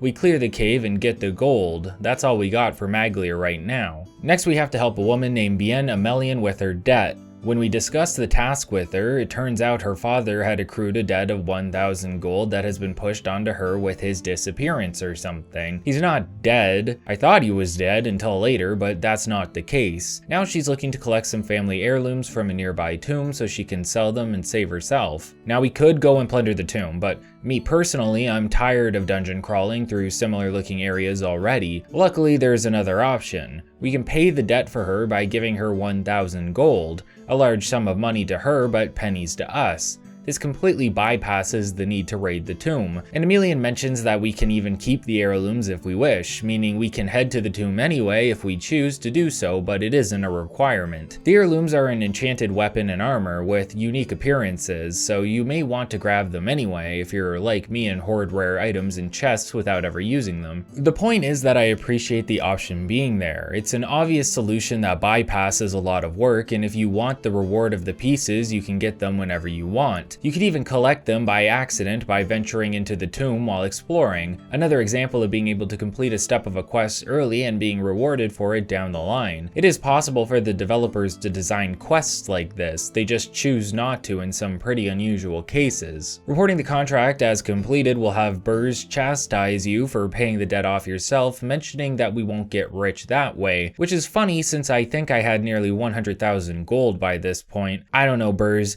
Maybe it's you who's in the wrong line of work. Another set of contracts completed means another set of duties to complete, and we can finally continue with the overarching story surrounding the guild. Before that though, we have a special task from Modron. He wants us to escort the guildmaster's son Vaermina Dalton on a contract. Vaermina is a member of the guild but barely sees any real work due to his mother, the guildmaster, being overprotective of him. You can't blame her really. She used to have 2 sons, but one died in the line of duty. Now she tries to protect her only living son by preventing him from going on dangerous excursions. For that reason, the guildmaster doesn't know about the contract. Modron wants to help Vaermina build experience, and it's our job to babysit him while he does so. It's a pretty easy quest to get through, just another cave to traverse as you search for a missing individual who ends up being dead. Nothing spectacular, but it helps out Vaermina, who also gets the contract pay for some reason. Kinda messed up since we did all the work, but whatever. Now can you guess who defaulted on another contract? That's right, it was Maglir. He headed to Bravil to complete a job and hasn't reported to the client. Once again, we can find Maglir in a nearby tavern, but something's different this time around. Maglir is now sporting a set of Blackwood Company armor and has another Blackwood member hanging out beside him. He accepted a contract and then betrayed the guild by joining up with the company because they pay better and have plenty of easy, immoral work to do. Now completely done with the Fighters Guild, Maglir is quick to call you a rat and be done with you. However, the contract still needs to be completed. If you helped Maglir earlier by not ratting on him, he will inform you that he was sent to meet with a Mages Guild member named Orrery and suggests we go help her ourselves. If you did rat him out, he won't be willing to talk to you and we'll have to get information on the contract from Modron. Not much else to say about the quest itself. Orrery just wants 10 samples of Imp Gall, which is easy enough to find within the game world as imps tend to populate a wide variety of locations. However, 10 is still an excessive amount to find for a quest like this. Regardless, the quest shows us firsthand how the Blackwood Company are directly interfering with the Fighters Guild, and it's gotten to a point where Modron has had enough. He wants to find proof of Blackwood Company misdeeds, but it has to be off the books, and this is where our investigative work comes back into play. Modron asks us to meet him at his home late at night. There, he explains the backstory of Vitalis Dalton, the deceased son I mentioned earlier. The guild was hired by a mage to retrieve a weapon known as Sinweaver from an Iliad scholar named Azani Blackheart. I say scholar, but he's also a fierce combatant. The guild sent 15 men together to deal with Azani and retrieve the blade, but they all failed and Vitalis died in the process. Following this failure, the Blackwood Company came forward claiming they completed what the Fighters Guild could not. However, this couldn't be corroborated as the mage that hired the guild was found murdered shortly after. Modron reasons that the Blackwood Company most likely ambushed the 15 men and worked together with Azani to create a cover story that would help the mercenary group gain a foothold within Cyrodiil. Now Modron wants to prove his theory correct by visiting the ruin that Azani should have been slain within. Thus, the two of you head to the ruins of Arpenia to investigate. Sure enough, after scouring the area, Modron will mention that there's nothing here, and he believes Azani to still be alive in another nearby ruin. I actually didn't listen fully during the quest, so I wasn't completely sure what we were supposed to be doing in the ruin at the time. I ended up running ahead without Modron and couldn't figure out why I wasn't finding anything. It took me a good while to let Modron catch up and interact with me. He was really gung-ho about heading to the next set of ruins, but unfortunately the traps within proved too much for him.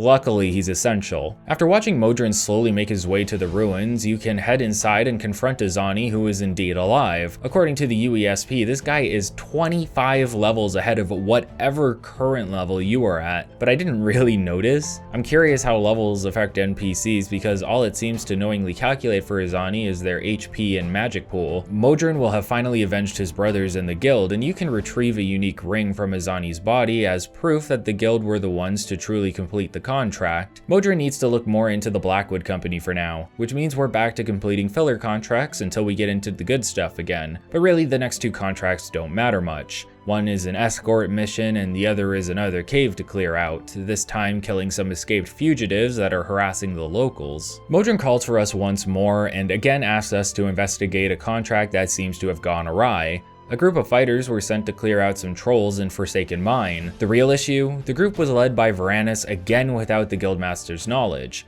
Modron wants you to find out what happened and retrieve the guild members if possible. What you witness upon entering is a grisly scene. Several members of the guild have been killed in combat and they litter the pathways within the mine. What's more interesting is that you can find at least one dead Blackwood Company member in here, which starts to paint a clearer picture of what happened. Further into the mine is the deceased body of Vaermina, who unfortunately succumbed to his wounds after being ambushed by the Blackwood Company and then finished off by trolls. He has a diary you can read which details details several events, such as frustration with his mother for coddling him, and your adventure with him from earlier. Vaermina was excited to finally have another quest that he would be taking on with his friend Edward, but unfortunately both of the two didn't survive, along with the other guild members within the mines. The journal also details how ferocious the Blackwood Company seemed, which is also foreshadowing for what is to come. Unfortunately, we need to report the news to Modron, and we aren't going to come out unscathed for this either. It's not Modron that punishes us, however. He was the one who sent us out there, the one who sent Vaermina out there. No, Modron grows angry at the news, but that anger is directed at the Blackwood Company, who have now taken both of the Guildmaster's children from her. That means Modron has to deliver the news to Vaermina, and that's where the punishment comes in. Well, there isn't much for us in terms of contracts. We also have some bad news when we reach Azan for work back in Anvil. Vaermina was furious with Modron and expelled him as punishment for going against her wishes. You, on the other hand, have simply been demoted. I believe we had reached Guardian at this point, but now found ourselves 2 ranks lower to Defender status. Not a big deal, and Azan wants to let us know that we'll be fine. It's as if he understands the trouble you're in and wishes to see you come out of it, showing you respect due to the work you put in. Your contractors care about you at this point, and that's good to see. That progression of friendship and respect. To help you further, Azan has one final contract to complete for you. In fact, it's the last contract he has available at all, as you've cleared out the backlog entirely. There's one last contract from Azan and 2 more from Burz. Azan wants you to find a stolen statue, which was taken by some thieves in Bruma. When you track the group down, you'll run into Kashar, who informs you that the statue they stole was again stolen by some ogres and can be found in a nearby ruin. Simple enough, you just head into the ruin and get the statue back, end of contract. Now Burz wants us to find the missing daughter of an orc noble. Nothing particular about this contract either, except I found out you can find the noble's daughter before talking to him. I was exploring the surrounding areas of his land and happened upon a group of ogres who immediately began attacking me. As I was fighting them, a female orc began to attack them as well. Turns out this was the noble's daughter, and I would have been sent out here if I didn't make it here during my own exploration. This bypasses the initial conversation and allows you to immediately escort the daughter back to get your reward. Finally, Burz also has one last quest for us, the mystery of some missing individuals from the village of Harlan's Watch. Asking around the village reveals that a nearby cave has some mysterious glowing lights that only appear at night. Some villagers went to investigate but haven't returned. When you reach the cave, you realize the lights are will-o-wisps and the villagers were most likely attacked by them, forcing them to flee into the cave where they unfortunately ran into some swamp trolls. Pinned between a rock and a hard place, the villagers were attacked and killed, allowing you to find their bodies further into the cave. You can report this to the villagers and then return to Burz for your reward, and to be reinstated as not only a guardian, but the penultimate rank of champion, which allows you to outrank the contractors you've been working under all this time. Azan and Burz don't have any more work for you, especially since you outrank them, but Burz will inform you that Modron, now retired, has been looking for you, but you didn't hear it from him, if you know what I mean. Interacting with Modron at the moment wouldn't make you look good in the eyes of Vaermina, so it's best to keep the meetings private and within Modron's home. The next set of quests all focus on the investigation of the Blackwood Company and will conclude the storyline of the Fighters Guild. Even after being expelled, Modron hasn't given up on taking down the Blackwood Company and bringing to light how vile they truly are. In order to get more information on the group, he wants you to bring in a high-ranking Argonian member who has taken up a post with some men at a nearby cave. This is probably the only mission where you actively kidnap someone, but there's no special mechanics surrounding it. Really, we just kill various Blackwood members throughout the cave and then address the Argonian commander who agrees to follow us back to Modron's. I'm not saying I would have required a kidnapping mechanic to appreciate this a little bit better, but it just felt weird having Ajum here following me like a companion so we could trap him inside Modron's house in Chorrol. Even a fade to black and forced fast travel would have led to a better experience overall, because we then infer that we dragged him back either unconscious or with a blade to his back. It's like in Red Dead Redemption when you tie up a hostage and place him on the back of your horse. That's the most likely way we would have gone about this. If they aren't going to program that in, then at least design the scenario in a way where it is inferred. That aside, we bring Ajum into Modron's home and he takes a seat so that we may interrogate him. If you watch my New Vegas video, you'll remember that there was an interrogation quest within that game as well, and I assure you that it was handled much better there. I don't know what the developers were going for here, but the entire idea is that you can either beat the shit out of Ajum or raise his disposition enough that he'll just divulge divulge everything to you. That's really all it is. I can just cast a 1-second spell that boosts my personality and speechcraft, and Ajum's disposition will skyrocket. Then I talk to him and he thanks us for treating him so well, and he seems to have no problem giving up the Blackwood Company's secrets. At least initially. He'll stop after he answers one question, and then you repeat the process to get him to answer another. Regardless of if you pummeled him or cheesed him with disposition, it doesn't matter. When you try to get the third topic out of him, he uses an enchanted ring to light himself on fire. Like actually lighting himself on fire, I'm not joking. It isn't conveyed through the game very well, but the ring deals something like 150 points of fire damage to the individual. I've heard of cyanide pills, but you're telling me this mercenary group has dudes so loyal that they are willing to spontaneously combust in order to get out of an interrogation? It's just such a gruesome way to go. The entire interrogation is a joke. It's a means of the developers adding a mechanic to the game in a half-assed way that doesn't really work because persuasion isn't built for it within Oblivion. There's no dialogue trees or nuance to persuasion. You just use a magic spell or play a funny mini game until the individual is willing to talk to you, and he either will be willing to talk to you eventually, or you'll get bored and just beat him up until you get what you want. It'd almost be better just to have Modron take care of it and have us watch him do it, because we are basically on rails for the entire experience and get no real creativity in the matter that would make convincing the Argonian to tell us everything feel rewarding. Just to point out how absurd this mechanic is, we can bribe him to give us information, and then he decides to fire ring himself to death anyway. You can get some information about the company's numbers, leader, etc., but none of it matters. Modron needs more, and he believes the only way to get the info he seeks is from the inside. Thus, Modron tasks you with infiltrating the company's headquarters in Leyawiin. Sounds easy enough. Plenty of Fighters Guild members defect to the Blackwood Company anyway. What's one more? How suspicious could that be? Well, very. You are now one of the highest ranking members in the guild. It's a foolish decision to send you in for the infiltration process because the company knows of you and even says so when you attempt to join. Cheydinhal here will mention he's heard of you and come off as suspicious towards you. Despite this, he agrees to take you if you prove yourself, so he's sending you on a contract with 3 other members back to Water's Edge, the village where we paid off the debt of Bien. Goblins have taken over the village and we are being sent to take them out. Before we're allowed to go, Cheydinhal gives us a bottle of Heists sap, which comes from a Heists tree native to the Black Marsh. There's a lot of lore and history surrounding the trees that I'm not going to get into, but Cheydinhal assures you that all of the members take this sap and it helps accentuate their abilities, explaining why they get so ferocious and complete contracts easily. Drinking the sap is an experience to say the least. You'll be immediately teleported to the village of Water's Edge, where you and the other members of the company will begin cutting down various goblins that seem suspiciously easy and passive. Once all of the exterior goblins are gone, the veteran members get you as the new recruit to head into the individual homes and kill any other goblins that remain. Once you've completed the task, you immediately get transported to Modron's home, where he seems to be waking you up from a deep sleep. Turns out that due to you being so unused to the sap, it forced you to collapse when you returned to Leyawiin,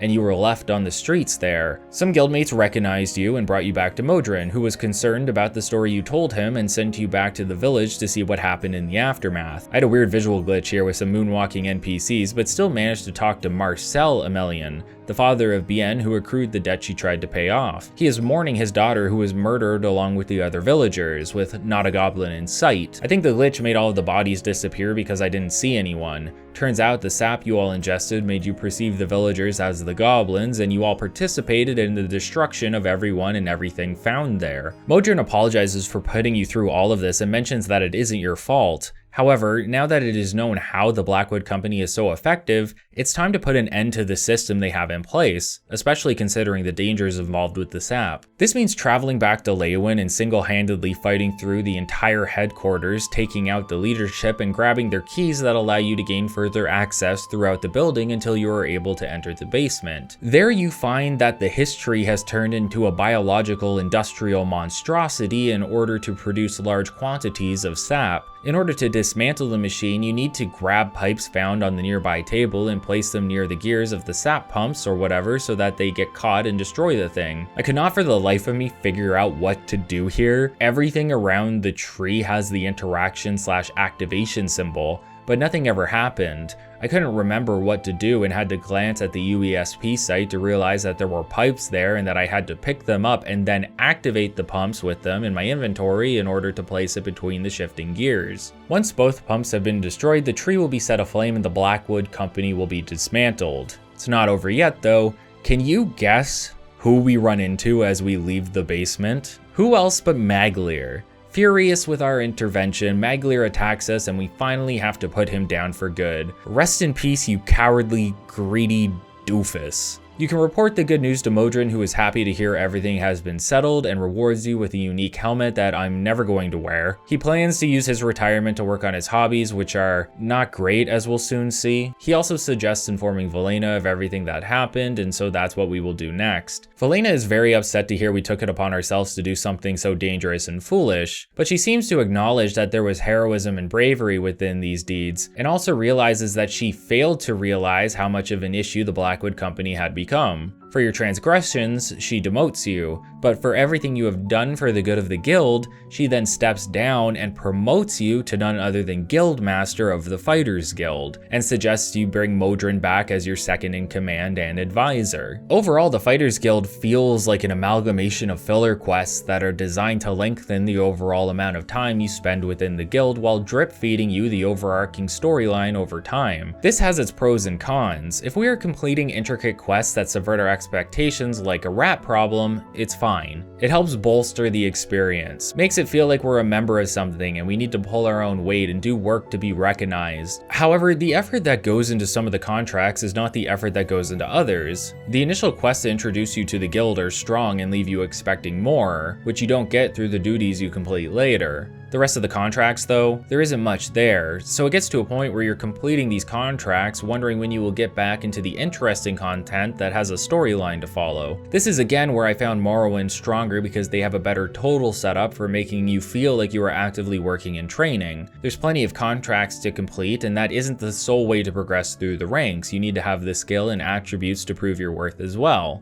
That would have been a great inclusion here and lengthened the time we spent within the guild while incentivizing the growth of our character in the process. But since we don't have that, we can look at how quests could have been improved instead. I have often said that Oblivion is a quality over quantity style game when it comes to quests in comparison to Morrowind, but that isn't always the case. Plenty of the contracts left something to be desired. I think back to a quest I didn't go into detail about, where we have to escort a woman through a cave to a Daedric shrine, while fighting several Daedra in the process. I didn't remember this quest very well, and the entire time I felt like I was going to be ambushed. The way the voice actor of the scholar reads the lines, the way Alante talks to you, it comes off as suspicious, like she's hiding something from us. The entire time we are traversing the cave, I was wary as I believed something was going to go wrong, that the Blackwood Company was waiting for me and I was walking into a trap. But that isn't what this was, and that isn't what happened. Instead, we just escort the scholar through the cave to the shrine and then the quest is over. It failed to meet my mild expectations, and that's an issue for the Fighters Guild as a whole. It doesn't meet expectations. You complete a few mediocre quests to move on to the interesting ones, and before you know it, you are the guild master of the Fighters Guild. And as guild master, what is there to do? Nothing really. You go recruit Modron to be your second in command, and he begrudgingly accepts since he was getting used to being retired. He started to get into painting, and you can find one of those paintings in his house. It's not great.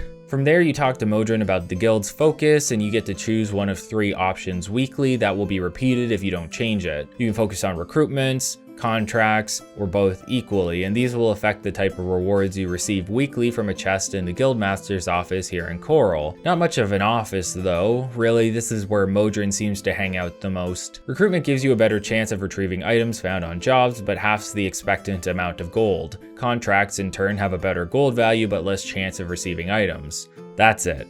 That's your role as Guildmaster, since there is nothing else to do currently, and it feels hollow. Bethesda tried to remedy things like this with the inclusion of Radiant Quests in Skyrim, but I can't spend time getting into just how much I despise that system. To take a hollow end to a quest and give you a set of hollow quests to complete infinitely if you choose feels like a slap in the face. I'd have much rather a form of epilogue that helps us fit into the role of Guildmaster instead. Let us do some recruiting, let us find some contracts contracts to be completed and let us have those contracts assigned to the guild members. Let us rebuild after the issues that were the Blackwood Company, and then once the guild is back on its feet, you can be rewarded with weekly income and the satisfaction that you are doing something as the master of the guild. Unfortunately, that's not what we get, and because of that, a series of great to forgotten quests conclude with nothing really. Completing a guild in Oblivion can sometimes feel like you've killed the guild in the process because you never have a need to interact with them again. At the very least, the completion of some of these quests become the discussion points of various NPCs when talking to one another on the street, and that's satisfying. One final issue I had with the guild was how underutilized the various guild halls were in the game. Like the Mages Guild, the Fighters Guild can be found within each city, barring the Imperial City, which has the Arcane University but no Fighters Guild equivalent. The Mages Guild questline makes it a point to have you visit and utilize each of the guild halls, introducing you to the characters and their services. We don't get the same from the Fighters Guild, and instead see us traveling between Anvil, Chorrol, and Cheydinhal constantly with no variety, completing various contracts within each city and using that success to bolster the forces of the guild to fight back against the Blackwood Company. That's the dream. We've seen how we can find jobs for the guild members and give them purpose.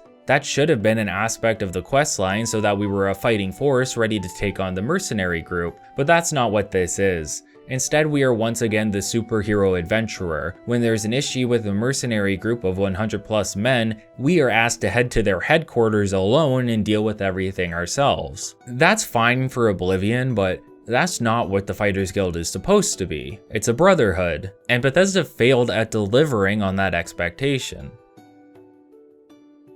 I wish I could say that we're going from a worse guild to a better one, but while the Mages Guild gets some things right where the Fighters Guild fumbled, it still suffers from a lot of the same issues. We'll be completing a sequence of quests to get access to the university, and then from there we are on rails to the conclusion of the storyline. Again, that's not what I'm asking for. I preferred the duties over the contracts of the Fighters Guild because the duties were more intricate and part of the story. Some of the contracts added to the experience, but most of them were simplistic errands to run. Instead of having some good and some subpar content to complete on the side, we now have no extra content at all. So we're on a collision course to the finale of this storyline, and so it feels like this questline understays its welcome. It leaves you not wanting more but expecting more, and I believe we'll see that as we go through the various quests we will need to complete along the way. Joining the Mages Guild is as easy as the Fighters Guild. Easier, in fact, since you can head to any guild hall in the game and talk to the leader of that chapter in order to become an associate.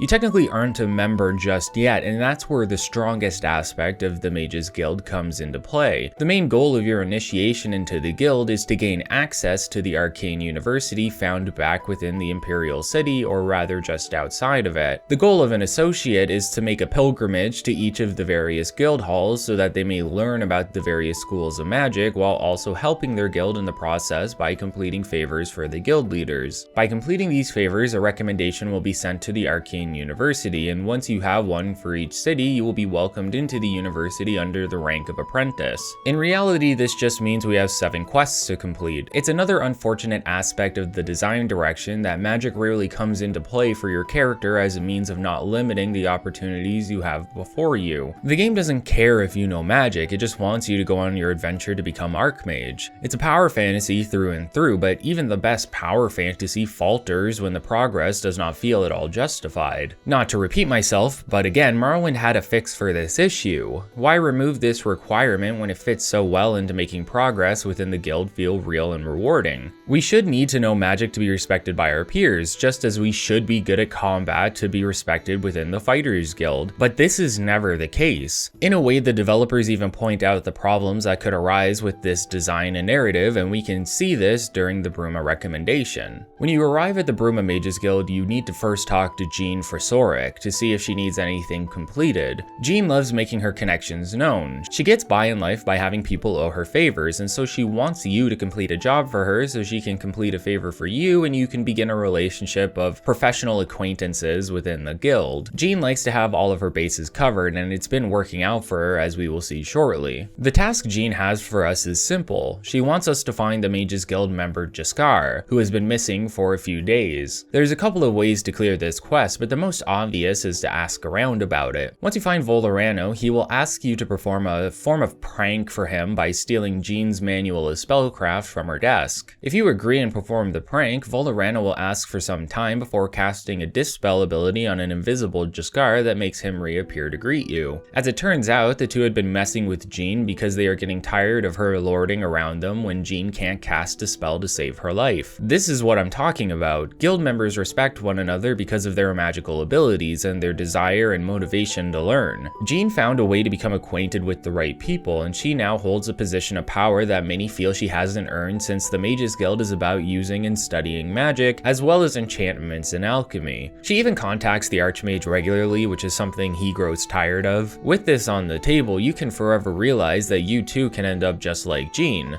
someone high up in the rankings of the guild, and we can get there without ever learning a spell. To steal Jean's book, we need to unlock a desk, and Volorano gives us a spell to do so, but we have an artifact that guarantees we can unlock anything regardless of difficulty. Even if we didn't have that, we could just use our normal security skill to complete the task. The quest, like every other within the Mages Guild, offers non-magical characters the ability to complete the task without using magic, and that's a cop-out at best. The entire idea of the guild, the entire concept of learning and studying magic and being part of the community in the process, is bypassed time and time again. As I've said constantly throughout the more low-quality quest concepts, I like to give credit where it's due, and some quests do at least expect you to think and attempt a magical option, and the quest then becomes more rewarding because of this. We don't have to go along with Volorano and Jaskar to prank Jean if we don't want to. A Detect Life spell can show you Jaskar's whereabouts despite him being invisible, and a Dispel cast will make him reappear. Sure, Jaskar will be salty over the fact that we just ruined his prank, but we have just completed the quest as a true mage may consider going about it, and I'm happy the developers facilitated this type of option because it makes the entire thing more worthwhile. I love options in quests, so you may assume then that I appreciate the option to use non-magical abilities to solve everything. We could have multiple magical means to solve these issues presented to us, but having non-magical solutions so readily available is a more disappointing outcome. The developers don't trust the player to be willing to learn magic to participate in the magic school, and that's backwards to me. I don't plan on going through all of the recommendations because unfortunately many of them aren't that interesting.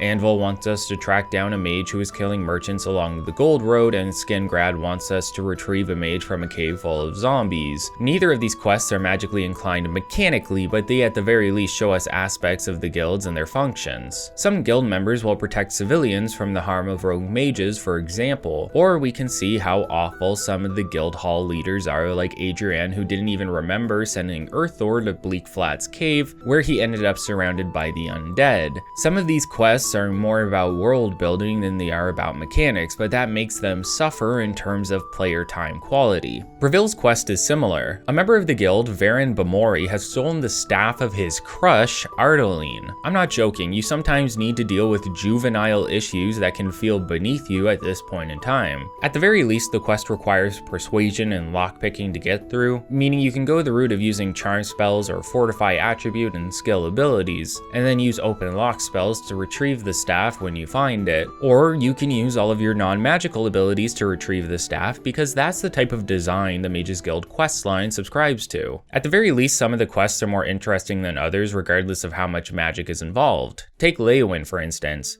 Degale is the leader of the guild hall there, but something seems off when she speaks to us. Degale is the seer, and she's being bombarded with visions that are usually kept in check by a seer stone that she wears around her neck. With it missing, it feels as though she is almost speaking gibberish, but manages to point us towards Agata of the same guild for help, and Agata then suggests questioning the members of the guild. By talking to everyone, you learn that they are all somewhat dissatisfied with Degale, as they have come to perceive her as senile. This is because her powers and their restrictions via the Seer Stone are not public knowledge. While discussing Degale with everyone, we learn that Kalthar seems to hold the most contempt for her. Talking to Kalthar about the amulet reveals that he had learned about it through a conversation he overheard, and it infuriated him. He doesn't respect someone that is only kept sane through the use of magical artifacts, and it's greatly implied that he stole it. Kalthar goes on to mention that Degale's father had a similar issue and only managed to keep it hidden by keeping a low profile, suggesting that there may still be a way for Degale to be brought back to reality. be. Speaking to Daedric about this, she mentions through her nonsensical rambling that you should make your way to Fort Blueblood, where her father was stationed. Sure enough, we find a secondary seer stone on his body after trekking our way through there. Once we have the second amulet, we are ambushed by Kalthar, who yet again eavesdropped on our conversation, this time between our character and Daedric.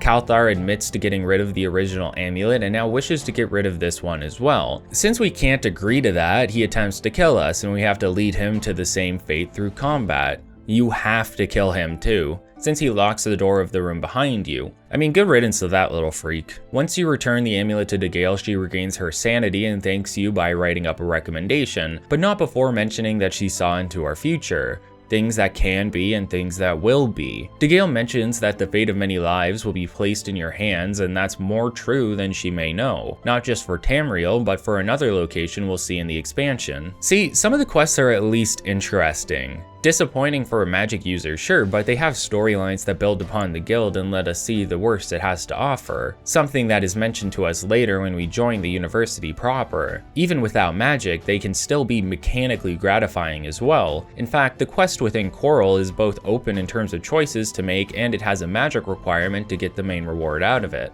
Technically. Tychius of the Chorrol Mages Guild is willing to give us a recommendation, but an excommunicated mage named Arana has appeared in the city and Tychius wants to know what's going on. Arana is looking for a powerful book called Fingers of the Mountain. She believes the contents within the book would be too complex for someone like us to read, and thinks she can get the most use out of it. However, she doesn't want the guild to know about this as they would interfere with her goals. After she gives you directions to find the book, you can go and retrieve it or report back to Tychius. The Argonian will be shocked to hear that the book has been found and is worried about Arana getting her hands on it, believing it is better kept within the safety of the guild. The book itself is a set of research notes and studies revolving around magic involving the weather. Fingers of the Mountain alludes to lightning strikes around a mountaintop, which is further confirmed when you find the charred remains of a body holding the book by the ruins of Cloudtop, where there stands a magical pillar that is of no use to us currently, but it will be. Now we have some options. We can either hand the book to Arana or Tychius and the quest will change slightly based on this decision. Let's say that we gave the book to Arana.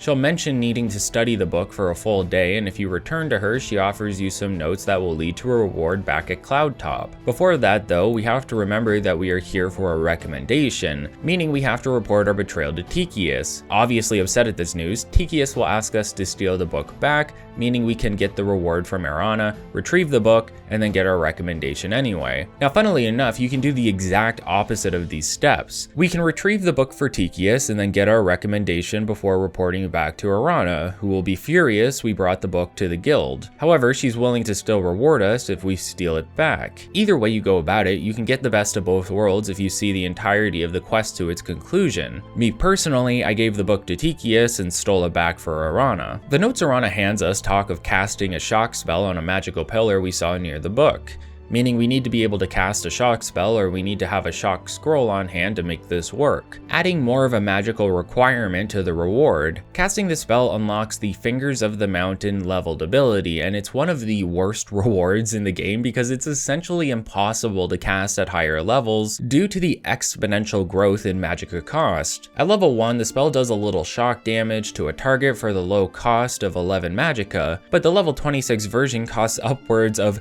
3,500 magicka, which is absurd and seems like an oversight considering you could make the same spell at an altar and it would only cost around half of that. A garbage reward to be sure, but hey, at least we had to use magic to receive it. My favorite quest within the recommendations, and the last one I'll be covering, is the quest found in Cheydinhal because it ties in directly to the main quest line we will be following within the university, and you don't know that at the time of completing it. Falcar, the leader of the guild hall, seems annoyed at the concept of offering us a recommendation. He looks down on us and doesn't find us worth his time, belittling us in the process. He does have a task for us though. There's a ring in a nearby well that he wants returned to him. He sent another associate to retrieve it and they never returned. Falcar mentions that Dietzen of the same guild hall has the key, and so we are forced to talk to her before heading over to the well proper. Dietzen will mention her discomfort with sending you off to get the ring. She's suspicious of Falcar after he sends Vidkin to retrieve it. Now no one has seen Vidkin for some time. To be safe, Deetsan teaches you a spell that applies 5 points of feather and water breathing for 30 seconds, but these are far from necessary, to the point that it's almost comical if you have been raising your strength at all. That's because when you enter the well, you have plenty of time to grab the ring while underwater. The gimmick is that the Ring of Burden weighs 150 points, meaning it could be difficult for some characters to retrieve it without becoming over encumbered. The thing is, you don't even need to bring the ring back to complete the quest, but even if you did, 150 isn't impossible. Plus you can drop the ring to store some gear and try again, or cast a stronger feather spell. Plus water breathing is a very easy ability to get a hold of. We got a ring with it early on in the game when we were killing slaughterfish near the Imperial City. Argonians also have a natural ability to breathe underwater. Basically, I'm implying that Vidkin's death doesn't make a whole lot of sense if you look at the scenario from the lens of actually being within the game world. Mechanically, sure, Vidkin equipped the ring and therefore couldn't move forward, but in reality, he would have realized that the ring was too heavy and left the well to solve the issue in a different manner. His death just seemed to be there to show that Falcar is willing to put his associates in dangerous situations, but the situation was just that some guy didn't give up on trying to pick up a ring that was as heavy as a large boulder the size of a small boulder. It's silly. Whether you keep the ring on hand or not, you can return to Deetsan and she will inform you that Falcar has run off in a rage, threatening those within the guild after he found out that Deetsan assisted us by giving us that spell. Odd reaction considering the spell would have only alleviated 5 points of weight for us and gave us water breathing for 30 seconds. It wasn't a game changer. It's why you have to talk to Deetsan before entering the well, so that this next quest step will have her talking to Falcor and him storming off. If we had the ability to bypass Deetsan, we would have been able to return to Falcar with the ring, and I think that would have been a much better outcome, as he would have been so shocked and bitter to see us return with the ring in hand because we're a huge buff dude with guns the size of the Amulet of Kings. He then could have run off anyway because he was frustrated with our success, but unfortunately that's not what we get here. Unfortunately, everything is off screen and we just get the tell don't show approach. It may seem like Falcar was out to get us killed, but I don't think that's necessarily true. He makes it clear that it's no ordinary ring and that it would take some finessing to get out of the well. Unfortunately, Vidkin seemed to try a bit too long and ended up suffocating because of it. Still, this isn't the last we'll see of Falcar, and his allegiance with an enemy group implies that he may have had more nefarious intentions with the ring in the well than I am personally seeing. At this point, all of the recommendation quests have been completed, and we can report to Raminus Polus at the Arcane University to be promoted to an apprentice and gain access to the grounds behind the tower. I can't explain how good a feeling this was at the time I first completed it. The Arcane University was always locked off to me, so when I realized I could join the Mages Guild and work my way into accessing it, I was over the moon, only to come hurtling down as I realized that there was nothing to the university other than another location to stop by so I could grab the next task in the quest line. That's not totally fair, since without the Wizard's Tower DLC, you can't use spell making or enchanting altars until you have access here. Mechanically, we have unlocked 2 new features of the game, and that is a huge bonus. Plus, watching all of the students walking around really makes the university feel like a bustling location that would be found within the Imperial City. It has its merits, such as the alchemical garden or tuning into the lectures that are hosted there from time to time. In a way, the university can feel like the most lively location in the city. The issue is it doesn't feel like there's enough to do for the amount of work that went into unlocking it. My reward for all of those recommendations is some NPC dialogue, a garden, and the altars. Not bad, but not great, and after the build up to gaining access, we're going for great here, guys.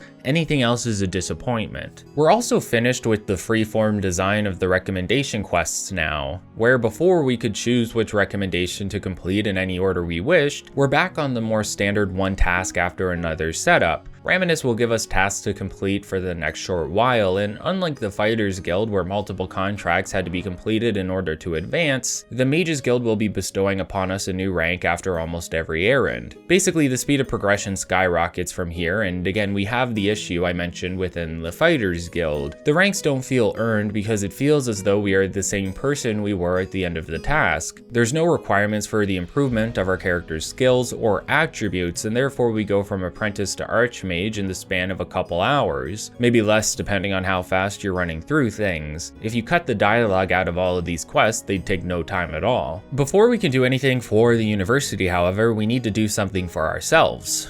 Every mage has a staff of their own, and we therefore need to get to work on acquiring one. We can't buy one though, we need to have it made so that it'll be unique to us. This means hitting up Wellspring Cave, where Aletta and Zarasa watch over a collection of wood that is used to create the magical devices. Unfortunately, as most things go in Oblivion, things aren't going to be that simple. Upon arriving in the cave, you will find Zarasa dead, and standing above her a necromancer that will quickly aggro onto you if your presence becomes known. Something you will notice about necromancers if you have a stealth-based character is that they seem to be incredibly easy to sneak past, mostly because a good portion of them seem to actively face away from you whenever you run into a group of them in a dungeon. I found a large amount of my time during the mage quests was me one-shotting characters because they never thought to look behind them at any point. The cave itself leads to a small island that is only accessible through this passage. However, you'll soon see that Oletta too has been killed, and you are approached by a group of necromancers that plan on killing you. Why the necromancers are making themselves known and actively attacking members of the Mages Guild is yet unknown, so all you really have the option to do is defend yourself against them. Not like it's going to be a difficult fight though. NPCs using magic are nowhere near as effective as you using magic, meaning that you can bypass most of their spells and then deal absurd damage to them because the gear they are wearing has virtually no defensive value. Once these pushovers are dead, you can obtain the wood for your staff from the chest near the exit and make your way back to Raminas. He'll be shocked to hear that the necromancers would be so bold, suggesting that they normally keep to themselves and the shadows, else they be persecuted by the guild. Raminas directs you to Delmar the Enchanter, who will allow you to give your staff an actual use. He lets you choose between 3 schools of magic for the staff, those being Mysticism, Illusion, and Destruction. And each of these classes has 3 options for abilities.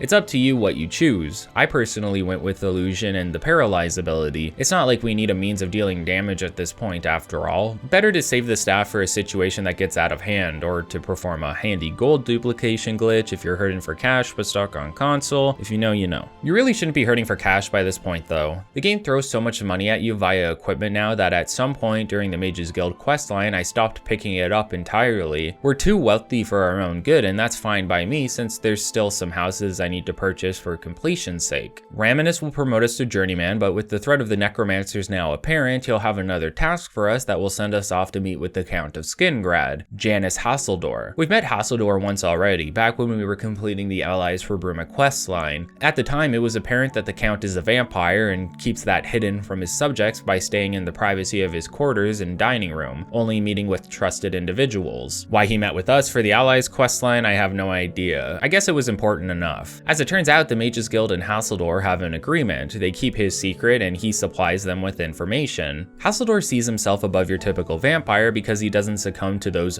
vampiric urges. How he feeds is unknown to me, although there is an idea of where this may be supplied in a later faction quest. I think in current test lore, Hassildor is still the Count of Skingrad, and his people revere him even though his secret has since come to light. So the Mages Guild wants us to go retrieve a book of all things from Hassildor. However, what seems like a simple errand hides more underneath the surface. When we arrive, we can talk to Mercator Hosidus, who handles the Count's appointments. He was the one who retrieved the Count for us during Allies for Bruma. While being fairly hospitable the first time we met him, when we inform Mercator of our guild allegiance, he becomes a bit more hostile. The Count is aware of our presence and has no wish to speak with us, although Mercator claims he will try to convince the Count to have an audience with us anyway. A bit odd that he'd do that favor after coming off as so rude in the process. But all will be clear in a moment. Mercator returns to inform us that the Count will see us, but not within the court. Instead, he wants to meet us late at night just outside the city near a mine. Sure, that would make sense normally since the Count is a vampire, but using our previous experience with him, we know that this isn't the case. The Count is willing to have an audience with individuals within his court, as we have already seen. It's suspicious that he would change this tactic, especially for someone he has already met. The already met thing only works if the game takes this into account though, which it doesn't. As far as mechanics are concerned, this is the first time the Count is meeting us, so why the change in discretion? Well, sure enough, things are not as they seem. When we wait around 2 AM at the designated location, it's not the Count that comes to greet us, but Mercator and some of his necromancer allies. Turns out that Mercator was undercover all along, or rather moonlighted as a necromancer on the side. Not wanting you to interfere with their plans, whatever those are, the group attempts to kill you. While you can easily dispatch these necromancers necromancers like any other, none other than the Count shows up to your aid before chastising you for your apparent incompetence. The Count grills you about why you are here, asking if you really believe the guild would send you here for a book of all things. Turns out the Count knew of Mercator and was waiting for an opportunity to find out who else he was working with inside the city. You showing up to spy on the Count for the guild allowed him to kill 2 birds with 1 stone, get rid of Mercator and meet with you to see what you wanted, or rather yell at you for being a fool. Hassildor explains that the guild is most likely suspicious of him with the rise of necromancers. It doesn't help that tensions between him and the guild have been strained as of late for various reasons. Janice sends you back to the guild with the goal of informing Raminas that the Count of Skingrad has no affiliation with the necromancers and to not try something like this again. Sure enough, when you return to Raminas, it turns out that they were using you to perform a bit of unknown reconnaissance. You can put up a fuss about this and in the process learn about how the guild and the Count are allied. Raminas also promises to not trick you like this again, but it shows that the issues of the guild halls are also present within the university. These are all people after all. Sometimes they decide that what is right is to manipulate or take advantage of people, and even the council, which meets a level above us in the tower, have their own issues with one another and their own plans moving forward. The guild is a mess, and you continue to see this firsthand. It's no wonder you never have any help on these endeavors, although I wouldn't use that as an excuse for it. Rarely, if ever, do you have any backup in any situation. You are the sole tool the guild has when it comes to combating the necromancer threat, and even the mages who are more skilled than you within the various classes never seem to be willing to take part in protecting their guild. The next task Raminas has for us is unrelated to the necromancers, but ends up being more creative in the process. Raminas wants us to meet with Irlov of the council, and Irlov wants us to go check on his research party in the Iliad ruins known as Vatican. He's too busy to go himself, and research has been stalling with no new information, so now it's up to us to see what's going on and help out where we can. When we arrive, we need to meet with the head of research, Skalil, who is dissatisfied with being stuck here with no help and no progress. Skalil is ready to give up. There's a large pillar further in the ruins, and the pillar responds to magic. Unfortunately, whenever the research casts magic on the pillar, it fires back at them. It hasn't killed anyone yet, but has been enough to cause them to halt testing. One of the researchers, Denel, is still looking into things, so Skalil points us in his direction. For whatever reason, talking to Denel sends us right back to Skalil so we can get a book that holds some Iliad translations. Once we reach Denel for the second time, he informs us that he will use the translations within the book and cross-reference them with the various slates found within the pillar room. Realistically, you can do this yourself, I believe, and that's a big plus to a quest like this. The puzzle is that specific types of magic need to be cast on the pillar in a specific order. It's something like Fire, Frost, Damage Magicka, and Fortify Magicka. 4 spells that you need to cast in that order to open the pillar. Once you read the slates and return to Denel, he will give you this information, but again, you can do all of this yourself if you want. Now, there's a semi-decent chance that you have Frost and Fire spells, but Damage and Fortify Magicka may be a bit more obtuse and never been something you purchased. Personally, I believe the quest should have had you infer where to learn these spells in order to progress, since we are,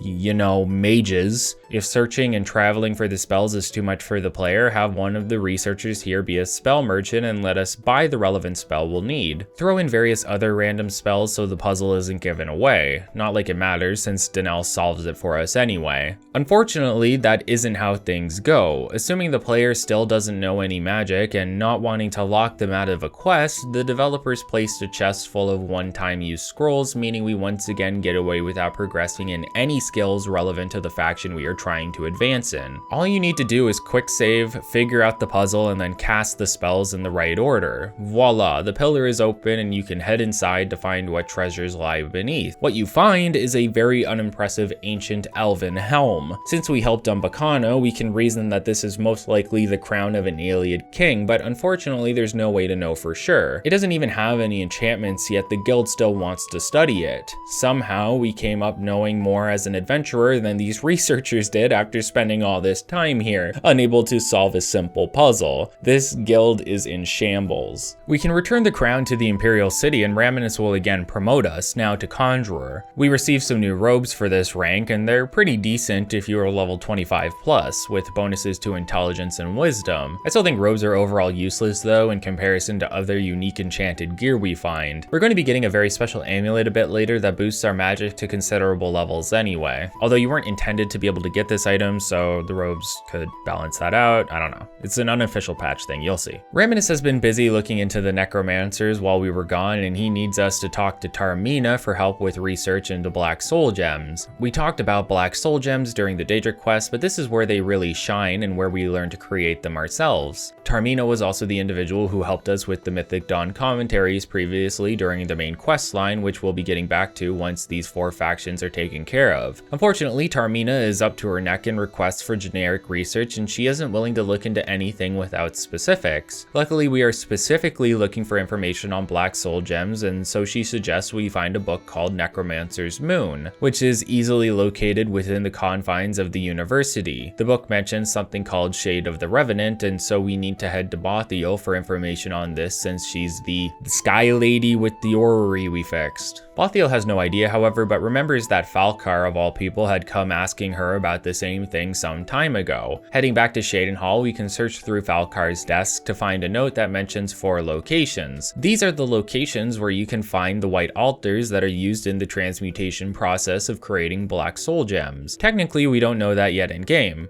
but we as players do, because I just told you. Vaermina suggests visiting one of the locations, Darkfisher Cave, and when we get there, the idea is to witness or find out about what the Shade of the Revenant is. You can either wait for the 8-day cycle to eventually cause the shrine to glow, or you can just head inside the cave and kill a guy to find a note informing you that the necromancers are making black soul gems. I chose the latter. The cave is full of necromancers, by the way. No story reason to kill them really, but I chose to clear them all out anyway. After returning with this information, Vaermina will promote us to Magician, and we will start to get our quests directly from the Archmage Hannibal Traven, although we will still need to talk to Vaermina whenever we want to be promoted. A very annoying idea, since Traven will refuse to give us our next task until we go back and talk to Vaermina. The first task Traven has for us is retrieving an informant who has infiltrated the necromancers. What do you know? Someone else is putting themselves in danger other than us. Unfortunately, contact with the informant has gone cold. Traven is worried about him, but the council is equally worried that Mehrunes, the informant, has betrayed them and thus sent battle mages to apprehend him. We are sent to another Iliad ruin to try and find Mehrunes before the battle mages do, so we can retrieve him. Unfortunately, when we arrive, all of the battle mages have been killed except for this one wood elf named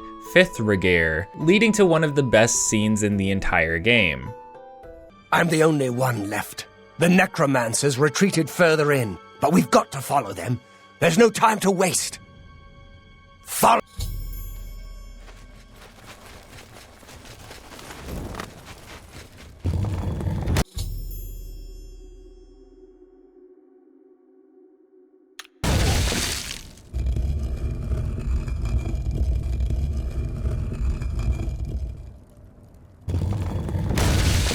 He got immediately impaled by a trap for those of you only listening at home. I should really describe those one-off clips more often. Well, with Fithrigeir dead, it's up to us to find Mehrunes. Unfortunately, we're too late, and he's been punished for betraying the necromancers by being turned into a worm thrall, forcing us to kill him. He was surprisingly powerful in this encounter. Maybe not damage-wise, but he had a high amount of HP. We have to break the bad news to Traven, but he'll still promote us and get ready for another task. Rather, Vaermina will promote us. Apparently, Janus Hasseldor has some information for the guild, and he's called on us specifically. I assume because we have now dealt with him personally, and he'd like to keep things consistent. If you want a more positive outlook, maybe he trusts us. Nothing is for free, however, and Hasseldor wants us to get rid of some vampires and vampire hunters that have begun to disrupt Skingrad. Vampire hunters make enough sense on their own, but vampires? If you remember, Hasseldor looks down on his own kind.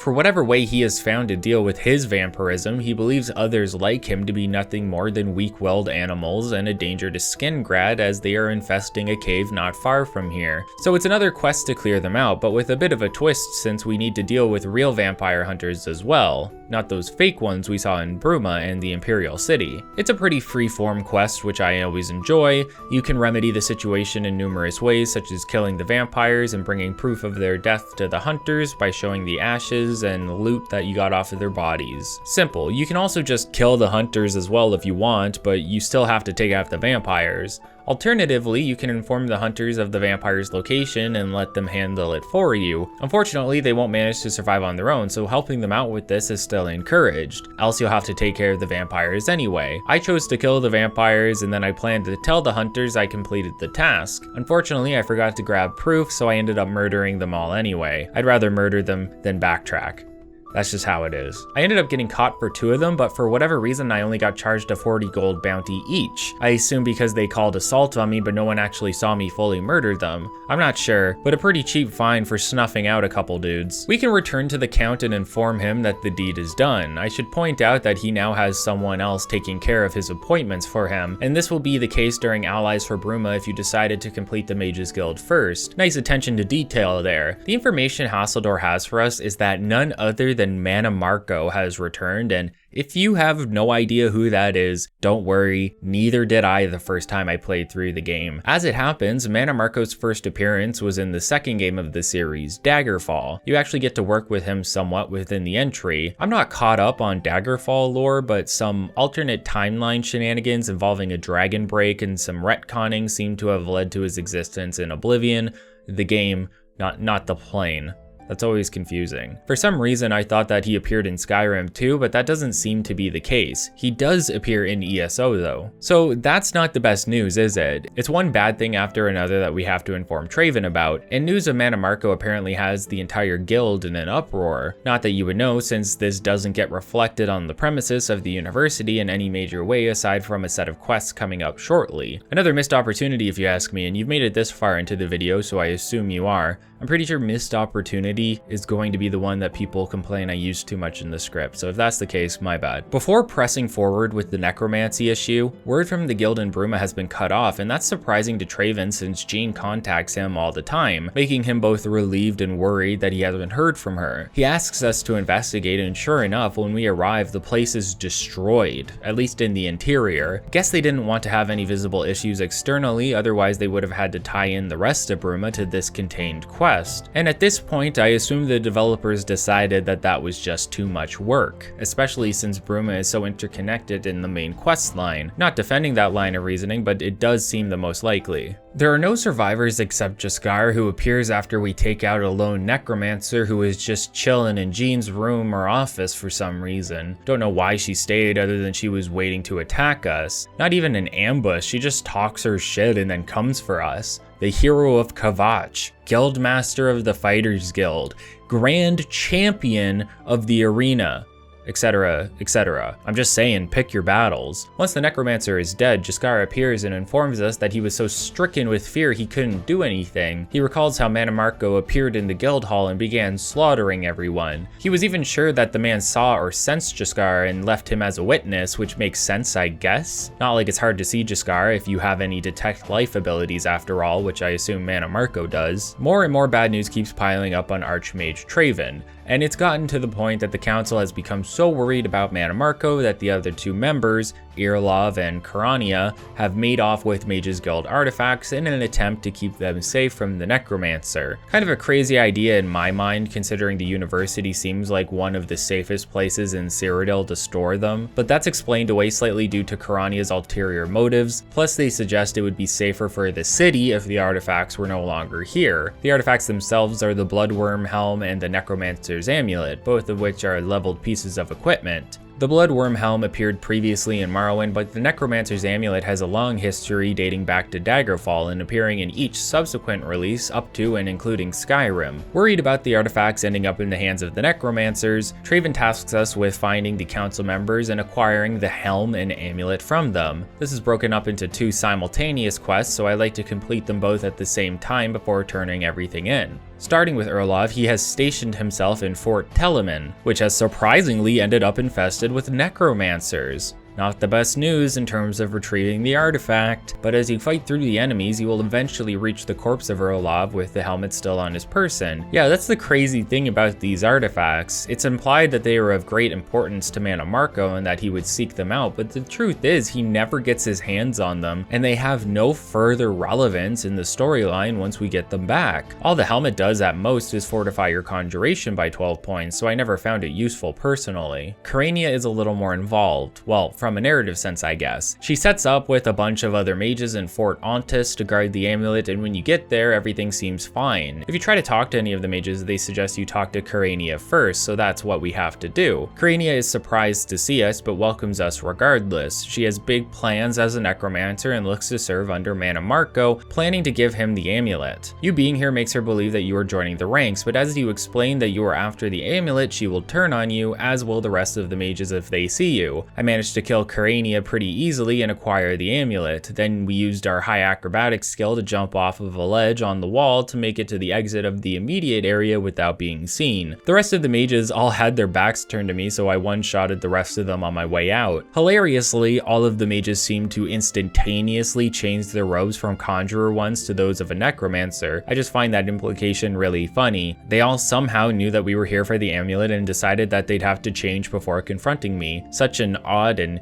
useless decision. The amulet is amazing for a magic user at max level. It will drain your strength and endurance by 25 points, which sounds bad, but it also fortifies your intelligence and willpower by 14 each. You also gain another 12 points in conjuration, and most importantly, a whopping 130 points of magicka to your pool. This makes casting more powerful spells consecutively more reasonable, and since we get a fairly powerful destruction spell from one of our advancements, it's a great inclusion to your build if you want it. Hell, we technically aren't even a magic-based character, although I have been focusing on it some since the Thieves Guild, but I still end up using the amulet because the buffs are just that powerful. The 25 points to strength isn't so bad since we have 110 strength total at this point, but the endurance does hurt a bit. Luckily, we can remove the amulet at any time when we aren't using magic and be back at full effectiveness. When the artifacts are returned, they will normally disappear from existence, which is unfortunate considering how powerful the necromancer's amulet is. Luckily, the unofficial patches made it so you can find the items within a cupboard found in the Archmage's quarters,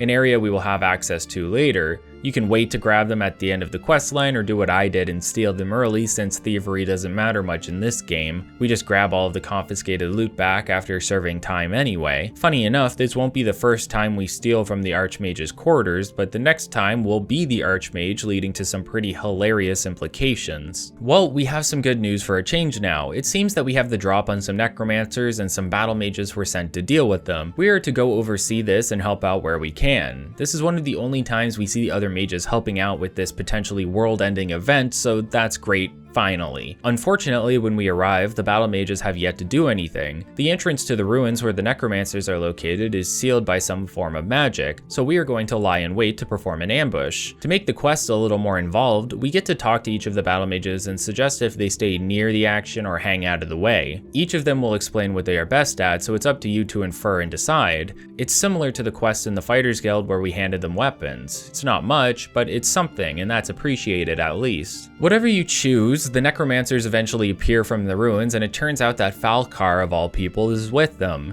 If you don't remember, this was the dude that got mad about us not drowning in a well because we were simply too huge and beefy for it to be an issue. The minute the necromancers see you, Falcar will run straight back into the ruins. I imagine you could potentially stop him before this, but I unfortunately couldn't before he ended up inside, and this then places him far into the ruins, meaning we have to chase after him. I like that the option is potentially there at least. Another piss-easy fight leads to Falcar's death, and we find a special colossal black soul gem on him that we must return to the university to show to Traven. Traven wants to research the gem for a while, so we have to give him some time to look into it. Apparently Mana Marco wanted to trap Traven's soul in the gem for some reason, but the Archmage has devised a plan to get one over on the necromancer. What's the plan? To die and place his soul in the gem anyway. By doing so, it's going to offer some sort of protection for us when we go to face Mana Marco. Yeah, you guessed it. We are going to go face the King of Worms by ourselves with no backup from the guild. Apparently his location has been discovered within Echo Cave. Traven will sacrifice himself, and then we must grab the gem and head over there to face Mana Marco for the first and last time. But not before Traven promotes us to Archmage, which everyone willingly accepts despite our inferiority with spellcasting. When you enter the cave and fight your way to reach him, Mana Marco will paralyze you and raise a bone wall around the small island he's on to prevent escape. He then converses with you, disappointed that Traven wasn't the one to show up, and mentions how he has met many of Traven's predecessors, naming Galarian specifically. specifically, who I believe shows up in ESO along with Mannimarco for a portion of the storyline. Regardless, Mannimarco is impressed you've managed to do as much as you have and to make it this far. For that reason, he plans on turning us into a worm thrall. I guess he tries to turn you into one and then fails because of the Black Soul Gem. But that is in no way implied within the mechanics of the game. Basically, Mannimarco just casts a couple spells that seem to do nothing and then, no shit, takes out a knife and starts trying to stab you. The most powerful necromancer in the game, and he comes at us with a knife. Even worse, he's one of the easiest characters to kill in the game. I hit him twice with Goldbrand and then shot 7 fireballs at him, leading to his death. That's it. No spectacle, no pizzazz, no nothing. We met Mannimarco for 2 seconds, and within that time he was already dead. The immense amount of disappointment I can imagine people had after finally facing him only to be met with this is palpable. As a villain, Mannimarco is one of the least interesting you can come across, at least in Oblivion. The build up to him makes it seem like we will either deal with him for some time, seeing him over the course of the questline, or at least have a setting where we experience shock and awe at his reveal. But the limits of Oblivion didn't seem to allow this, so what we are left with is a high elf spellcaster with a knife. Just like every other character in the game. He's not special at all, but he's supposed to be, and that's more than disappointing because the game really drives it into your skull just how dangerous this guy is. His dialogue is comically juvenile as well, although that tracks with the majority of the game, so I can't call it out too much. Just the concepts he throws at us, like he thinks we are after the same thing, salvation and power. The only difference being that we have a moral compass and he doesn't, and he thinks it's lame or something that we care about stopping evil while he doesn't. It's pathetic. It's like all of the effort for Mannimarco went into Mankar Cameron or something, but it's going to turn out that Cameron is just as disappointing as the Necromancer here, if not more so. Just another rushed end to a faction quest line that leaves us in charge of everything without truly deserving it. I mean, hey, maybe we deserved it for the Fighters Guild, but the Mages Guild? At this point, with these magic skills? Maybe your character deserves it, but mine sure as hell does not. Not much else to say here, to be honest. We return to Raminas and inform him that Mannimarco has been defeated. Everyone is elated that they didn't have to lift a finger and nothing happened to them in the process. Now they revere us as the Archmage and we gain access to his private quarters. Wonder if they found the body the way I left it. As Archmage, we get access to our own enchanting and spell-making altars in our chambers, and a special chest that we can place ingredients into to duplicate them. Not much else as a reward for saving the world from Mannimarco before saving the world from Mehrunes Dagon. That's really all this questline ends up being. You get railroaded into becoming the Archmage. It's disappointing because it starts off so strong with the open-ended mechanics of the recommendations. I would have loved to see the potential of the university be fulfilled, to attend classes and get training in the arts in a more meaningful way than just advancing 5 points of skill every level up. Give us various characters to grab quests from and have us earn our rights to advancement through earning the respect of our peers, not just through completing tasks for Raminas. Unfortunately, that's not what we get. Like much of Oblivion's factions, what would be ideal and what is somewhat promised is hardly ever what we actually receive. I went into this faction expecting to like it more than the Fighters Guild based off of the memories I had for it from previous experiences. While the storyline is more interesting overall to me, it ends up falling so hard on its face that it almost ruins the entirety of the experience. At least the Fighters Guild had a cohesive mystery to solve with a decent conclusion where they didn't blow it out of proportion while hyping it up. Well, except for the 100+ men that the Blackwood Company were supposed to have and then conveniently didn't. A disappointing end to a question that started off strong, but this is not the last time we will be visiting the university. In fact, we'll be back here during the next faction questline we are going to go over, the Thieves Guild.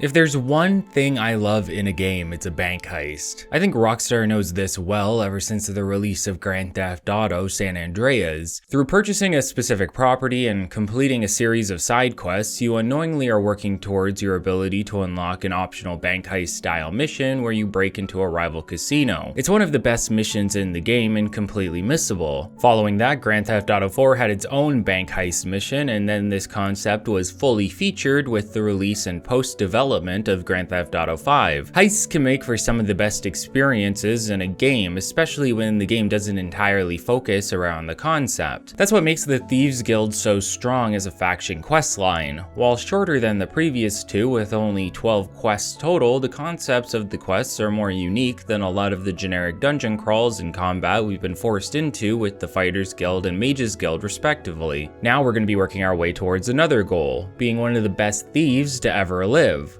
And Oblivion luckily facilitates thievery in creative and open forum ways without being overbearing, allowing quests with interesting mechanics and storylines to culminate into one of the best quests in the entirety of the franchise, an ultimate heist. After getting arrested at least once, we received a letter from Mehrunes about a meeting at the waterfront district that happens every night around midnight. This isn't the only way to find out about the quest though. If you read the posters around the city and talk to the beggars about the Grey Fox, you can persuade them to inform you about the meetings and get in that way. The meetings themselves involve Armand Christophe, who is one of the guild's doyens, and two other recruits, those being Mehrunes and Amuse. Armand will inform us that by finding the meeting we have already passed the first test, by commenting on how it's rare to have 3 potential recruits. Apparently this doesn't happen much, which is odd since Armand has an entire test/competition set up for this situation. Only one of us can get in, and that's going to be the best thief out of the 3, something Amuse isn't particularly happy about. Armand also comments to Mehrunes that she knows the rules of the competition, suggesting she participated in it once before and failed. I found this confusing since the setup is so rare. Is it implying that Mehrunes has attempted to join previously and ended up in a similar situation only to fail? Or is this just a task they would have used as a test for us anyway and Mehrunes failed that instead? The test requires us to steal a diary from Amantius Electus without killing him. We are informed he lives within the Imperial City but are unsure where. It's up to us to find it, and it's suggested that we use the beggars to do so, as they will be our primary source of information for many of the following quests to come. Sure enough, if you talk to a beggar and hand them 5 coins, they will inform you that Mantius lives in the Temple District and it will be marked on your map. The quest is a little more freeform than that, however. If you already know the location of Amantius, you can head straight there. Alternatively, Mehrunes seems to also know where the diary is located, and you can simply follow her to the location. If she's too fast and gets the diary before you, you can pickpocket her, I believe, or wait for her to store it in her home and steal it back. Why she doesn't return it the night of is beyond me, however, I don't bother with that. Originally, when I first played the game, I followed her to the house and went inside with her. As she makes her way to the lectern holding the diary, I would swoop in and grab it before her, causing her to immediately turn and walk off. Hilariously, she will accuse us of being a thief if we interact with her, claiming we stole the diary from her and complaining about how she will now have to wait to join the Thieves Guild, although she won't be waiting long. I should point out that this is a Thieves Guild, and that means you are going to be lockpicking a lot in this quest line. It's one of the factions that best expects a certain skill set out of you, and they'll even sell you lockpicks at 5 gold per. However, we have the skeleton key, and thus we will never need to worry about lockpicking ever again. After all this, if you still somehow failed the test, don't worry. I've never experienced it myself, but you can get a second test from Armand where he wants you to steal a sword from a shop of fighting chance. Amuse apparently doesn't get this offer as he's dog water at being a thief, but he'll come around eventually. After completing the test, an actual test of thievery skills, we are welcomed into the guild. I'm assuming that Mehrunes would have been given the secondary test on her failure as well, considering we will soon see her as a member of the guild in some following quests. It's crazy how we are already off to a better start in this faction than the previous 2. The recommendation system for the Mages Guild had potential, but was flawed in it not requiring any magical skill to complete. However, we do have to have skill within various aspects of thievery in order to complete this challenge, and that won't change much as we continue to progress.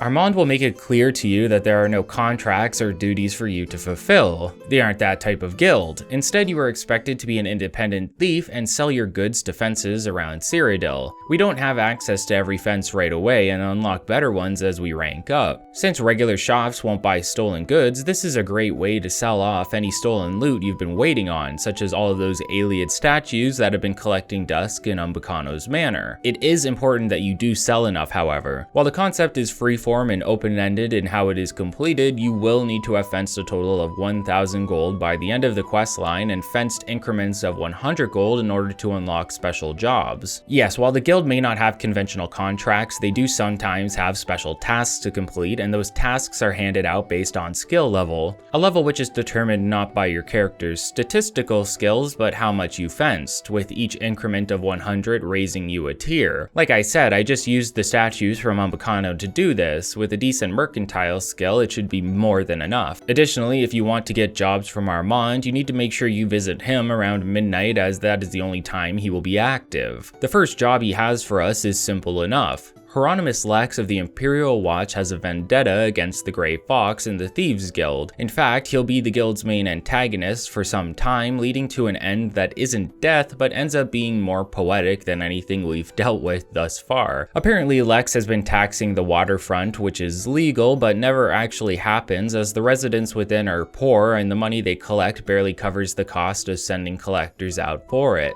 It's just a way for Lex to punish those who align themselves with the Grey Fox. All we need to do is break into one of the guard towers where Lex is located, find his room, and steal the gold back as well as the taxation document. Armand even lets us keep the gold. Apparently it wasn't about getting the money back, it was about sending a message. I assume he paid those who were taxed back himself, or the Grey Fox did, but as you see, a lot of the jobs we complete are Robin Hood-esque in nature, helping the poor, messing with Lex, and completing odd jobs here and there that wouldn't hurt anyone. The Thieves Guild aren't murderers after all, they're thieves. The murderers would be the Dark Brotherhood, and we'll be seeing them soon after this quest line. If you do kill someone on a job, you often have to pay a blood price of 1,000 gold. Lex seems to have been dealt with for now, and Armand has another quest for us. A statuette was made in memory of late Lady Lathasa Indaris. I assume the wife of Count Indaris, whose son we saved from the Oblivion Gate during Allies for Bruma. Now we are to head to Cheydinhal and steal this bust from the Chapel Undercroft. Stealing the bust is easy enough. There's one guard in the Undercroft that paces back and forth around the area. If you are fast enough and time it right, you can just swoop in and grab the bust before leaving. However, there's an extra aspect to this quest I didn't know about until this video. Apparently, if you get greedy and break into the lady's coffin, her ghost will appear and attack you, thus alerting the guard. Thieves are greedy, but try not to be that greedy, I guess. Quest over, right? Surprisingly, no. When you arrive back at the waterfront, you will find the area to be swarming with guards, interrogating everyone about the location of Armand Kristoff. Hanging around in the area will have you eventually approached by Mehrunes, who is now a full member of the guild alongside you. Apparently the job was a setup to find a rat within the guild. I guess because the object was so high profile, it was enough to get Lex involved or something. Armand has now learned that the snitch is none other than Mehrunes, who was the one who handed us the note to join earlier on in our adventure. Now we need to rid ourselves of the Dunmer, but not through violence. Instead, we are to sneak into her home and plant the bust there, which is exactly what we do. Then we need to persuade Lex into believing we have information on the bust and know who stole it. You do this the same as any other character, either using your speechcraft or a spell to get the job done. Lex is shocked at the news since Mehrunes is his informant, although he bites his tongue on the subject and escorts you to her home to check for himself. When he finds the bust, he is forced to arrest her, despite Mehrunes complaining that her cover has now been blown and that you were the one who actually stole it. Very satisfying series of events, honestly. Not only did a simple quest turn into one more involved, but we also got to see Mehrunes get her comeuppance for betraying us in a creative fashion. The waterfront will quiet down and return to normal. Another day saved by the Thieves Guild and the hero of Kavach. Armand apologized for not letting you in on the plan, but he couldn't be sure if you were the informant or not. Unfortunately, we have now ranked up to a point where Armand no longer has jobs for us, instead directing us to Bravil so we can meet with our new doyen, Skriva.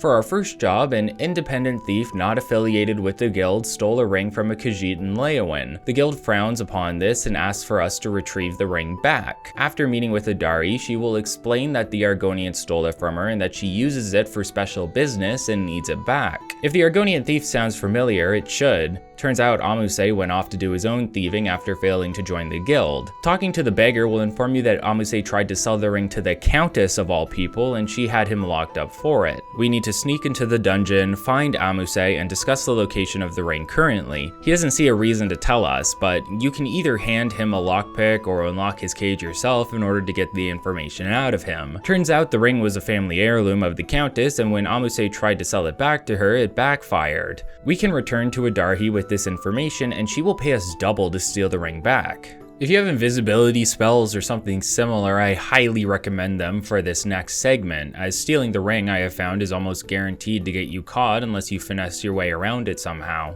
I ended up not carrying at some point. I ran into the Countess's bedroom, into her jewelry box, and took the ring. Then, as guards were chasing me through the streets of Leyawiin, I brought them all directly to Adarhi and dropped off the ring, implicating her in the process, at least in my headcanon. I then outran the guards and fast traveled back to Bravil, where I was then accosted by more guards until I reached Scriva. Another benefit of the guild is that they can pay off your fines and bounty at half the cost, and it won't force you to travel to prison or cost you any of your stolen goods. With the guard inside her house, I was still able to pay off my fines and bounty. Unfortunately, I still had the guard attacking me, but Oblivion has a mechanic where if you talk to an NPC while blocking, you will yield to them. The guard accepted my yield and walked out. Another skillful and successful quest completed by the best thief to ever exist, SuperRAD. This next job is probably my second favorite in the faction. Remember how I said being Archmage of the Mages Guild would have hilarious implications in the Thieves Guild? Well, this is where that comes into play. While the developers didn't seem to account for this within the quest dialogue or steps to complete, there are some journal entries which at least acknowledge how absurd this is,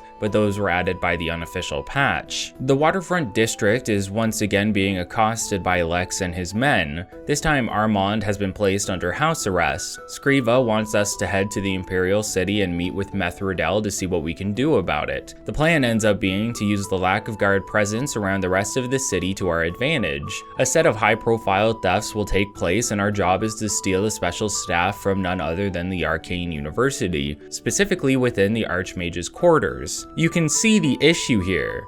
We are the Archmage of the Mages Guild. We have the power to get Lex to leave the waterfront if we raise enough of a stink about it. But that's not what happens here because the developers didn't think that far ahead or didn't want to bother. Everything about the task is designed in a way where it is assumed you aren't the Archmage. This is only slightly alleviated when you reach your quarters and find the staff magically on your bedroom dresser. If you are running the unofficial patch, your character will comment in their journal about how it's weird what you are doing and how the staff just magically showed up and you are forced to play along. It's just such an absurd setup that didn't take any thought into the fact that you could become Archmage. When you steal the staff and bring it to Mehrunes, she tells you to go and spy on Lex to see if anything happens. Sure enough, a Daedra is summoned to tell Lex he has to get back to his post and back to work. The Mages Guild are pissed that something has been stolen from the Archmage and they blame Lex for it. How do the mages even know that the staff was stolen? I didn't say anything. Did someone just go into my room, place a staff,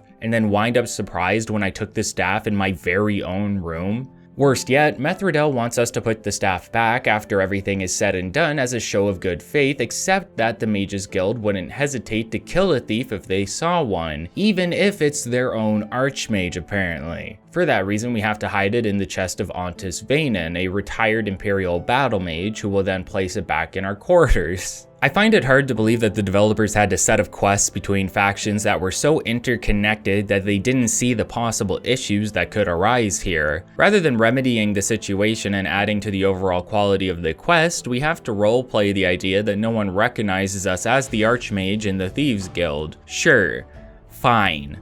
We aren't recognizable, but now we need to conjure up an idea as to why the Mages Guild reacted at all. Did we off-screen inform one of the guild members that our staff had been stolen? No, but we can produce that idea in our head to make ourselves feel better considering the developers weren't willing to do so. I can honestly picture the meeting in my head where they realize that this is an issue. The game is closer to launch than there is time to fix the issue. Everyone shrugs and says that the players will fix the issue themselves in their own heads, something that seems to be a motto for Bethesda considering how many issues in their games they leave for the modding community to fix. That might sound harsh, but this is one of the worst blemishes on a questline that I believe is one of the better in the game. The jobs themselves, the thievery we get up to, all well written and contained within a nice package. The misdirection quest is just an apparent blemish on it. The waterfront is saved once more and we need to go save Amuse for the second time within this quest line. Scriva has sent another thief, Theranis, to steal an important book, The Lost Histories of Tamriel, but he hasn't been back for some time. We are to go find him and finish what was started, but this will instead lead us down a small rabbit hole of secret areas within Castle Skingrad. When we ask the beggars there for information, they inform us that Theranis was captured by the city's watch due to bragging about his theft while drunk in the pub. Previously, we were able to break into Leyawiin's jail to save Amuse or bribe the guard to let us in. It's not as simple as that anymore, as the guard has a direct line of sight on the door and isn't willing to accept bribes. We can still find ways to get around this if you want to break in, but the more involved way is to get hired as the slop drudge whose sole task is feeding the prisoners. Once inside the dungeon proper, Theranis will be nowhere to be found. There's an imprisoned Nord that will give you some information if you free him,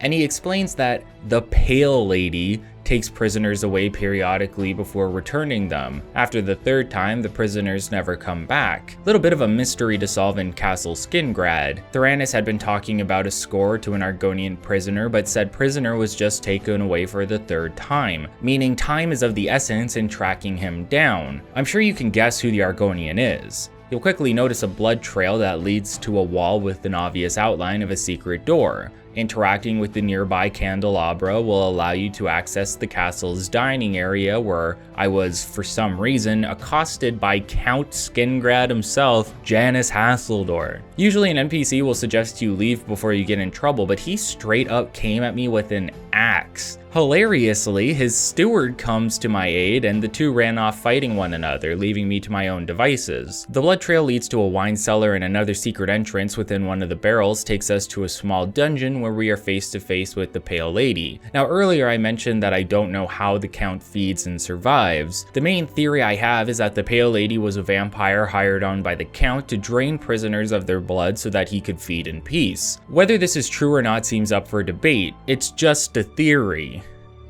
I'm not gonna say it. With the Pale Lady taken care of, we can free Amuse, who informs us that Theranis divulged the location of the book to him as he knew he wasn't long for this world. Sure enough, his corpse isn't far off from Amuse. Unfortunately, Amuse won't tell us the location of the book until we help him escape the castle proper, so that's what we end up doing. Learning that the book is in a bush near a well within the city. Amuse, after having 2 run-ins with the law and owing you his life, decides to try and join up with the Thieves Guild again, and we will see more of him after this. I had wondered if you could find the book with knowledge of its location ahead of time, but I don't believe that that would be the case, and it was too late for me to check. The reasoning being that failing to save Amuse would prevent his role during the later quests. It's time to deal with Lex once and for all, since he's been a thorn in the Grey Fox's side for much too long. Scriva informs you that the Countess of Anvil is looking for a new captain of the guard. For whatever reason, the Grey Fox has put the Countess under his protection, and despite the issues with Lex, he is incredibly loyal and would serve her well. The Countess's steward, Darahil, has written up a list of recommendations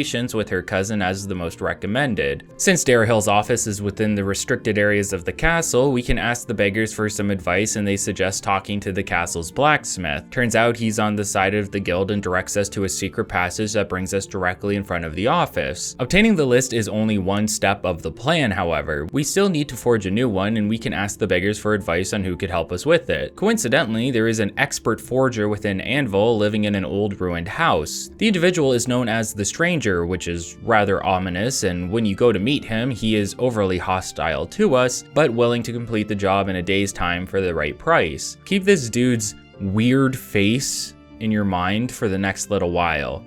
It's going to be important later on. After paying for the forgery, we can sneak into the Imperial offices within the prison district and seal the letter with the Imperial seal. Then we deliver the letter to the Countess, who agrees to hire Lex and writes up the appropriate orders for his dismissal and reassignment that we are to deliver to him. Additionally, we are to accept a courier payment from Darahil, who is very upset at us for ruining her cousin's chances at getting the job. To add insult to injury, she now has to pay us for doing it. Once we deliver the orders to Lex, he realizes that the Grey Fox has won, but can't go against the orders and gets ready to leave. He mentions something very important here, saying he hopes that fate will bring the Grey Fox to him in Anvil. Without giving too much away just yet, Lex will end up getting his wish, although he will never realize it. We've done a lot of good work for the guild and are promoted to a point where we no longer need a doyen. However, word of our deeds has reached the Grey Fox, and it said he may reach out to us for some work, while noting it's best to wait within the Imperial City if we want to be contacted quickly. Sure enough, Mehrunes will find us and let us know that the Grey Fox is waiting for us in Helvius Cecia's house in Bruma. Quickly, I want to point out that a good majority of these following quests are not like the typical thefts we have taken part in. For whatever reason, the quests begin to devolve into dungeon crawling and combat, taking away from what made the other quests so creative. Take this next one for example. When we meet the Grey Fox, wait,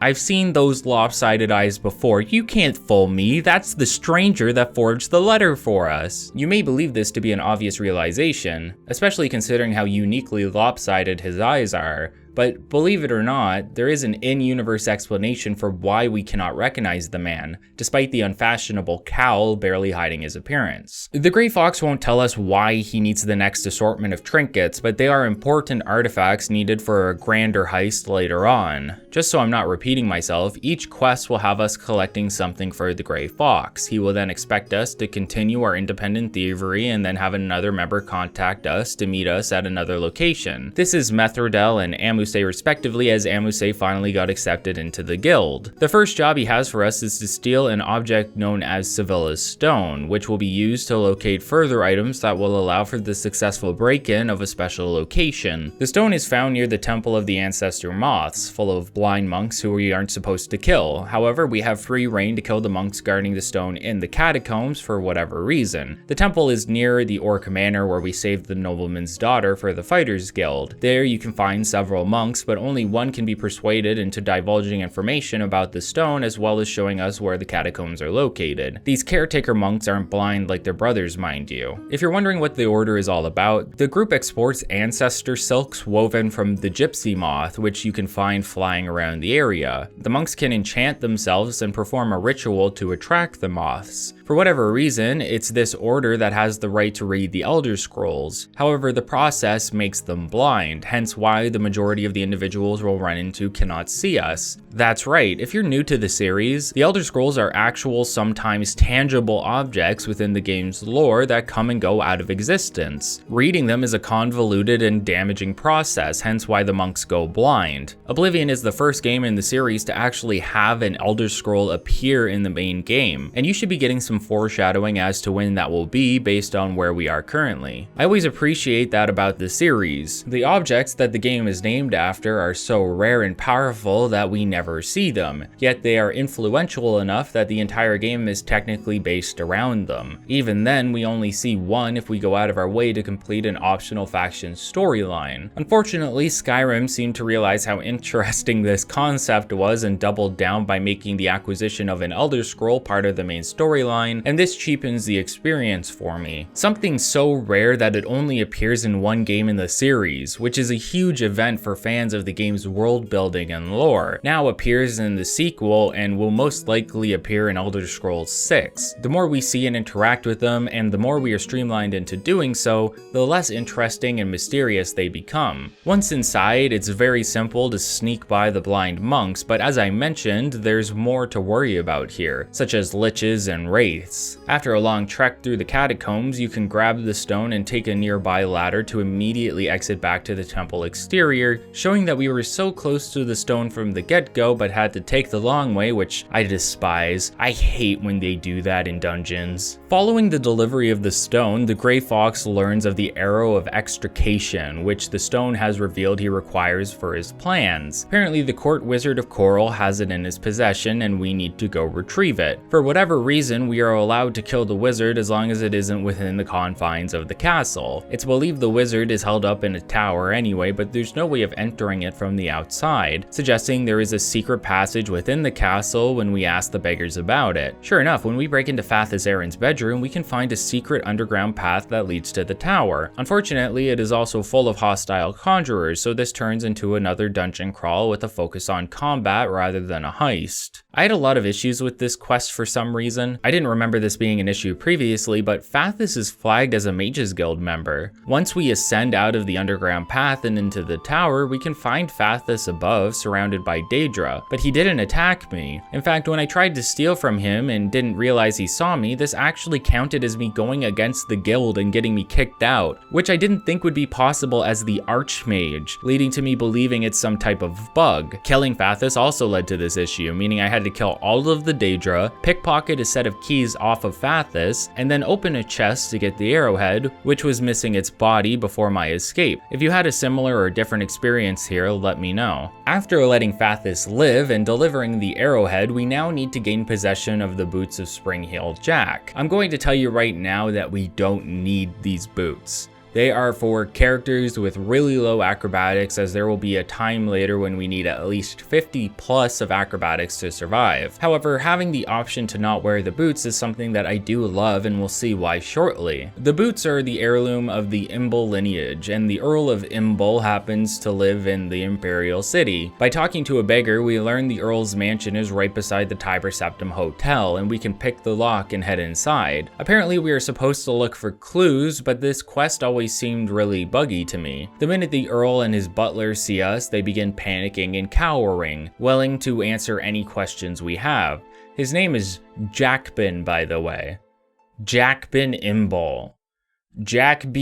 Never mind. Jackbin, who is obviously a vampire, informs us that his family crypt is below his manor and gives us a key to access it. Within, we find the lair of several vampires. Big shock there. Within the coffin of Spring-heeled Jack, we see the boots are missing, but there is a journal that explains how Jackbin is the ancestor we are looking for, and he has merely survived this long as a vampire. Obviously. Now, Jackbin is supposed to ambush you here while wearing the boots of Spring-heeled Jack, but for whatever reason, that never happened for me. I ended up leaving the crypt to go find him, couldn't do so, and then made my way back into the crypt only for him to show up and begin attacking me as two additional vampires began to attack me as well. Once all of them are dead, we can grab the boots and see that they offer a 50-point boost to acrobatics, explaining why I wouldn't want to get rid of them so easily. Unfortunately, we do have to give them to the Grey Fox for now, but don't worry, they will end up back in our possession. Well, I am happy to say that that time is now. Everything has been collected and the Grey Fox has a job for us, an ultimate heist and one of the best quests in the game. The Grey Fox wants us to break into the Imperial Palace and steal none other than an Elder Scroll kept within the Imperial Library. The heist is detailed within 7 steps. First, we need to go into the Royal Palace and make our way to the basement. There we can find a series of enlarged furniture objects similar to that one tower we visited during the Daedric quests. There we will find a giant hourglass that must be activated to open an entrance to the Old Way, a location that leads to the upper levels of the palace from the sewers. Sure enough, after activating the lantern and making our way into the sewers, we can find the entrance to the Old Way, which appears to be an Ayleid ruin. This is the weakest part of the questline because it functions as another dungeon crawl. We just make our way through it, killing enemies and finding hidden switches until we unlock entry to a pedestal where by standing on it, we can shoot the arrow of extrication, shaped like a key by the way, into a lock from a distance and unlock the door that leads into the palace. That's steps 2 to 4 by the way. Making our way through a bunch of mobs and then shooting our key into a distant lock. The door within the Old Way leads into the guards' barracks where you will find a majority of them sleeping. You appear to come out of a fireplace, suggesting there's a secret entrance in the floor there. Since this is a semi-scripted and unique area, I believe the guards will always be asleep here regardless of the time of day. Either that or I got really lucky. Could you imagine suddenly appearing in front of every guard within the Imperial Palace? Now, in the upper levels of the palace, we need to make our way to the Royal Library, which is guarded by more ancestral moth monks. The Grey Fox has arranged for the Elder Scroll to be viewed by one Celia Cameron, who I imagine must be related to Mankar Cameron. Kinda insane to allow a relative of the most dangerous man currently in existence to have access to an Elder Scroll, but that's just me. Doesn't make a whole lot of sense. Either way, since the monks are blind, all we have to do is get inside and sit in the appropriate chair to have the scroll delivered to us. If we speak to any of the moths, our cover is blown. Basically, we make our way into the library and there is a monk guard who is supposed to open the door behind a barred gate. Luckily, we can go around the circular room and pull the lever ourselves, allowing us to enter. Then all we have to do is sit down and have the scroll delivered to us. Since the scroll is so important, the entrance we took to get here is now locked to prevent us from escaping with it. Luckily, the upper level of the library has an exit, and all we have to do is sneak by the monks to make our way to the room of Chancellor Okado, leader of the Elder Council and the current ruler of Cyrodiil until a new emperor is crowned. You can even read the Elder Scroll, by the way. It doesn't mess with you like in Skyrim, you just get to see some of the writing on it, which I cannot translate for the life of me. To escape, we must utilize the boots of Spring-Heeled Jack. Similar to the Imperial Barracks, Okado has a secret exit within his fireplace, but there is a large drop that requires a high acrobatics skill to survive. In reality, it's not that high, and you can easily survive the fall with decent acrobatics and high HP. I don't even think it took a quarter of my health by this point. If you do wear the boots, they break through a scripted event and you lose them forever. If you don't use them, you get to keep them and make use of the 50 points of acrobatics as long as you see fit. With the scroll in hand, we can make our way back through the sewers and go to visit the Grey Fox one final time. He's elated when we deliver the scroll to him, as we have just completed one of the biggest heists in the history of existence. It's a huge deal to take a scroll unknowingly from the palace of all places. You may wonder if this is the end. We're getting there, but this isn't it. At least not right yet, but it's coming. The Grey Fox has one final task for us. He wants us to deliver his ring to the Countess of Anvil, whom he had recently protected and sent Lex to. When we arrive, we can deliver her the ring, and she will mention that it belonged to her husband, whose name and face she can't recall for some reason. As we are discussing this, the stranger from earlier is sitting off screen. He then comes up with the Cowl of Nocturnal and declares that Emerdaroloth was the true individual who stole the Cowl of Nocturnal and took on the mantle of the Grey Fox. Apparently, the cowl was handed down from guildmaster to guildmaster, and each member inherited the curse which wipes the owner from history, making everyone forget about them and removing their identity. This is why we couldn't recognize him after just meeting him when we forged the recommendation letter. He was enchanted by the curse of the cowl. Using the Elder Scroll, somehow, I don't know how you use an Elder Scroll, Corvus Umbernox banishes the curse and regains his place in history, with his wife recognizing him immediately. Unfortunately, it's not all good news, however. The Countess can't have the Grey Fox as the Count of Anvil, and she denies him the right. However, the passing of the cowl from Corvus to us seems to fully undo his presence as the Grey Fox as he relinquishes it. Now Corvus can be the Count once more after 10 years and spend that time with his wife. Not only that, but the wish of Hieronymus Lex did come true. He did end up having the Grey Fox come to him in Anvil. He will just never know this since the Count is no longer the Grey Fox. We are the only ones who know his secret, and it's poetic that Lex finally got what he wanted but will never be able to gain any satisfaction from it. The Grey Fox is his, but the new Grey Fox is still out there, and that's us. Such a wonderful end to a faction storyline. One I find leaps and bounds more validating than anything the previous two had to offer because it properly delivers on everything it foreshadows. That's not all either. On top of us becoming the new guildmaster, history has been rewritten somewhat and the Thieves Guild is now flourishing, with their own secret guild hall built within the abandoned home of Emerdaroloth on the waterfront. As an added bonus, visiting the hall and entering your private chambers will show you that all of the goods you stole along the way have been left for you to be featured in your quarters. The Sevilla Stone, the recommendation letter, the tax list, etc. It's all there for you. Further, we have the Cowl of Nocturnal, which offers an insane 200 points of feather and a 25 point boost to sneak, while also offering Detect Life. Even better, we are recognized as a different person when we wear it. If we talk to a guild member without it, they just see us as one of their guildmates. But when we put the cowl on, they are taken aback to be addressed by the Grey Fox himself. This is a very useful system for us. Guards will come for us immediately upon seeing the Grey Fox, but all we need to do is remove the mask and suddenly we are just your average citizen, meaning committing crimes and thefts have never been easier than they are now. Another powerful artifact to add to our collection, and another item that will heavily benefit us when we start work on the Dark Brotherhood. Speaking of the Dark Brotherhood, that's where we're headed next, but I just want to mention how much I love this quest line. It has its faults near the end, but these are made up for by the amazing heists we had along the way and the ultimate heist we get to complete that allows players to see an Elder Scroll for the first time in the game's history. Add to that a storyline that wraps itself up nicely at the end and actions that have shaped the world around us permanently, and you get a real gem of a faction that feels like it properly rewarded you for completing it. Like the other factions, I wish there was more to do as the Grey Fox, but that is the beauty of the cowl and the faction. Freeform thievery. Go out and steal whatever you can, whenever you can, and use your abilities to your absolute advantage.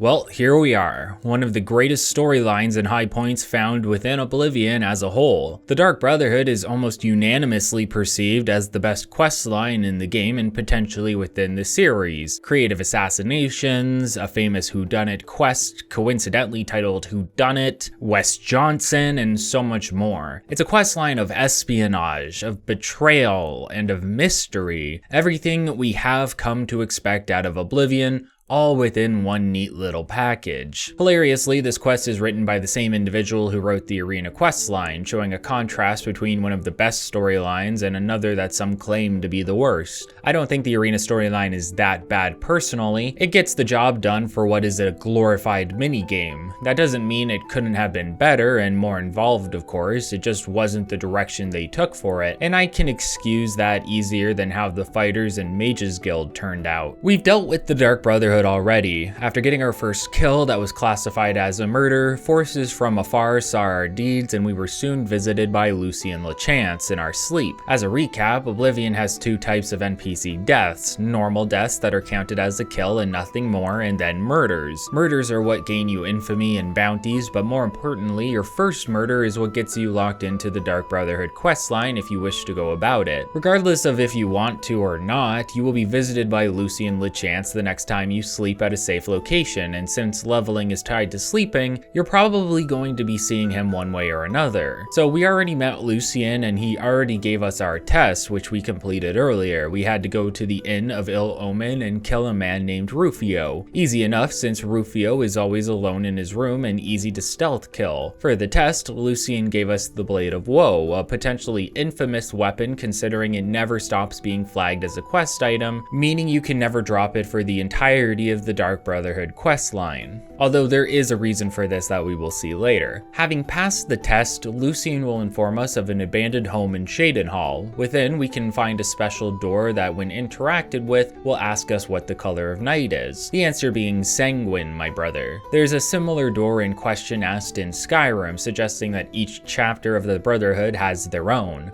Within the Sanctuary, we can begin meeting all of our fellow guildmates. Unlike the Fighters Guild or the Mages Guild, there is only one location where we all reconvene, meaning it's easy to meet everyone in one go. In fact, that's a big aspect of the quest line. Whenever you grab a contract, you can talk to the other members about it, and they will usually have some form of comment or information for you. This can even update the quest with new info sometimes. Additionally, one of our Argonian comrades will have a small side quest for us later on. Similar to the Thieves Guild, the majority of the contracts we will be completing are more unique and freeform than the combat-oriented tasks we had to complete for the Fighters and Mages Guild. There's still combat to be had here and there, but for the most part we are looking at stealthy approaches and specific ways to kill the target as to keep ourselves within the bounds of our bonus. Every contract we complete within the Sanctuary allows us to complete the tasks any way we see fit. We learned this first through a conversation with Gogron and Telindril, where the elf explains how completing the quests under specific circumstances leads to bonuses for the assassin, while Gogron doesn't care about that and just wants to kill unimpeded. Actually, if you talk to this dude, he'll tell you about the time he murdered, in Minecraft, a child at her own birthday party. Not sure what led to someone performing the ritual over a 5-year-old, but it happened, and it should remind you that these are not good people. While they are all friendly with you, they are not friendly with their targets, and many of those assassins revel in the act of killing. I said everyone likes you, but that's not entirely true. There's a spell merchant named Mrajdar who despises you for the majority of the quest line. Even when asking everyone about your latest contract, the Khajiit will never talk to you outside of his use as a merchant. That'll change at some point, but it's not going to be a happy ending. Other members include an Argonian named Tinava, a Breton named Antoinette Marie of all things, I'm sure you can get what that's a reference to, Vincente Valtieri, a vampire who will be giving us our first contracts, and finally Ochiva, the head of the Sanctuary. Ochiva is the first person we meet within the Sanctuary, and she gives us our enchanted uniform to wear if we so choose. You don't have to, obviously. Gogron is in a full set of Daedric armor as we speak. Plus, we are long past the need for such weak gear. Ochiva will point us to Vicente for our first set of contracts, and I believe the first contract shows you how much work went into the overall design of them in comparison to everything else in the game. Our first target is Captain Gaston Tussaud of the Marie Elena, a ship docked in the waterfront district of the Imperial City. It's always there, and you'll be forced into a conversation with a Dunmer woman that threatens you if you ever get near it. They warn you not to step foot on the ship, else the pirates on board will turn hostile. Since it's our first contract, there is no means of acquiring a bonus, meaning we can go about the quest as we please. Vicente mentions that a lot of cargo has been moving onto the ship and suggests we stow away in the crate in order to make it on board. So we already have options here. We can stow away in the nearby crates to make our way into the ship and then sneak our way into the captain's quarters, or we can go in guns blazing and take out everything that gets in our way. These aren't the only options though. If you ask around about the contract, one of the members will mention seeing a special balcony on the back of the ship. If you have the means, you could jump onto the balcony as the door leads directly to the captain's quarters. It requires some lockpicking skill, but that's no problem for us. The rest of the quest is a simple affair. Break into the captain's quarters and we are directly behind him, assuming you took the balcony entrance. Then all we need to do is kill him. As an added touch of flavor, the door to the quarters will start getting banged on by one of the crewmates looking to check in on the captain, which incentivizes a hasty exit from us as we disappear and make our way back to the sanctuary. Once we return, Vicente will offer us our reward in another contract, this time with specifications that can lead to a bonus. There's a wood elf named Bainlin in Bruma. We're to break into his home and kill him. However, if we can make it look like an accident, then we can get the bonus. We have to be careful because Bainlin has a manservant named Grom who can be very aware of our presence. Now you may be wondering how we are going to make a death look like an accident, and Oblivion does facilitate a few ways of doing this. However, since this is the second contract, the questline is trying to ease us into the concept of figuring this stuff out for ourselves. The first contract didn't have a bonus, but showed us multiple routes we could take. Now the second contract does have one, and Vicente knows exactly how we can acquire it. There's a chair that the wood elf sits in every evening at the same time. Above him is a mounted trophy head. If we can get into the crawl space behind the head and loosen its fastenings, it will fall on Bainlin and thus look like an accident. Sounds easy enough, but it's harder than you may realize. Since Bainlin is sitting facing the entrance of the estate, we need to have a high sneak skill and potentially some means of invisibility to get by both him and his manservant. Luckily, we have some potions for this in the Grey Cowl of Nocturnal, so it's a piece of cake. Once in the crawl space, we can loosen the fastenings to kill Bainlin. We aren't done yet though. Now Grom is guarding the dead body of his deceased master, meaning we still have to manage to sneak out, which we can do in a variety of ways, invisibility being one of the best. For completing the job as intended, we not only get our contract reward as gold, but an enchanted dagger on top of that. For players that haven't progressed too far into the game before starting the Dark Brotherhood, the bonus items you receive can be of great use to you, especially since some of them provide permanent passive bonuses to your abilities, as we'll see shortly. Before that, Vicente has 2 more contracts for us before we move on to Ochiva, the first of which is most likely one of the more memorable and iconic quests considering where it sends us.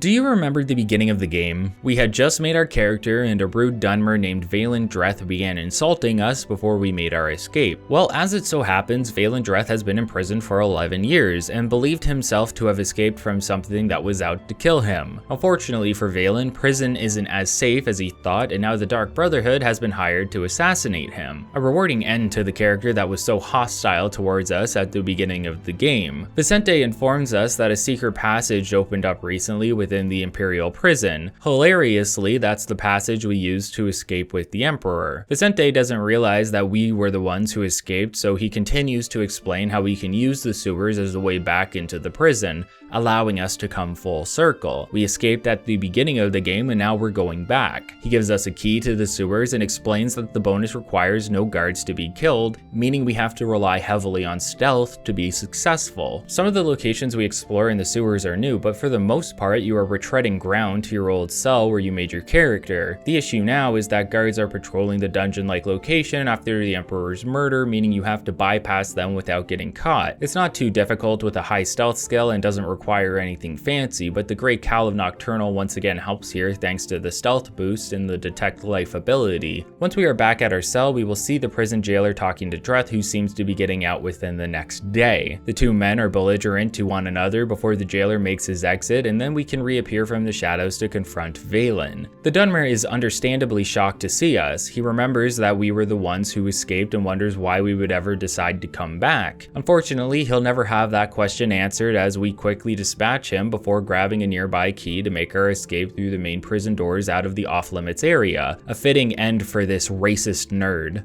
The reward for killing Vaelin without killing any guards is great. We get a miscellaneous item called the Scales of Pitiless Justice, which offers an attribute bonus as long as it's in our inventory. Strength, agility, and intelligence will be raised by 2, while personality is lowered by 2. If you know anything about personality by this point, this is hardly an issue and the item is much more positive overall than a negative. Around this time, Tinava has a side quest for us. It's odd getting a side quest from someone in a faction that you can only grab by being part of that faction. Sure, members of the Mages Guild may have quests for you, but those can be completed at any time, even if not a member. The Dark Brotherhood is more similar to the Arena in this sense, in that it has a single optional side quest to complete. While the ramifications of the Great Prince's questline were massive, the same cannot be said for what Tinava asks of us, but it does offer some decent rewards for some short work. Tinava will explain how he and Ochiva are Shadow Scales, Argonians born under the sign of the Shadow who are then offered to the Dark Brotherhood as assassins. Scartail, the third Shadow Scale, was an inseparable teammate and friend of Tinava and Ochiva. Apparently at some point Scartail fled Blackmarsh and now must be punished with death. Unfortunately, a Shadow Scale is prohibited from killing another Shadow Scale, and so Tinava asks you to commit the deed as a favor to him. Apparently Scartail can be found in Bogwater Camp. When we find him there, it seems he has already been attacked and is as good as dead if we were to assassinate him. Scartail attempts to bribe you into letting him go. Tinava wants Scartail's heart, and it just so happens that the other assassin is also an Argonian. If we spare Scartail, we can take the assassin's heart, and the Argonian will reward us with his secret treasure, which he keeps in a hollowed out rock. Whether you agree to the deception or not doesn't affect the end of the quest. I personally like to agree to it to get the location of the treasure and then kill Scartail anyway. Tinava deserves this favor, especially considering what we are about to do to him. Returning with the heart will have Tinava reward us with the Boots of Bloody Bounding. They're enchanted to fortify acrobatics and blades, which isn't very good for us at this point in the game. We have maxed out our blade stat and we get better acrobatics from the Boots of Spring-Heeled Jack and better overall stats from the Morag Tong armor. Still, it feels good to help our friend out here and learn a little bit more about the surrounding lore of the Brotherhood. Vicente has one final job for us before we move on to Ochiva. However, instead of assassinating someone, we are to fake their death, turning the concept on its head. If you're wondering why the Brotherhood has agreed to do this, it seems to be because Francois used the ritual to place a target on his own mother. The reason? He owes a debt to some underworld types and has missed a payment, insulting him and leading to them sending their own assassin. Francois sacrifices his own mother, who was killed by Lucien Lechance, and now it's our job to fake his death with a poisoned dagger. The trick is to meet with Francois and kill him in front of the other assassin. To complete the quest properly, we need to let the assassin live and then rescue Francois from his family's crypt. So it plays out like this. We go to meet with Francois and have the plan explained to us again. Then there's a knock at the door. It's the assassin and he soon comes in to kill his target. Not expecting us, he turns hostile, forcing us to flee after striking Francois and faking his death with the poison dagger. Once we lose the assassin, we can head to the Chapel Undercroft after 24 hours and administer an antidote that revives the target. Unfortunately, this is his family's crypt, and awakening him seems to anger the spirits of his family within, forcing us to fight our way out of there while getting Francois to safety. Do you see how involved and unique these quests end up being? Every Dark Brotherhood contract is memorable in its own way. Even later, when we start to complete some repetitive tasks, there's a reason for it and it's a justified experience. Everything was meticulously crafted to be an experience that the player would remember and look fondly back on. Where some of the designers focused on the quantity of dungeon crawling, gathering equipment, and killing enemies, others focused on story crafting and experiences that had yet to be explored within the confines of the game world. Returning to Vicente will reward us with a special amulet known as Cruelty's Heart. He also gives us a key to the secret shortcut entrance that was locked off previously. Typically, we have to exit the sanctuary through the main door, then leave the basement, then leave the abandoned house. Now we get to take a ladder up through a well within one transition. Not sure I've ever been rewarded for my deeds with a shortcut like that outside of an exploration game like, Fallen Order or even Dark Souls, but it's a welcome bonus considering we are going to be heading in and out of the sanctuary frequently. Vicente has run out of contracts for us and we are now to see Ochiva for further opportunities. However, Vicente wishes to reward us for our efforts and offers to turn us into a vampire if we wish. This is a means of getting turned without running into a vampire and contracting the disease. If we agree, Vicente will visit us in our sleep and turn us without us ever realizing it. Since it is one of the only means of becoming a vampire by choice, I'd like to pause the Dark Brotherhood questline here so we can finally discuss one of the worst quests in the game that ended up not being as bad as I remember, Vampire Cure. We've discussed what it means to be a vampire already. After contracting the disease, you will become a full-fledged vampire by sleeping after 3 days. Afterward, every night you go without feeding will enhance the vampirism between 4 tiers. You start at 25%, then 50%, 75%, and finally 100%. It's easy stuff. Easy stuff. Each of these tiers offers enhanced bonuses as well as unique abilities. Being a vampire can be incredibly powerful. A 100% vampire has a plus 20 to strength, willpower, and speed, meaning your character can exceed the cap of 100 or 110 with the Agma Infinium to upwards of 120 or 130 points, plus various skills gained from this bonus as well. The downside is your weakness to fire and the direct damage you take from sunlight, preventing fast travel and waiting unless it's nighttime. Overall, I'd say the advantages of being a vampire outweigh the cons, but having to manage when you go out at night might end up becoming more annoying for you than you deem the bonus's worth. Therefore, there is a means of curing vampirism. As we saw with the Vile Lair, we can easily cure vampirism by using the Font of Renewal and some pureblood salts to remove our affliction. However, this wasn't always the case. Before the DLC released, the only way to cure oneself was to ask around about a cure. Vicente is the easiest one you can engage with to proc the quest. Asking him about it will have him mention that Raminus Polus has been researching a cure for some time. If we head over to the Arcane University, Raminus will mention Janice Hasseldor of Skingrad would know more than him, considering that he is a vampire as we know. Once again visiting the Count, he will tell us the story of how he and his wife Rona ended up afflicted together. Unwilling to accept her curse, Rona refused to feed and the lack of sustenance placed her in a never-ending coma. Now the Count is searching for a cure so he can finally let his wife rest after all this time,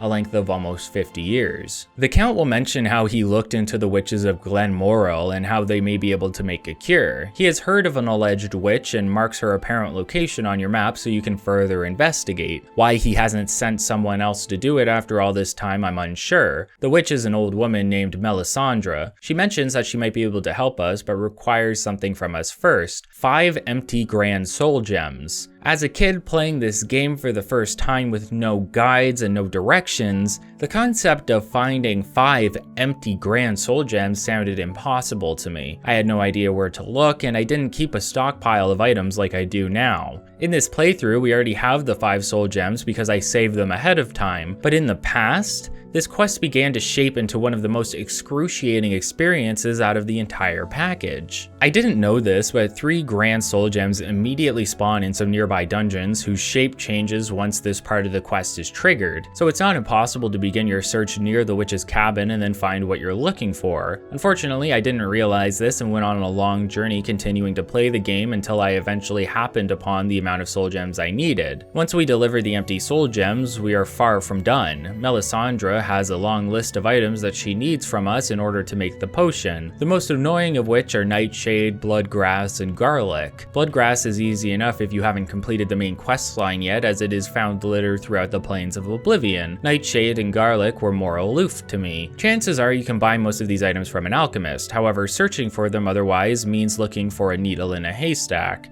I had no idea where I'd find Nightshade, and I had no idea where I'd find Garlic. Nowadays it's simple. Nightshade and Bloodgrass can be found at Frostcrag's Spire and the Vile Lair. Garlic can be found in the basement of almost every home in Skingrad. Getting these items becomes a simple task with prior knowledge and the DLC, but back when the game came out it was torture. There's also 2 other ingredients we need, the remains of a powerful vampire and the blood of an Argonian. Well, lucky for us, we timed this quest up perfectly with the Scartail quest, and I still ended up not using it as an opportunity to get the blood. Melisandre gives you a dagger that just needs to hit an Argonian once, so I ended up heading to the Periite Shrine and assaulting some dude before yielding so he'd leave me alone. The vampire we need to kill is a specific individual, however. Melisandre will point us to a cave that has become a vampire den. Within it we will find Hinderil, who is a very powerful vampire, I say again in air quotes, and we stealth shot him before blasting him with some magic. I think Mana Marco was a more difficult fight than this dude, and that was the worst. Melisandre is impressed that we managed to kill Hinderil even though it was a cakewalk, and we are now ready for the potion. After 24 hours, Melisandre has managed to make 2 batches of the potion, one for us that we can drink at any time, and a key item version for the Count. If we ever need another potion for whatever reason, we can come back to talk to her about it, but we never will need another potion because we can just use the Font of Renewal. When we return to Skingrad, the Count's steward will guide us to a fake wall in the courtyard that opens up to reveal a hidden chamber where Rona Hassildor sleeps indefinitely. Melisandre will also be there to witness the events and raise Rona from her coma so she can drink the potion. When she awakens, Rona begs Janice to let her continue sleeping, but Janice informs her that they finally have a means of curing her and has her drink the potion. Rona thanks Janice before drinking the cure, changing back into a normal human and dying on the spot. The Count, now in mourning, asks for us to return in a day's time for our reward, a large leveled stipend of gold, ending the quest and bringing a proper cure of vampirism into the world. If you're wondering why the Count didn't want one for himself, I'd assume it has to do with his role as the ruler of Skingrad. He's good at what he does after all, and the people come to know of his affliction and appreciate him as the lord anyway. He's a good dude, you know, except for potentially sacrificing prisoners to the Pale Lady so he can feed.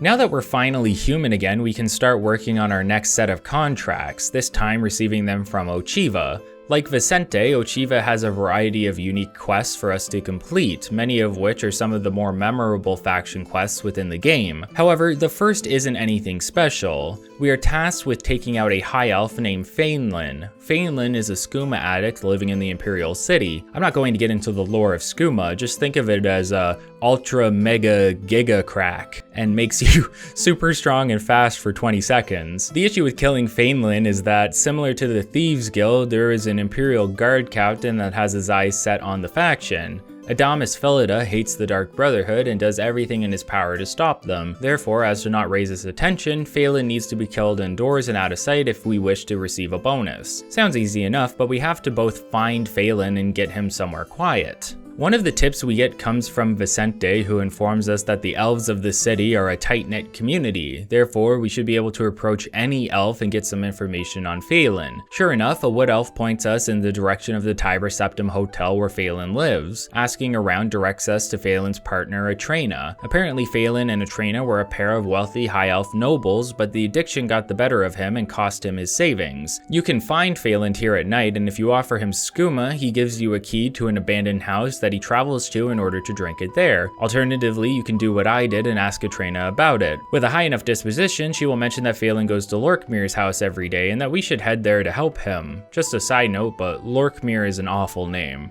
Like, it feels disgusting to say. Whichever way we find out about it, we can make our way to Lorkmir's house and head inside. Phelan wasn't there when I arrived, and I went looking for him in the basement, only to find the deceased body of Lorkmir explaining why the place was considered abandoned. I guess Phelan killed Lorkmir and then began squatting there, and no one decided to investigate the man's disappearance for some reason. Regardless, the quest is a simple affair at this point. We kill Phelan and head back to Ochiva for our reward and bonus. This time we get an enchanted bow. The next quest involves sneaking into Fort Such. We need to kill a sick warlord by swapping out his medicine with poison. If we're seen at all, we lose the bonus. Again, fairly simple. Fort Such is a more interesting place than you may realize though. Not because of what there is to do there, but because of what there isn't. Originally, there was to be a city by the name of Such located here. The city would have been as big as the other major cities above Anvil and to the west of Kvatch, and this can be seen in some unused main menu footage that shows it on the map.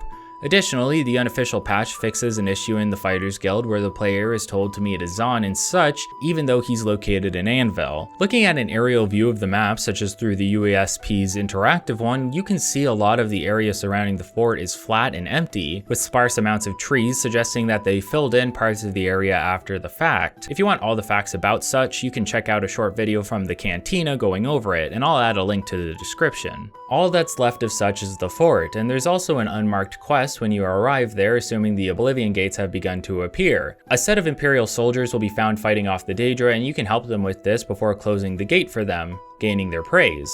The fort itself requires us to sneak past some bandits in a rather open area. Again, this isn't a big deal with a high enough sneak skill, and you'll be able to quickly swap out the poison before making your escape. For some reason, some of the doors required a key and couldn't be picked, so I had some running around to do before I found a proper way out. The bonus for this one is a shirt that enhances speechcraft and personality, so basically useless. Following these two alright contracts is one of the most well-known and beloved in the game, and for good reason. Whodunit is the end-all be-all best quest in the Dark Brotherhood series and potentially in Oblivion as a whole. It's what people point to as a shining example of Oblivion's quest design in comparison to the other games in the series. Ochiva wants us to crash a house party, except it's not your typical gathering. There's 5 other party guests aside from you, and each of them have been invited to be locked in a manor within Skingrad. Once everyone arrives, the doors will be locked and no one is allowed to leave until someone finds the secret treasure within. This is, of course, a ruse. There is no treasure, and these individuals have been gathered here to be murdered by the Dark Brotherhood. The quest is completely freeform. You can head in and murder everyone right away if you desire, but that would forfeit the bonus. Instead, what we are tasked with doing is manipulating everyone and killing individuals in secret so that no one suspects us or at the very least doesn't see us in the act. The quest benefits you by raising the disposition of each of the party guests. When you arrive, you will meet Matilda Petit, a self-proclaimed Breton noble. You don't get much out of her initially, but you can ask about all the other party guests. In fact, you can ask everyone about their opinions on everyone else. With a high enough disposition, you can get their true feelings on other individuals and on the situation. Take Matilda here, for example. She comes off innocent enough as a nice old lady, but you quickly learn that she is heavily racist towards Dunmer and seems to hate Devesi Dran, one of the other guests in the manor. She's also incredibly vain and conceited. Matilda will offer to team up with you, and you can suggest she head down to the basement to start looking so you can take her out quickly and quietly while no one is around. That's the game here. Manipulate individuals so that they end up in a position where you can kill them without anyone noticing. That's one option anyway. Like I said, you can just kill everyone if you want, but you could also use items like poison apples and stealth archery to get the job done, while keeping the bonus. When you kill someone, everyone within the manor already knows about it and will begin suspecting others and worrying about the situation. Neville is a retired Imperial soldier who worked at Fort Moonmoth in Morrowind, a location you could go to in the 3rd game. Because of this, Dovesi has a poor opinion of him as the Imperials invaded and encroached on her homeland. Nels the Naughty is a bit of a crude drunk, but Dovesi reminds him of his deceased daughter, and so he has a soft spot for her. Further, Primo Antonius is a wealthy noble only here to kill some time, and he also happens to be attracted to Dovesi. Luckily, Dovesi is attracted to Primo as well, and we can use this to suggest she goes to wait for him in his bedroom, allowing us to kill her next. Neville takes the deaths fairly hard. As a retired Imperial soldier, he feels as though he has let the deceased down by failing to protect them. Luckily, he brought along his old Imperial armor and will get dressed up and ready to protect everyone within the manor. Very valiant for a dead man. He also doesn't trust Nels and believes him to be the killer. Conversely, Nels believes Neville to be the killer as well. Primo, on the other hand, doesn't have much else going on really. He was sleeping for the majority of the events taking place, so killing him next was a simple affair. This leaves only 3 people still alive within the manor. There's Neville, Nels, and our character. Neville trusts us enough, and so does Nels, plus their focus is on one another. If you goad the men, they will attack one another, allowing you to secure another kill without lifting a finger. The ending encounter can happen in a variety of ways. Dovesi can be turned against anyone if she's one of the last standing, and the same can be said of Primo. Matilda will try to kill Dovesi, and Neville and Nels try to kill one another. The world is your oyster. Manipulate and murder how you please, and be sure to read all of the dialogue so you can see how the situation is affecting everyone and their perception of the others. It's a sandbox amusement park of murder. Kill who you want to kill and see how the others react.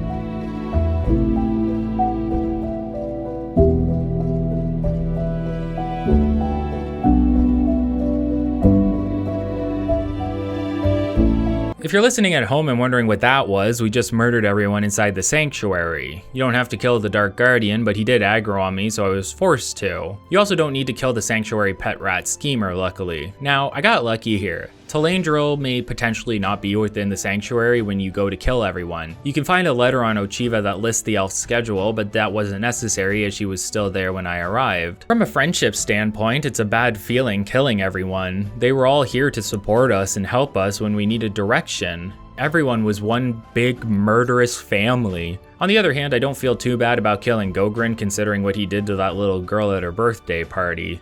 You win some, you lose some. I do think that the text within the sanctuary, much like a lot of the text in the game, is more humorous than it is serious, so taking Gogrin's story as something fully serious isn't the intention, meaning that when we do have to kill everyone, it's with a more heavy heart. The sanctuary feels empty and alone. All of your friends are dead, but don't worry, we won't be coming back here for some time. When we return to Lucian, he will commend our efforts and explain how things will work from then on. Since the sanctuary has been dismantled, we cannot grab contracts the old-fashioned way. Instead, there will be a series of dead drops around Cyrodiil. We will find instructions within them that also describe the location of the next dead drop, which will contain instructions for the next quest as well as our reward. No more bonuses for a while, I'm afraid. Instead, it's a series of assassinations with the typical base pay. To save us both time, I'm not going to go into detail about all of the dead drop quests. That's because only 2 of the quests are of actual interest to us mechanically, while the others have their own set of issues tied to the storyline. The first dead drop wants us to kill a necromancer named Celadane. Apparently Celadane is trying to transform into a lich in order to become immortal and may already be too powerful for us. Luckily, we can find a book when we enter the cave that details the means in which Celadane is completing this ritual. Apparently he needs to hold on to an hourglass that acts as a container for his soul. If we pickpocket it, he dies instantly. Assassination over. Next is a pretty large set of kills. We need to take out an entire family, but the issue is that the family is spread out across Cyrodiil. Luckily, the mother of the family, Perennia, is known to live on a farm called Applewatch. If we mention that we are looking for her children, she will believe us to be a gift delivery service that she hired.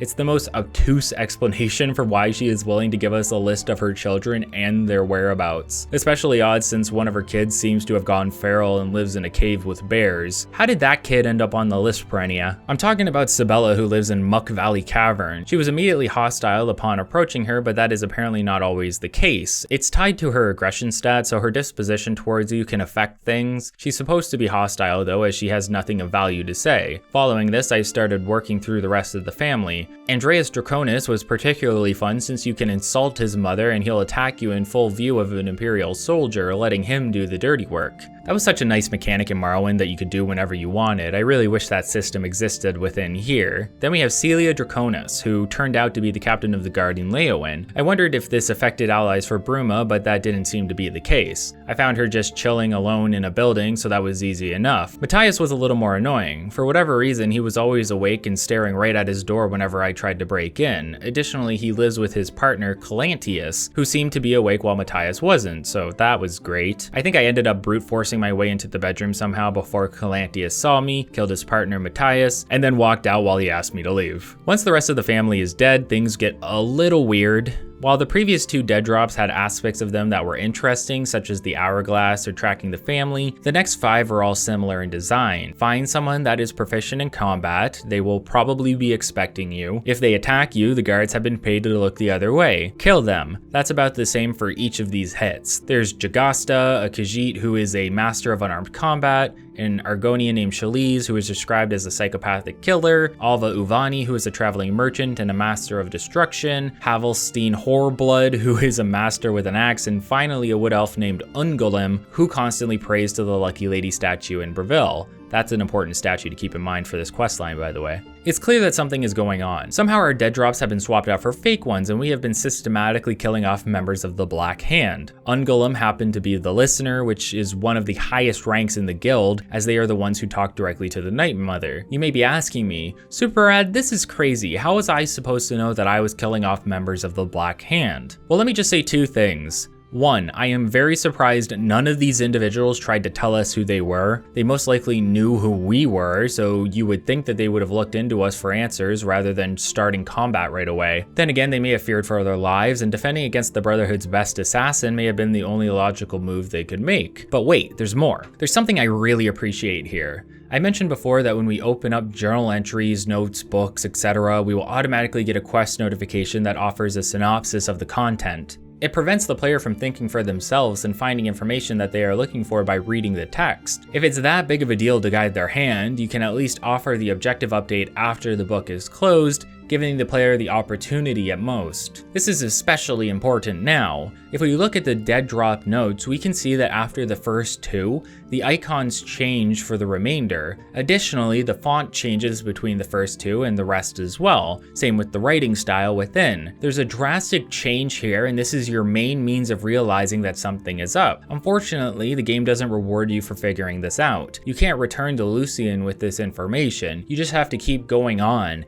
killing members of the Black Hand even if something doesn't feel right to you. A big misstep for a series of quests that have been notoriously freeform and open. We could have gone down a completely different path that led to a better end for the faction, but sadly that will never be realized. No, instead we have to go through 5 similar assassinations that unfortunately feel like filler quests and detract from the overall creativity that was the rest of the faction storyline. We are rewarded with a big reveal, but mechanically it comes off as repetitive and boring. So we killed off a large chunk of the Black Hand. Where do we go from here? Lucian explains that while he believed you to be the traitor, the surviving members of the Black Hand believe the same of him. Now you both need to clear your names, and the best way to do so is to find who has been planting the dead man drops, of which there is another to be placed in Anvil. Lucian plans to wait for us back in Applewatch. Meanwhile, we head to Anvil and lie in wait for the culprit to appear. Sure enough, a wood elf named Enelroth appears and immediately apologizes, explaining that he was paid by a man he believes to live in the lighthouse to deliver the letter. We need to head to that lighthouse for the first and last time in this playthrough. I think this is the only time the lighthouse is ever utilized, which is a shame because it's one of the more unique structures in the game. When we talk to the lighthouse keeper about the man who lives in the cellar, he hands us a key since he's happy to be rid of him. Once inside the cellar, we are met with a mess of dismembered limbs and dead bodies, leading to a room with a crazed dog that we have to kill before we continue the investigation. It's an eerie scene. You don't know if the traitor is here at the moment. Oblivion is good at popping in NPCs to have them show up immediately behind you, and that can be terrifying even when it isn't intentional. Luckily the traitor isn't here, but what we do find is the head of the individual's deceased mother and a journal. Yes, you can pick up the head. We're going to use it later to figure out who the killer is a little early, not that it changes anything. Unfortunately, when we get to Applewatch, we're too late. The remaining members of the Black Hand had tracked Lucian down, killed him, tied him up, and mutilated his body. It looks like a horrid death, and one that could have been avoided if we were allowed to realize ahead of time that there was something wrong with the dead drops. But that isn't the case, and we need to play with the cards we've been dealt. Arquin of the Black Hand will approach us and inform us that all is now well. The apparent traitor has been dealt with, and now the Brotherhood must rebuild. But since the listener is dead, a new one must be appointed, otherwise the Brotherhood can't function. Arquin tells you to speak to her between midnight and 3 AM so that you may all head to Bravil. Before that though, try dropping the head of the dead mother on the ground. As a nice touch, talking to the majority of the Black Hand members will have them not acknowledge the head at all. However, if you talk to Matthew Bellamont, he will be at a loss for words, shocked at seeing the head of his dead parent. While this may be enough for us as the player to infer that he is the true traitor, we cannot point the finger to him. The rest of the quest is heavily scripted and doesn't allow for a deviation, which is disappointing.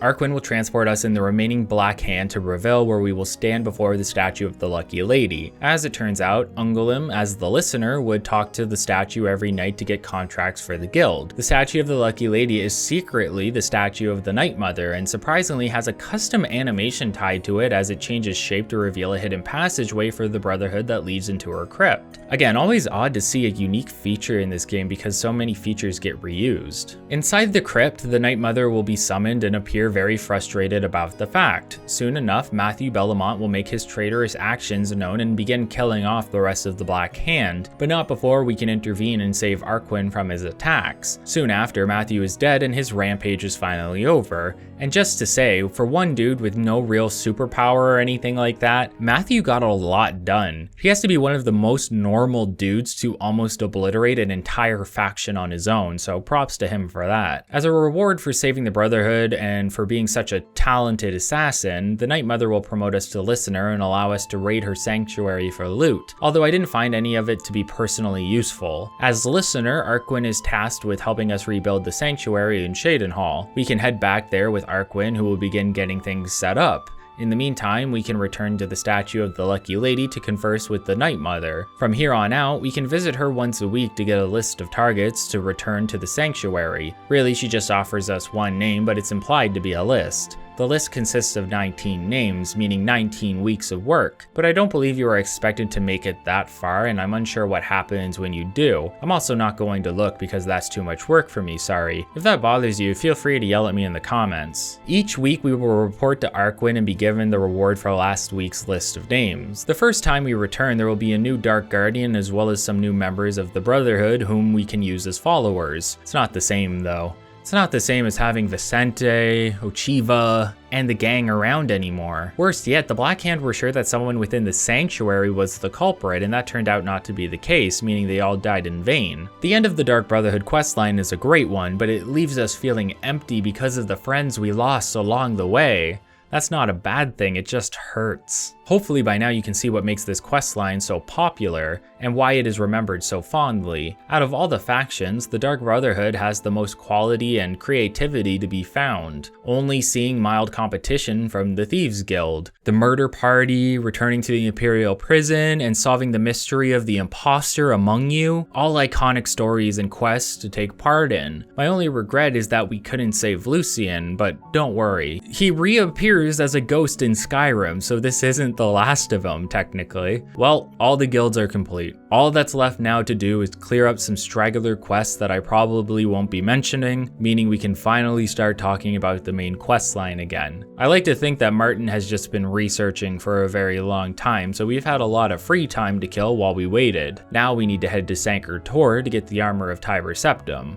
After spending time clearing out some of the less interesting quests, mostly within settlements, we're back on the road to completing the main quest line. There's only 7 in total left to complete, and many of them come quickly one after the other. Currently, we are still on the hunt for the armor of Tiber Septim, meaning we are headed for the ruins of Sanguine. I mentioned this way back, but during my first playthrough, I bum rushed the main storyline and grew tired of it very quickly. Not leveling properly on top of constantly finding myself in battle and dungeons began to burn me out of the experience. Sanguine and later Miscarand were the pinnacle of those issues. In reality, I think Sanguine is, while not elaborate, a touch of flavor within the pool of samey dungeons that don't hold any real identity. Being as important as it is, Sanguine holds some new mechanics and structures that allow it to stand out from the rest. Just reaching its location, you can already see that the ruins of the fortress are much larger than the typical tower we stumble across. The main enemy we end up running into here is wraiths, which is good for us because they're a bunch of pushovers by this point. The real threats are the undead blades, the first of which we run into about halfway through the dungeon. I forgot what was supposed to happen in the quest when I arrived here. You're supposed to kill the undead blades and then see their ghosts released from captivity so that they can head to the special chamber that is blocking your path to the armor with an enchantment. However, I killed the first undead blade and then kept running ahead, not realizing I freed the spirit. Not understanding that I had to kill the blades to proceed, I ended up running around trying to find out what I was supposed to do while sneaking past enemies. Stumped, I ran into the enchanted room and saw a ghost already released, which surprised me. Remembering that I had to kill the undead blades, I then began to backtrack through the locations I had already been in order to kill the rest. It's straightforward and almost like any other dungeon crawl in the game, if not for the mechanics of freeing the ghosts. I did observe something interesting, however. For whatever reason, the developers didn't take into account that the player may be wearing a detect life item. When I had the cowl on and as I approached the undead blade, I saw that there was a life sign directly below us. Using the no-clip command to explore the location, I realized that the developers had made little rooms to store the ghosts of the undead blade, and they would teleport him to the location of the skeletal corpse after we defeated it. I don't know why they didn't just spawn them in instead, but this could be for a variety of justifiable reasons. It would have just been smart of them to remove life signs for them to avoid this confusion, but I will admit that this is a fringe case issue.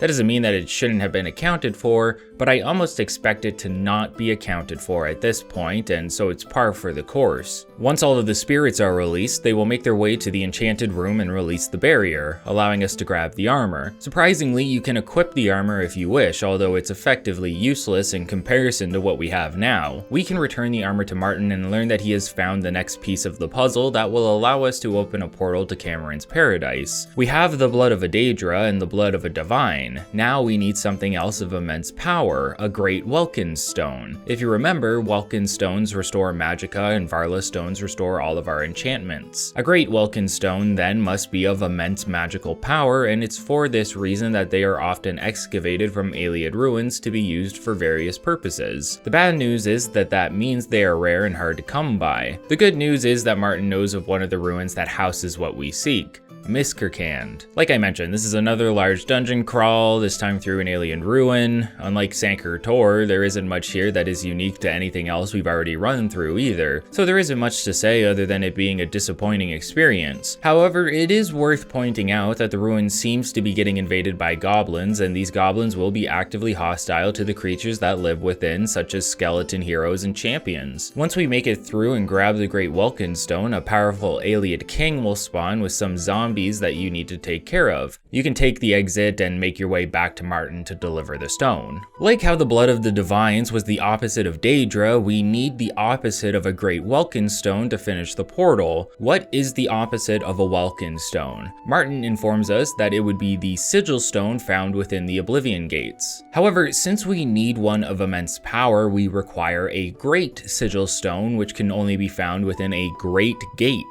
Great Gates are larger gates of Oblivion that allow for larger war machines to make their way through. I believe it's mentioned that one opened up in Kvatch, but I don't think this is the case. As far as I can tell, the only gate that opened up in Kvatch was the one just outside of it. Otherwise, there would have been more when we walked in. Still, since the Daedra are after Martin, it makes sense that we would give the Daedra what they want in order to bait them into opening a Great Gate. The plan then is to have Martin and the player character lead the charge in a defense of Bruma against the Daedra. With Martin out in the open, the Daedra would then be forced to give everything they got, including a Great Gate that we could then rush through in order to get the Sigil Stone. Obviously, this sounds dangerous, not just for yourselves, but for the people of Bruma as well. This is where the allies come in. All of the infantry that we collected from the other cities of Cyrodiil will join us for the defense of Bruma. All we have to do is convince the Countess to let the plan go ahead. There's not much convincing that takes place though. Really, we all agreed to meet at the chapel, and then the Countess has her guard captain organize the troops before we escort Martin and the boys to the battlefield. The boys being Joffrey and Boris, who we have kept alive all this time. You'll see a few individuals waving and clapping as they send you off to the front lines.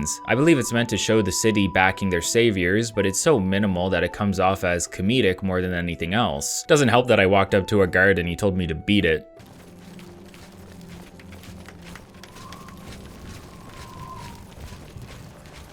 Go away. And that's Oblivion for you. The game is as much a comedy as it is a noir detective adventure series, and both of those are unintended consequences of the developers' design choices. I have to say though, the battle itself is more engaging than you may think. Say what you will about Elder Scrolls combat through the generations, but there's something about large-scale battles that still feel real. I think your attention being grabbed from everything around it takes away from the idea that you're just spamming the left mouse button to swing your sword or spamming fireballs with the C key. It all starts to flow together, especially if you are conscious enough to use everything within your disposal. It feels like a real war zone where you and your men are fighting for their lives, and they really are, because characters that couldn't die before can now. Boris could always die, but Joffrey and even Martin could perish in the fight. Martin is the only one that matters, however. If he dies, it's considered a game over and you get sent to your last save point. The difficulty of keeping Martin alive is up in the air, to be honest. Where do the Daedra that spawn focus? Are the other NPCs busy? busy? How effective are you at killing them, etc.? There's plenty of ways to help with this though, such as bringing followers or using Mehrunes Razor since it has a chance to instantly kill. Really, I wouldn't worry about Martin too much. It's Joffrey and Boris who you gotta keep an eye on. I personally like to have a game world where everyone survives, and I don't know if it was because of my level, but the Daedra coming out of the gate were really testing our limits. After holding off various waves of Daedra, the Great Gate will finally spawn and you can make your way inside while the rest of the troops keep the enemy at bay.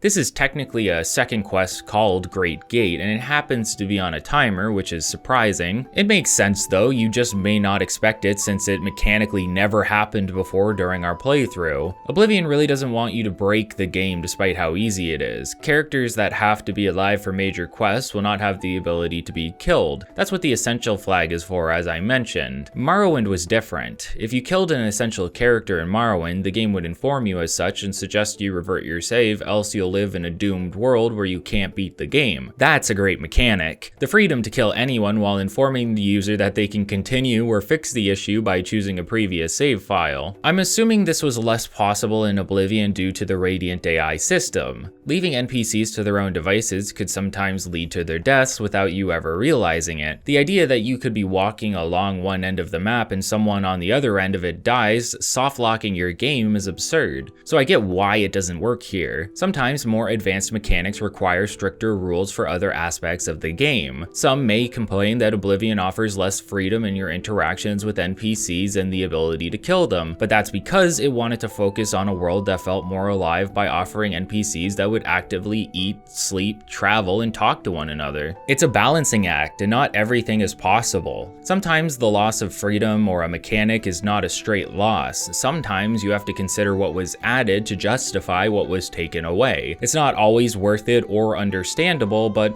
oftentimes it can be. Once we're in the gate, we are face to face with the siege crawler that is making its way towards the portal, hence the timer. If this thing makes it outside, then Bruma is done for. However, this is still just another Oblivion gate, meaning we can speed through the area into the main tower and make our way up to the top of the sigil stone. Presentation-wise, great and unique. Mechanically, more of the same and disappointing. At least it's easy content to clear. Same as every other time, we grab the sigil stone and are transported out of the gate. You'll see the siege crawler about halfway out of the gate, but he gets destroyed as the portal closes around it, saving Bruma for another day and allowing the guardsmen to celebrate their victory. I have bad news though. I wasn't able to save Boris this run. I don't know what happened because I swear he was alive when I jumped into the gate, so finding him dead crushed me. Really pulled at my heartstrings. My best friend, who I had known since my escape from prison, and here he was deceased in front of me. Despite the losses we suffered, this is still a victory for us and the people of Bruma. In fact, after the battle, there will be a really awful statue of us placed within the city. The concept is cool though. It takes a look at your most powerful gear within your inventory and equips it to a copy of your model while retexturing it to look like a statue. Unfortunately, since it's a player model and not an actual statue, there's a bit of nonsense happening, such as texture stretching or how the light seems to hit it. It looks like one of those objects in an old cartoon where you can tell it's going to move because it's colored differently than the rest of the background. Some Scooby-Doo-ass statue shenanigans are happening here. Everything has finally been gathered and Martin is ready to open the portal to Paradise. We won't be able to come back to Cyrodiil until the quest is complete, so I suggest heading in prepared. On the surface, Paradise is a beautiful and peaceful location. You can see the sunset across the water while standing on the lush island of Cameron's creation. You can even see a deer before it gets obliterated by a frost atronach. Yup. Paradise is just another plane for the Daedra. It's basically a hellish world for anyone else, except Mankar and his family. All of the mythic Dawn that served him and died in the process end up here as immortal beings. However, since there are plenty of Daedra around, there's plenty of violence against the immortals to be had. Since they can't die, they are stuck in this hell for eternity, or until something or someone stops Cameron. For some of the immortals, it's not all bad and they still support their leader, but for others, well, it's not great. The The entire time we are here, you will be bombarded by Mankar Cameron within your head. Seemingly omnipotent within this realm, Mankar is able to follow our movements and monologue to us as we progress through his palace. Normally I move so fast through these locations that he barely gets a word in before I'm at his front door, but he does have some interesting things to say about Tamriel and its history and the gods. I'm not a lore head when it comes to Elder Scrolls. I care more about the gameplay design, but that doesn't mean I don't find the lore interesting. Lord Dagon cannot invade Tamriel, his birthright. He comes to liberate the occupied lands. Ask yourself, how is it that mighty gods die, yet the Daedra stand incorruptible? How is it that the Daedra forthrightly proclaim themselves to man, while the gods cower behind statues and the faithless words of traitor priests? It is simple. They are not gods at all. The truth has been in front of you since you first were born. The Daedra are the true gods of this universe. Julianos, Dibella, and Stondar are all Lorcan's betrayers, posing as divinities in the principality that has lost its guiding light. It is Tamriel, the realm of change, brother to madness, sister to deceit. Your false gods could not entirely rewrite history. Thus you remember tales of Lorcan vilified, a dead trickster whose heart came to Tamriel. But if a god can die, how does his heart survive? Lift your eyes to Cairek Agaialor, my seat at the pinnacle of paradise. I shall await you there. The principalities have sparkled as gems in the black reaches of Oblivion since the first morning. Many are their names and the names of their masters. The cold harbor of Meridia, Periite's quagmire, the 10 moon shadows of Mephala and Dawn's beauty, the princedom of Lorcan, misnamed Tamriel by deluded mortals. Yes, you understand now.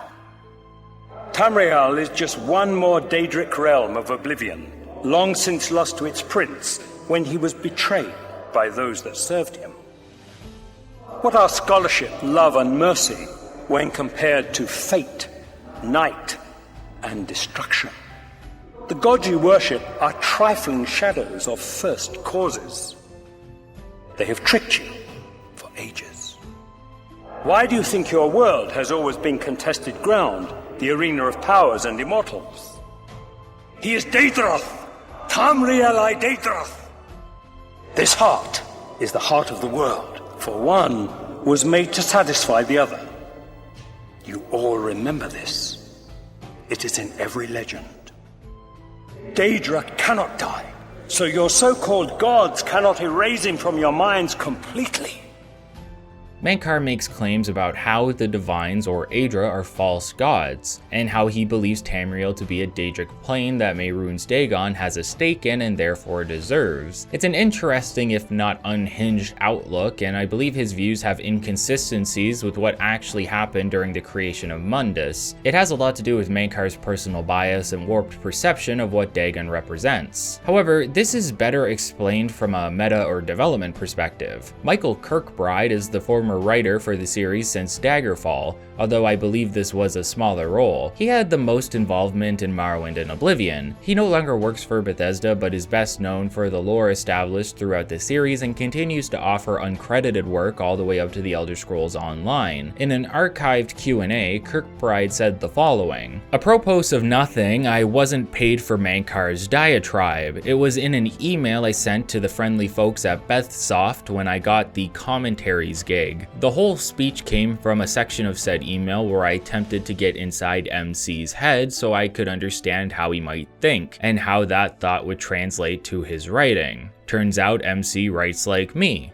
Ah well. Then Todd up and had Terrence Stamp recorded at the voiceover sessions. I was pretty surprised. I wish I'd known, or I would have really went nuts with it. But who could ever be mad at something like that? Terrence freaking Stamp. Canon or not, my 2 cents is that MC is completely right, and Tamriel is just another, albeit very special, realm of Oblivion. But don't quote me, I didn't write this in character. So we can see that this speech wasn't intended to be put into the game when Michael wrote it in an email, and he was surprised, although not upset at its inclusion. To Michael, what Mankar says is true. Tamriel is just another plane of Oblivion and therefore rightfully owned by Mehrunes Dagon, though this would be considered non-canon by Michael due to how this was implemented through an email without his knowledge or consent, leading to various inconsistencies. Basically, Todd Howard was a bit too eager and giddy to get Terrence Stamp to read the lines for Mankar Cameron, and this led to some issues along the way. Cameron even attributes various Oblivion realms to the wrong princes, which is the more notorious inconsistency of his speech that people still complain about online. Basically, Mankar is a silly little crazy guy due to the inconsistencies outside of the game world, but he does say these things whether they are accurate or not. This slip up then can canonically be attributed to him being deceptive, manipulative, and kind of crazy despite his high intellect. He's a cult leader after all, and he lied to his followers about paradise, so what do you expect of him really? This is pretty par for the course. Also, I say canonically, but I am not an authority on this aspect of the game at all. If something I've mentioned seems inaccurate, feel free to correct me in the comments, assuming I haven't done the correction already. After venturing through what are known as the Savage Gardens, you will be approached by a Dremora known as Cathitet. Cathitet here is guarding the door to the Forbidden Grotto, which cannot be entered unless you are wearing the bands of the Chosen. Cathitet has heard of our exploits in closing Oblivion gates, specifically the one in Kvatch. It seems our name has become fairly well known throughout the community of Dremora, and so they hold respect for us as a mortal and warrior. Due to this, he's willing to help us, either by beating him in battle or helping him with a task. The task is to free a Zavali named Anaxes, who is the lord of the garden and spends his time torturing the immortal inhabitants. Somehow, the Chosen have trapped Zavali in a cave, and Cathitet believes this is a just humiliation since the Zavali was stupid enough to fall for the trap. However, Cathitet cannot allow the mortals to run free without punishment, so he feels the Zavali must be freed. I opted to not complete this task, however. Cathitet also offered us the bands if we can kill him in an honorable battle, and this is by far the easiest way of acquiring them, so that's what I decided to do this time around. Not like this place is going to be around much longer anyway. The two of them appear in some ESO world events, which I thought was pretty neat. Maybe I'll play through it one of these days. Is it good?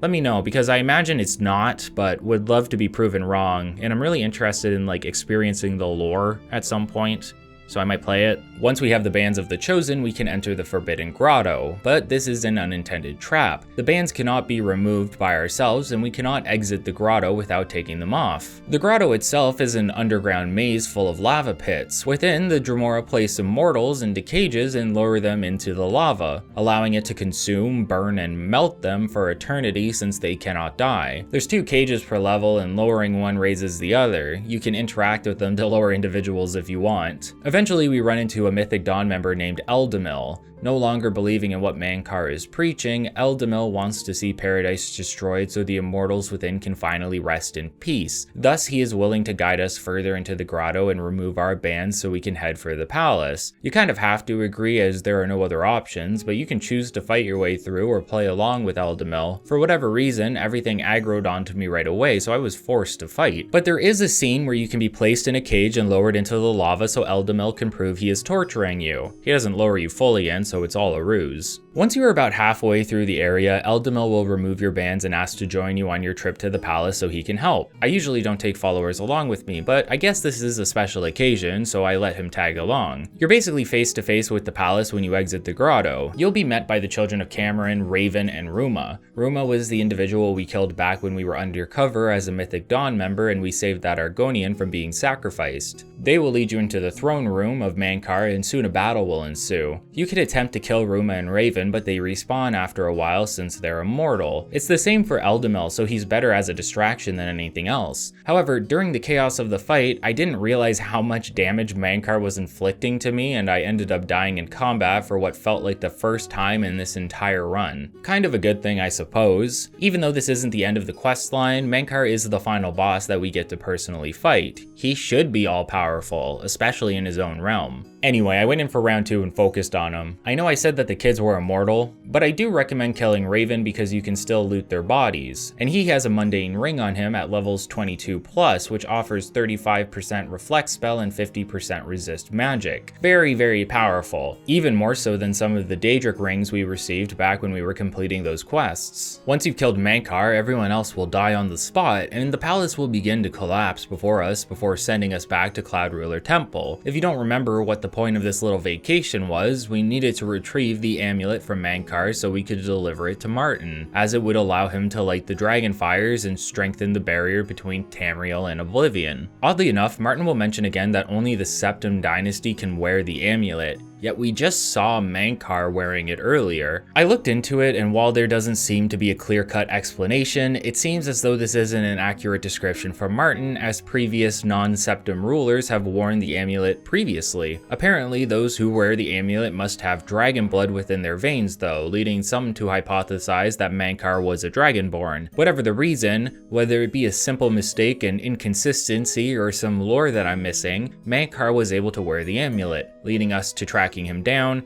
killing him, and returning it to Martin so we can now go light the dragon fires, meaning we are heading back to the Imperial City to meet with Chancellor Okado. Life comes at you fast. After retrieving the amulet, we head back to the Imperial City and into the Imperial Palace so we can meet with Chancellor Okado. Apparently this is so Martin can be accepted as the Emperor by the Council. I don't know if this is a requirement for the dragon fires to be relit or if it is just something Martin wanted to do. I doubt he would care about having their blessing unless it was an important part to the process, but it also seems like the Council is in a position where they can't really disagree. The options are to accept Martin or have Dagon kill them. I don't know, it seems like a weird situation. Despite that, the Council seems glad to have Martin as their Emperor. It's not all good news though. As we are conversing with Okado, an Imperial messenger shows up to inform us that the city is under attack by Daedra. Just as this is made known to us, some Daedra stormed the palace and we are forced to fight our way out. Well, we can just flee really, and this is what I suggest to do anyway. Martin is still not marked as essential at this point, so he can die here, leading to a game over. We need to head to the Temple of the One in order to light the dragon fires, but when we reach it, Dagon has already breached the barrier between Oblivion and Tamriel and is now invading the city with his army of Daedra. The dragon fires are now useless to us, but Martin comes up with a plan and asks us for one last favor, to get him inside the temple. Unfortunately, I was too busy no-clipping through the area so I could get some better views on the Dagon model, and Martin ended up dying, forcing me to restart. Now, if you haven't played this game before, would you believe me when I said that this is the one and only instance we see Dagon and we don't interact with him at all?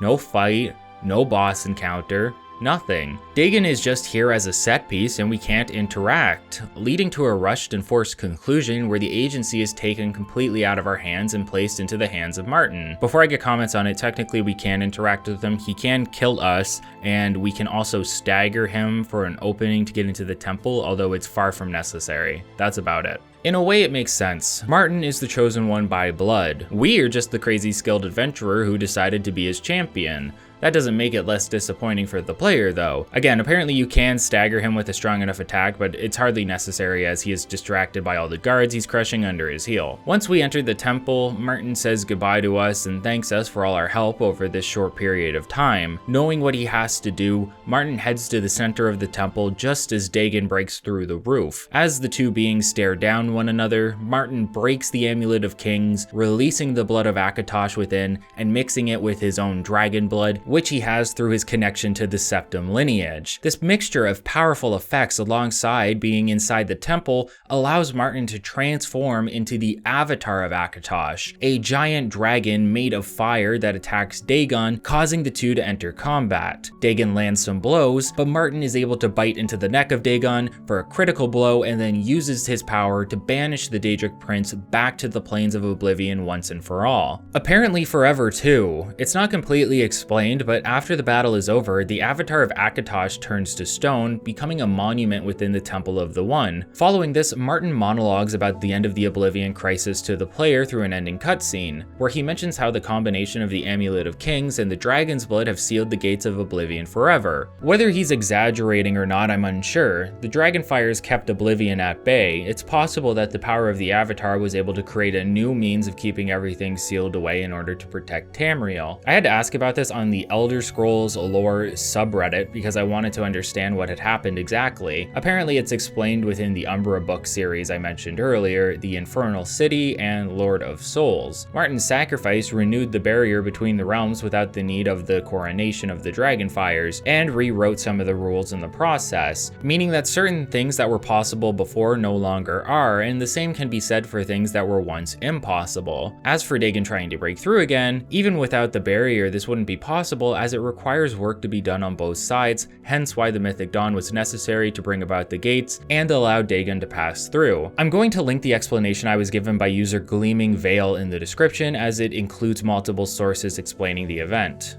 But just like that, the main questline of Oblivion is completed.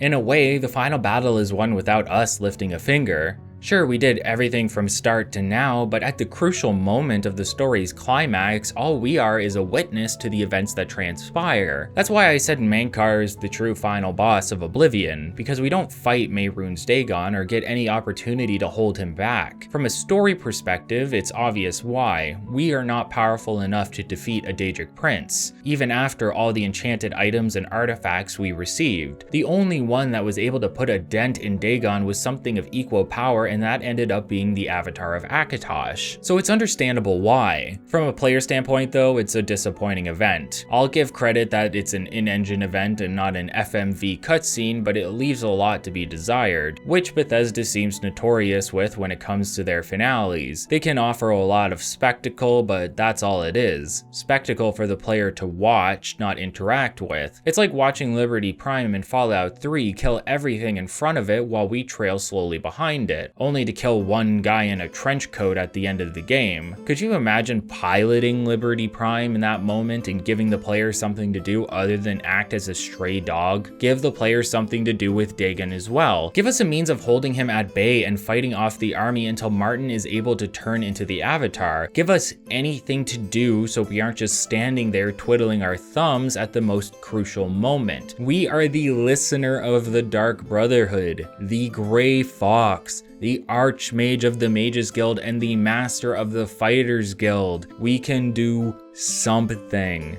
and they should let us. Once everything is said and done, Okado and the rest that are still alive will come to meet you in the temple so they can congratulate you and Martin on your victory. Dagon has been banished and the Daedra have been overpowered. The Imperial City is once again at peace, though the scars of battle remain, which is a great touch. The world events of the main storyline have a lasting effect on your surroundings, and this is most obvious among the wreckage of the temple district after the battle. Your quest is over and you can inform Okado that Martin turned into the Avatar, sacrificing himself to protect the people of Tamriel. Unfortunately for Okado, he's going to have to begrudgingly take up the mantle of leading the Imperials for a bit, but that's at a time in between Oblivion and Skyrim. For now, Okado names you as the Champion of Cyrodiil, upon our many other titles, and is having a suit of Imperial dragon armor made for us, something that is normally exclusive to the Emperor. It's a disappointing reward for completing the game though, as it's already enchanted and said enchantments are mostly small resistances to magic and elements, meaning you can't enchant it yourself. It looks great, but you can't do much with it. Interestingly, it decides if it's light or heavy armor based on the highest skill you have at the time. If light and heavy are tied, you get heavy by default.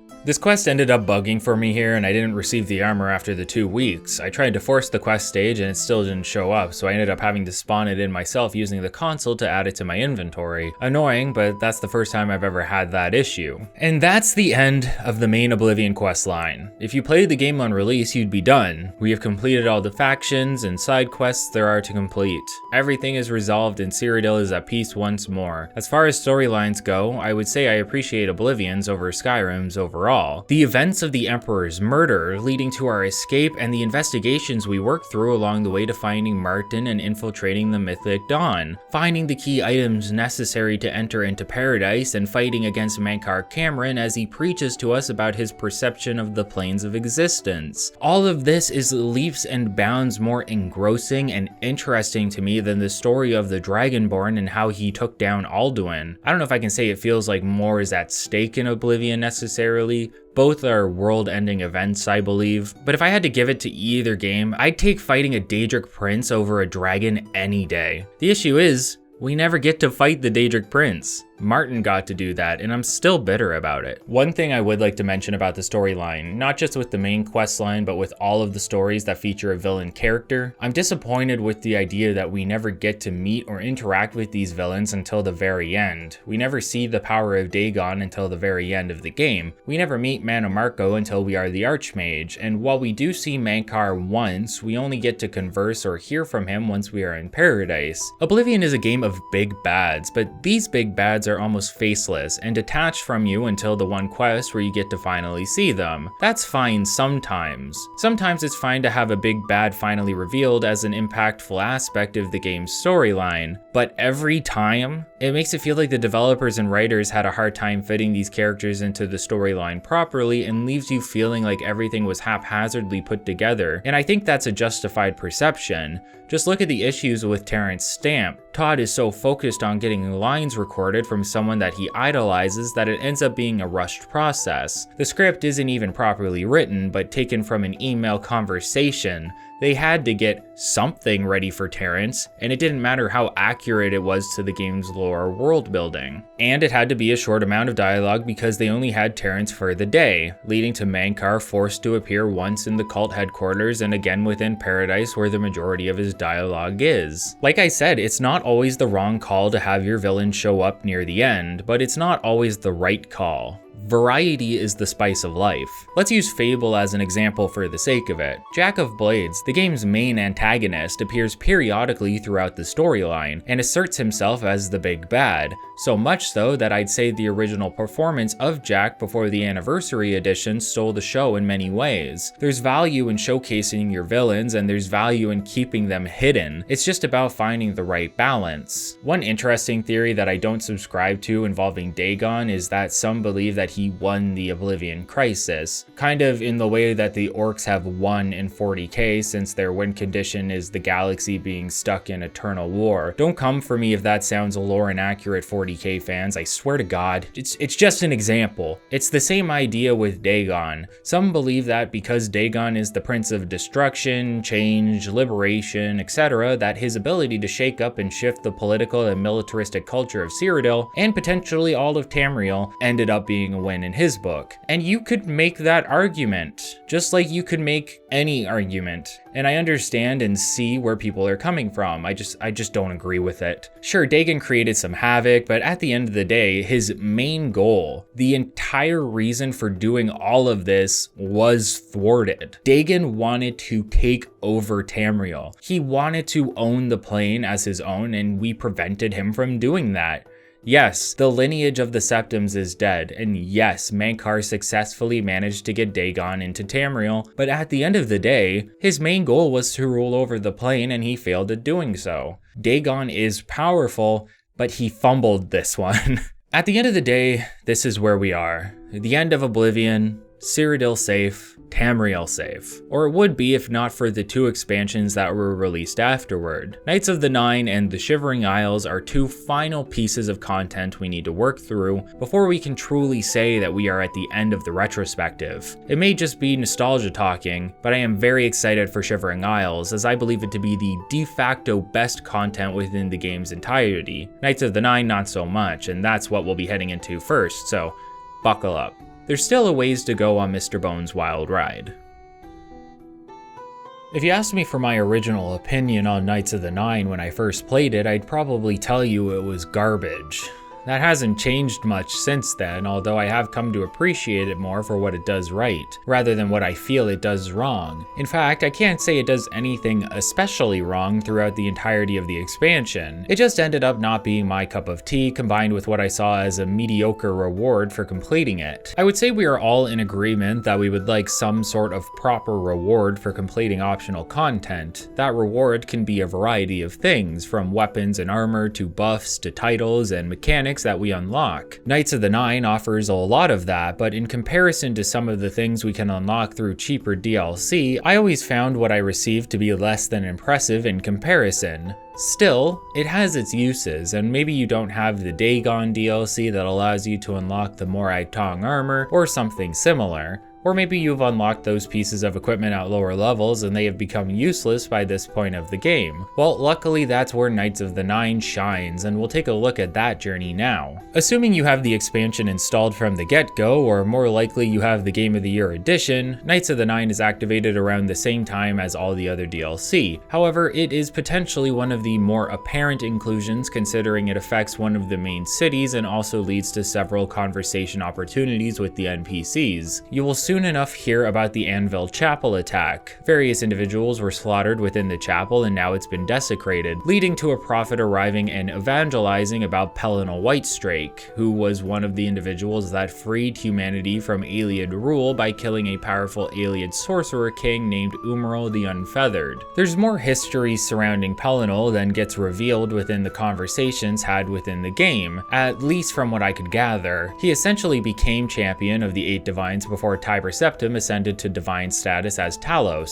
As their champion, he had several enchanted pieces of equipment known as the Crusader's Relics. During his confrontation with Umaril, Pelinal was weakened but still came out victorious. Unfortunately, he was subsequently overcome in this state and ended up perishing. Pelinal learned in death that Umaril was not fully defeated. His mortal body had been killed, but Umaril also existed outside of Nirn and would be reborn once more thousands of years in the future. That time seems to be now, as the agents of Umaril are said to be the ones who attacked the chapel, according to the prophet. Now, said prophet is looking for brave adventurers to make the pilgrimage of the 9 divines, so they may acquire the legendary relics and use them to defeat Umaril once and for all. This includes a full set of armor, a shield, a sword, and a mace. If we thought of the Oblivion Crisis as the main storyline of a television show, I would call Knights of the Nine its first movie. I use the same framing for New Vegas and Fallout 3, and I believe it helps decide where you should start these expansions, even though you can begin them whenever you wish. I personally believe it's best to start them after the Oblivion Crisis has been dealt with. Umaril feels like a secondary threat that appears after the defeat of Dagon, and it acts as the progression for the hero to go from the champion of Cyrodiil to the legendary status of Divine Crusader. Shivering Isles, meanwhile, will allow us to ascend even further, although we'll get to that later. So we've defeated Dagon and finished all the other quests in the game, meaning we have nothing better to do than receive the blessing of the gods and take on the pilgrimage. If you agree to search for the relics, the prophet will ask if you are a worthy knight. As a nice touch, the developers allow you to use your various achievements as dialogue options to prove your worth. You can mention being the Grey Fox, the Archmage, the Guild Master of the Fighters Guild. You can mention being the Grand Champion of the Arena, the Hero of Kavach, or the Champion of Cyrodiil. You can even say that you serve Sithis, all of which are met with either confusion or belittlement from the prophet. The prophet's kind of snarky. He's not looking for someone who boasts, he's looking for someone that will get the job done. Therefore, the only answer I know of that progresses the conversation is when you say that you have no claim to fame. An obvious lie, but I guess it's more important to be modest than to be accurate. You'll be given a map of 9 way shrines for the pilgrimage. Each corresponds to one of the 9 divines. It's our job to travel to each of the shrines and pray. However, this isn't like your typical quest where you have an assortment of waypoints on your map to follow. Instead, you have to use the given map to locate the relative areas that the shrines will be at, then travel there and keep an eye out for them. It's like waypoints with an extra step, basically. I'm sure the dudes that hate waypoints ate this up even though it's hardly any different.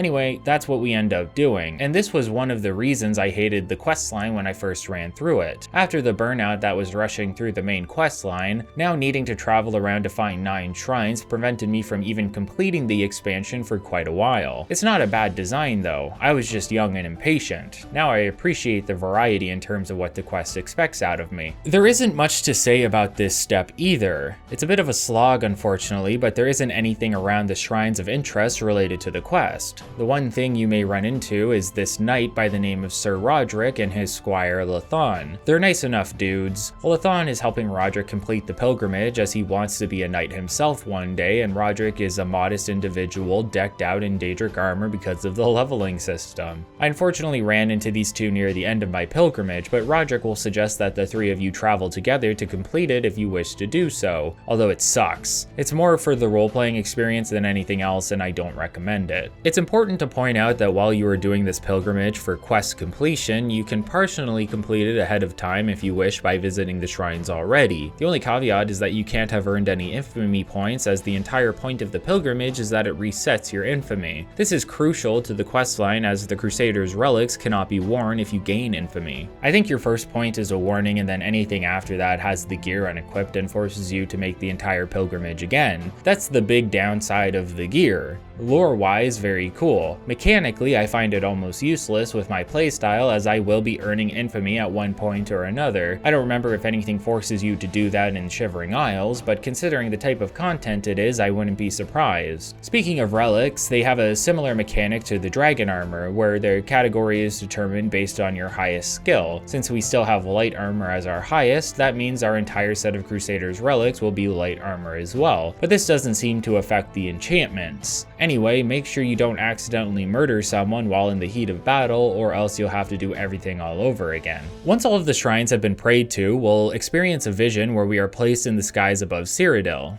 It's a cool scene, and you'll get to see it multiple times during the expansion. In front of us will be the spirit of Pelinal, who congratulates us on our work and acts as a guide for finding our first relic. The issue is that many of these relics still exist as items within the mortal realm, and therefore have been passed around, making their whereabouts unknown. However, Pelinal believes a good place to start would be the ruins of Vanua, as that was his last known location of the helm, and the location will be marked on our map. The entrance to the ruin is underwater. Within is another simple dungeon crawl until we come to the skeletal corpse of Sir Amiel, the creator of the Knights of the Nine. You have to remember that the order came after Pelinal, as Pelinal was only serving the 8 divines that existed at the time. Now with Talos, the Knights of the Nine look to regain the relics for safekeeping and worship. Originally, the order collected a fair amount of the relics, including the sword, greaves, gauntlets, and even the cuirass. After the group dissolved, the shield was acquired as well and kept in a fort for safekeeping. And yes, the group did dissolve. A war that took place at the time, known as the War of the Red Diamond, left tensions within the group and led to members leaving, some with the relics. Sir Beric was the first, and his time with the relics would lead to a vile demise. The cuirass always stood within the Priory of the Nine, and you can find the location for it in the journal found on Sir Amiel's body. After taking Amiel's signet ring and key, you can find the helmet of the Crusader further into the dungeon and then make your way to the Priory. The location is run down, as there has been no one there to look after it after the dissolution of the Order and the death of Amiel. Using the ring found on Amiel, a secret passage can be opened that leads into the Priory basement, which acts as a hidden headquarters for the Order. Further within is the Undercroft, where the remains of the dead members lay at rest. However, their spirits appear to guard the cuirass. The spirit of Sir Amiel makes it known that in order to prove yourself worthy of the cuirass, you have to beat each of the members in battle, although Sir Beric is missing from this for reasons that will be made clear later. Really, what this is a long and drawn out set of fights where you defeat one weak enemy after the other. I don't know if they weren't leveled or what, but the spirits didn't stand a chance against Goldbrand. Once all of the spirits are defeated, you'll be congratulated on completing this clearly monumentous task, and be given the right to claim the equipment. From there, Amiel will have you speak to the rest of the spirits in order to learn the locations of the remaining relics and how/why the members couldn't find them or lost them at some point. Like I mentioned, the shield was stored in a trap-filled fort for safekeeping. Meanwhile, the gauntlets were lost when Sir Casimir struck a beggar within the chapel of Chorrol, angering Stendarr and cursing himself in the process. Like what could happen to you, the gloves of the Crusader fell off of Casimir's hands and were placed on the ground of the chapel, enchanted in a way that prevented anyone from moving them. The curse placed on Casimir affected his fatigue and would be passed down through his entire lineage. Sir Ralbus found the mace within the chapel of Leyawiin but was unable to pass the test to retrieve it. Meanwhile, Sir Juncan located the boots of the Crusader but died before he could retrieve them. That's not all of the relics, of course, but those are the ones found by the Order. The greaves and sword were taken by Sir Beric, and it is currently unknown where to find them, but this will resolve itself once we've found everything else. This part of the expansion is open-ended, mostly. You can decide which relics you want to acquire first, although the mace does have a prerequisite. I suppose the entirety of the quest so far has been open-ended, since the pilgrimage can be completed in any order, and you may have already had most of it done by this point if you like exploring. I personally chose to go for the shield first, which in reality is just a worse version of Spellbreaker, having an 18% reflect spell enchantment at max level instead of the 30% you can get from the Daedric artifact. It can be light armor, unlike Spellbreaker however, so that might be enough for you to switch them out. Once I finished this expansion, I stored the relics to never be used again. Sorry for the spoiler. I should point out that the Helm of the Crusader also offers 6 points of restoration, and get ready for it, 25 points in personality of all things. Great. Since we chose to go for the shield first, that means heading to Fort Bulwark, which was built specifically to guard it. Unfortunately, we aren't the only ones looking for it. A set of conjurers have taken root within the confines of the fort and are trying to make their way through the lower levels, but find themselves stopped by puzzles and traps. We learned this through a set of notes we can find while traversing through the fort. Really, this is a puzzle dungeon crawl, which is a welcome inclusion considering that most of these are generally just about killing monsters while moving from point A to point B. Now we have a few things to figure out along the way, something I believe Skyrim took a bit of note from for its dungeon design,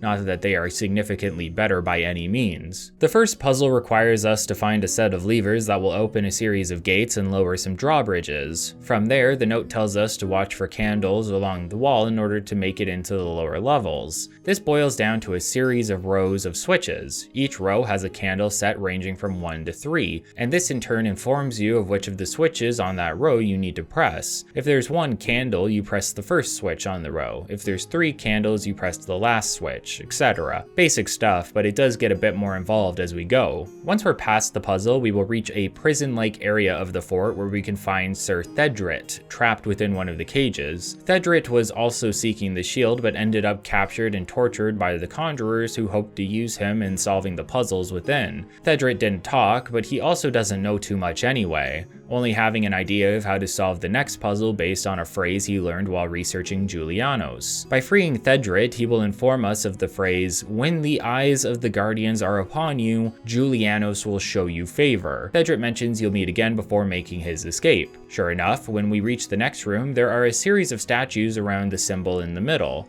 You just have to rotate the statues so each of them faces the middle, solving the puzzle. Since the conjurers have never made it this far, you're safe from enemies at this point. There aren't even any creatures or damage sponges to soak up your precious time, so that's a nice change of pace as well. The final puzzle is more obtuse, however, so it may take you a minute to understand it without a guide. It's simple once you do understand it, though. There are several chests in front of several statues and a central chest and pressure plate in the middle of the room. Standing on the pressure plate will randomly light up one of the statues while displaying the icon of an item in the process, signifying which item needs to go into that chest. I noticed that when I kept stepping on the pressure plate, the light wouldn't change, so I assume it only changes per attempt you make. In the middle chest will be a random item, and that item corresponds to one of the other chests. Your job is, through your attempts, to place the right item in the right chest based on the knowledge you gain by pressing the pressure plate. So it's easy enough once you understand the mechanics, and it's also static per playthrough, so if you've done it once, you may remember where everything goes anyway. Maybe. I don't have the brain capacity for that. Once you place all of the correct items in the correct chests, you'll finally be able to retrieve the shield and make your way out via the shortcut. At this point, I made my way to Leyawiin to retrieve the mace. You have to head into the Undercroft and interact with the Tomb of St. Calidus in order to be transported to a void-like area where you can see the mace off in the distance. Before that, we are approached by Carodus Oholin in the chapel. He is a worshipper of Zenithar and looks to protect the chapel after the events back back in Anvil. Apparently Cheydinhal tried to complete the test as well, but also failed. The test requires you to use your faith to reach the mace. I didn't remember how to do this and assumed this was some Star Fox Adventures type mechanic where you have to jump into the void only to be stopped by an invisible platform. But no, that isn't the case. It's not your faith that you actually need, it's the faith of the Crusader, and that means acquiring a specific relic, that being the boots. You might be thinking that this is awful quest design, and I definitely think it made more sense for your character's faith to be put to test here. As a band-aid remedy, enough failed attempts eventually inform you that you'll need another relic before continuing. It's a fix, but it shouldn't have been necessary in the first place. So we have to leave Leyawiin for now and head to the Shrine of Kinnereth, who has been guarding the boots for whatever reason. When you search the shrine, you can talk to Evita Vesnia about the boots, and she'll inform you that you have to pass a test for Kinnereth in order to gain access to them. She points us to a nearby grove, and when we arrive, a bear will begin to approach us. It's a test of worthiness, and since Kinnereth is the divine of nature and the heavens, it basically boils down to you allowing the bear to attack you without fighting back. If you kill the bear, you fail the test and have to try again. Alternatively, I believe you can charm the bear, and the Crusader's helm gives you the lesser power that allows you to do it, suggesting that this may be the intended route to completion, but still optional. Once you have passed the test, a doorway will be made clear and you can head inside where two non-hostile Spriggans are standing guard over the boots. She kinda bad though. Taking the boots won't turn them hostile, they just seem to be there for the effect. With the boots equipped, we can now head back to Leyawiin. You'll notice that when you now interact with the tomb and get sent into the void, we will be able to see a pathway of light that allows us to reach the mace. I talked about the shield and helmet already, but the boots offer 6 points of Fortify Restoration. The mace, meanwhile, offers 14 points of fire damage for 2 seconds and turns undead up to level 16. Useless ability in my opinion. Equipping the mace also gives you plus 10 to blunt, so it's a pretty good blunt weapon overall, but I still found Goldbrand to be overall the better item to use. When we return to the main floor with the mace, we are attacked by a unique type of Daedra known as Aurorans, who work for Umarel. Cheydinhal will help us fend them off and then agree to join us as a member of the Order before running off to get changed. Apparently Bravil also gets desecrated at this point, and if you head there you'll see that some of the members of the chapel have been murdered, but I didn't know about this until it was too late. We still need to grab the gauntlets, so we have to head to Chorrol and talk to the priest within the chapel, who will inform us that the gauntlets are on the ground beside us, but that no one can move them. They are stuck in place, and sure enough, if we try to move them, the game will inform us that this is impossible. We have already heard the story of the curse from the spirit of Casimir, but we can hear it again from the priest Errolder. Errolder will tell us more of the same, but mention that there is a man who is the descendant of Casimir staying in the chapel. Since he is the descendant, he has the same curse as his ancestor, and thus Kellen has come to the chapel seeking a cure. If we go to talk to Kellen about this, he asks us to help with the cure, as Errolder seems to know something but won't divulge anything. He's described as looking full of guilt whenever he lays eyes on Kellen. Inquiring about this to Aldrin will have him confess that he has failed Kellen and his teachings as a priest, as he knows how to cure the man but is too weak-willed to do so. In order to cure Kellen, one must take the curse upon themselves and all of the burdens that come with it. Since Aldrin isn't willing to do so, we can agree to do it ourselves, and we get a lay hands ability that we can use on Kellen to cure him. The curse only damages fatigue by 5 points anyway. I really don't think it was as bad as these guys were describing, so it's not a big deal at all. Kellen will celebrate and thank you for curing him before running around the lower level of the chapel, since this is the first time he has been able to do so. A happy end for Kellen and an easy sacrifice for us to make, which acts as a test of mercy. Since we were willing to make this sacrifice, we can now pick up the gauntlets, allowing us to finally retrieve all of the relics that were lost by the Order other than what Sir Beric took with him. Since we have no idea where to find the remaining relics, we are directed back to the Priory for guidance. What you'll find upon your return is the assortment of NPCs that we met along the way have also made their way to the Priory to join your Order. Characters like Errolder after we showed him that we were willing to accept the curse, or Sir Thedred after we rescued him from the fort.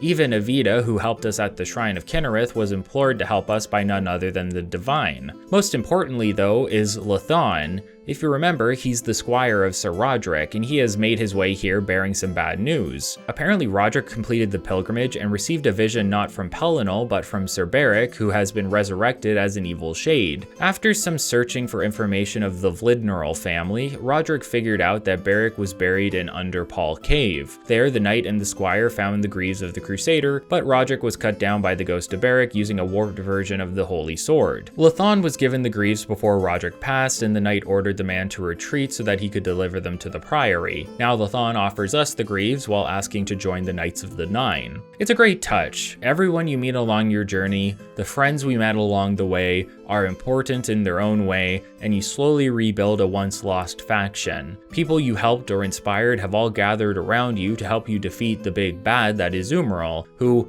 again, we're only going to see at the very end of the expansion. We are only missing one relic, and unfortunately for us, the Sword of the Crusader is in the hands of evil, meaning we have to head to Underpall Cave and finish what Sir Roderick could not. This is a quick dungeon crawl, quicker than you might expect. It's not far into the cave that you find the corpse of Roderick, and only slightly further ahead, the Wraith of Beric, who we have to take care of.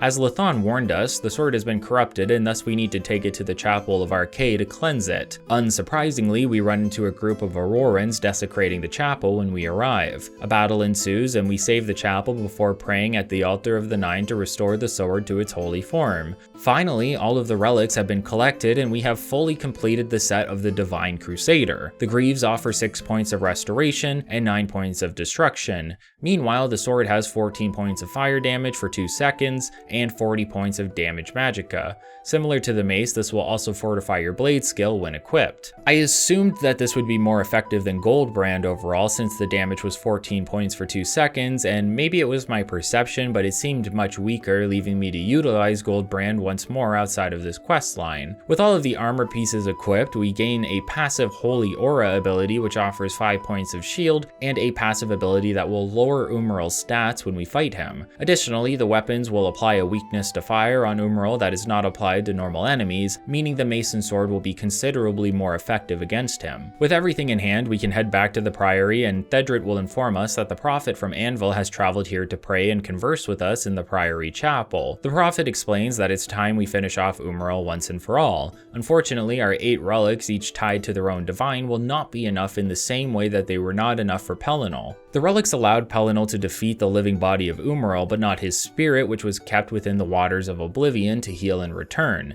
However, now there are more than 8 divines. There are 8 plus 1, and the inclusion of Talos is what will allow Umaril to be fully removed from existence. This new and final relic is not an item but a blessing, the Blessing of Talos, that offers bonuses to strength and endurance at the cost of speed and agility. Doesn't sound that important. However, upon killing the body of Umaril, casting the blessing will allow us to travel to the plane housing Umaril's spirit and finish him off. At this point, you may have several other individuals who have come to the Priory to join the cause. We haven't met all of them in our travels, but rather they have heard of the Order themselves and wish to help. Talking to these individuals allows them to join the Order, and everyone will gear up before heading to the ruins of Garlus Malatar, which Umaril has been using as his headquarters. Your knights will wait for you at the entrance and head in with you as you tell them to attack or enter the ruins yourself. What follows is a large-scale battle between your Order and the Aurorans. Most of them are mortal, but there will be a room with a dark orb housing the ability to resurrect them. However, most of your Order are not marked as essential and can die here, meaning you want to destroy the orb ASAP to prevent them all from dying. I made this mistake not realizing I had to destroy the orb first. Before I knew it, all of my knights were dead and I was overpowered by the forces of Umaril. Retrying the section, we can rush the orb and destroy it, which seems to cause it to shatter in pieces while floating in place still from time. Time will freeze in the room and everyone will disappear, allowing you to venture forward to Umaril, who will meet you in the next room. This is the first of 2 confrontations with Umaril, but he won't stand much of a chance against the Crusader's relics, dying faster for me than his own henchmen did earlier. With Umaril defeated, we can take his sword before casting the Blessing of Talos, which will place us in the skies above the Imperial City, similar to when we talked to Pellinol earlier. I suppose this is the plane that Umaril's spirit is housed within, although it doesn't feel as such. Really, it just feels like we are high up in the sky, but I imagine if we tried to interact with anyone, they wouldn't see us. Regardless, Umaril stands before us once more, and this ends up being a repeat of the underwhelming first battle. Very disappointing, as you'd think a two-phase fight would do something to make the second phase different, or at least more interesting outside of a change of scenery. Unfortunately, that doesn't seem to be the case, and we steamroll Umaril for a second time. As soon as Umaril dies, we begin plummeting back to our plane from the sky, teleported back into the Priory Undercroft before we land. There, the spirits of the Old Order congratulate us on finalizing the death of Umaril and saving Tamriel once again from the hands of Daedric forces. Their job now complete, the spirits can finally rest, and they all disappear into their individual tombs within the Undercroft. Beric also makes an appearance and will not disappear along with the rest. You can talk to him and he will thank you for cleansing his soul, admitting that he feels regret for his actions and that only in death he can now see how foolish his pride was at the time. From here we can do several things. Most importantly, we have access to an armor stand where we can place individual pieces of the Crusader's relics or the whole set. I opted to put the entire thing here as I don't plan to use the set further in this playthrough, but this armor stand has a couple features that you should know about. For example, if you enjoy using the set but you obtained it at a low level, making it worthless down the road, you can choose to place the set on the armor stand and it will level up to its appropriate tier, allowing you to make use of it throughout the entirety of your playthrough if you wish. For me, it was already at the maximum tier, so that didn't mean anything really, but for other players, this is a huge positive as it helps bypass the issues of the leveling system. An important feature since the entire expansion centers around the set of relics. Having them become useless soon after obtaining them would feel like a waste of time and potentially money if you bought the expansion. Additionally, the armor will be repaired to 100% each time you place it on the stand. This happens even if your armorer's skill is high enough to repair the gear to 125%, meaning you could use this to infinitely repair equipment to level your armorer's skill, although this would be incredibly tedious. It's a great system and allows you to be rewarded for your effort even if you complete the expansion early on into your playthrough. Plus, all of the tombs offer a passive blessing that will increase one of your attributes by 5. Since it's a passive bonus, you can use this to push even further past the natural maximum of 100 points. Think Ogma Infinium. Selecting one tomb will place a blessing on you, and if you already have a different blessing from another tomb, it will be replaced by the new one, so you can decide what bonus is best for you at any time. In my opinion, this was probably the best reward for the entire expansion, but that's only because I value attributes above everything else in this game. When we come out of the basement, Sir Thedret will run down to greet us. Having heard voices in the basement, he came to investigate and was shocked to see us as he believed we had died in the battle against Umaril. Apparently our body was found next to the body of Umaril when we defeated his physical form. The members of the Order assumed we had died and thus buried us within the Priory, only for us to rise from our graves after defeating Umaril in the other plane. That's right, the champion of Cyrodiil is Jesus Christ. Thedret will lead you out of the Priory to meet with your Order. If anyone dies, they'll be replaced with no-name individuals to fill in the ranks. As leader of the Order, you gain the ability to use the members as companions whenever you wish. In a way, Knights of the Nine feels like an extra faction quest added to the game, although I would say that the threats are much more important than what we have dealt with within the others. Except for Mannimarco maybe, but he was just as much a pushover as Umaril. However, this faction feels best as an epilogue to be completed after you've taken care of everything else.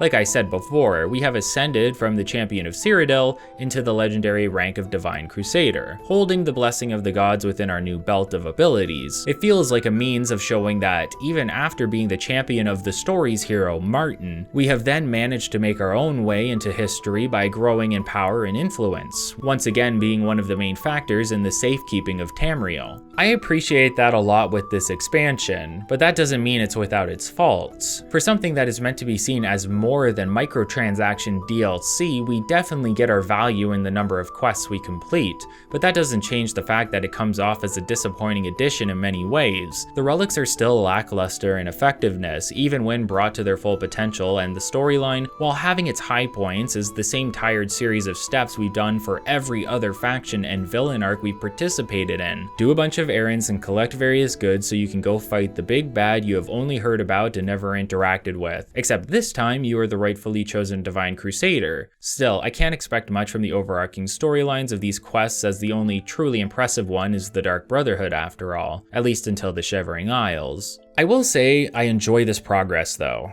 We go from a prisoner to the leader of every guild to the champion of Cyrodiil. You may be wondering where a possible expansion would take you, and it decided to make us the Divine Crusader and leader of a new holy faction, allowing us to use our power to save Tamriel once more. Some games wouldn't have gone this far. They would have saved your highest rank for the end of the main storyline and had the remaining content be offshoot storylines of less than equal importance, but that isn't true for Oblivion. Umral was almost as much a danger to the people of Tamriel as Dagon, and it wasn't Martin who defeated Umral, it was us. You may think that there is nowhere else that we could possibly go. The next natural step for a being as powerful as us is the step of Tiber Septim, the step of godhood, and that's not something we could expect from the game, right? Well, let me tell you about the Shivering Isles. I think you'll be pleasantly surprised.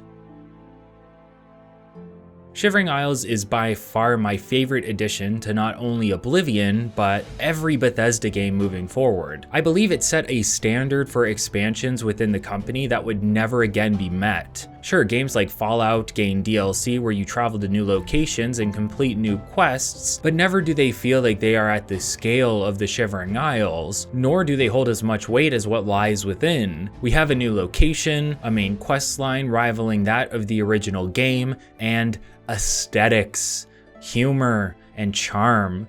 Shivering Isles ends up being one of the most memorable and nostalgic experiences within Oblivion as a whole, and has produced some of the most iconic characters in the series. Sheogorath has been around long before Oblivion, but it was Wes Johnson's new take on the character that popularized the Daedric Prince for years to come. It was so popular that you could see Wes Johnson cosplaying and acting as Sheogorath in various videos on YouTube. It's one of his biggest roles when looking at the characters within the game. Sheogorath is also the first and only character to grow a beard in the game, part of the power of being a Daedric Prince, I guess. Everything that we experience from here until the end of the game is at the very least impressive, but I was more blown away with the vistas, locations, and architecture in a way that could only be compared to the wonder I felt when I visited the Imperial City for the first time. We first hear of the Shivering Isles between 1 to 3 endgame days after starting the playthrough, although I thought it was right away with all the other DLC notifications. The Niben Bay has recently experienced an odd event.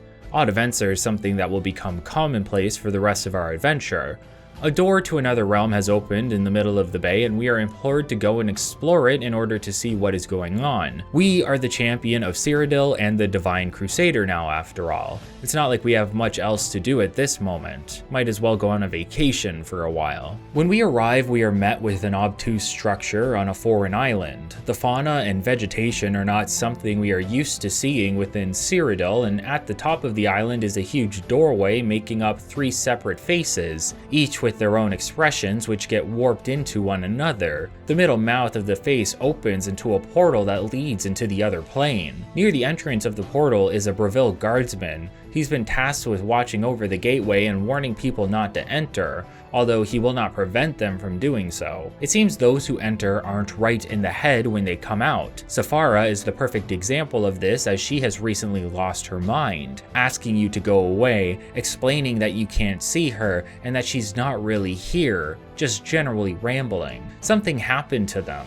Whether they were originally a resident of Cyrodiil or from the other side, Saphara is not better for it. After conversing with the guard, an individual will finally emerge from the portal. This time it's a Dunmer named Belmine Drellith, who is wearing unique clothing, unlike which you would find in the immediate area. Belmine will begin shouting about madness and how he refuses to go back into the gateway. Without any interaction from anyone, he feels threatened and scared, worried we will force him back in, and this leads the Dunmer to become violent, forcing the guard to strike him down. Clearly there is something going on here, an unexplainable force that conjured up a gateway, and as we know with Oblivion gates, this is no simple task. This can lead us to believe there's something powerful on the other side, perhaps another adventure to take part in? Well, there's some explanation shortly after, as none other than Sheogorath begins speaking out from the statue. The Daedric prince is looking for a champion, similar to how Dagon needed Mankar. Now too does Sheogorath need a mortal by his side to do his bidding. Not to toot our own horn, but there isn't anyone else for the job, is there? Meaning that it will be left to us to head through the portal and discover the mysteries of the Isles within. At least so we think. In reality, once we enter through the portal, we find ourselves in a room. A small room,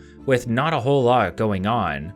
Before us is a man in unique and formal clothing. This is Haskill, and he asks us to take a seat before conversing. Haskill is the first example of what we will be dealing with in the Shivering Isles DLC and shows how drastically it will differ from the rest of the game. Haskill talks to us in a drab tone. He's a dull man, but this is on purpose. He seems almost fed up with everything around him. All the events in his life have left him tired and unwilling to care about anything. Still, there's an air of elegance that surrounds him. He's formal, and we in a way seem beneath him without him ever saying so. You've met nobles before in Cyrodiil, but this man is different. It feels both comical and intimidating, and you constantly have these questions bouncing around in your head. Who is he? Does he hold great importance here? Is he powerful?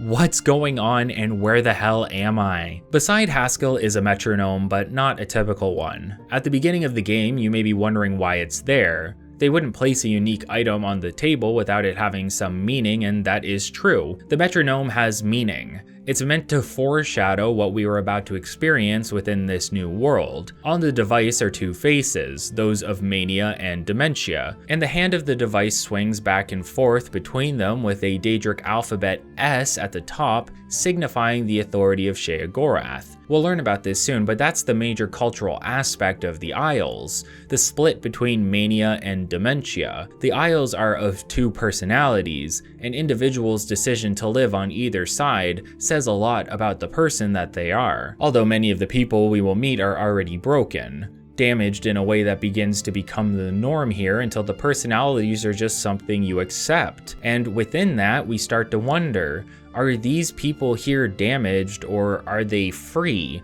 Are we becoming free in the process of completing this quest line? So much is already made known to us even if we don't realize it, but Haskill here will begin to make things clearer for newer players. Haskill is the Chamberlain of Sheogorath and oversees new entrants into the realm through the door. Sheogorath is the Prince of Madness, as we already know. If the Isles are his realm to rule over, you may then wonder what lies in store for us. Is it a hellish world where people are constantly tortured? Is it a world of obscene drug uses and merriment? Is it full of murderous intent and subterfuge? Of body horror and sadistic nature? The answer is yes. The answer is no. The answer is sometimes, because everything that you could imagine does happen here. That's the idea. Madness brings chaos, and that is how Sheogorath loves to run his realm. As an interesting talking point, you can ask Haskill why the gate was able to be opened, and he explains that it's because the doorway holds no danger towards Mundus. By being an invitation to enter, no compact has been broken, and thus the will of Sheogorath was enough to make the gate a reality. Haskill will again explain that Sheogorath needs a mortal champion. Those before you had entered ill-prepared, and now their minds belong to the Mad God. If you ask how you can cure them,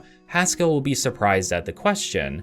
To him, these individuals do not need a cure. They are simply different than they were before. He even goes on to suggest that we may need to be cured and meet the same fate as those outside the gate currently. In a way, this is more foreshadowing. Whether we need to be cured or not, we will change through the events that take place on the Isles. We have a decision to make. We either proceed forward or we turn back. If we do head forward, we must find a way past the Gates of Madness, and then Sheogorath will be pleased enough to meet with us. Haskill gives us time to make our decision, but really this isn't a decision at all. This is the last content to complete in the game, so of course we are going to say yes. Haskill reiterates that we must pass through the Gates of Madness and warns us of the gatekeeper that will be blocking our path. He then walks through the door in front of us to disappear, leaving us alone in the room. waiting for something to happen as we cannot interact with anything currently. You may assume then, like many other times, that we will be teleported somewhere, but this is not the case. It is much more elaborate now, as many things will be. A hole in the wall begins to form and expand as butterflies burst to life all around us, causing the room to disappear and show that we are within the Isles proper already. This is our introduction to the Isles. Anything can happen here. Madness is opportunity and madness is creativity, meaning that the developers have the opportunity to be as creative as possible for this expansion. And I believe this introduction shows that they went all out. So, as we make our way to the settlement of Passwall, you'll get an idea of how different the Isles are in comparison to Tamriel. The flora and fauna are new, the sky has unique features, lights, and colors, and there are never before seen creatures to fight against. Passwall is a small settlement and nothing fancy. When you arrive, you'll meet with Sheldon, who is the self-proclaimed mayor of the town. Sheldon is a little off, and you'll start to notice that everyone is off in their own unique ways. There's a dude that can hear bones, an innkeeper who sleeps on her feet, and many more unique characters that help bolster the overall personality of the location. And that's what this DLC is. Personality. Sheogorath is personality, and you can tell the developers wanted to convey that within the world itself. Characters have unique backstories that are more interesting to what we normally come across, and their way of speech, their interests, and the way they dress can all make up characters that are more memorable than you're used to. In an interview, Todd Howard points this out, explaining that NPCs will have more character than those in Oblivion, and this is facilitated by there being less NPCs overall. Finishing Oblivion and working on the dedicated expansion allows them to create a smaller location and fix the weak points within. Apparently, some adventurers made their way into the realm and are now facing off against the Gatekeeper so they can make their way out of the area known as the Fringe and into the Isles proper. The Gatekeeper is something else. We're used to elemental Atronachs in the game, but this is the first time we are seeing a flesh Atronach of all things, with the creature looking like a patchwork of body parts put together to create something entirely new. The Gatekeeper is more special though. We will see more typical flesh Atronachs on our travels, but none of them as big and powerful as this dude. Sure enough, the adventurers get slaughtered, while Sheldon and Felis Sarandis watch and commentate from a distance. We too get to watch, and I would not recommend going to pick up the loot of the victims yet, as you will anger the Gatekeeper and force it to fight you. So we have our goal. We need to kill the Gatekeeper somehow so we may pass through into the Isles, meet Sheogorath, and figure out what he wants from us. It's not a simple task though. We can't just run by the Gatekeeper because the gate is locked. The two keys we need are lodged within the body of the Gatekeeper, meaning we must kill and loot it in order to obtain them. The only way to gain access is by killing this creature, and there are a few ways to make this job easier. In truth, you can kill the Gatekeeper right now if you want. It's a tough fight, and the Gatekeeper regenerates HP quickly, but it is possible, and I did that first to prove that it can be done since I wasn't sure initially. Still, not everyone will want to deal with this challenge, and there are ways to make it easier. We can enjoy the fact that the option is there though. For powerful characters that just want to burst right through, you have that option. But if you want to explore and get more out of the world and the lore, you can talk to the people of Passwall to prepare. Remember how I said there was a guy who could hear bones? That's Jared Iceveins. If you enter his home, you'll see just how obsessed with bones he is, as they are scattered around everywhere. Jared wants to leave Passwall and needs your help to make it happen. He knows there are bones of a former Gatekeeper near an area in the Fringe known as the Garden of Flesh and Bone. If you're willing to help him grab them, he'll make a set of arrows that will deal extra damage to the Gatekeeper. A simple task to complete, as all Jared needs you to do is pick a very easy lock, and then kill some walking skeletal creatures within to make the area safe. Then Jared will ask you to meet him in a few hours to get the arrows once they are completed. We'll grab them later, but there's still more preparation to take care of. The inn I mentioned earlier that Dreadwin runs houses a powerful sorceress named Vaermina. As it turns out, Vaermina is the individual who created the Gatekeepers for Sheogorath. Talking to her apprentice, Nanette Dawn reveals that Vaermina visits the Gatekeeper every night at midnight and cries and in front of it. Nanette has been dying to gossip about this, as the tears seem to hurt the gatekeeper, meaning they could be used as a poison against it in battle. So we have to sneak up on Vaermina around midnight when she makes her way to the Gates of Madness. There, we can overhear her conversation with the Beast. It seems as though Vaermina feels that Sheogorath has forsaken them. In a way, she finds that the Mad God is the father of her child. The Gatekeeper is only possible thanks to the madness of the Daedric Prince, and it seems as though Vaermina both loves and misses Sheogorath and mourns for her Gatekeeper who will never have a true father. She sees it as a child who is forced to be left alone and in pain, and this causes her to suffer, forcing her into tears. Once the conversation is over, you can sneak up and grab a used handkerchief full of tears, creating 3 bottles of poison that can be used to deal extra damage in the fight to come. From there, all you need to do is get the bone arrows from Jared and choose whether or not the Nord will accompany you in the battle. I suggest you allow him to, as it will make the task even easier than it has now become. With the bone arrows and the poison tears, the Gatekeeper will fall much faster than if you had tried to fight him outright. From there, Jared will congratulate us, and Haskell will appear to offer further instructions. Surprised we took out the Gatekeeper, Haskell explains that there are 2 entrances through the Gates of Madness, the Gates of Mania and Dementia. Dementia leads to the southern portion of the Isles. As Haskell puts it, it reflects the darker side of the residents. Many found there are depressed and paranoid, and the foliage and ground seem in a constant state of death and decay. Mania, meanwhile, leads to the northern portion of the Isles. Everything within is bright and colorful. It's as if life has been poured into the location, and the residents within are often elated as if on some sort of immense high. It might sound better than the dreary nature of Dementia, but this functioning insanity makes many within the land deceptively dangerous. I personally chose to go with Mania this run, and anytime the option comes up, I will always favor Mania over Dementia. Our goal now is to choose one of the doors and make our way to the city of New Sheoth, where we can find Sheogorath. Sheoth is on the other end of the Isles, and you can't immediately fast travel there like the cities in Cyrodiil, meaning there is more incentive this time around to explore the lands as you make your way there.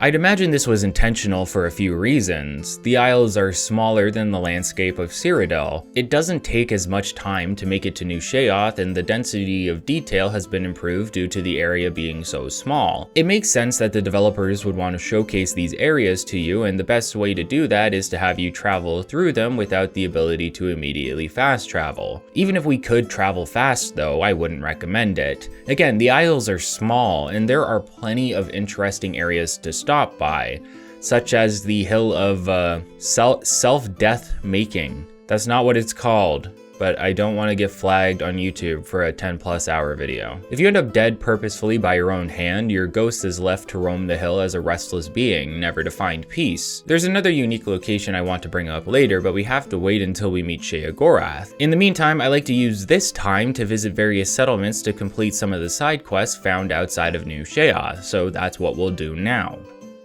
I love the contrast of Mania and Dementia visually, but more so I just love the aesthetic of Mania. It's beautiful and alive. It feels more alive than what we are typically used to, and I believe that is purposefully done to incense the player and get them in the minds of the inhabitants. Within Mania, you're riding a high, and traveling through the high leads to Bliss, which the district in New Sheoth is accurately named. The warm colors and dense foliage shouldn't have you let your guard down though. There's still plenty of new creatures to run into, some of which change based on which of the Isles they are on. On the flip side, traveling through Dementia is meant to feel like a depressive mess that leads you to their district in New Sheoth known as Crucible, defined as a situation of severe trial, which the residents seem to be within constantly. I'm not going to go over every settlement quest in complete detail, as some are more interesting than others, but I would like to point things out about each of them at the very least while driving deeper into the ones I enjoyed more. For example, the settlement of Hale has a quest where we need to retrieve a medallion for a man named Pike. What's most interesting about this quest is that it's a callback to the Knights of the Thorn.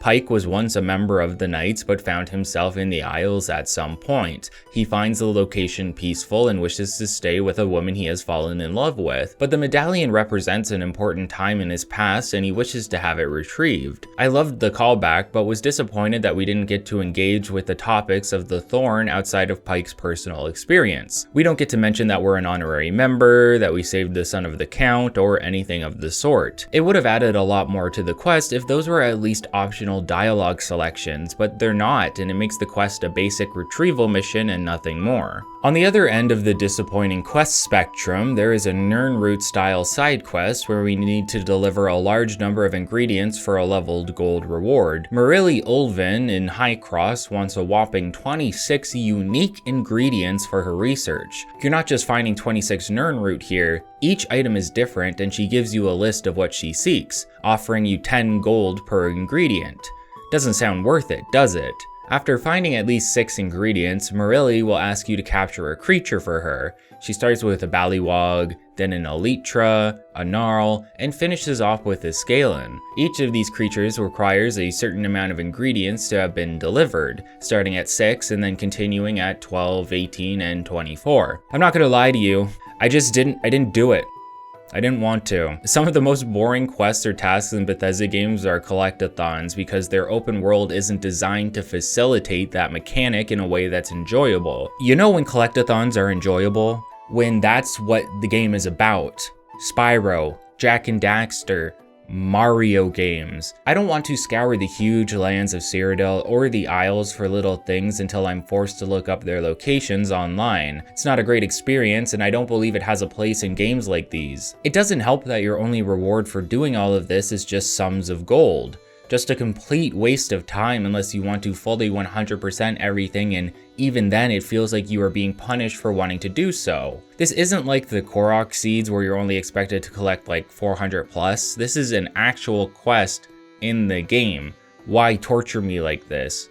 Maybe it's to get us in the mood of the Isles. Another quest, Everything in Its Place, takes place in a farming stead known as Felmore. There, a high elf has convinced a couple Khajiit workers that she has mind-reading abilities and uses this to intimidate them into constant servitude. Wanting to run the farm themselves, the Khajiit ask you to get rid of the elf, and we can complete this in one of 2 ways. The easiest is to kill her, but Shivering Isles often has more creative options available. The elf here has everything just so. Her home is incredibly tidy, but full of items that can be displaced. By breaking into her home, we can wreck the place by throwing all of her objects around the area. I personally chose to just jump everywhere until the mess was made, but there are other ways of going about this, such as using AoE spells. Once you've done enough damage, the quest will update and you can return to the Khajiit to inform them that the elf will be preoccupied for some time. For whatever reason, the Khajiit wants you to steal her journal as well, which is full of ramblings. This doesn't matter to the paranoid individuals, however, as they believe it is proof of the elf's manipulation. Your reward is a ring of magic shielding and a random skill book. Those are all of the mediocre settlement quests out of the way. The next 2 are some of my personal favorite quests within the Shivering Isles. The first is known as the Great Divide and takes place in a settlement known as Split. True to its name, it seems that a mage has split the residents into 2 versions of themselves, a manic version and a dementia version. Now the 2 halves of their whole live separate from one another in town, with every villager having a doppelganger. It's not about who's real and who isn't, as all of the villagers are halves of a whole. Rather, it's about the mania versions and dementia versions coming for each other's throats as they are fed up with one another. Now that we've arrived, we are asked as a mediator to kill one side of the halves. It's not a mix and match thing either. We need to decide if Split will be made up of manic individuals or demented ones. It's a creative concept. We have these duplicates and have to decide who lives and who dies. It's not complicated at all, just such an odd and unique concept that it ends up becoming very memorable in the process. All you need to do is kill individuals without getting caught, so doing it late at night is best. The fun comes from having the decision to make. Since I decided to go full manic for this playthrough, I opted to get rid of all of the Dementia villagers instead. You might be asking yourself, is Split on the Mania side or the Dementia side? As this may help influence your choice, but the name comes from the fact that the settlement is split right down the middle between the two lands, making it the perfect location for a quest like this. Choose who you want and have fun with it. We don't care about morals in Oblivion, and we especially don't care about morals in the Isles. All we care about is chaos and doing what feels fun to do. Suffering is just one inevitability that comes with the highs and lows of a chaotic world such as this. Finally, there is a ruined settlement known as Vaetharn surrounding an old keep. When you arrive, you will immediately see a set of blue spirits enter combat with a group of hostile green spirits. Additionally, the way inside seems to be blocked off by a magical force, requiring us to find a side entrance through a large tree. Trees are an important part of the land here. Their unimpeded growth has led to many structures being overtaken by the foliage, and the large roots of the trees have created underground cave-like areas that can sometimes be used to bypass the typical entrance of a fortification. Within the keep, you will run into the spirit of Count Syrian, who explains that the keep was lost to an invading force. Sheogorath cursed the keep and its residents to constantly relive this event as punishment for their failure and incompetence. With your arrival, Syrian hopes to put an end to the curse so everyone can rest in peace. The engaging aspect of this quest is what you witness when you head outside to the keep's bailey.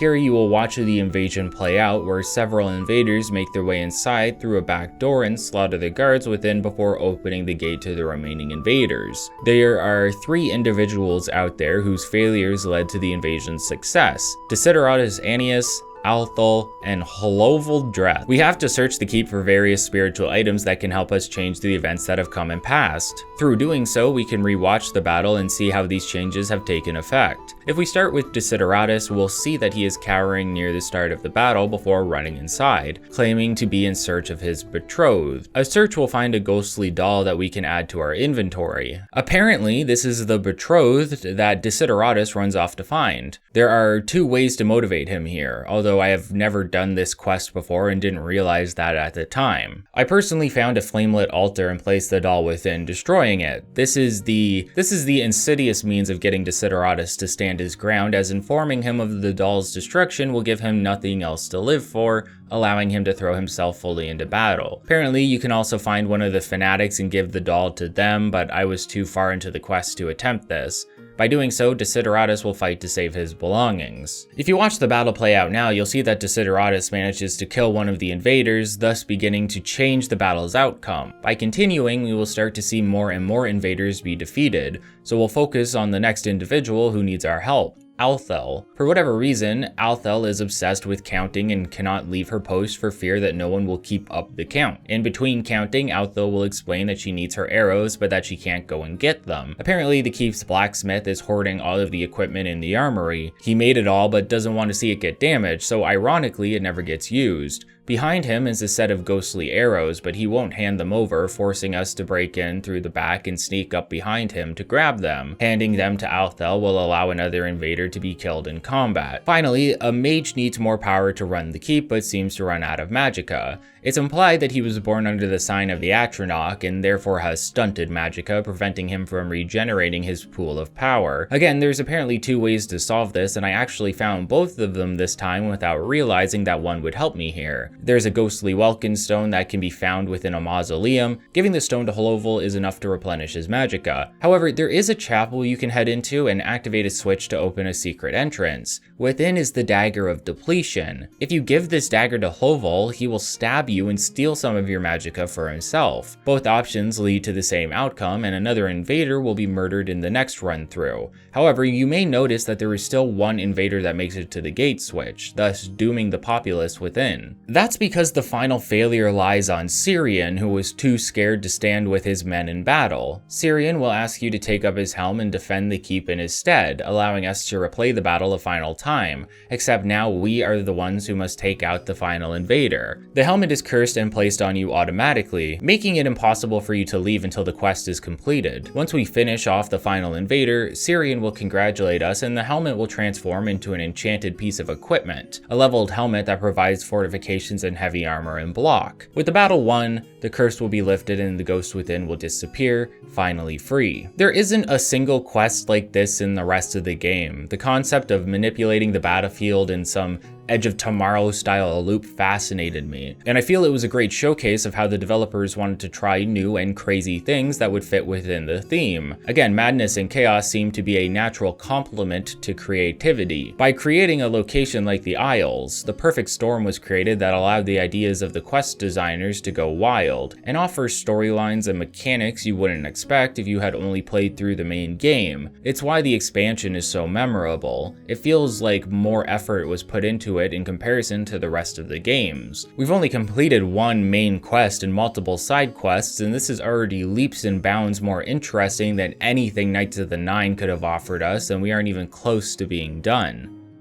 With all of the settlement quests complete, we can finally make our way to New Sheogorath, the sole city within the Isles that, much like the lands of the Isles, is broken up into two districts of Mania and Dementia. When talking about the contrasts included within the land of the Isles, I mentioned the districts of Bliss and Crucible, and how those play a role in the concepts of Mania and Dementia. New Sheogorath, like the rest of the Isles, is split into two, with a third district for the palace that is designed to be symmetrical, as both exits out of the district lead to their own section of the city. Since we traveled through Mania to reach New Sheogorath, we now find ourselves in Bliss, and the district makes up my favorite city in the entirety of the series. If you were to take only Bliss and make that its own civilization, I would be perfectly content with its aesthetic and design. The winding roads, the tall buildings, the beautiful windows that shine light through them to fill the room with a warm glow. Bliss truly feels like Bliss, and it's one of the most memorable locations I visited in a Bethesda game. Oddly enough, I think my next favorite city may be Solitude in Skyrim due to its unique location. It's also where you meet Sheogorath again within that entry, so that's a plus. I say Sheogorath, but I don't mean the Daedric prince we are going to meet a bit later. Rather, I'm referencing the title of Sheogorath, which implies that it can be passed down. A large part of this expansion's narrative, as we'll see while progressing through the main quest line. Within Bliss, you will find the Golden Saints, a Daedric race known as Orioles. They serve Sheogorath in the Isles and seem to come from a location in the Isles known as Brelic, where there is a font that anchors them to this plane, as they would typically be within the waters of Oblivion. However, this is not the first time the Golden Saints have been in an Oblivion game, as they also appear in Morrowind.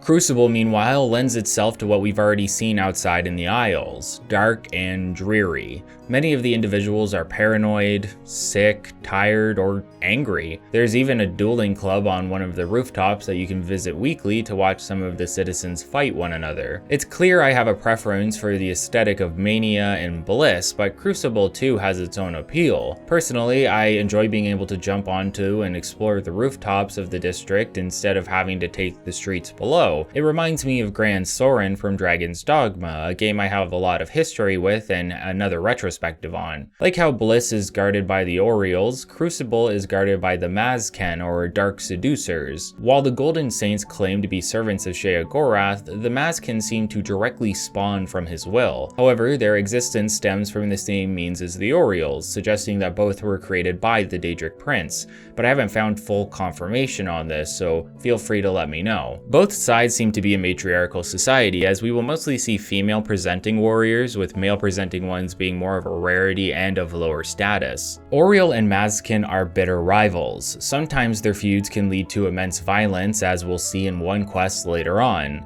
They mostly function as guardsmen do in Cyrodiil, meaning if you break the law, they'll approach you and throw you in jail. Except there is no jail in the Isles. Getting arrested instead sends you to a trap-filled dungeon that you must escape from. So I recommend trying it at least once for the experience of it. It's a breath of fresh air. We aren't in Tamriel anymore, but the developers want you to still follow some rules to make sure that the game still has structure. Thus, they create a new form of punishment in the dungeon trial. All you need to do is get by several traps and then a prison guard. Next thing you know, you're by the evidence chest grabbing your loot and making your way outside as a free man. Each district has its own dungeon to place you in as well, meaning the guard will be a Dark Seducer or a Golden Saint depending on where you are arrested and by whom. Each district within New Sheogorath has its own set of side quests, and some overlap between the two districts. No one is forced to live anywhere, and you will sometimes see an individual move districts after being convinced to do so. The Bliss quests aren't particularly elaborate by any means. They are more so a showcase of the individuals who live within the district. For example, Falling Awake has us helping a man named Amiable Fanrine,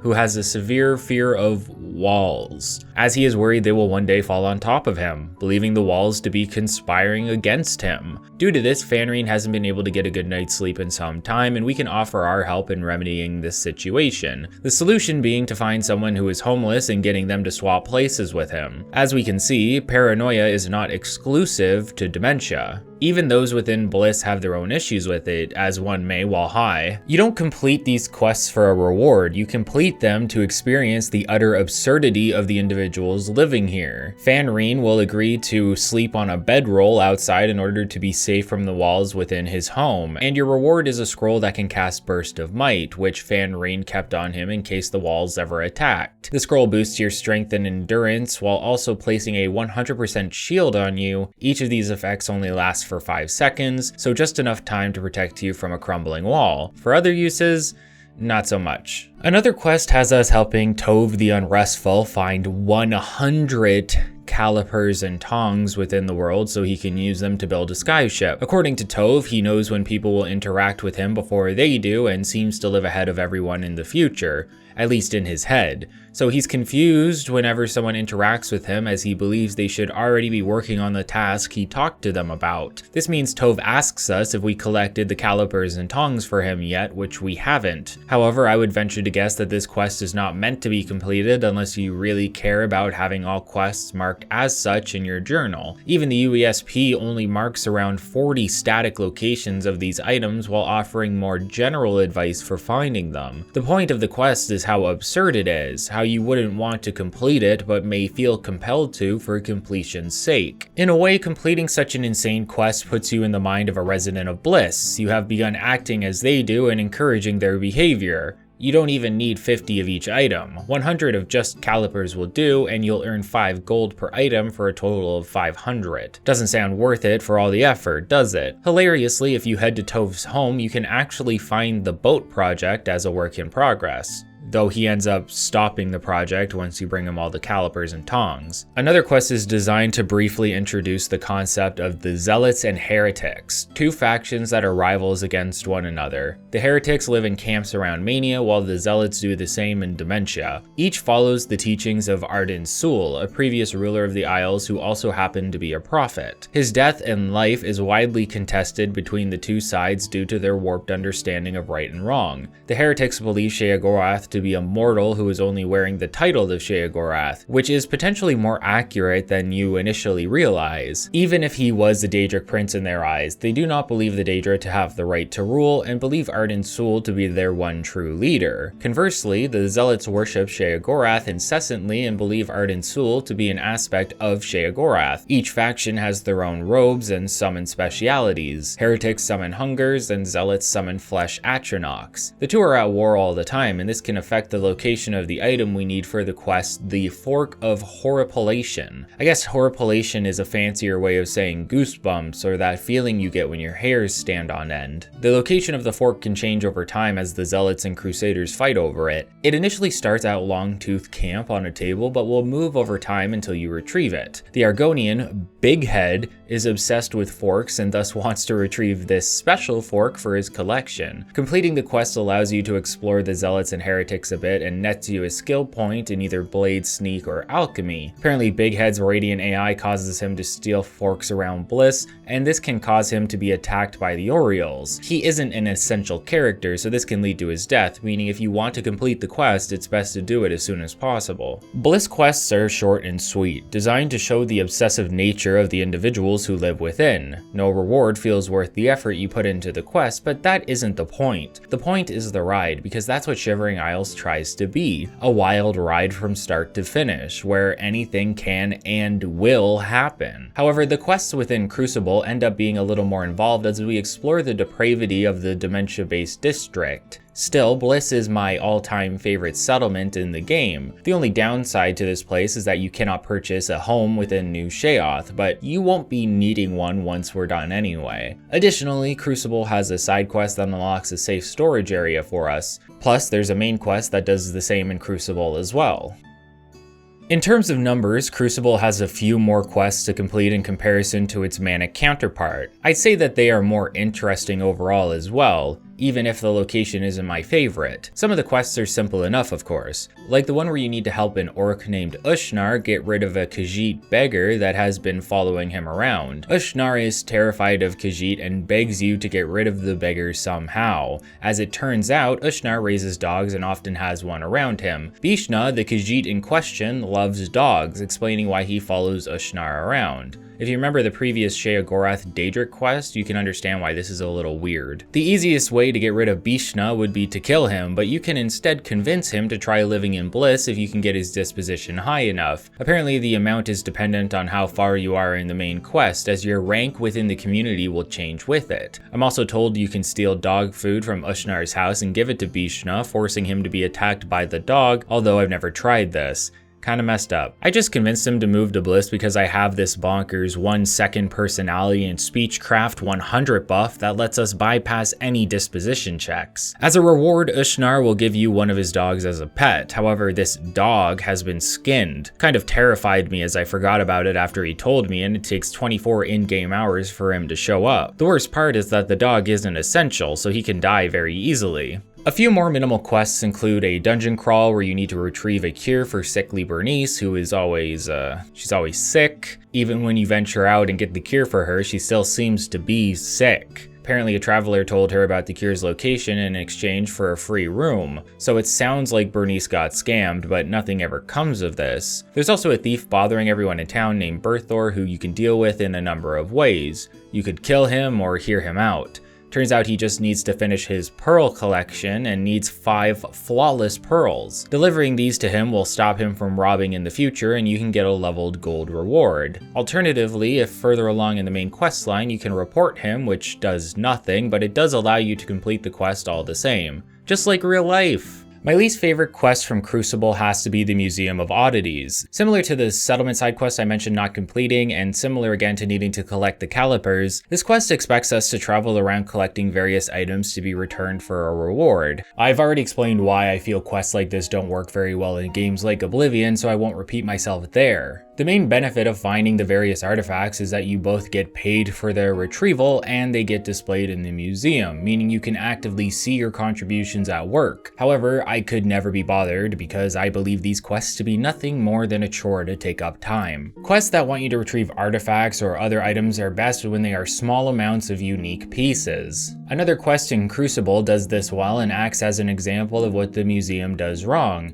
Ahajda is a Khajiit living in Crucible. She is worried about a coming storm and asks you to retrieve 3 items for her: the Ring of Desiccation, a pair of calming pants, and the Amulet of Disintegration. The calming pants are easy enough. Fimian, a beggar who loves sweet rolls, will give them to you in exchange for another pastry. They just fortify personality by 8, so are pretty useless. The Ring of Desiccation has a useless feature as well, and it happens to be on display in the Museum of Oddities. The ring has 2 enchantments, that of water breathing and of water walking. You can see the issue here. The ring will allow you to breathe underwater while wearing it, but you'll never be able to be underwater while wearing it either, at least in theory. I imagine placing the ring on while already underwater would allow you to make use of its secondary function. Finally, we have to retrieve what has to be one of the worst items to obtain in the history of my experience within the game: the Amulet of Disintegration. Let's make this very simple. The amulet is locked in a chest in a dungeon. Getting there is step 1. By the chest you will see a brazier lit by a torch. The torch must be near the brazier for it to be lit, and by lighting it, another flame will appear by the chest. If you move away from the brazier, it will extinguish the flame after a few seconds. There are 3 of these in the room, and you must activate all of them so that they are on at the same time, meaning you have to be quick. But not too goddamn quick, because you don't put the torch in your inventory. You have to use the game's broken manipulation system, where you pick up objects objects by holding the Z key on keyboard, and then slowly walk it over from one brazier to the next, and I mean slowly. The game's physics engine is so busted that moving too fast, like with a high-speed character, will cause the torch to be flung from your grasp. Yet, if you walk towards each of the locations, they'll extinguish before you're done. It was torture. I spent far too much time here trying to get this to work. Apparently telekinesis helps make it easier, but I didn't have the means of trying that strategy at the time. Regardless, the amulet was eventually obtained and returned. As a reward for helping her prepare, she teaches us a paranoia spell that causes frenzy within 50 feet of us. Awful quest solely because of one obtuse mechanic that shouldn't have been utilized because of how broken it is. We even had to use this in New Vegas at one point, but that was to retrieve a body that was both heavier and allowed us to move slower as we weren't on a time limit. Crucible does, however, have one of the more interesting quests in the game, although it's a little dark. Hieris Clytumnus will ask to meet with us late at night near a sewer in Crucible. When we meet with him, he explains what he wants done. Hieris wants to die, but he can't do it by his own hand. The reason for this we should already understand. Anyone that takes their own life ends up as a restless ghost on the hill. I'm not a big fan of helping a depressed individual take their own life. Thematically, it's an uncomfortable situation, and we can consider the implications of making it seem like this is the right call for the individual. It's worse when Hieris mentions that maybe this will make people realize they should have been nicer to him. It's just such a demented reason to go, but that's where we are. Dementia. There isn't a way to have Hieris seek help, and there's no one qualified enough here to help him. The only one able to aid him is us, and that's by putting an end to his life. Again, Oblivion isn't about morals. There's no message here for killing Hieris, but the issue I have with the quest is the meta implications. How someone would view this quest while playing it, not as their character, but as themselves. Would this be seen as justifying and normalizing the act? It's clearly not alright to do something like this to prove to others that you were somehow valuable or didn't deserve what was done to you. It feels gross, but at the same time, what can we expect in the Isles?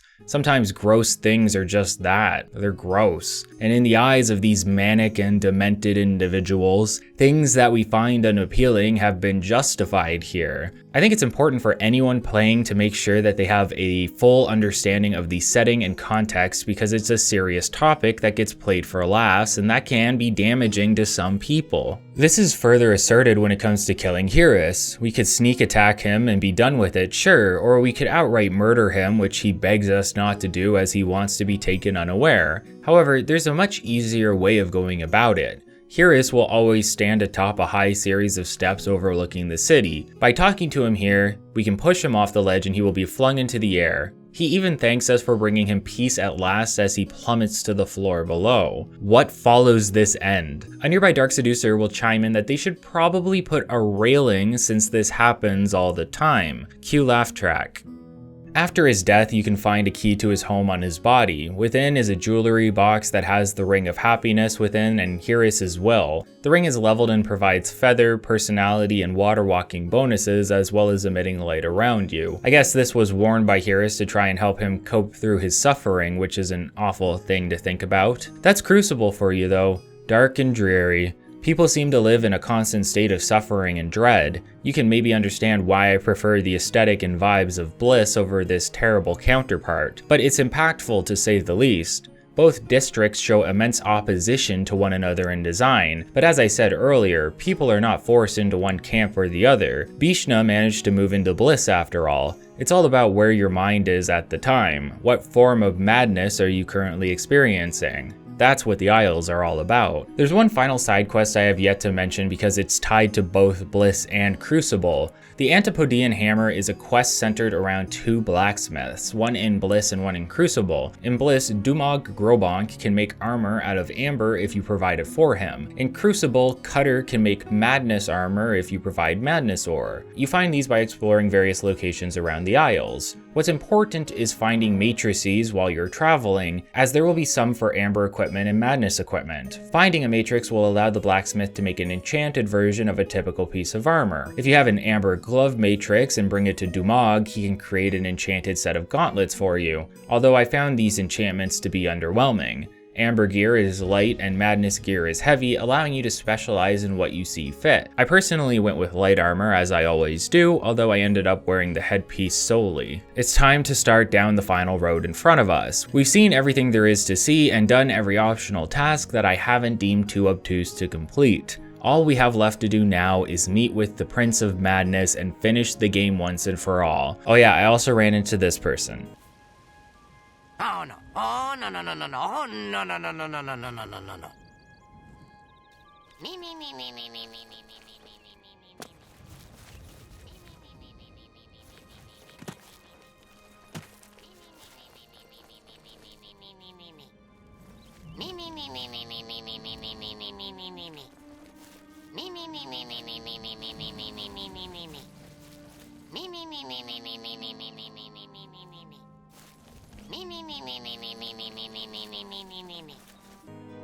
Welcome to the Palace of Sheogorath. Before we get into anything, I want to reveal something very apparent to you here. Sheogorath is the only NPC in the game to have a true beard. Characters can alter tones on their face to simulate facial hair, but nothing comparable to Sheogorath. In fact, if we attack Sheogorath, something special happens. Go now. Run along, scoot.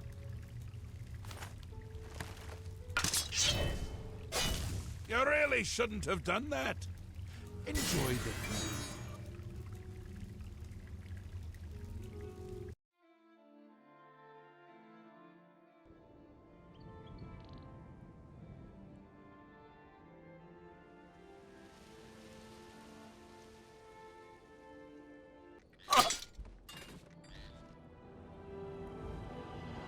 This may seem like some one-off, unimportant area to land in, but that's not the case. This area is known as Punishment Point, and we can actually travel there. When we arrive, we can find the corpse of Sheogorath's Punished. On his body is a death decree, which states the man, one Robert Wisniewski, was punished for attempting to grow a beard of his own. Robert Wisniewski is one of the team members who worked on developing the Shivering Isles, making this a minor Easter egg, potentially referencing the fact that no other NPCs have beards in the game, or that he was trying to grow one during the development or something. That's the kind of guy Sheogorath is. Upset him and he'll teleport you into the sky so you plummet to your death. You don't really need to try and upset him either. You always feel like you're walking on eggshells with this guy because he is always flip-flopping between praising us and wanting to rip our intestines out of our stomach. His words, probably. For the most part, Sheogorath seems to leave the individuals within his realm to their own devices, often delegating many tasks to other individuals. He even has a Duke and Duchess that reign over Bliss and Dementia respectively. If the Isles are split in two, everything converges in the center of New Sheoth and within Sheogorath. He is pure chaos, a mixture of the Shivering Isles, two halves and someone with incredible powers considering he is a Daedric and has full control over his realm.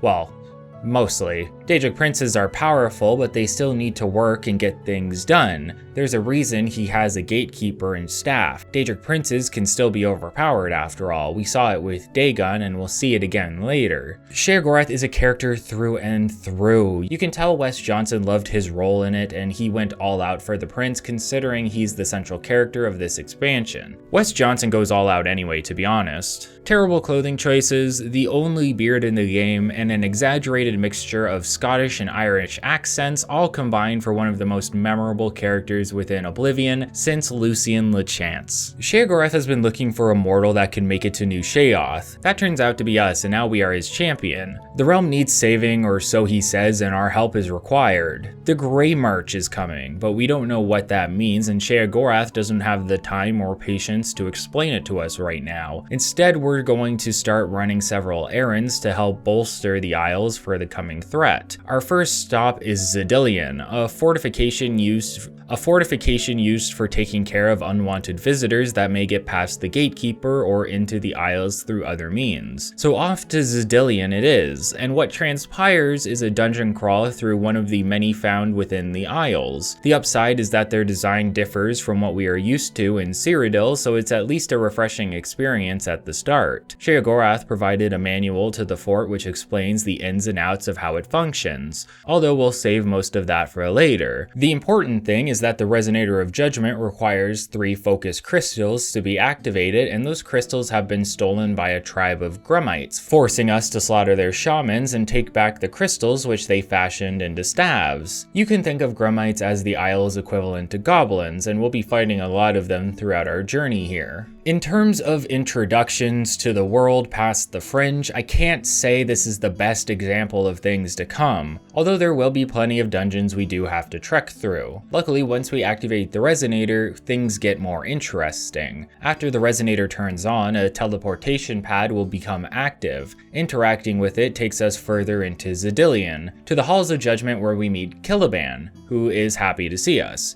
Caliban is a Dunmer working under Sheogorath here in the fort. It's Caliban's job to take care of the Halls of Judgment, but now that we're here, he's willing to offer advice as 3 adventurers are making their way inside. That's the main purpose of the hall, to use a series of traps to remove intruders one way or another. The manual goes into detail about this aspect, but the basics are this. You have 3 rooms, and within each room 2 switches, one for mania and one for dementia. Each will activate a different form of trap in the room, but you only get to choose 1 per run through for each of the locations. Somehow, we are incredibly lucky, and there are 3 adventurers that have already made their way in, allowing us to play Madman and torture some individuals for a while. See, a nice change of pace. Getting here was a little rough, but now we get to take some creative liberties in the demise of these men. In the first room, we will be introduced to 3 men. There's Leyawiin, Sindelius, and Grummock, who seems to lead the pack. Leyawiin is a rogue, Sindelius a mage, and Grummock a fighter of some sort. It feels very much like your traditional Dungeons and Dragons party makeup. Within, the 3 adventurers will come upon a small gnarl unimpressed. Our job is to choose whether or not we enlarge the gnarl or create a swarm of them instead. I opted for the swarm here, which should have been enough to overpower the 3 or kill at least one of them. Unfortunately for us, the men were able to overpower the horde without any casualties, an unintended effect of Oblivion's random nature.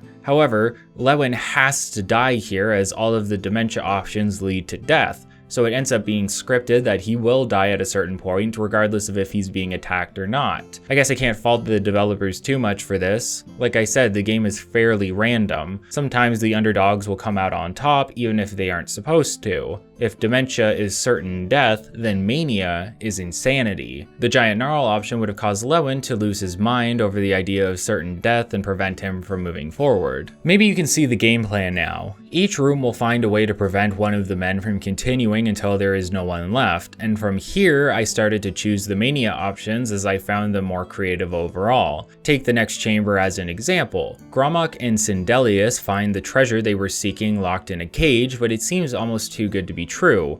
Choosing the dementia option here will cause a fireball trap to kill Sindelius when the gate gets touched. However, I find it much more appealing to mess with the minds of these guys than kill them, especially when it's as silly as we're about to see. Choosing the mania option causes a torrent of giant keys to fall from the ceiling, causing a pile of too many to count. Sindelius believes that one of the keys unlocks the door and begins to become obsessed with finding it, refusing to follow Grummock any further as he must find the right key, of which there is none according to Caliban. Finally, we make our way to the 3rd chamber where Grummock stands alone. How are we going to mentally scar this orc, you may be wondering? Well, if we were to kill him, we could raise the dead within the room to overpower him, but that's no fun, is it? Instead, we are going to cause Grummock to temporarily turn into a ghost who will be forced to look over his own corpse. The confusion of suddenly dying and having no explanation for what happened causes Grummock to lose his mind. Even when he returns to his body, there's no longer anything there, thus ending this little escapade. Upon finishing our duty, Caliban will congratulate us and will pass by the survivors in a holding cell. What happens to them, I don't know. I would assume they become residents of the Isles now that they've been broken. As an added bonus, we are given Grummock's unique sword known as Dawnfang or Duskfang depending on when you receive it. That's what's special about this weapon. It changes color and enchantments based on whether it is day or night. From 6 AM to 6 PM, the sword is Dawnfang and then turns to Duskfang for the rest of the day. As Dawnfang, the weapon has a fire enchantment, and as Duskfang, a frost one. There's an added trick, however. By killing 12 enemies as one version of the blade, it will transform into a superior version of the next temporarily, gaining an additional effect in the process. Dawnfang Superior gains Absorb Health, and Duskfang gains Absorption of Magic. This is useful, but also experiences a few issues. For one, the nourishing aspect of the blade where it counts kills is an enchantment in itself, meaning that the weapon has to have charges for the kill count to increment. Typically, you won't need to charge or repair the weapon as it resets at the end of each cycle, but you may be forced to charge it before that as enemies have more HP now than at lower levels. You either need to use other means to deal damage while finishing them off with the blade, or continue enchanting the weapon if your charges run out. Additionally, I wouldn't recommend adding this weapon to your quick items as it gets removed whenever it changes state. Torches experience a similar issue. I love to have a torch on my quick selection because I always use them when I'm in dark areas. However, once the torch burns out, even if you have multiple in your inventory, you have to reapply a new torch to your quick selection.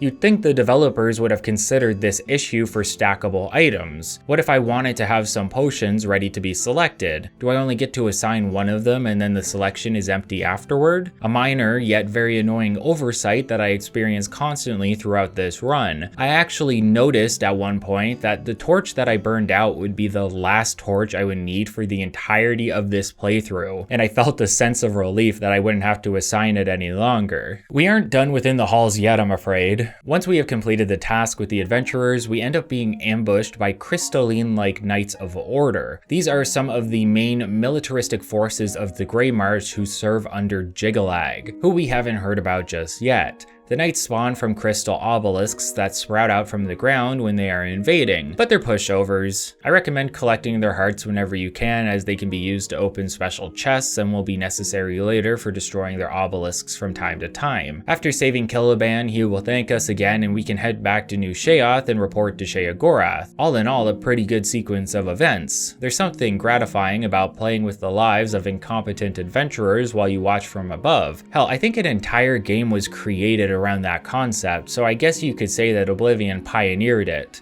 Probably not going to say that though. I'm probably wrong as well. As a reward for restoring Xedilian, Sheogorath teaches us how to spawn Haskell within the Isles whenever we want. He's not summoned for combat, but more for information, used to help us along the journey, although I never bothered to do as such. Sheogorath finally mentions that we'll need all the help we can get in order to defeat Jyggalag and the Grey March. Jyggalag is the Daedric Prince of Order. In a way, he sounds like the polar opposite of Sheogorath's madness and chaos. This is on purpose, of course, and plays into the narrative.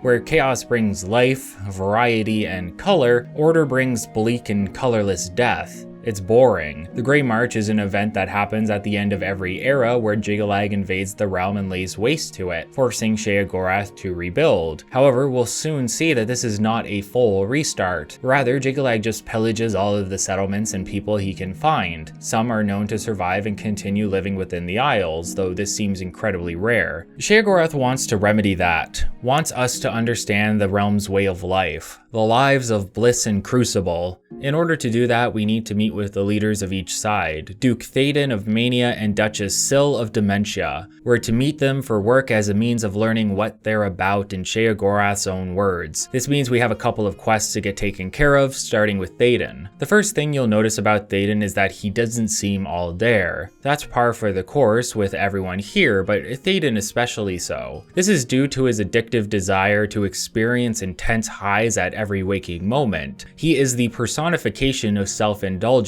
and I doubt there's nothing he wouldn't do if it meant feeling good in the process. That self-indulgence has gotten Théoden into a predicament that he could use our assistance with. As it turns out, Théoden has taken part in a forbidden affair with Syl, the Duchess of Dementia. After breaking things off, it seems Syl stole the Chalice of Reversal from Théoden as an act of revenge. The Chalice is an artifact created by Théoden that allows him to consume Feldew, an intense and extremely addictive drug. The Chalice removes all withdrawal effects, cures the addiction, and also amplifies the effects of the high. Tasked with finding the Chalice, we can ask some of the palace staff for its location, eventually learning that it's been hidden within Dunroot Burrow, meaning we'll have to head there to grab it. There's a catch though. You can't enter the burrow unless you have ingested Feldew, meaning that we will become addicted to the substance and start experiencing withdrawal symptoms. What follows is a race to the chalice throughout the burrow before the withdrawal effects begin to overwhelm us. Luckily, there's more Feldew to be found within, by killing the elytra that have a green glow surrounding them.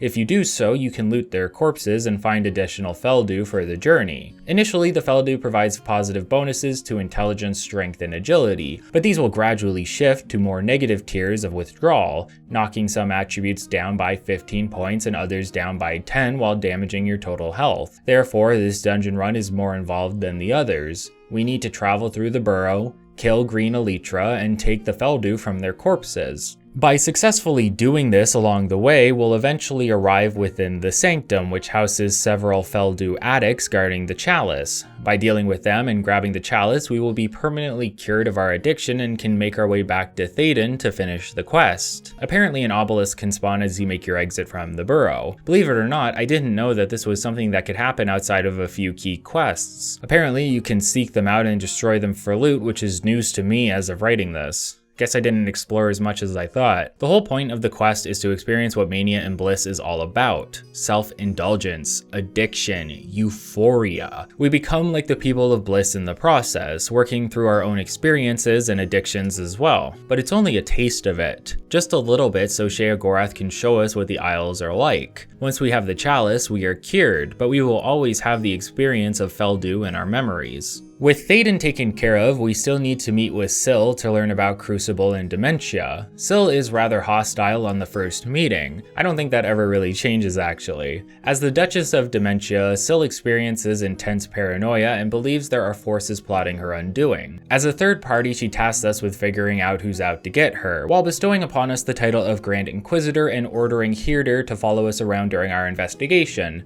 Hirdir and Syl don't mess around. He's the torturer of dementia and can be used to electrocute NPCs in order to get information out of them. I started the investigation by interrogating Kithlin, Syl's steward. What that really boils down to is asking them if they know anything, then them denying it, and then having Hirdir electrocute them until they talk. Sometimes they really don't know anything and it's a waste of time. I love that the developers added in an "I don't care, electrocute them anyway" dialogue option. It really fits the vibe of dementia and allows us to indulge ourselves in the depravity. After some shock therapy, Kithlin will mention that Anya, another steward to Syl I think, has been looking particularly worried. So we go through the same process with her, and that's how this quest is going to be for a good while, asking people what they know, people denying knowing anything, and then people getting electrocuted. It's like brute forcing a password. We just keep trying different options until it works. Kithlin pointed us to Anya, and Anya informed us that Mazada, a Khajiit in Crucible, approached her about a plot to kill or overthrow Syl. I guess her paranoia was justified after all. However, talking to Mazada doesn't go anywhere. He's clearly involved, but believes we don't have enough evidence to pin anything on him.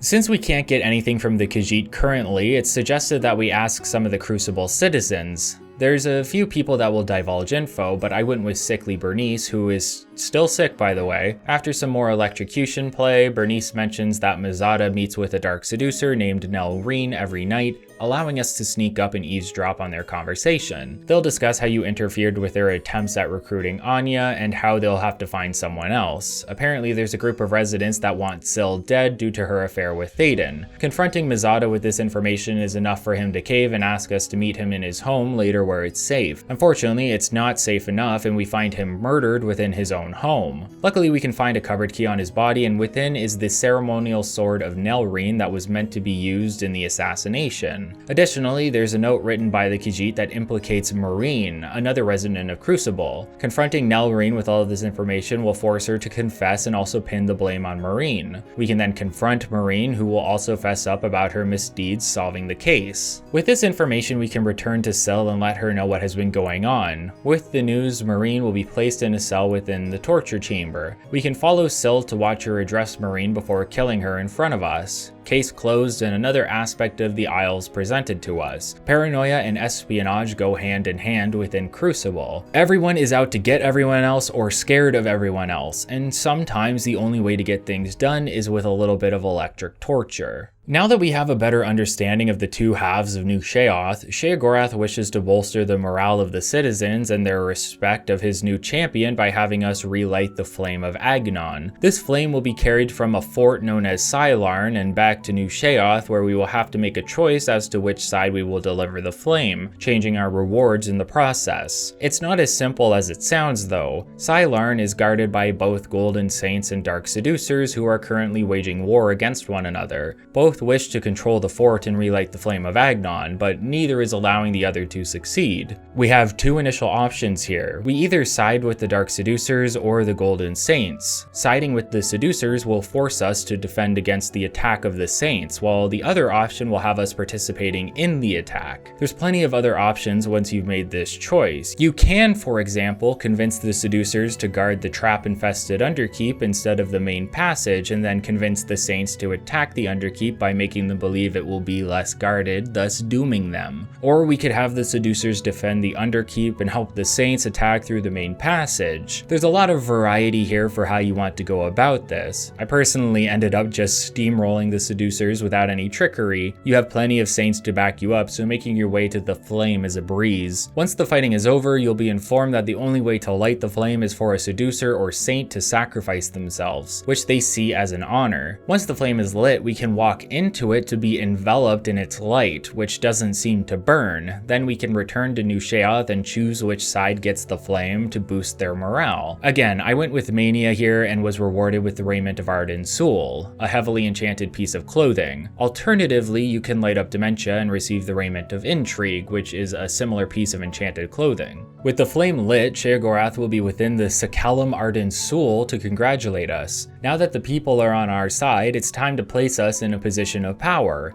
Even though we just met the Duke and Duchess, we now need to take part in a ritual to replace one of them, and it's our choice who we decide to get rid of. That really is the main theme of Shivering Isles after all. We have two major options and we explore/choose between them whenever the opportunity arises, and it does arise a lot. Arctis and Derivnin, the two priests within the Sakellum, will explain the process of rightfully performing the ritual and replacing one of those in power. The ritual is different based on whether or not you are going for Theoden or Syl, as each district has its own traditions and customs. Syl is simple enough, she just needs to be assassinated. Unfortunately, it doesn't turn out to be that easy as she escapes through hidden passageways and you have to chase her down through a trap-filled dungeon in order to carve out her heart and return it to the Sakellum.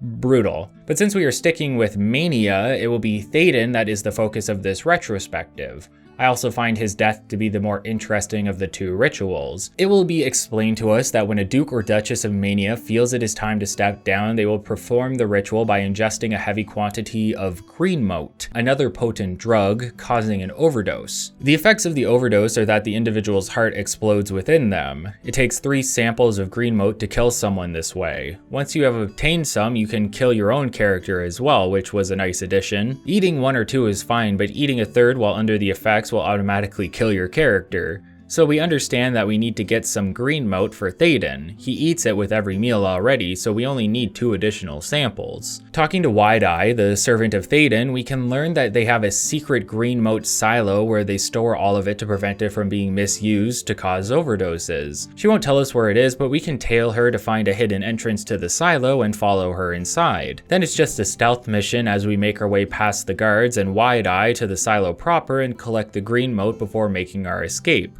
Another great use of the Cowl of Nocturnal if you were still holding on to it. Side note, but I forgot that by placing the cowl on, the game will think you have turned evil and refuse to let you wear the Crusader's relics. This seems to revert when you take it off, as I get the message every time I put it on. We have the green mote, but we need to place it in the food and drink of Theoden to make him consume it himself. This means breaking into his private quarters where we can find the kitchen of his servant Gundalar. Here we can sneak past some Golden Saints to place the green mote in his meal and wine and then abscond from the scene. After some waiting, Theoden will have his nightly banquet where he attempts to recite a soliloquy, but quickly perishes from his overdose. We can grab his enchanted crown and a sample of his blood as we need the blood for the ritual. Then we can return to the Sakellum and offer the blood to the altar in the middle, thus completing the ritual and rewarding us with the status of Duke of Mania. Things don't go as smoothly as we hope, however. Once the ritual is complete, Syl will show up in an attempt to stop it, but she's too late. Hearing the news that she missed her opportunity to stop it and learning that her secret lover lover or ex-lover has been murdered, Syl decides to break away from Sheogorath so she may go join with the forces of order. However, this seems to be part of Sheogorath's plan. In Sheogorath's eyes, what the realm needs to combat order is change. By replacing Theoden, we have already participated in a great change for the people of New Sheoth. On top of that, a duke or duchess defecting to the side of Jyggalag is unprecedented. The events of this era are like nothing we have seen before, or like Sheogorath has seen before. With so much being done to make things different from the last time, there's a chance in Sheogorath's mind that Jyggalag will somehow be defeated. As a reward for our ascension, we'll be given the Ring of Lordship and the ability to summon Golden Saints. The ring's effect is dependent on which ritual you took part in, and the Mania one isn't great, with a buff to personality and resistance to disease plus some shield. I never saw a use for it. The Dementia Ring has a buff to endurance, which I would personally value more overall. We also get Theoden's headpiece if you manage to loot it. If you're wondering what unique items Syl had, don't worry, we'll get an opportunity much later to grab that as well. Something I noticed while writing this is that you don't necessarily perceive how bad the Grey March is getting throughout these quests. Everything feels more like an introduction to the insanity of the Isles and your play to become more powerful within them. That doesn't mean nothing happens, of course. Before Syl left the court, it was mentioned that the Fringe was attacked by the forces of order. We've also seen the knights appear back in Zodillion, and you can theoretically see obelisks on your travels, similar to how Oblivion gates pop up. Maybe it was due to me performing the majority of my exploration at the beginning of the DLC that I didn't notice this. We end up with a situation similar to every other storyline in the game, where the big bad is nowhere to be found until the very end. To be fair, the Shivering Isles has good reason for this, but something like active attacks on the settlements and New Sheoth periodically throughout our adventure could add more to the game while playing into the concept of radiant content that the developers were experimenting with. Just an idea, and maybe not the best one. Maybe you're content with how present the order is within the storyline. This changes from here on anyway, so we can consider the first half of the questline an introduction to the setting, and the second half us combating Jyggalag's forces. If you don't remember, the Fringe is where we started the DLC, where the gatekeeper stood and where the settlement of Passwall was located. Now it's been torn up and settlers have been attacked, some even turning to the side of order in the process. With the threat at the doorstep of the Isles, Sheod tasked us with going to defend it. Depending on which side you chose to take control of within the main quest will determine if you are backed by Golden Saints or Dark Seducers. Additionally, we can't fast travel into the Fringe because it is a hostile location and the foundation of it has been changed somewhat with all of the crystals and obelisks spawning in. Arriving back within the Gates of Madness, we can see how bad the destruction has gotten. Plus, the Golden Saints are exhausted and in need of backup. Well, luckily for them, that's us. We can talk to Orrery Desha for an update on how the battle has been progressing, and then we are given the option to command the troops or let Desha take care of that for us. The simplest option is to let her deal with the specifics, but if you choose to take on the role of leader, you can perform similar tasks to what we've seen in previous quests like in Cyrodiil and suggest weapons and positions for the Saints so that they may be in a more optimal position during the fight. Too much work for me at this point, but the option to go that extra mile is what makes quests like these feel special and more involved without actually adding that much. It's the little things. Similar to when we took part in the battle for Bruma, we'll fight through multiple waves of enemy knights, which shouldn't be any trouble for us at this point, especially with the backup. Once the fighting has died down, we are informed we need to stop the source of the knight's advance by heading into the nearby ruins of Zedaphin, where we can destroy an obelisk. Within, we start to run into a new enemy type, Priests of Order. You may have seen them earlier, but I believe this was the first occurrence for me. Unlike the knights, the priests are not Daedra. They are members of the Isles that have joined with Jyggalag's forces for one reason or another. In fact, we will run into Sheldon, who ended up trapped in the dungeon while attempting to flee, and will inform us that Fellis Sarandis has defected. Fellis was the individual talking to Sheldon back when we witnessed the adventurers attempt to fight the gatekeeper. We have the option of escorting Sheldon out of Zedaphin while destroying the obelisk or telling him he's on his own. I've never left the guy to his own devices, but choosing said option will cause him to get murked and die. Lucky for him, we're feeling generous this playthrough. But as a refresher, they require hearts from the Knights of Order trigger in order to overload and be destroyed, so that's what we end up doing here. If you have explored Zedaphin already, returning to it is a nice contrast of what the dungeon used to be like, but when it was filled with Grummites. The DLC is great at slowly turning the world on its head to signify the growing winds of change as we go through chaos to order, even if I missed a lot of it during this playthrough. The Fringe is saved at least for now. We can report our victory and then return to Sheogorath to move on. While momentarily safe, we need a more permanent solution to prevent the Fringe from being destroyed further. The Gatekeeper was great at this, but with it gone, the town and area is defenseless. Therefore, we're going to have to rebuild it. That might sound like it's come out of nowhere, but it's not so. The truth is that there have been multiple Gatekeepers in the past, and we know this. We grabbed the bones of a previous Gatekeeper to kill the present one, so it's well established. Sheogorath tasks us with creating a new Gatekeeper, but in order to do so, we need to meet with the woman that creates them, Vaermina. Unfortunately, we can't just head to the Fringe where we last met her, as she is no longer there. Vaermina and her assistant Nanette have headed back to Zaselm, where the sorceress performs research and experiments on multiple unwilling test subjects. Unfortunately, Zaselm is overrun with some of these experiments, forcing us to fight our way through them to her main laboratory or research center, and she is not happy to see us since we killed her last Gatekeeper. You can show respect to her and brown nose her a bit to get back on her good side. It doesn't take much, and soon she's willing to build another Gatekeeper for Sheogorath, assuming we can get the ingredients she requires from the Garden of Flesh and Bone back in the Fringe. We need 4 components specifically: osseous marrow, dermis membrane, essence of breath, and blood liqueur, all of which are found within the garden. Not much to say about the dungeon itself aside from when we need the essence of breath. The place ends up like a maze, and we can see the breath travel throughout the pathways and use it to guide us to the source.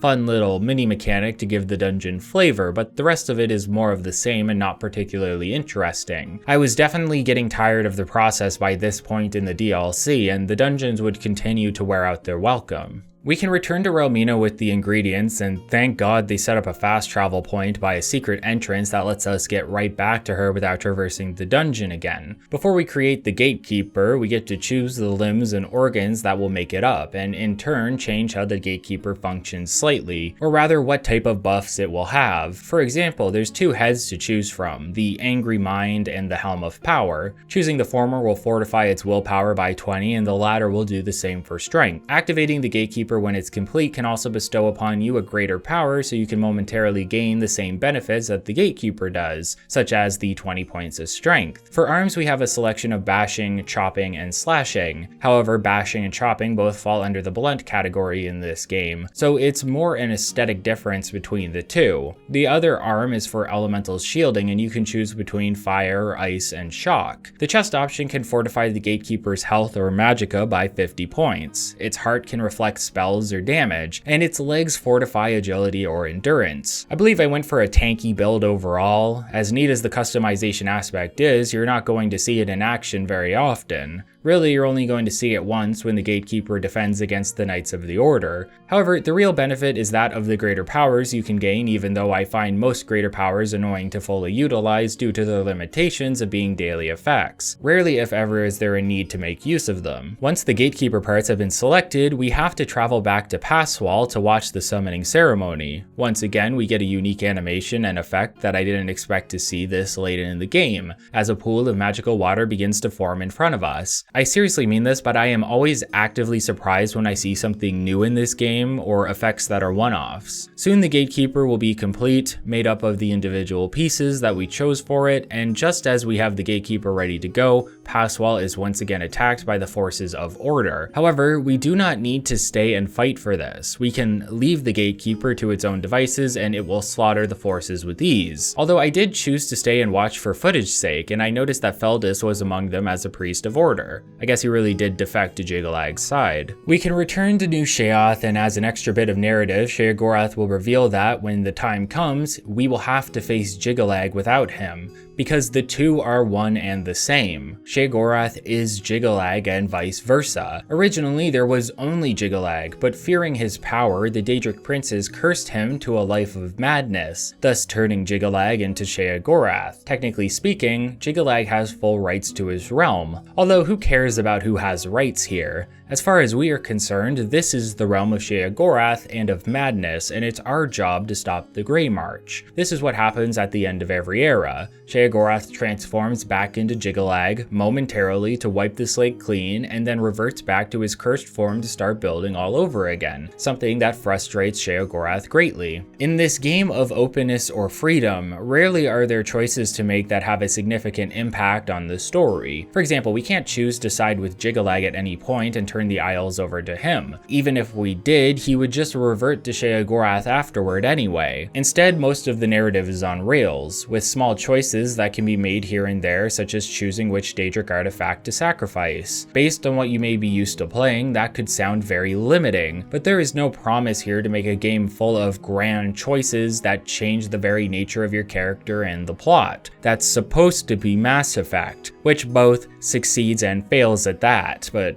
that'd be another video. After the exposition dump and reveal of Sheogorath's origins, a Dark Seducer will approach to announce that they have been attacked. This will differ depending on your selection on which district you took over. We chose Mania, so we fought with the Golden Saints and the Fringe, and now the Dark Seducers need our help. The reason it's different is because the other Duke or Duchess that left to join the Order ended up betraying their soldiers by allowing Jyggalag's forces into an important location for the Daedra, Pinnacle Rock for the Dark Seducers, and Brellic for the Golden Saints if Theoden is still alive. What makes these locations important is that they house a wellspring that is the connection between the Oriels and Mazkins. Each race guards their own wellspring. If Order can get to the spring, they could disrupt the connection and force all Mazkin in this playthrough out of the Isles. So the difference in location and who we help is great and all, but really it's yet another dungeon crawl. This one just has a gimmick this time where we bang on really big chimes to break the surrounding crystals of Order, eventually saving the wellspring and reviving the Mazkin who end up getting turned to stone or something halfway through. Exhausting to keep doing this over and over again. However, we are on the wild ride at this point, and it's only going to get crazier from here. That's right, we're in the plot section of the game. Plot and narrative just start getting thrown at us over and over again, and it's great because we were starved with finding out what was actually going on this entire time. When we return to Sheogorath, you'll notice that he is oddly lucid. Discussing the concept of time and linearity of all things, Sheogorath reasons out that his time has come to an end and that his plan has failed. What that plan is hasn't been made fully clear to us, but unfortunately, the Grey March is here and therefore Sheogorath must go to become Jyggalag, which we witness somewhat in person as he grows to an inhuman size before disappearing. It's a jarring contrast since we've only known Sheogorath as a madman, to hear him waxing about time and our perception of it, of existence and failure. We aren't used to this side of him, and it shows that he is changing, becoming someone else entirely and losing his identity in the process. It's possible to feel that empathy for him here and now because you've most likely come to grow fond of his insanity, of being friends with the Mad God. He's one of the most unique and mysterious characters of the game, and through that, one of the best within the entire series. Always plotting, throwing riddles, ready to kill and maul at any moment. He was like a rabid dog that came in and out of consciousness. But more importantly, he ended up becoming our friend. If you played the game before, you know that there is an added layer of empathy here, as this is the last time this form of Sheogorath will ever exist. If you're a Skyrim only player confused by that comment, give me a minute near the end of the storyline to elaborate. Sheogorath is gone and his plan has failed. The Isle is doomed. Or is it? And what was his plan anyway? Haskell will inform us that the plan was for us to take on the mantle of Sheogorath in his stead, and that all of this has been leading up to this point. If the Throne of Madness is empty when Jyggalag shows up, nothing will stop him. But if we are there, we may have a chance. Unfortunately, the subterfuge of Jyggalag's forces has slowed these plans down, and thus Sheogorath disappeared before he could see everything through. Haskell goes on to explain that while we are not a Daedric prince, we may still be able to hold the throne, the first step of which is creating a symbol of office, in effect, a new staff of Sheogorath. The means of creating the staff are locked away within the Great Library of Jyggalag found within Knife Point Hollow. Haskill would have us travel there to search the library for answers and give us a key item that will unlock a sealed off room. Knife Point Hollow is a very short area to traverse, as we are not traveling through the entirety of the dungeon. Instead, there is a secret entrance we can destroy to enter the library proper. Only it's not a library, at least not the kind we were expecting. Within the small dark room is a single man. This is Daius of Mytheria, who served as the Chamberlain of Jiggalag. Originally, Daius served as the Great Library Keeper. The library itself was a place to store prophetic information, the logical predictions of every action ever taken by any creature, mortal, or Daedric, as Daius puts it. Keep logical in mind here, as this signifies the fatal flaw in the information's prophetic nature, unlike the Elder Scrolls. When Sheogorath discovers the library, he was of the mind that personal choice could defy logic, and thus the predictions were flawed. Thus, Sheogorath had the library burned and confined Daius to solitude. Daius attributes this to Sheogorath being unwilling of destroying the knowledge possessed within Daius, as he holds the same means of predicting the future as the library did. However, that doesn't sit right with me. Daius was a big part of Jiggalag's life and past, essentially his right-hand man. There's a chance that Sheogorath somehow holds positive feelings towards Daius and didn't want to see him removed from existence. In a way, that is what we are meant to represent within this storyline, Sheogorath's act of defiance against the bland predictability of logic. Thus, Sheogorath's plan to stop the Grey March, even if logically impossible, may still be truly possible due to our intervention. Daius is willing to help us, as he doesn't believe we will succeed, although he'd most likely be willing regardless. Daius can create the physical aspect of the staff for us, but to do so he needs two sacred items. First is the eye of someone that has seen an unseen secret within the Isles. The idea being that most of the Isles' secrets are known to mortals, but only one thing has been witnessed by a specific individual known as Sirta, meaning we need to take one of her eyes to act as the catalyst for the staff. We'll go over what she's seen momentarily. Second, we need a branch of the oldest tree within the Isles, the Tree of Shades. Starting with the tree, we need to travel to Milkar in order to reach it. The branch is not given to us willingly, however. Instead, the game pulls a water temple and a shadowy doppelganger of our character is summoned that we must combat with. The doppelganger seems to be an exact duplicate in appearance and equipment aside from its weapon, which will be a two-handed melee sword or axe depending on which skill is higher between blade and blunt. Since I had a higher blade skill, Shadowrend ended up being a two-handed sword for me. Fighting doppelgangers is always fun. In a way, it could be considered a true test of your skills since they have the same abilities you do, although the mediocre AI and forcing it to use a two-handed weapon left the doppelganger at a disadvantage. Side note, but if you want a really good doppelganger fight, try playing through the .hack GU trilogy. It's an optional fight, I think you can do it in the first volume, but well worth the effort to find it. That's my main shill for the video today.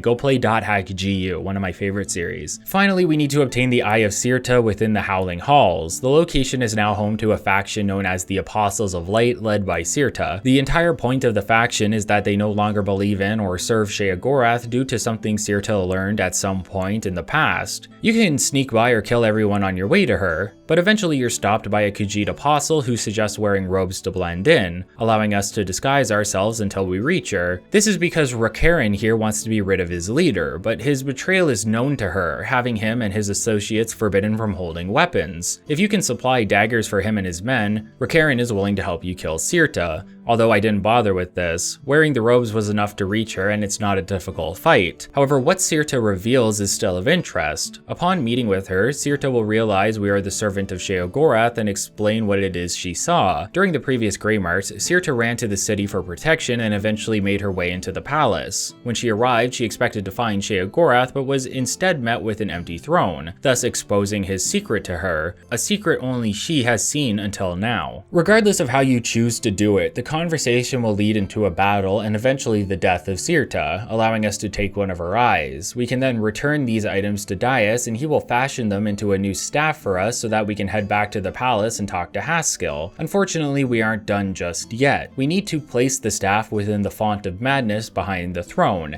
However, nothing happens. Inquiring into this with Haskell, he will inform us that the Order have infiltrated the fountainhead and tainted the font. The entrance is the large tree behind the Throne of Madness, so we don't have to travel far. However, there are multiple small and large pools within the dungeon that have to be cleansed by killing all of the priests within. One of the larger pools will allow you to finally take down the Duke or Duchess that was left to betray you earlier. For us, this is Syl, and this is how we can still claim her unique Warhammer even though we didn't choose Dementia during the ritual. Once all of the pools are cleansed, we can head back out of the fountainhead and finally imbue the staff with the power of madness. The power of the staff is that it will yell out and force all NPCs in the immediate area to freeze in place, whether they be friendly or hostile. It's also not considered hostile, so you can mess around with it as you see fit. Pretty busted for many encounters with typical creatures and enemies, but ironically has no use against Jyggalag, the one individual you would think to use the staff on. Speaking of, a member of the guard will come to inform us that an obelisk of order has appeared within the palace courtyard, and we must head outside to destroy it. This is the final push of Jyggalag's forces, and the arrival of Jyggalag will soon be upon us, marking the climax of the storyline. 2 obelisks will end up spawning, and they are easy to deactivate, using the same process as previously mentioned. It's not new or exciting by any means, but at least we have the help of some golden saints to make the process easier. For now at least. Once the obelisks are destroyed,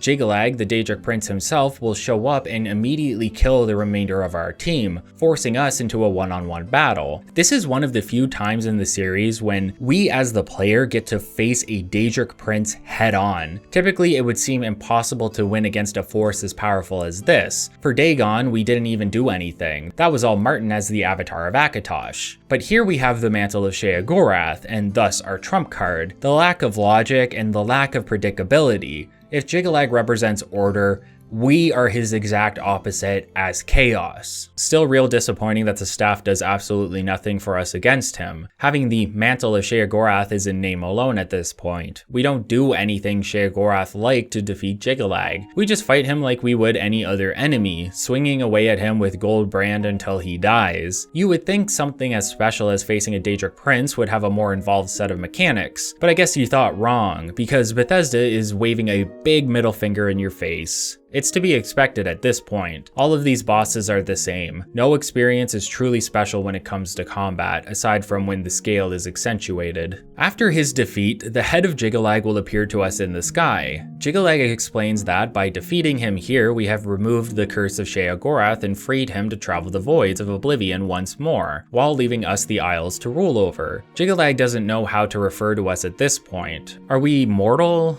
a king, or a god? It remains unknown at the moment, but he addresses us as Sheogorath, Prince of Madness. You see then what I meant earlier. The Sheogorath that we have come to know and love has been wiped from existence, and we have taken his place to rule over the realm and grow into our own form of Sheogorath over the next 1,000 years. Where once we were nothing but the champion for the true hero of the story, Martin, we have ascended to divine legendary status as the Crusader, and now to godhood as the Prince of Madness. And Jyggalag is free once more, with the world unknowing of what that means at the moment. The presence of a once lost Daedric Prince could heavily influence the future. What is mantling exactly? Based on the lore surrounding the concept of Chim, which I won't be getting into within this video, mantling is the process of ascending into godhood, whether that be as a divine, Daedra, or something else. By mantling Sheogorath, we are in a sense beginning the process of becoming a Daedric Prince. So we can believe then that the champion of Cyrodiil and the Sheogorath we meet in Skyrim are one in the same. There's a few reasons for this, such as Sheogorath mentioning that he witnessed the Oblivion Crisis firsthand, and mentions various aspects of the side quests you complete as the player character. This was asked to a Bethesda support member, and the response was as follows: I can confirm to you that the hero of Kavach has been mantled as Sheogorath. He could or could not develop the powers of the Daedric god, but he is without a doubt Sheogorath. If you have other questions or concerns, please let me know. I am here at your service, Jake. Thanks, Jake. Keep in mind, I have no verification on the validity of this email, and I'm using it not as concrete evidence, but as framing for the theory. This could imply that the hero of Kvatch was fully consumed by the memories and personality of the Mad God, while retaining his previous memories as well. This is further explored in the online trading card game Elder Scrolls Legends, which is a great trading card game, by the way. I don't know if it's actively updated anymore.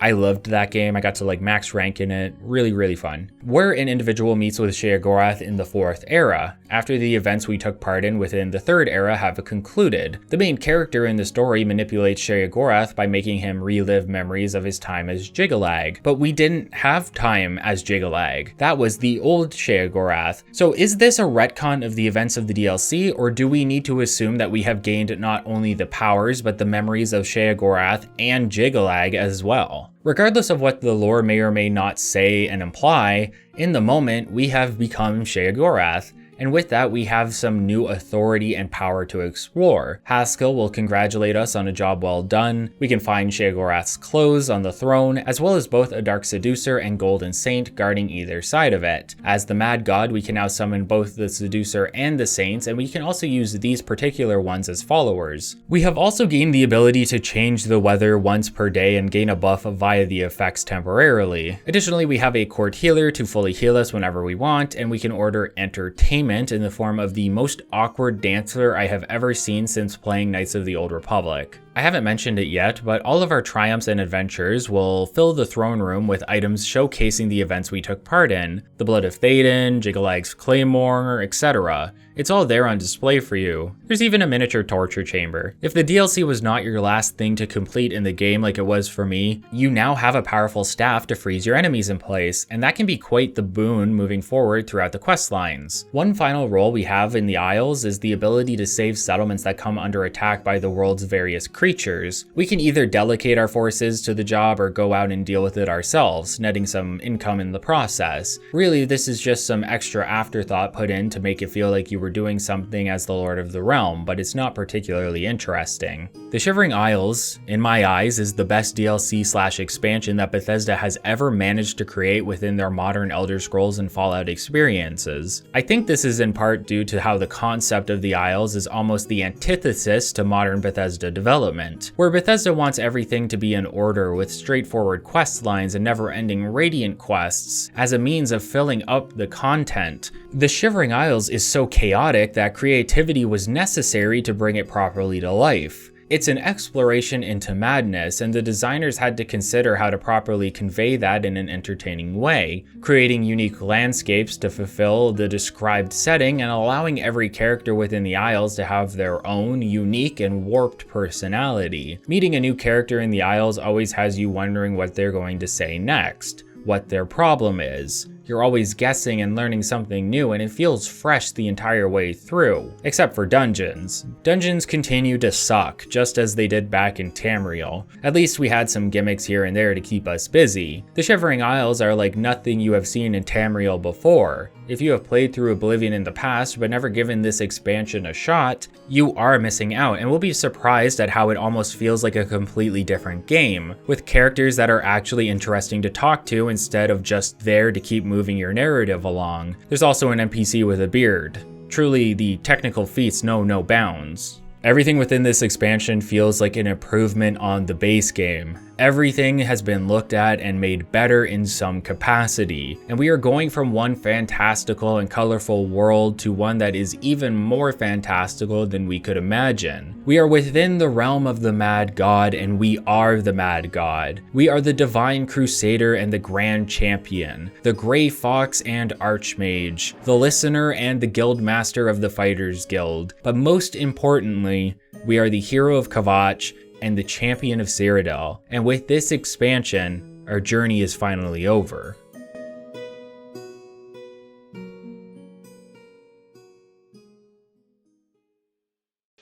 I have been playing through Oblivion and writing this script and recording this script for over like 3 months now, as of typing this, as of saying this.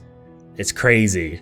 Probably a bit longer. It's the longest script I've ever written, and I am more than happy to finally be done with it. That in no way means that I am tired of Oblivion.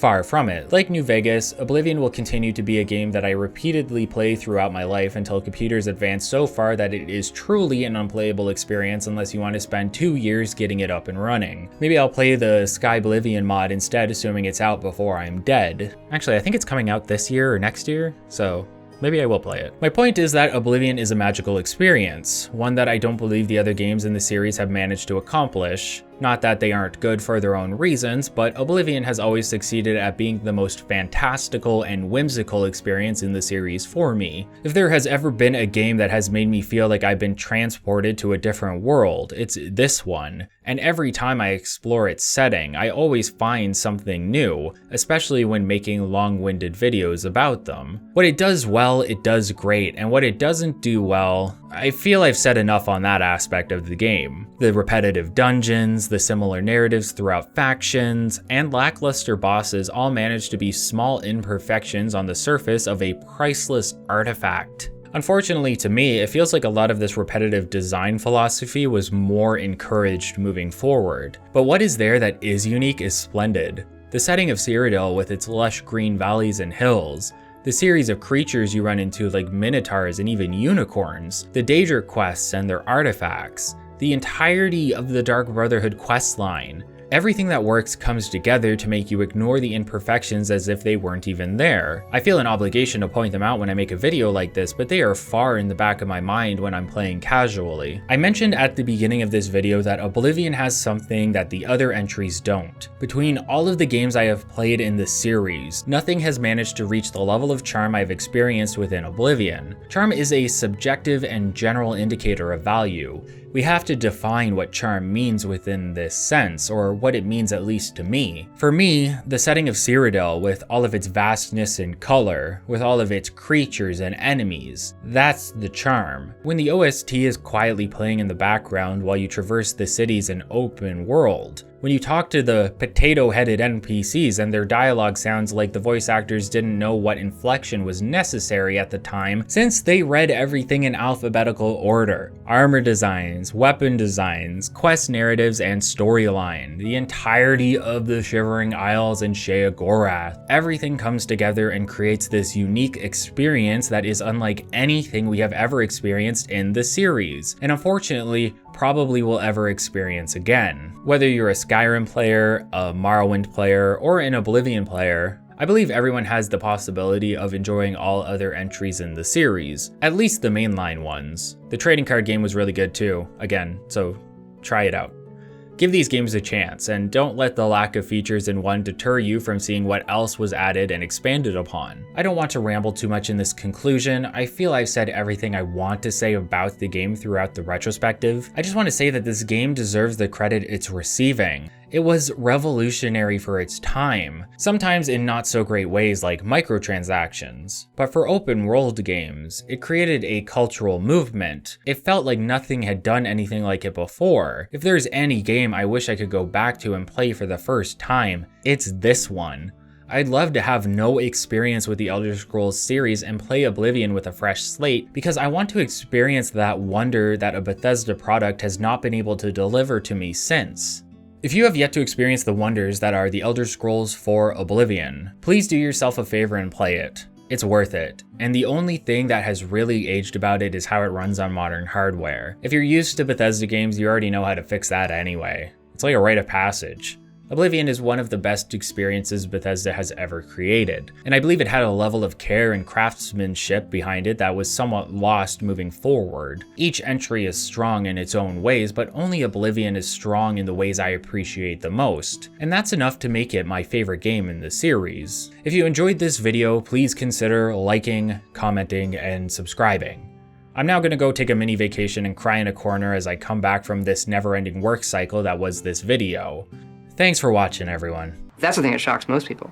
You know, they think of a video game as a few people in their garage, and you say, no, this is 50, 60 people for 3.5 years. You're like, what? A lot of people, I think that video games are, purely kids, so it's like a toy. So, why would you put that much effort into something that's a toy? I was the kid. I was writing games when I was, 12, whatever, and the other kids in the block would say, I'm going to play quarterback for the Cowboys, and I'd be like, I'm going to make video games, and everyone's going to play them. Like, you dork. Go back to the chess club. Who's laughing now? Yes, I was in the chess club. Before we get into the Patreon section, I want to say thank you for watching this video. I've been working on it for like, I honestly think it's been 4 months. I didn't perfectly time it, but I think it's been 4 months or so, maybe longer even. When was the last video out? We have a Discord community if you want to join and you want to like talk about the videos or talk to me about the videos or about anything. It has a heavy Monster Hunter focus, but that's not what it's entirely used for. I mostly use it for like gaming and fighting games specifically. So you can really talk about whatever you want in there. If you want to and you want to say hello, feel free to stop by. If you want to support the channel, you can pledge on Patreon. I show thumbnail previews and a few other things on there just to keep you guys updated about what I'm working on. We should have the current patrons here. These are the high tier and the G rank tier, which is a Monster Hunter reference. And I'm going to go ahead and read out the G rank tier right now. So shout out to Wooly, Ralkar, Triton 8, Prime XD, Key Mason, Moal Kasemi, Captain Zeba, Cyberworm, Jonathan, Strange Lee, Rosaleo, and Mr. Janky. Thank you guys for supporting me for as long as you guys have been. It's super appreciated and it helps me make these videos.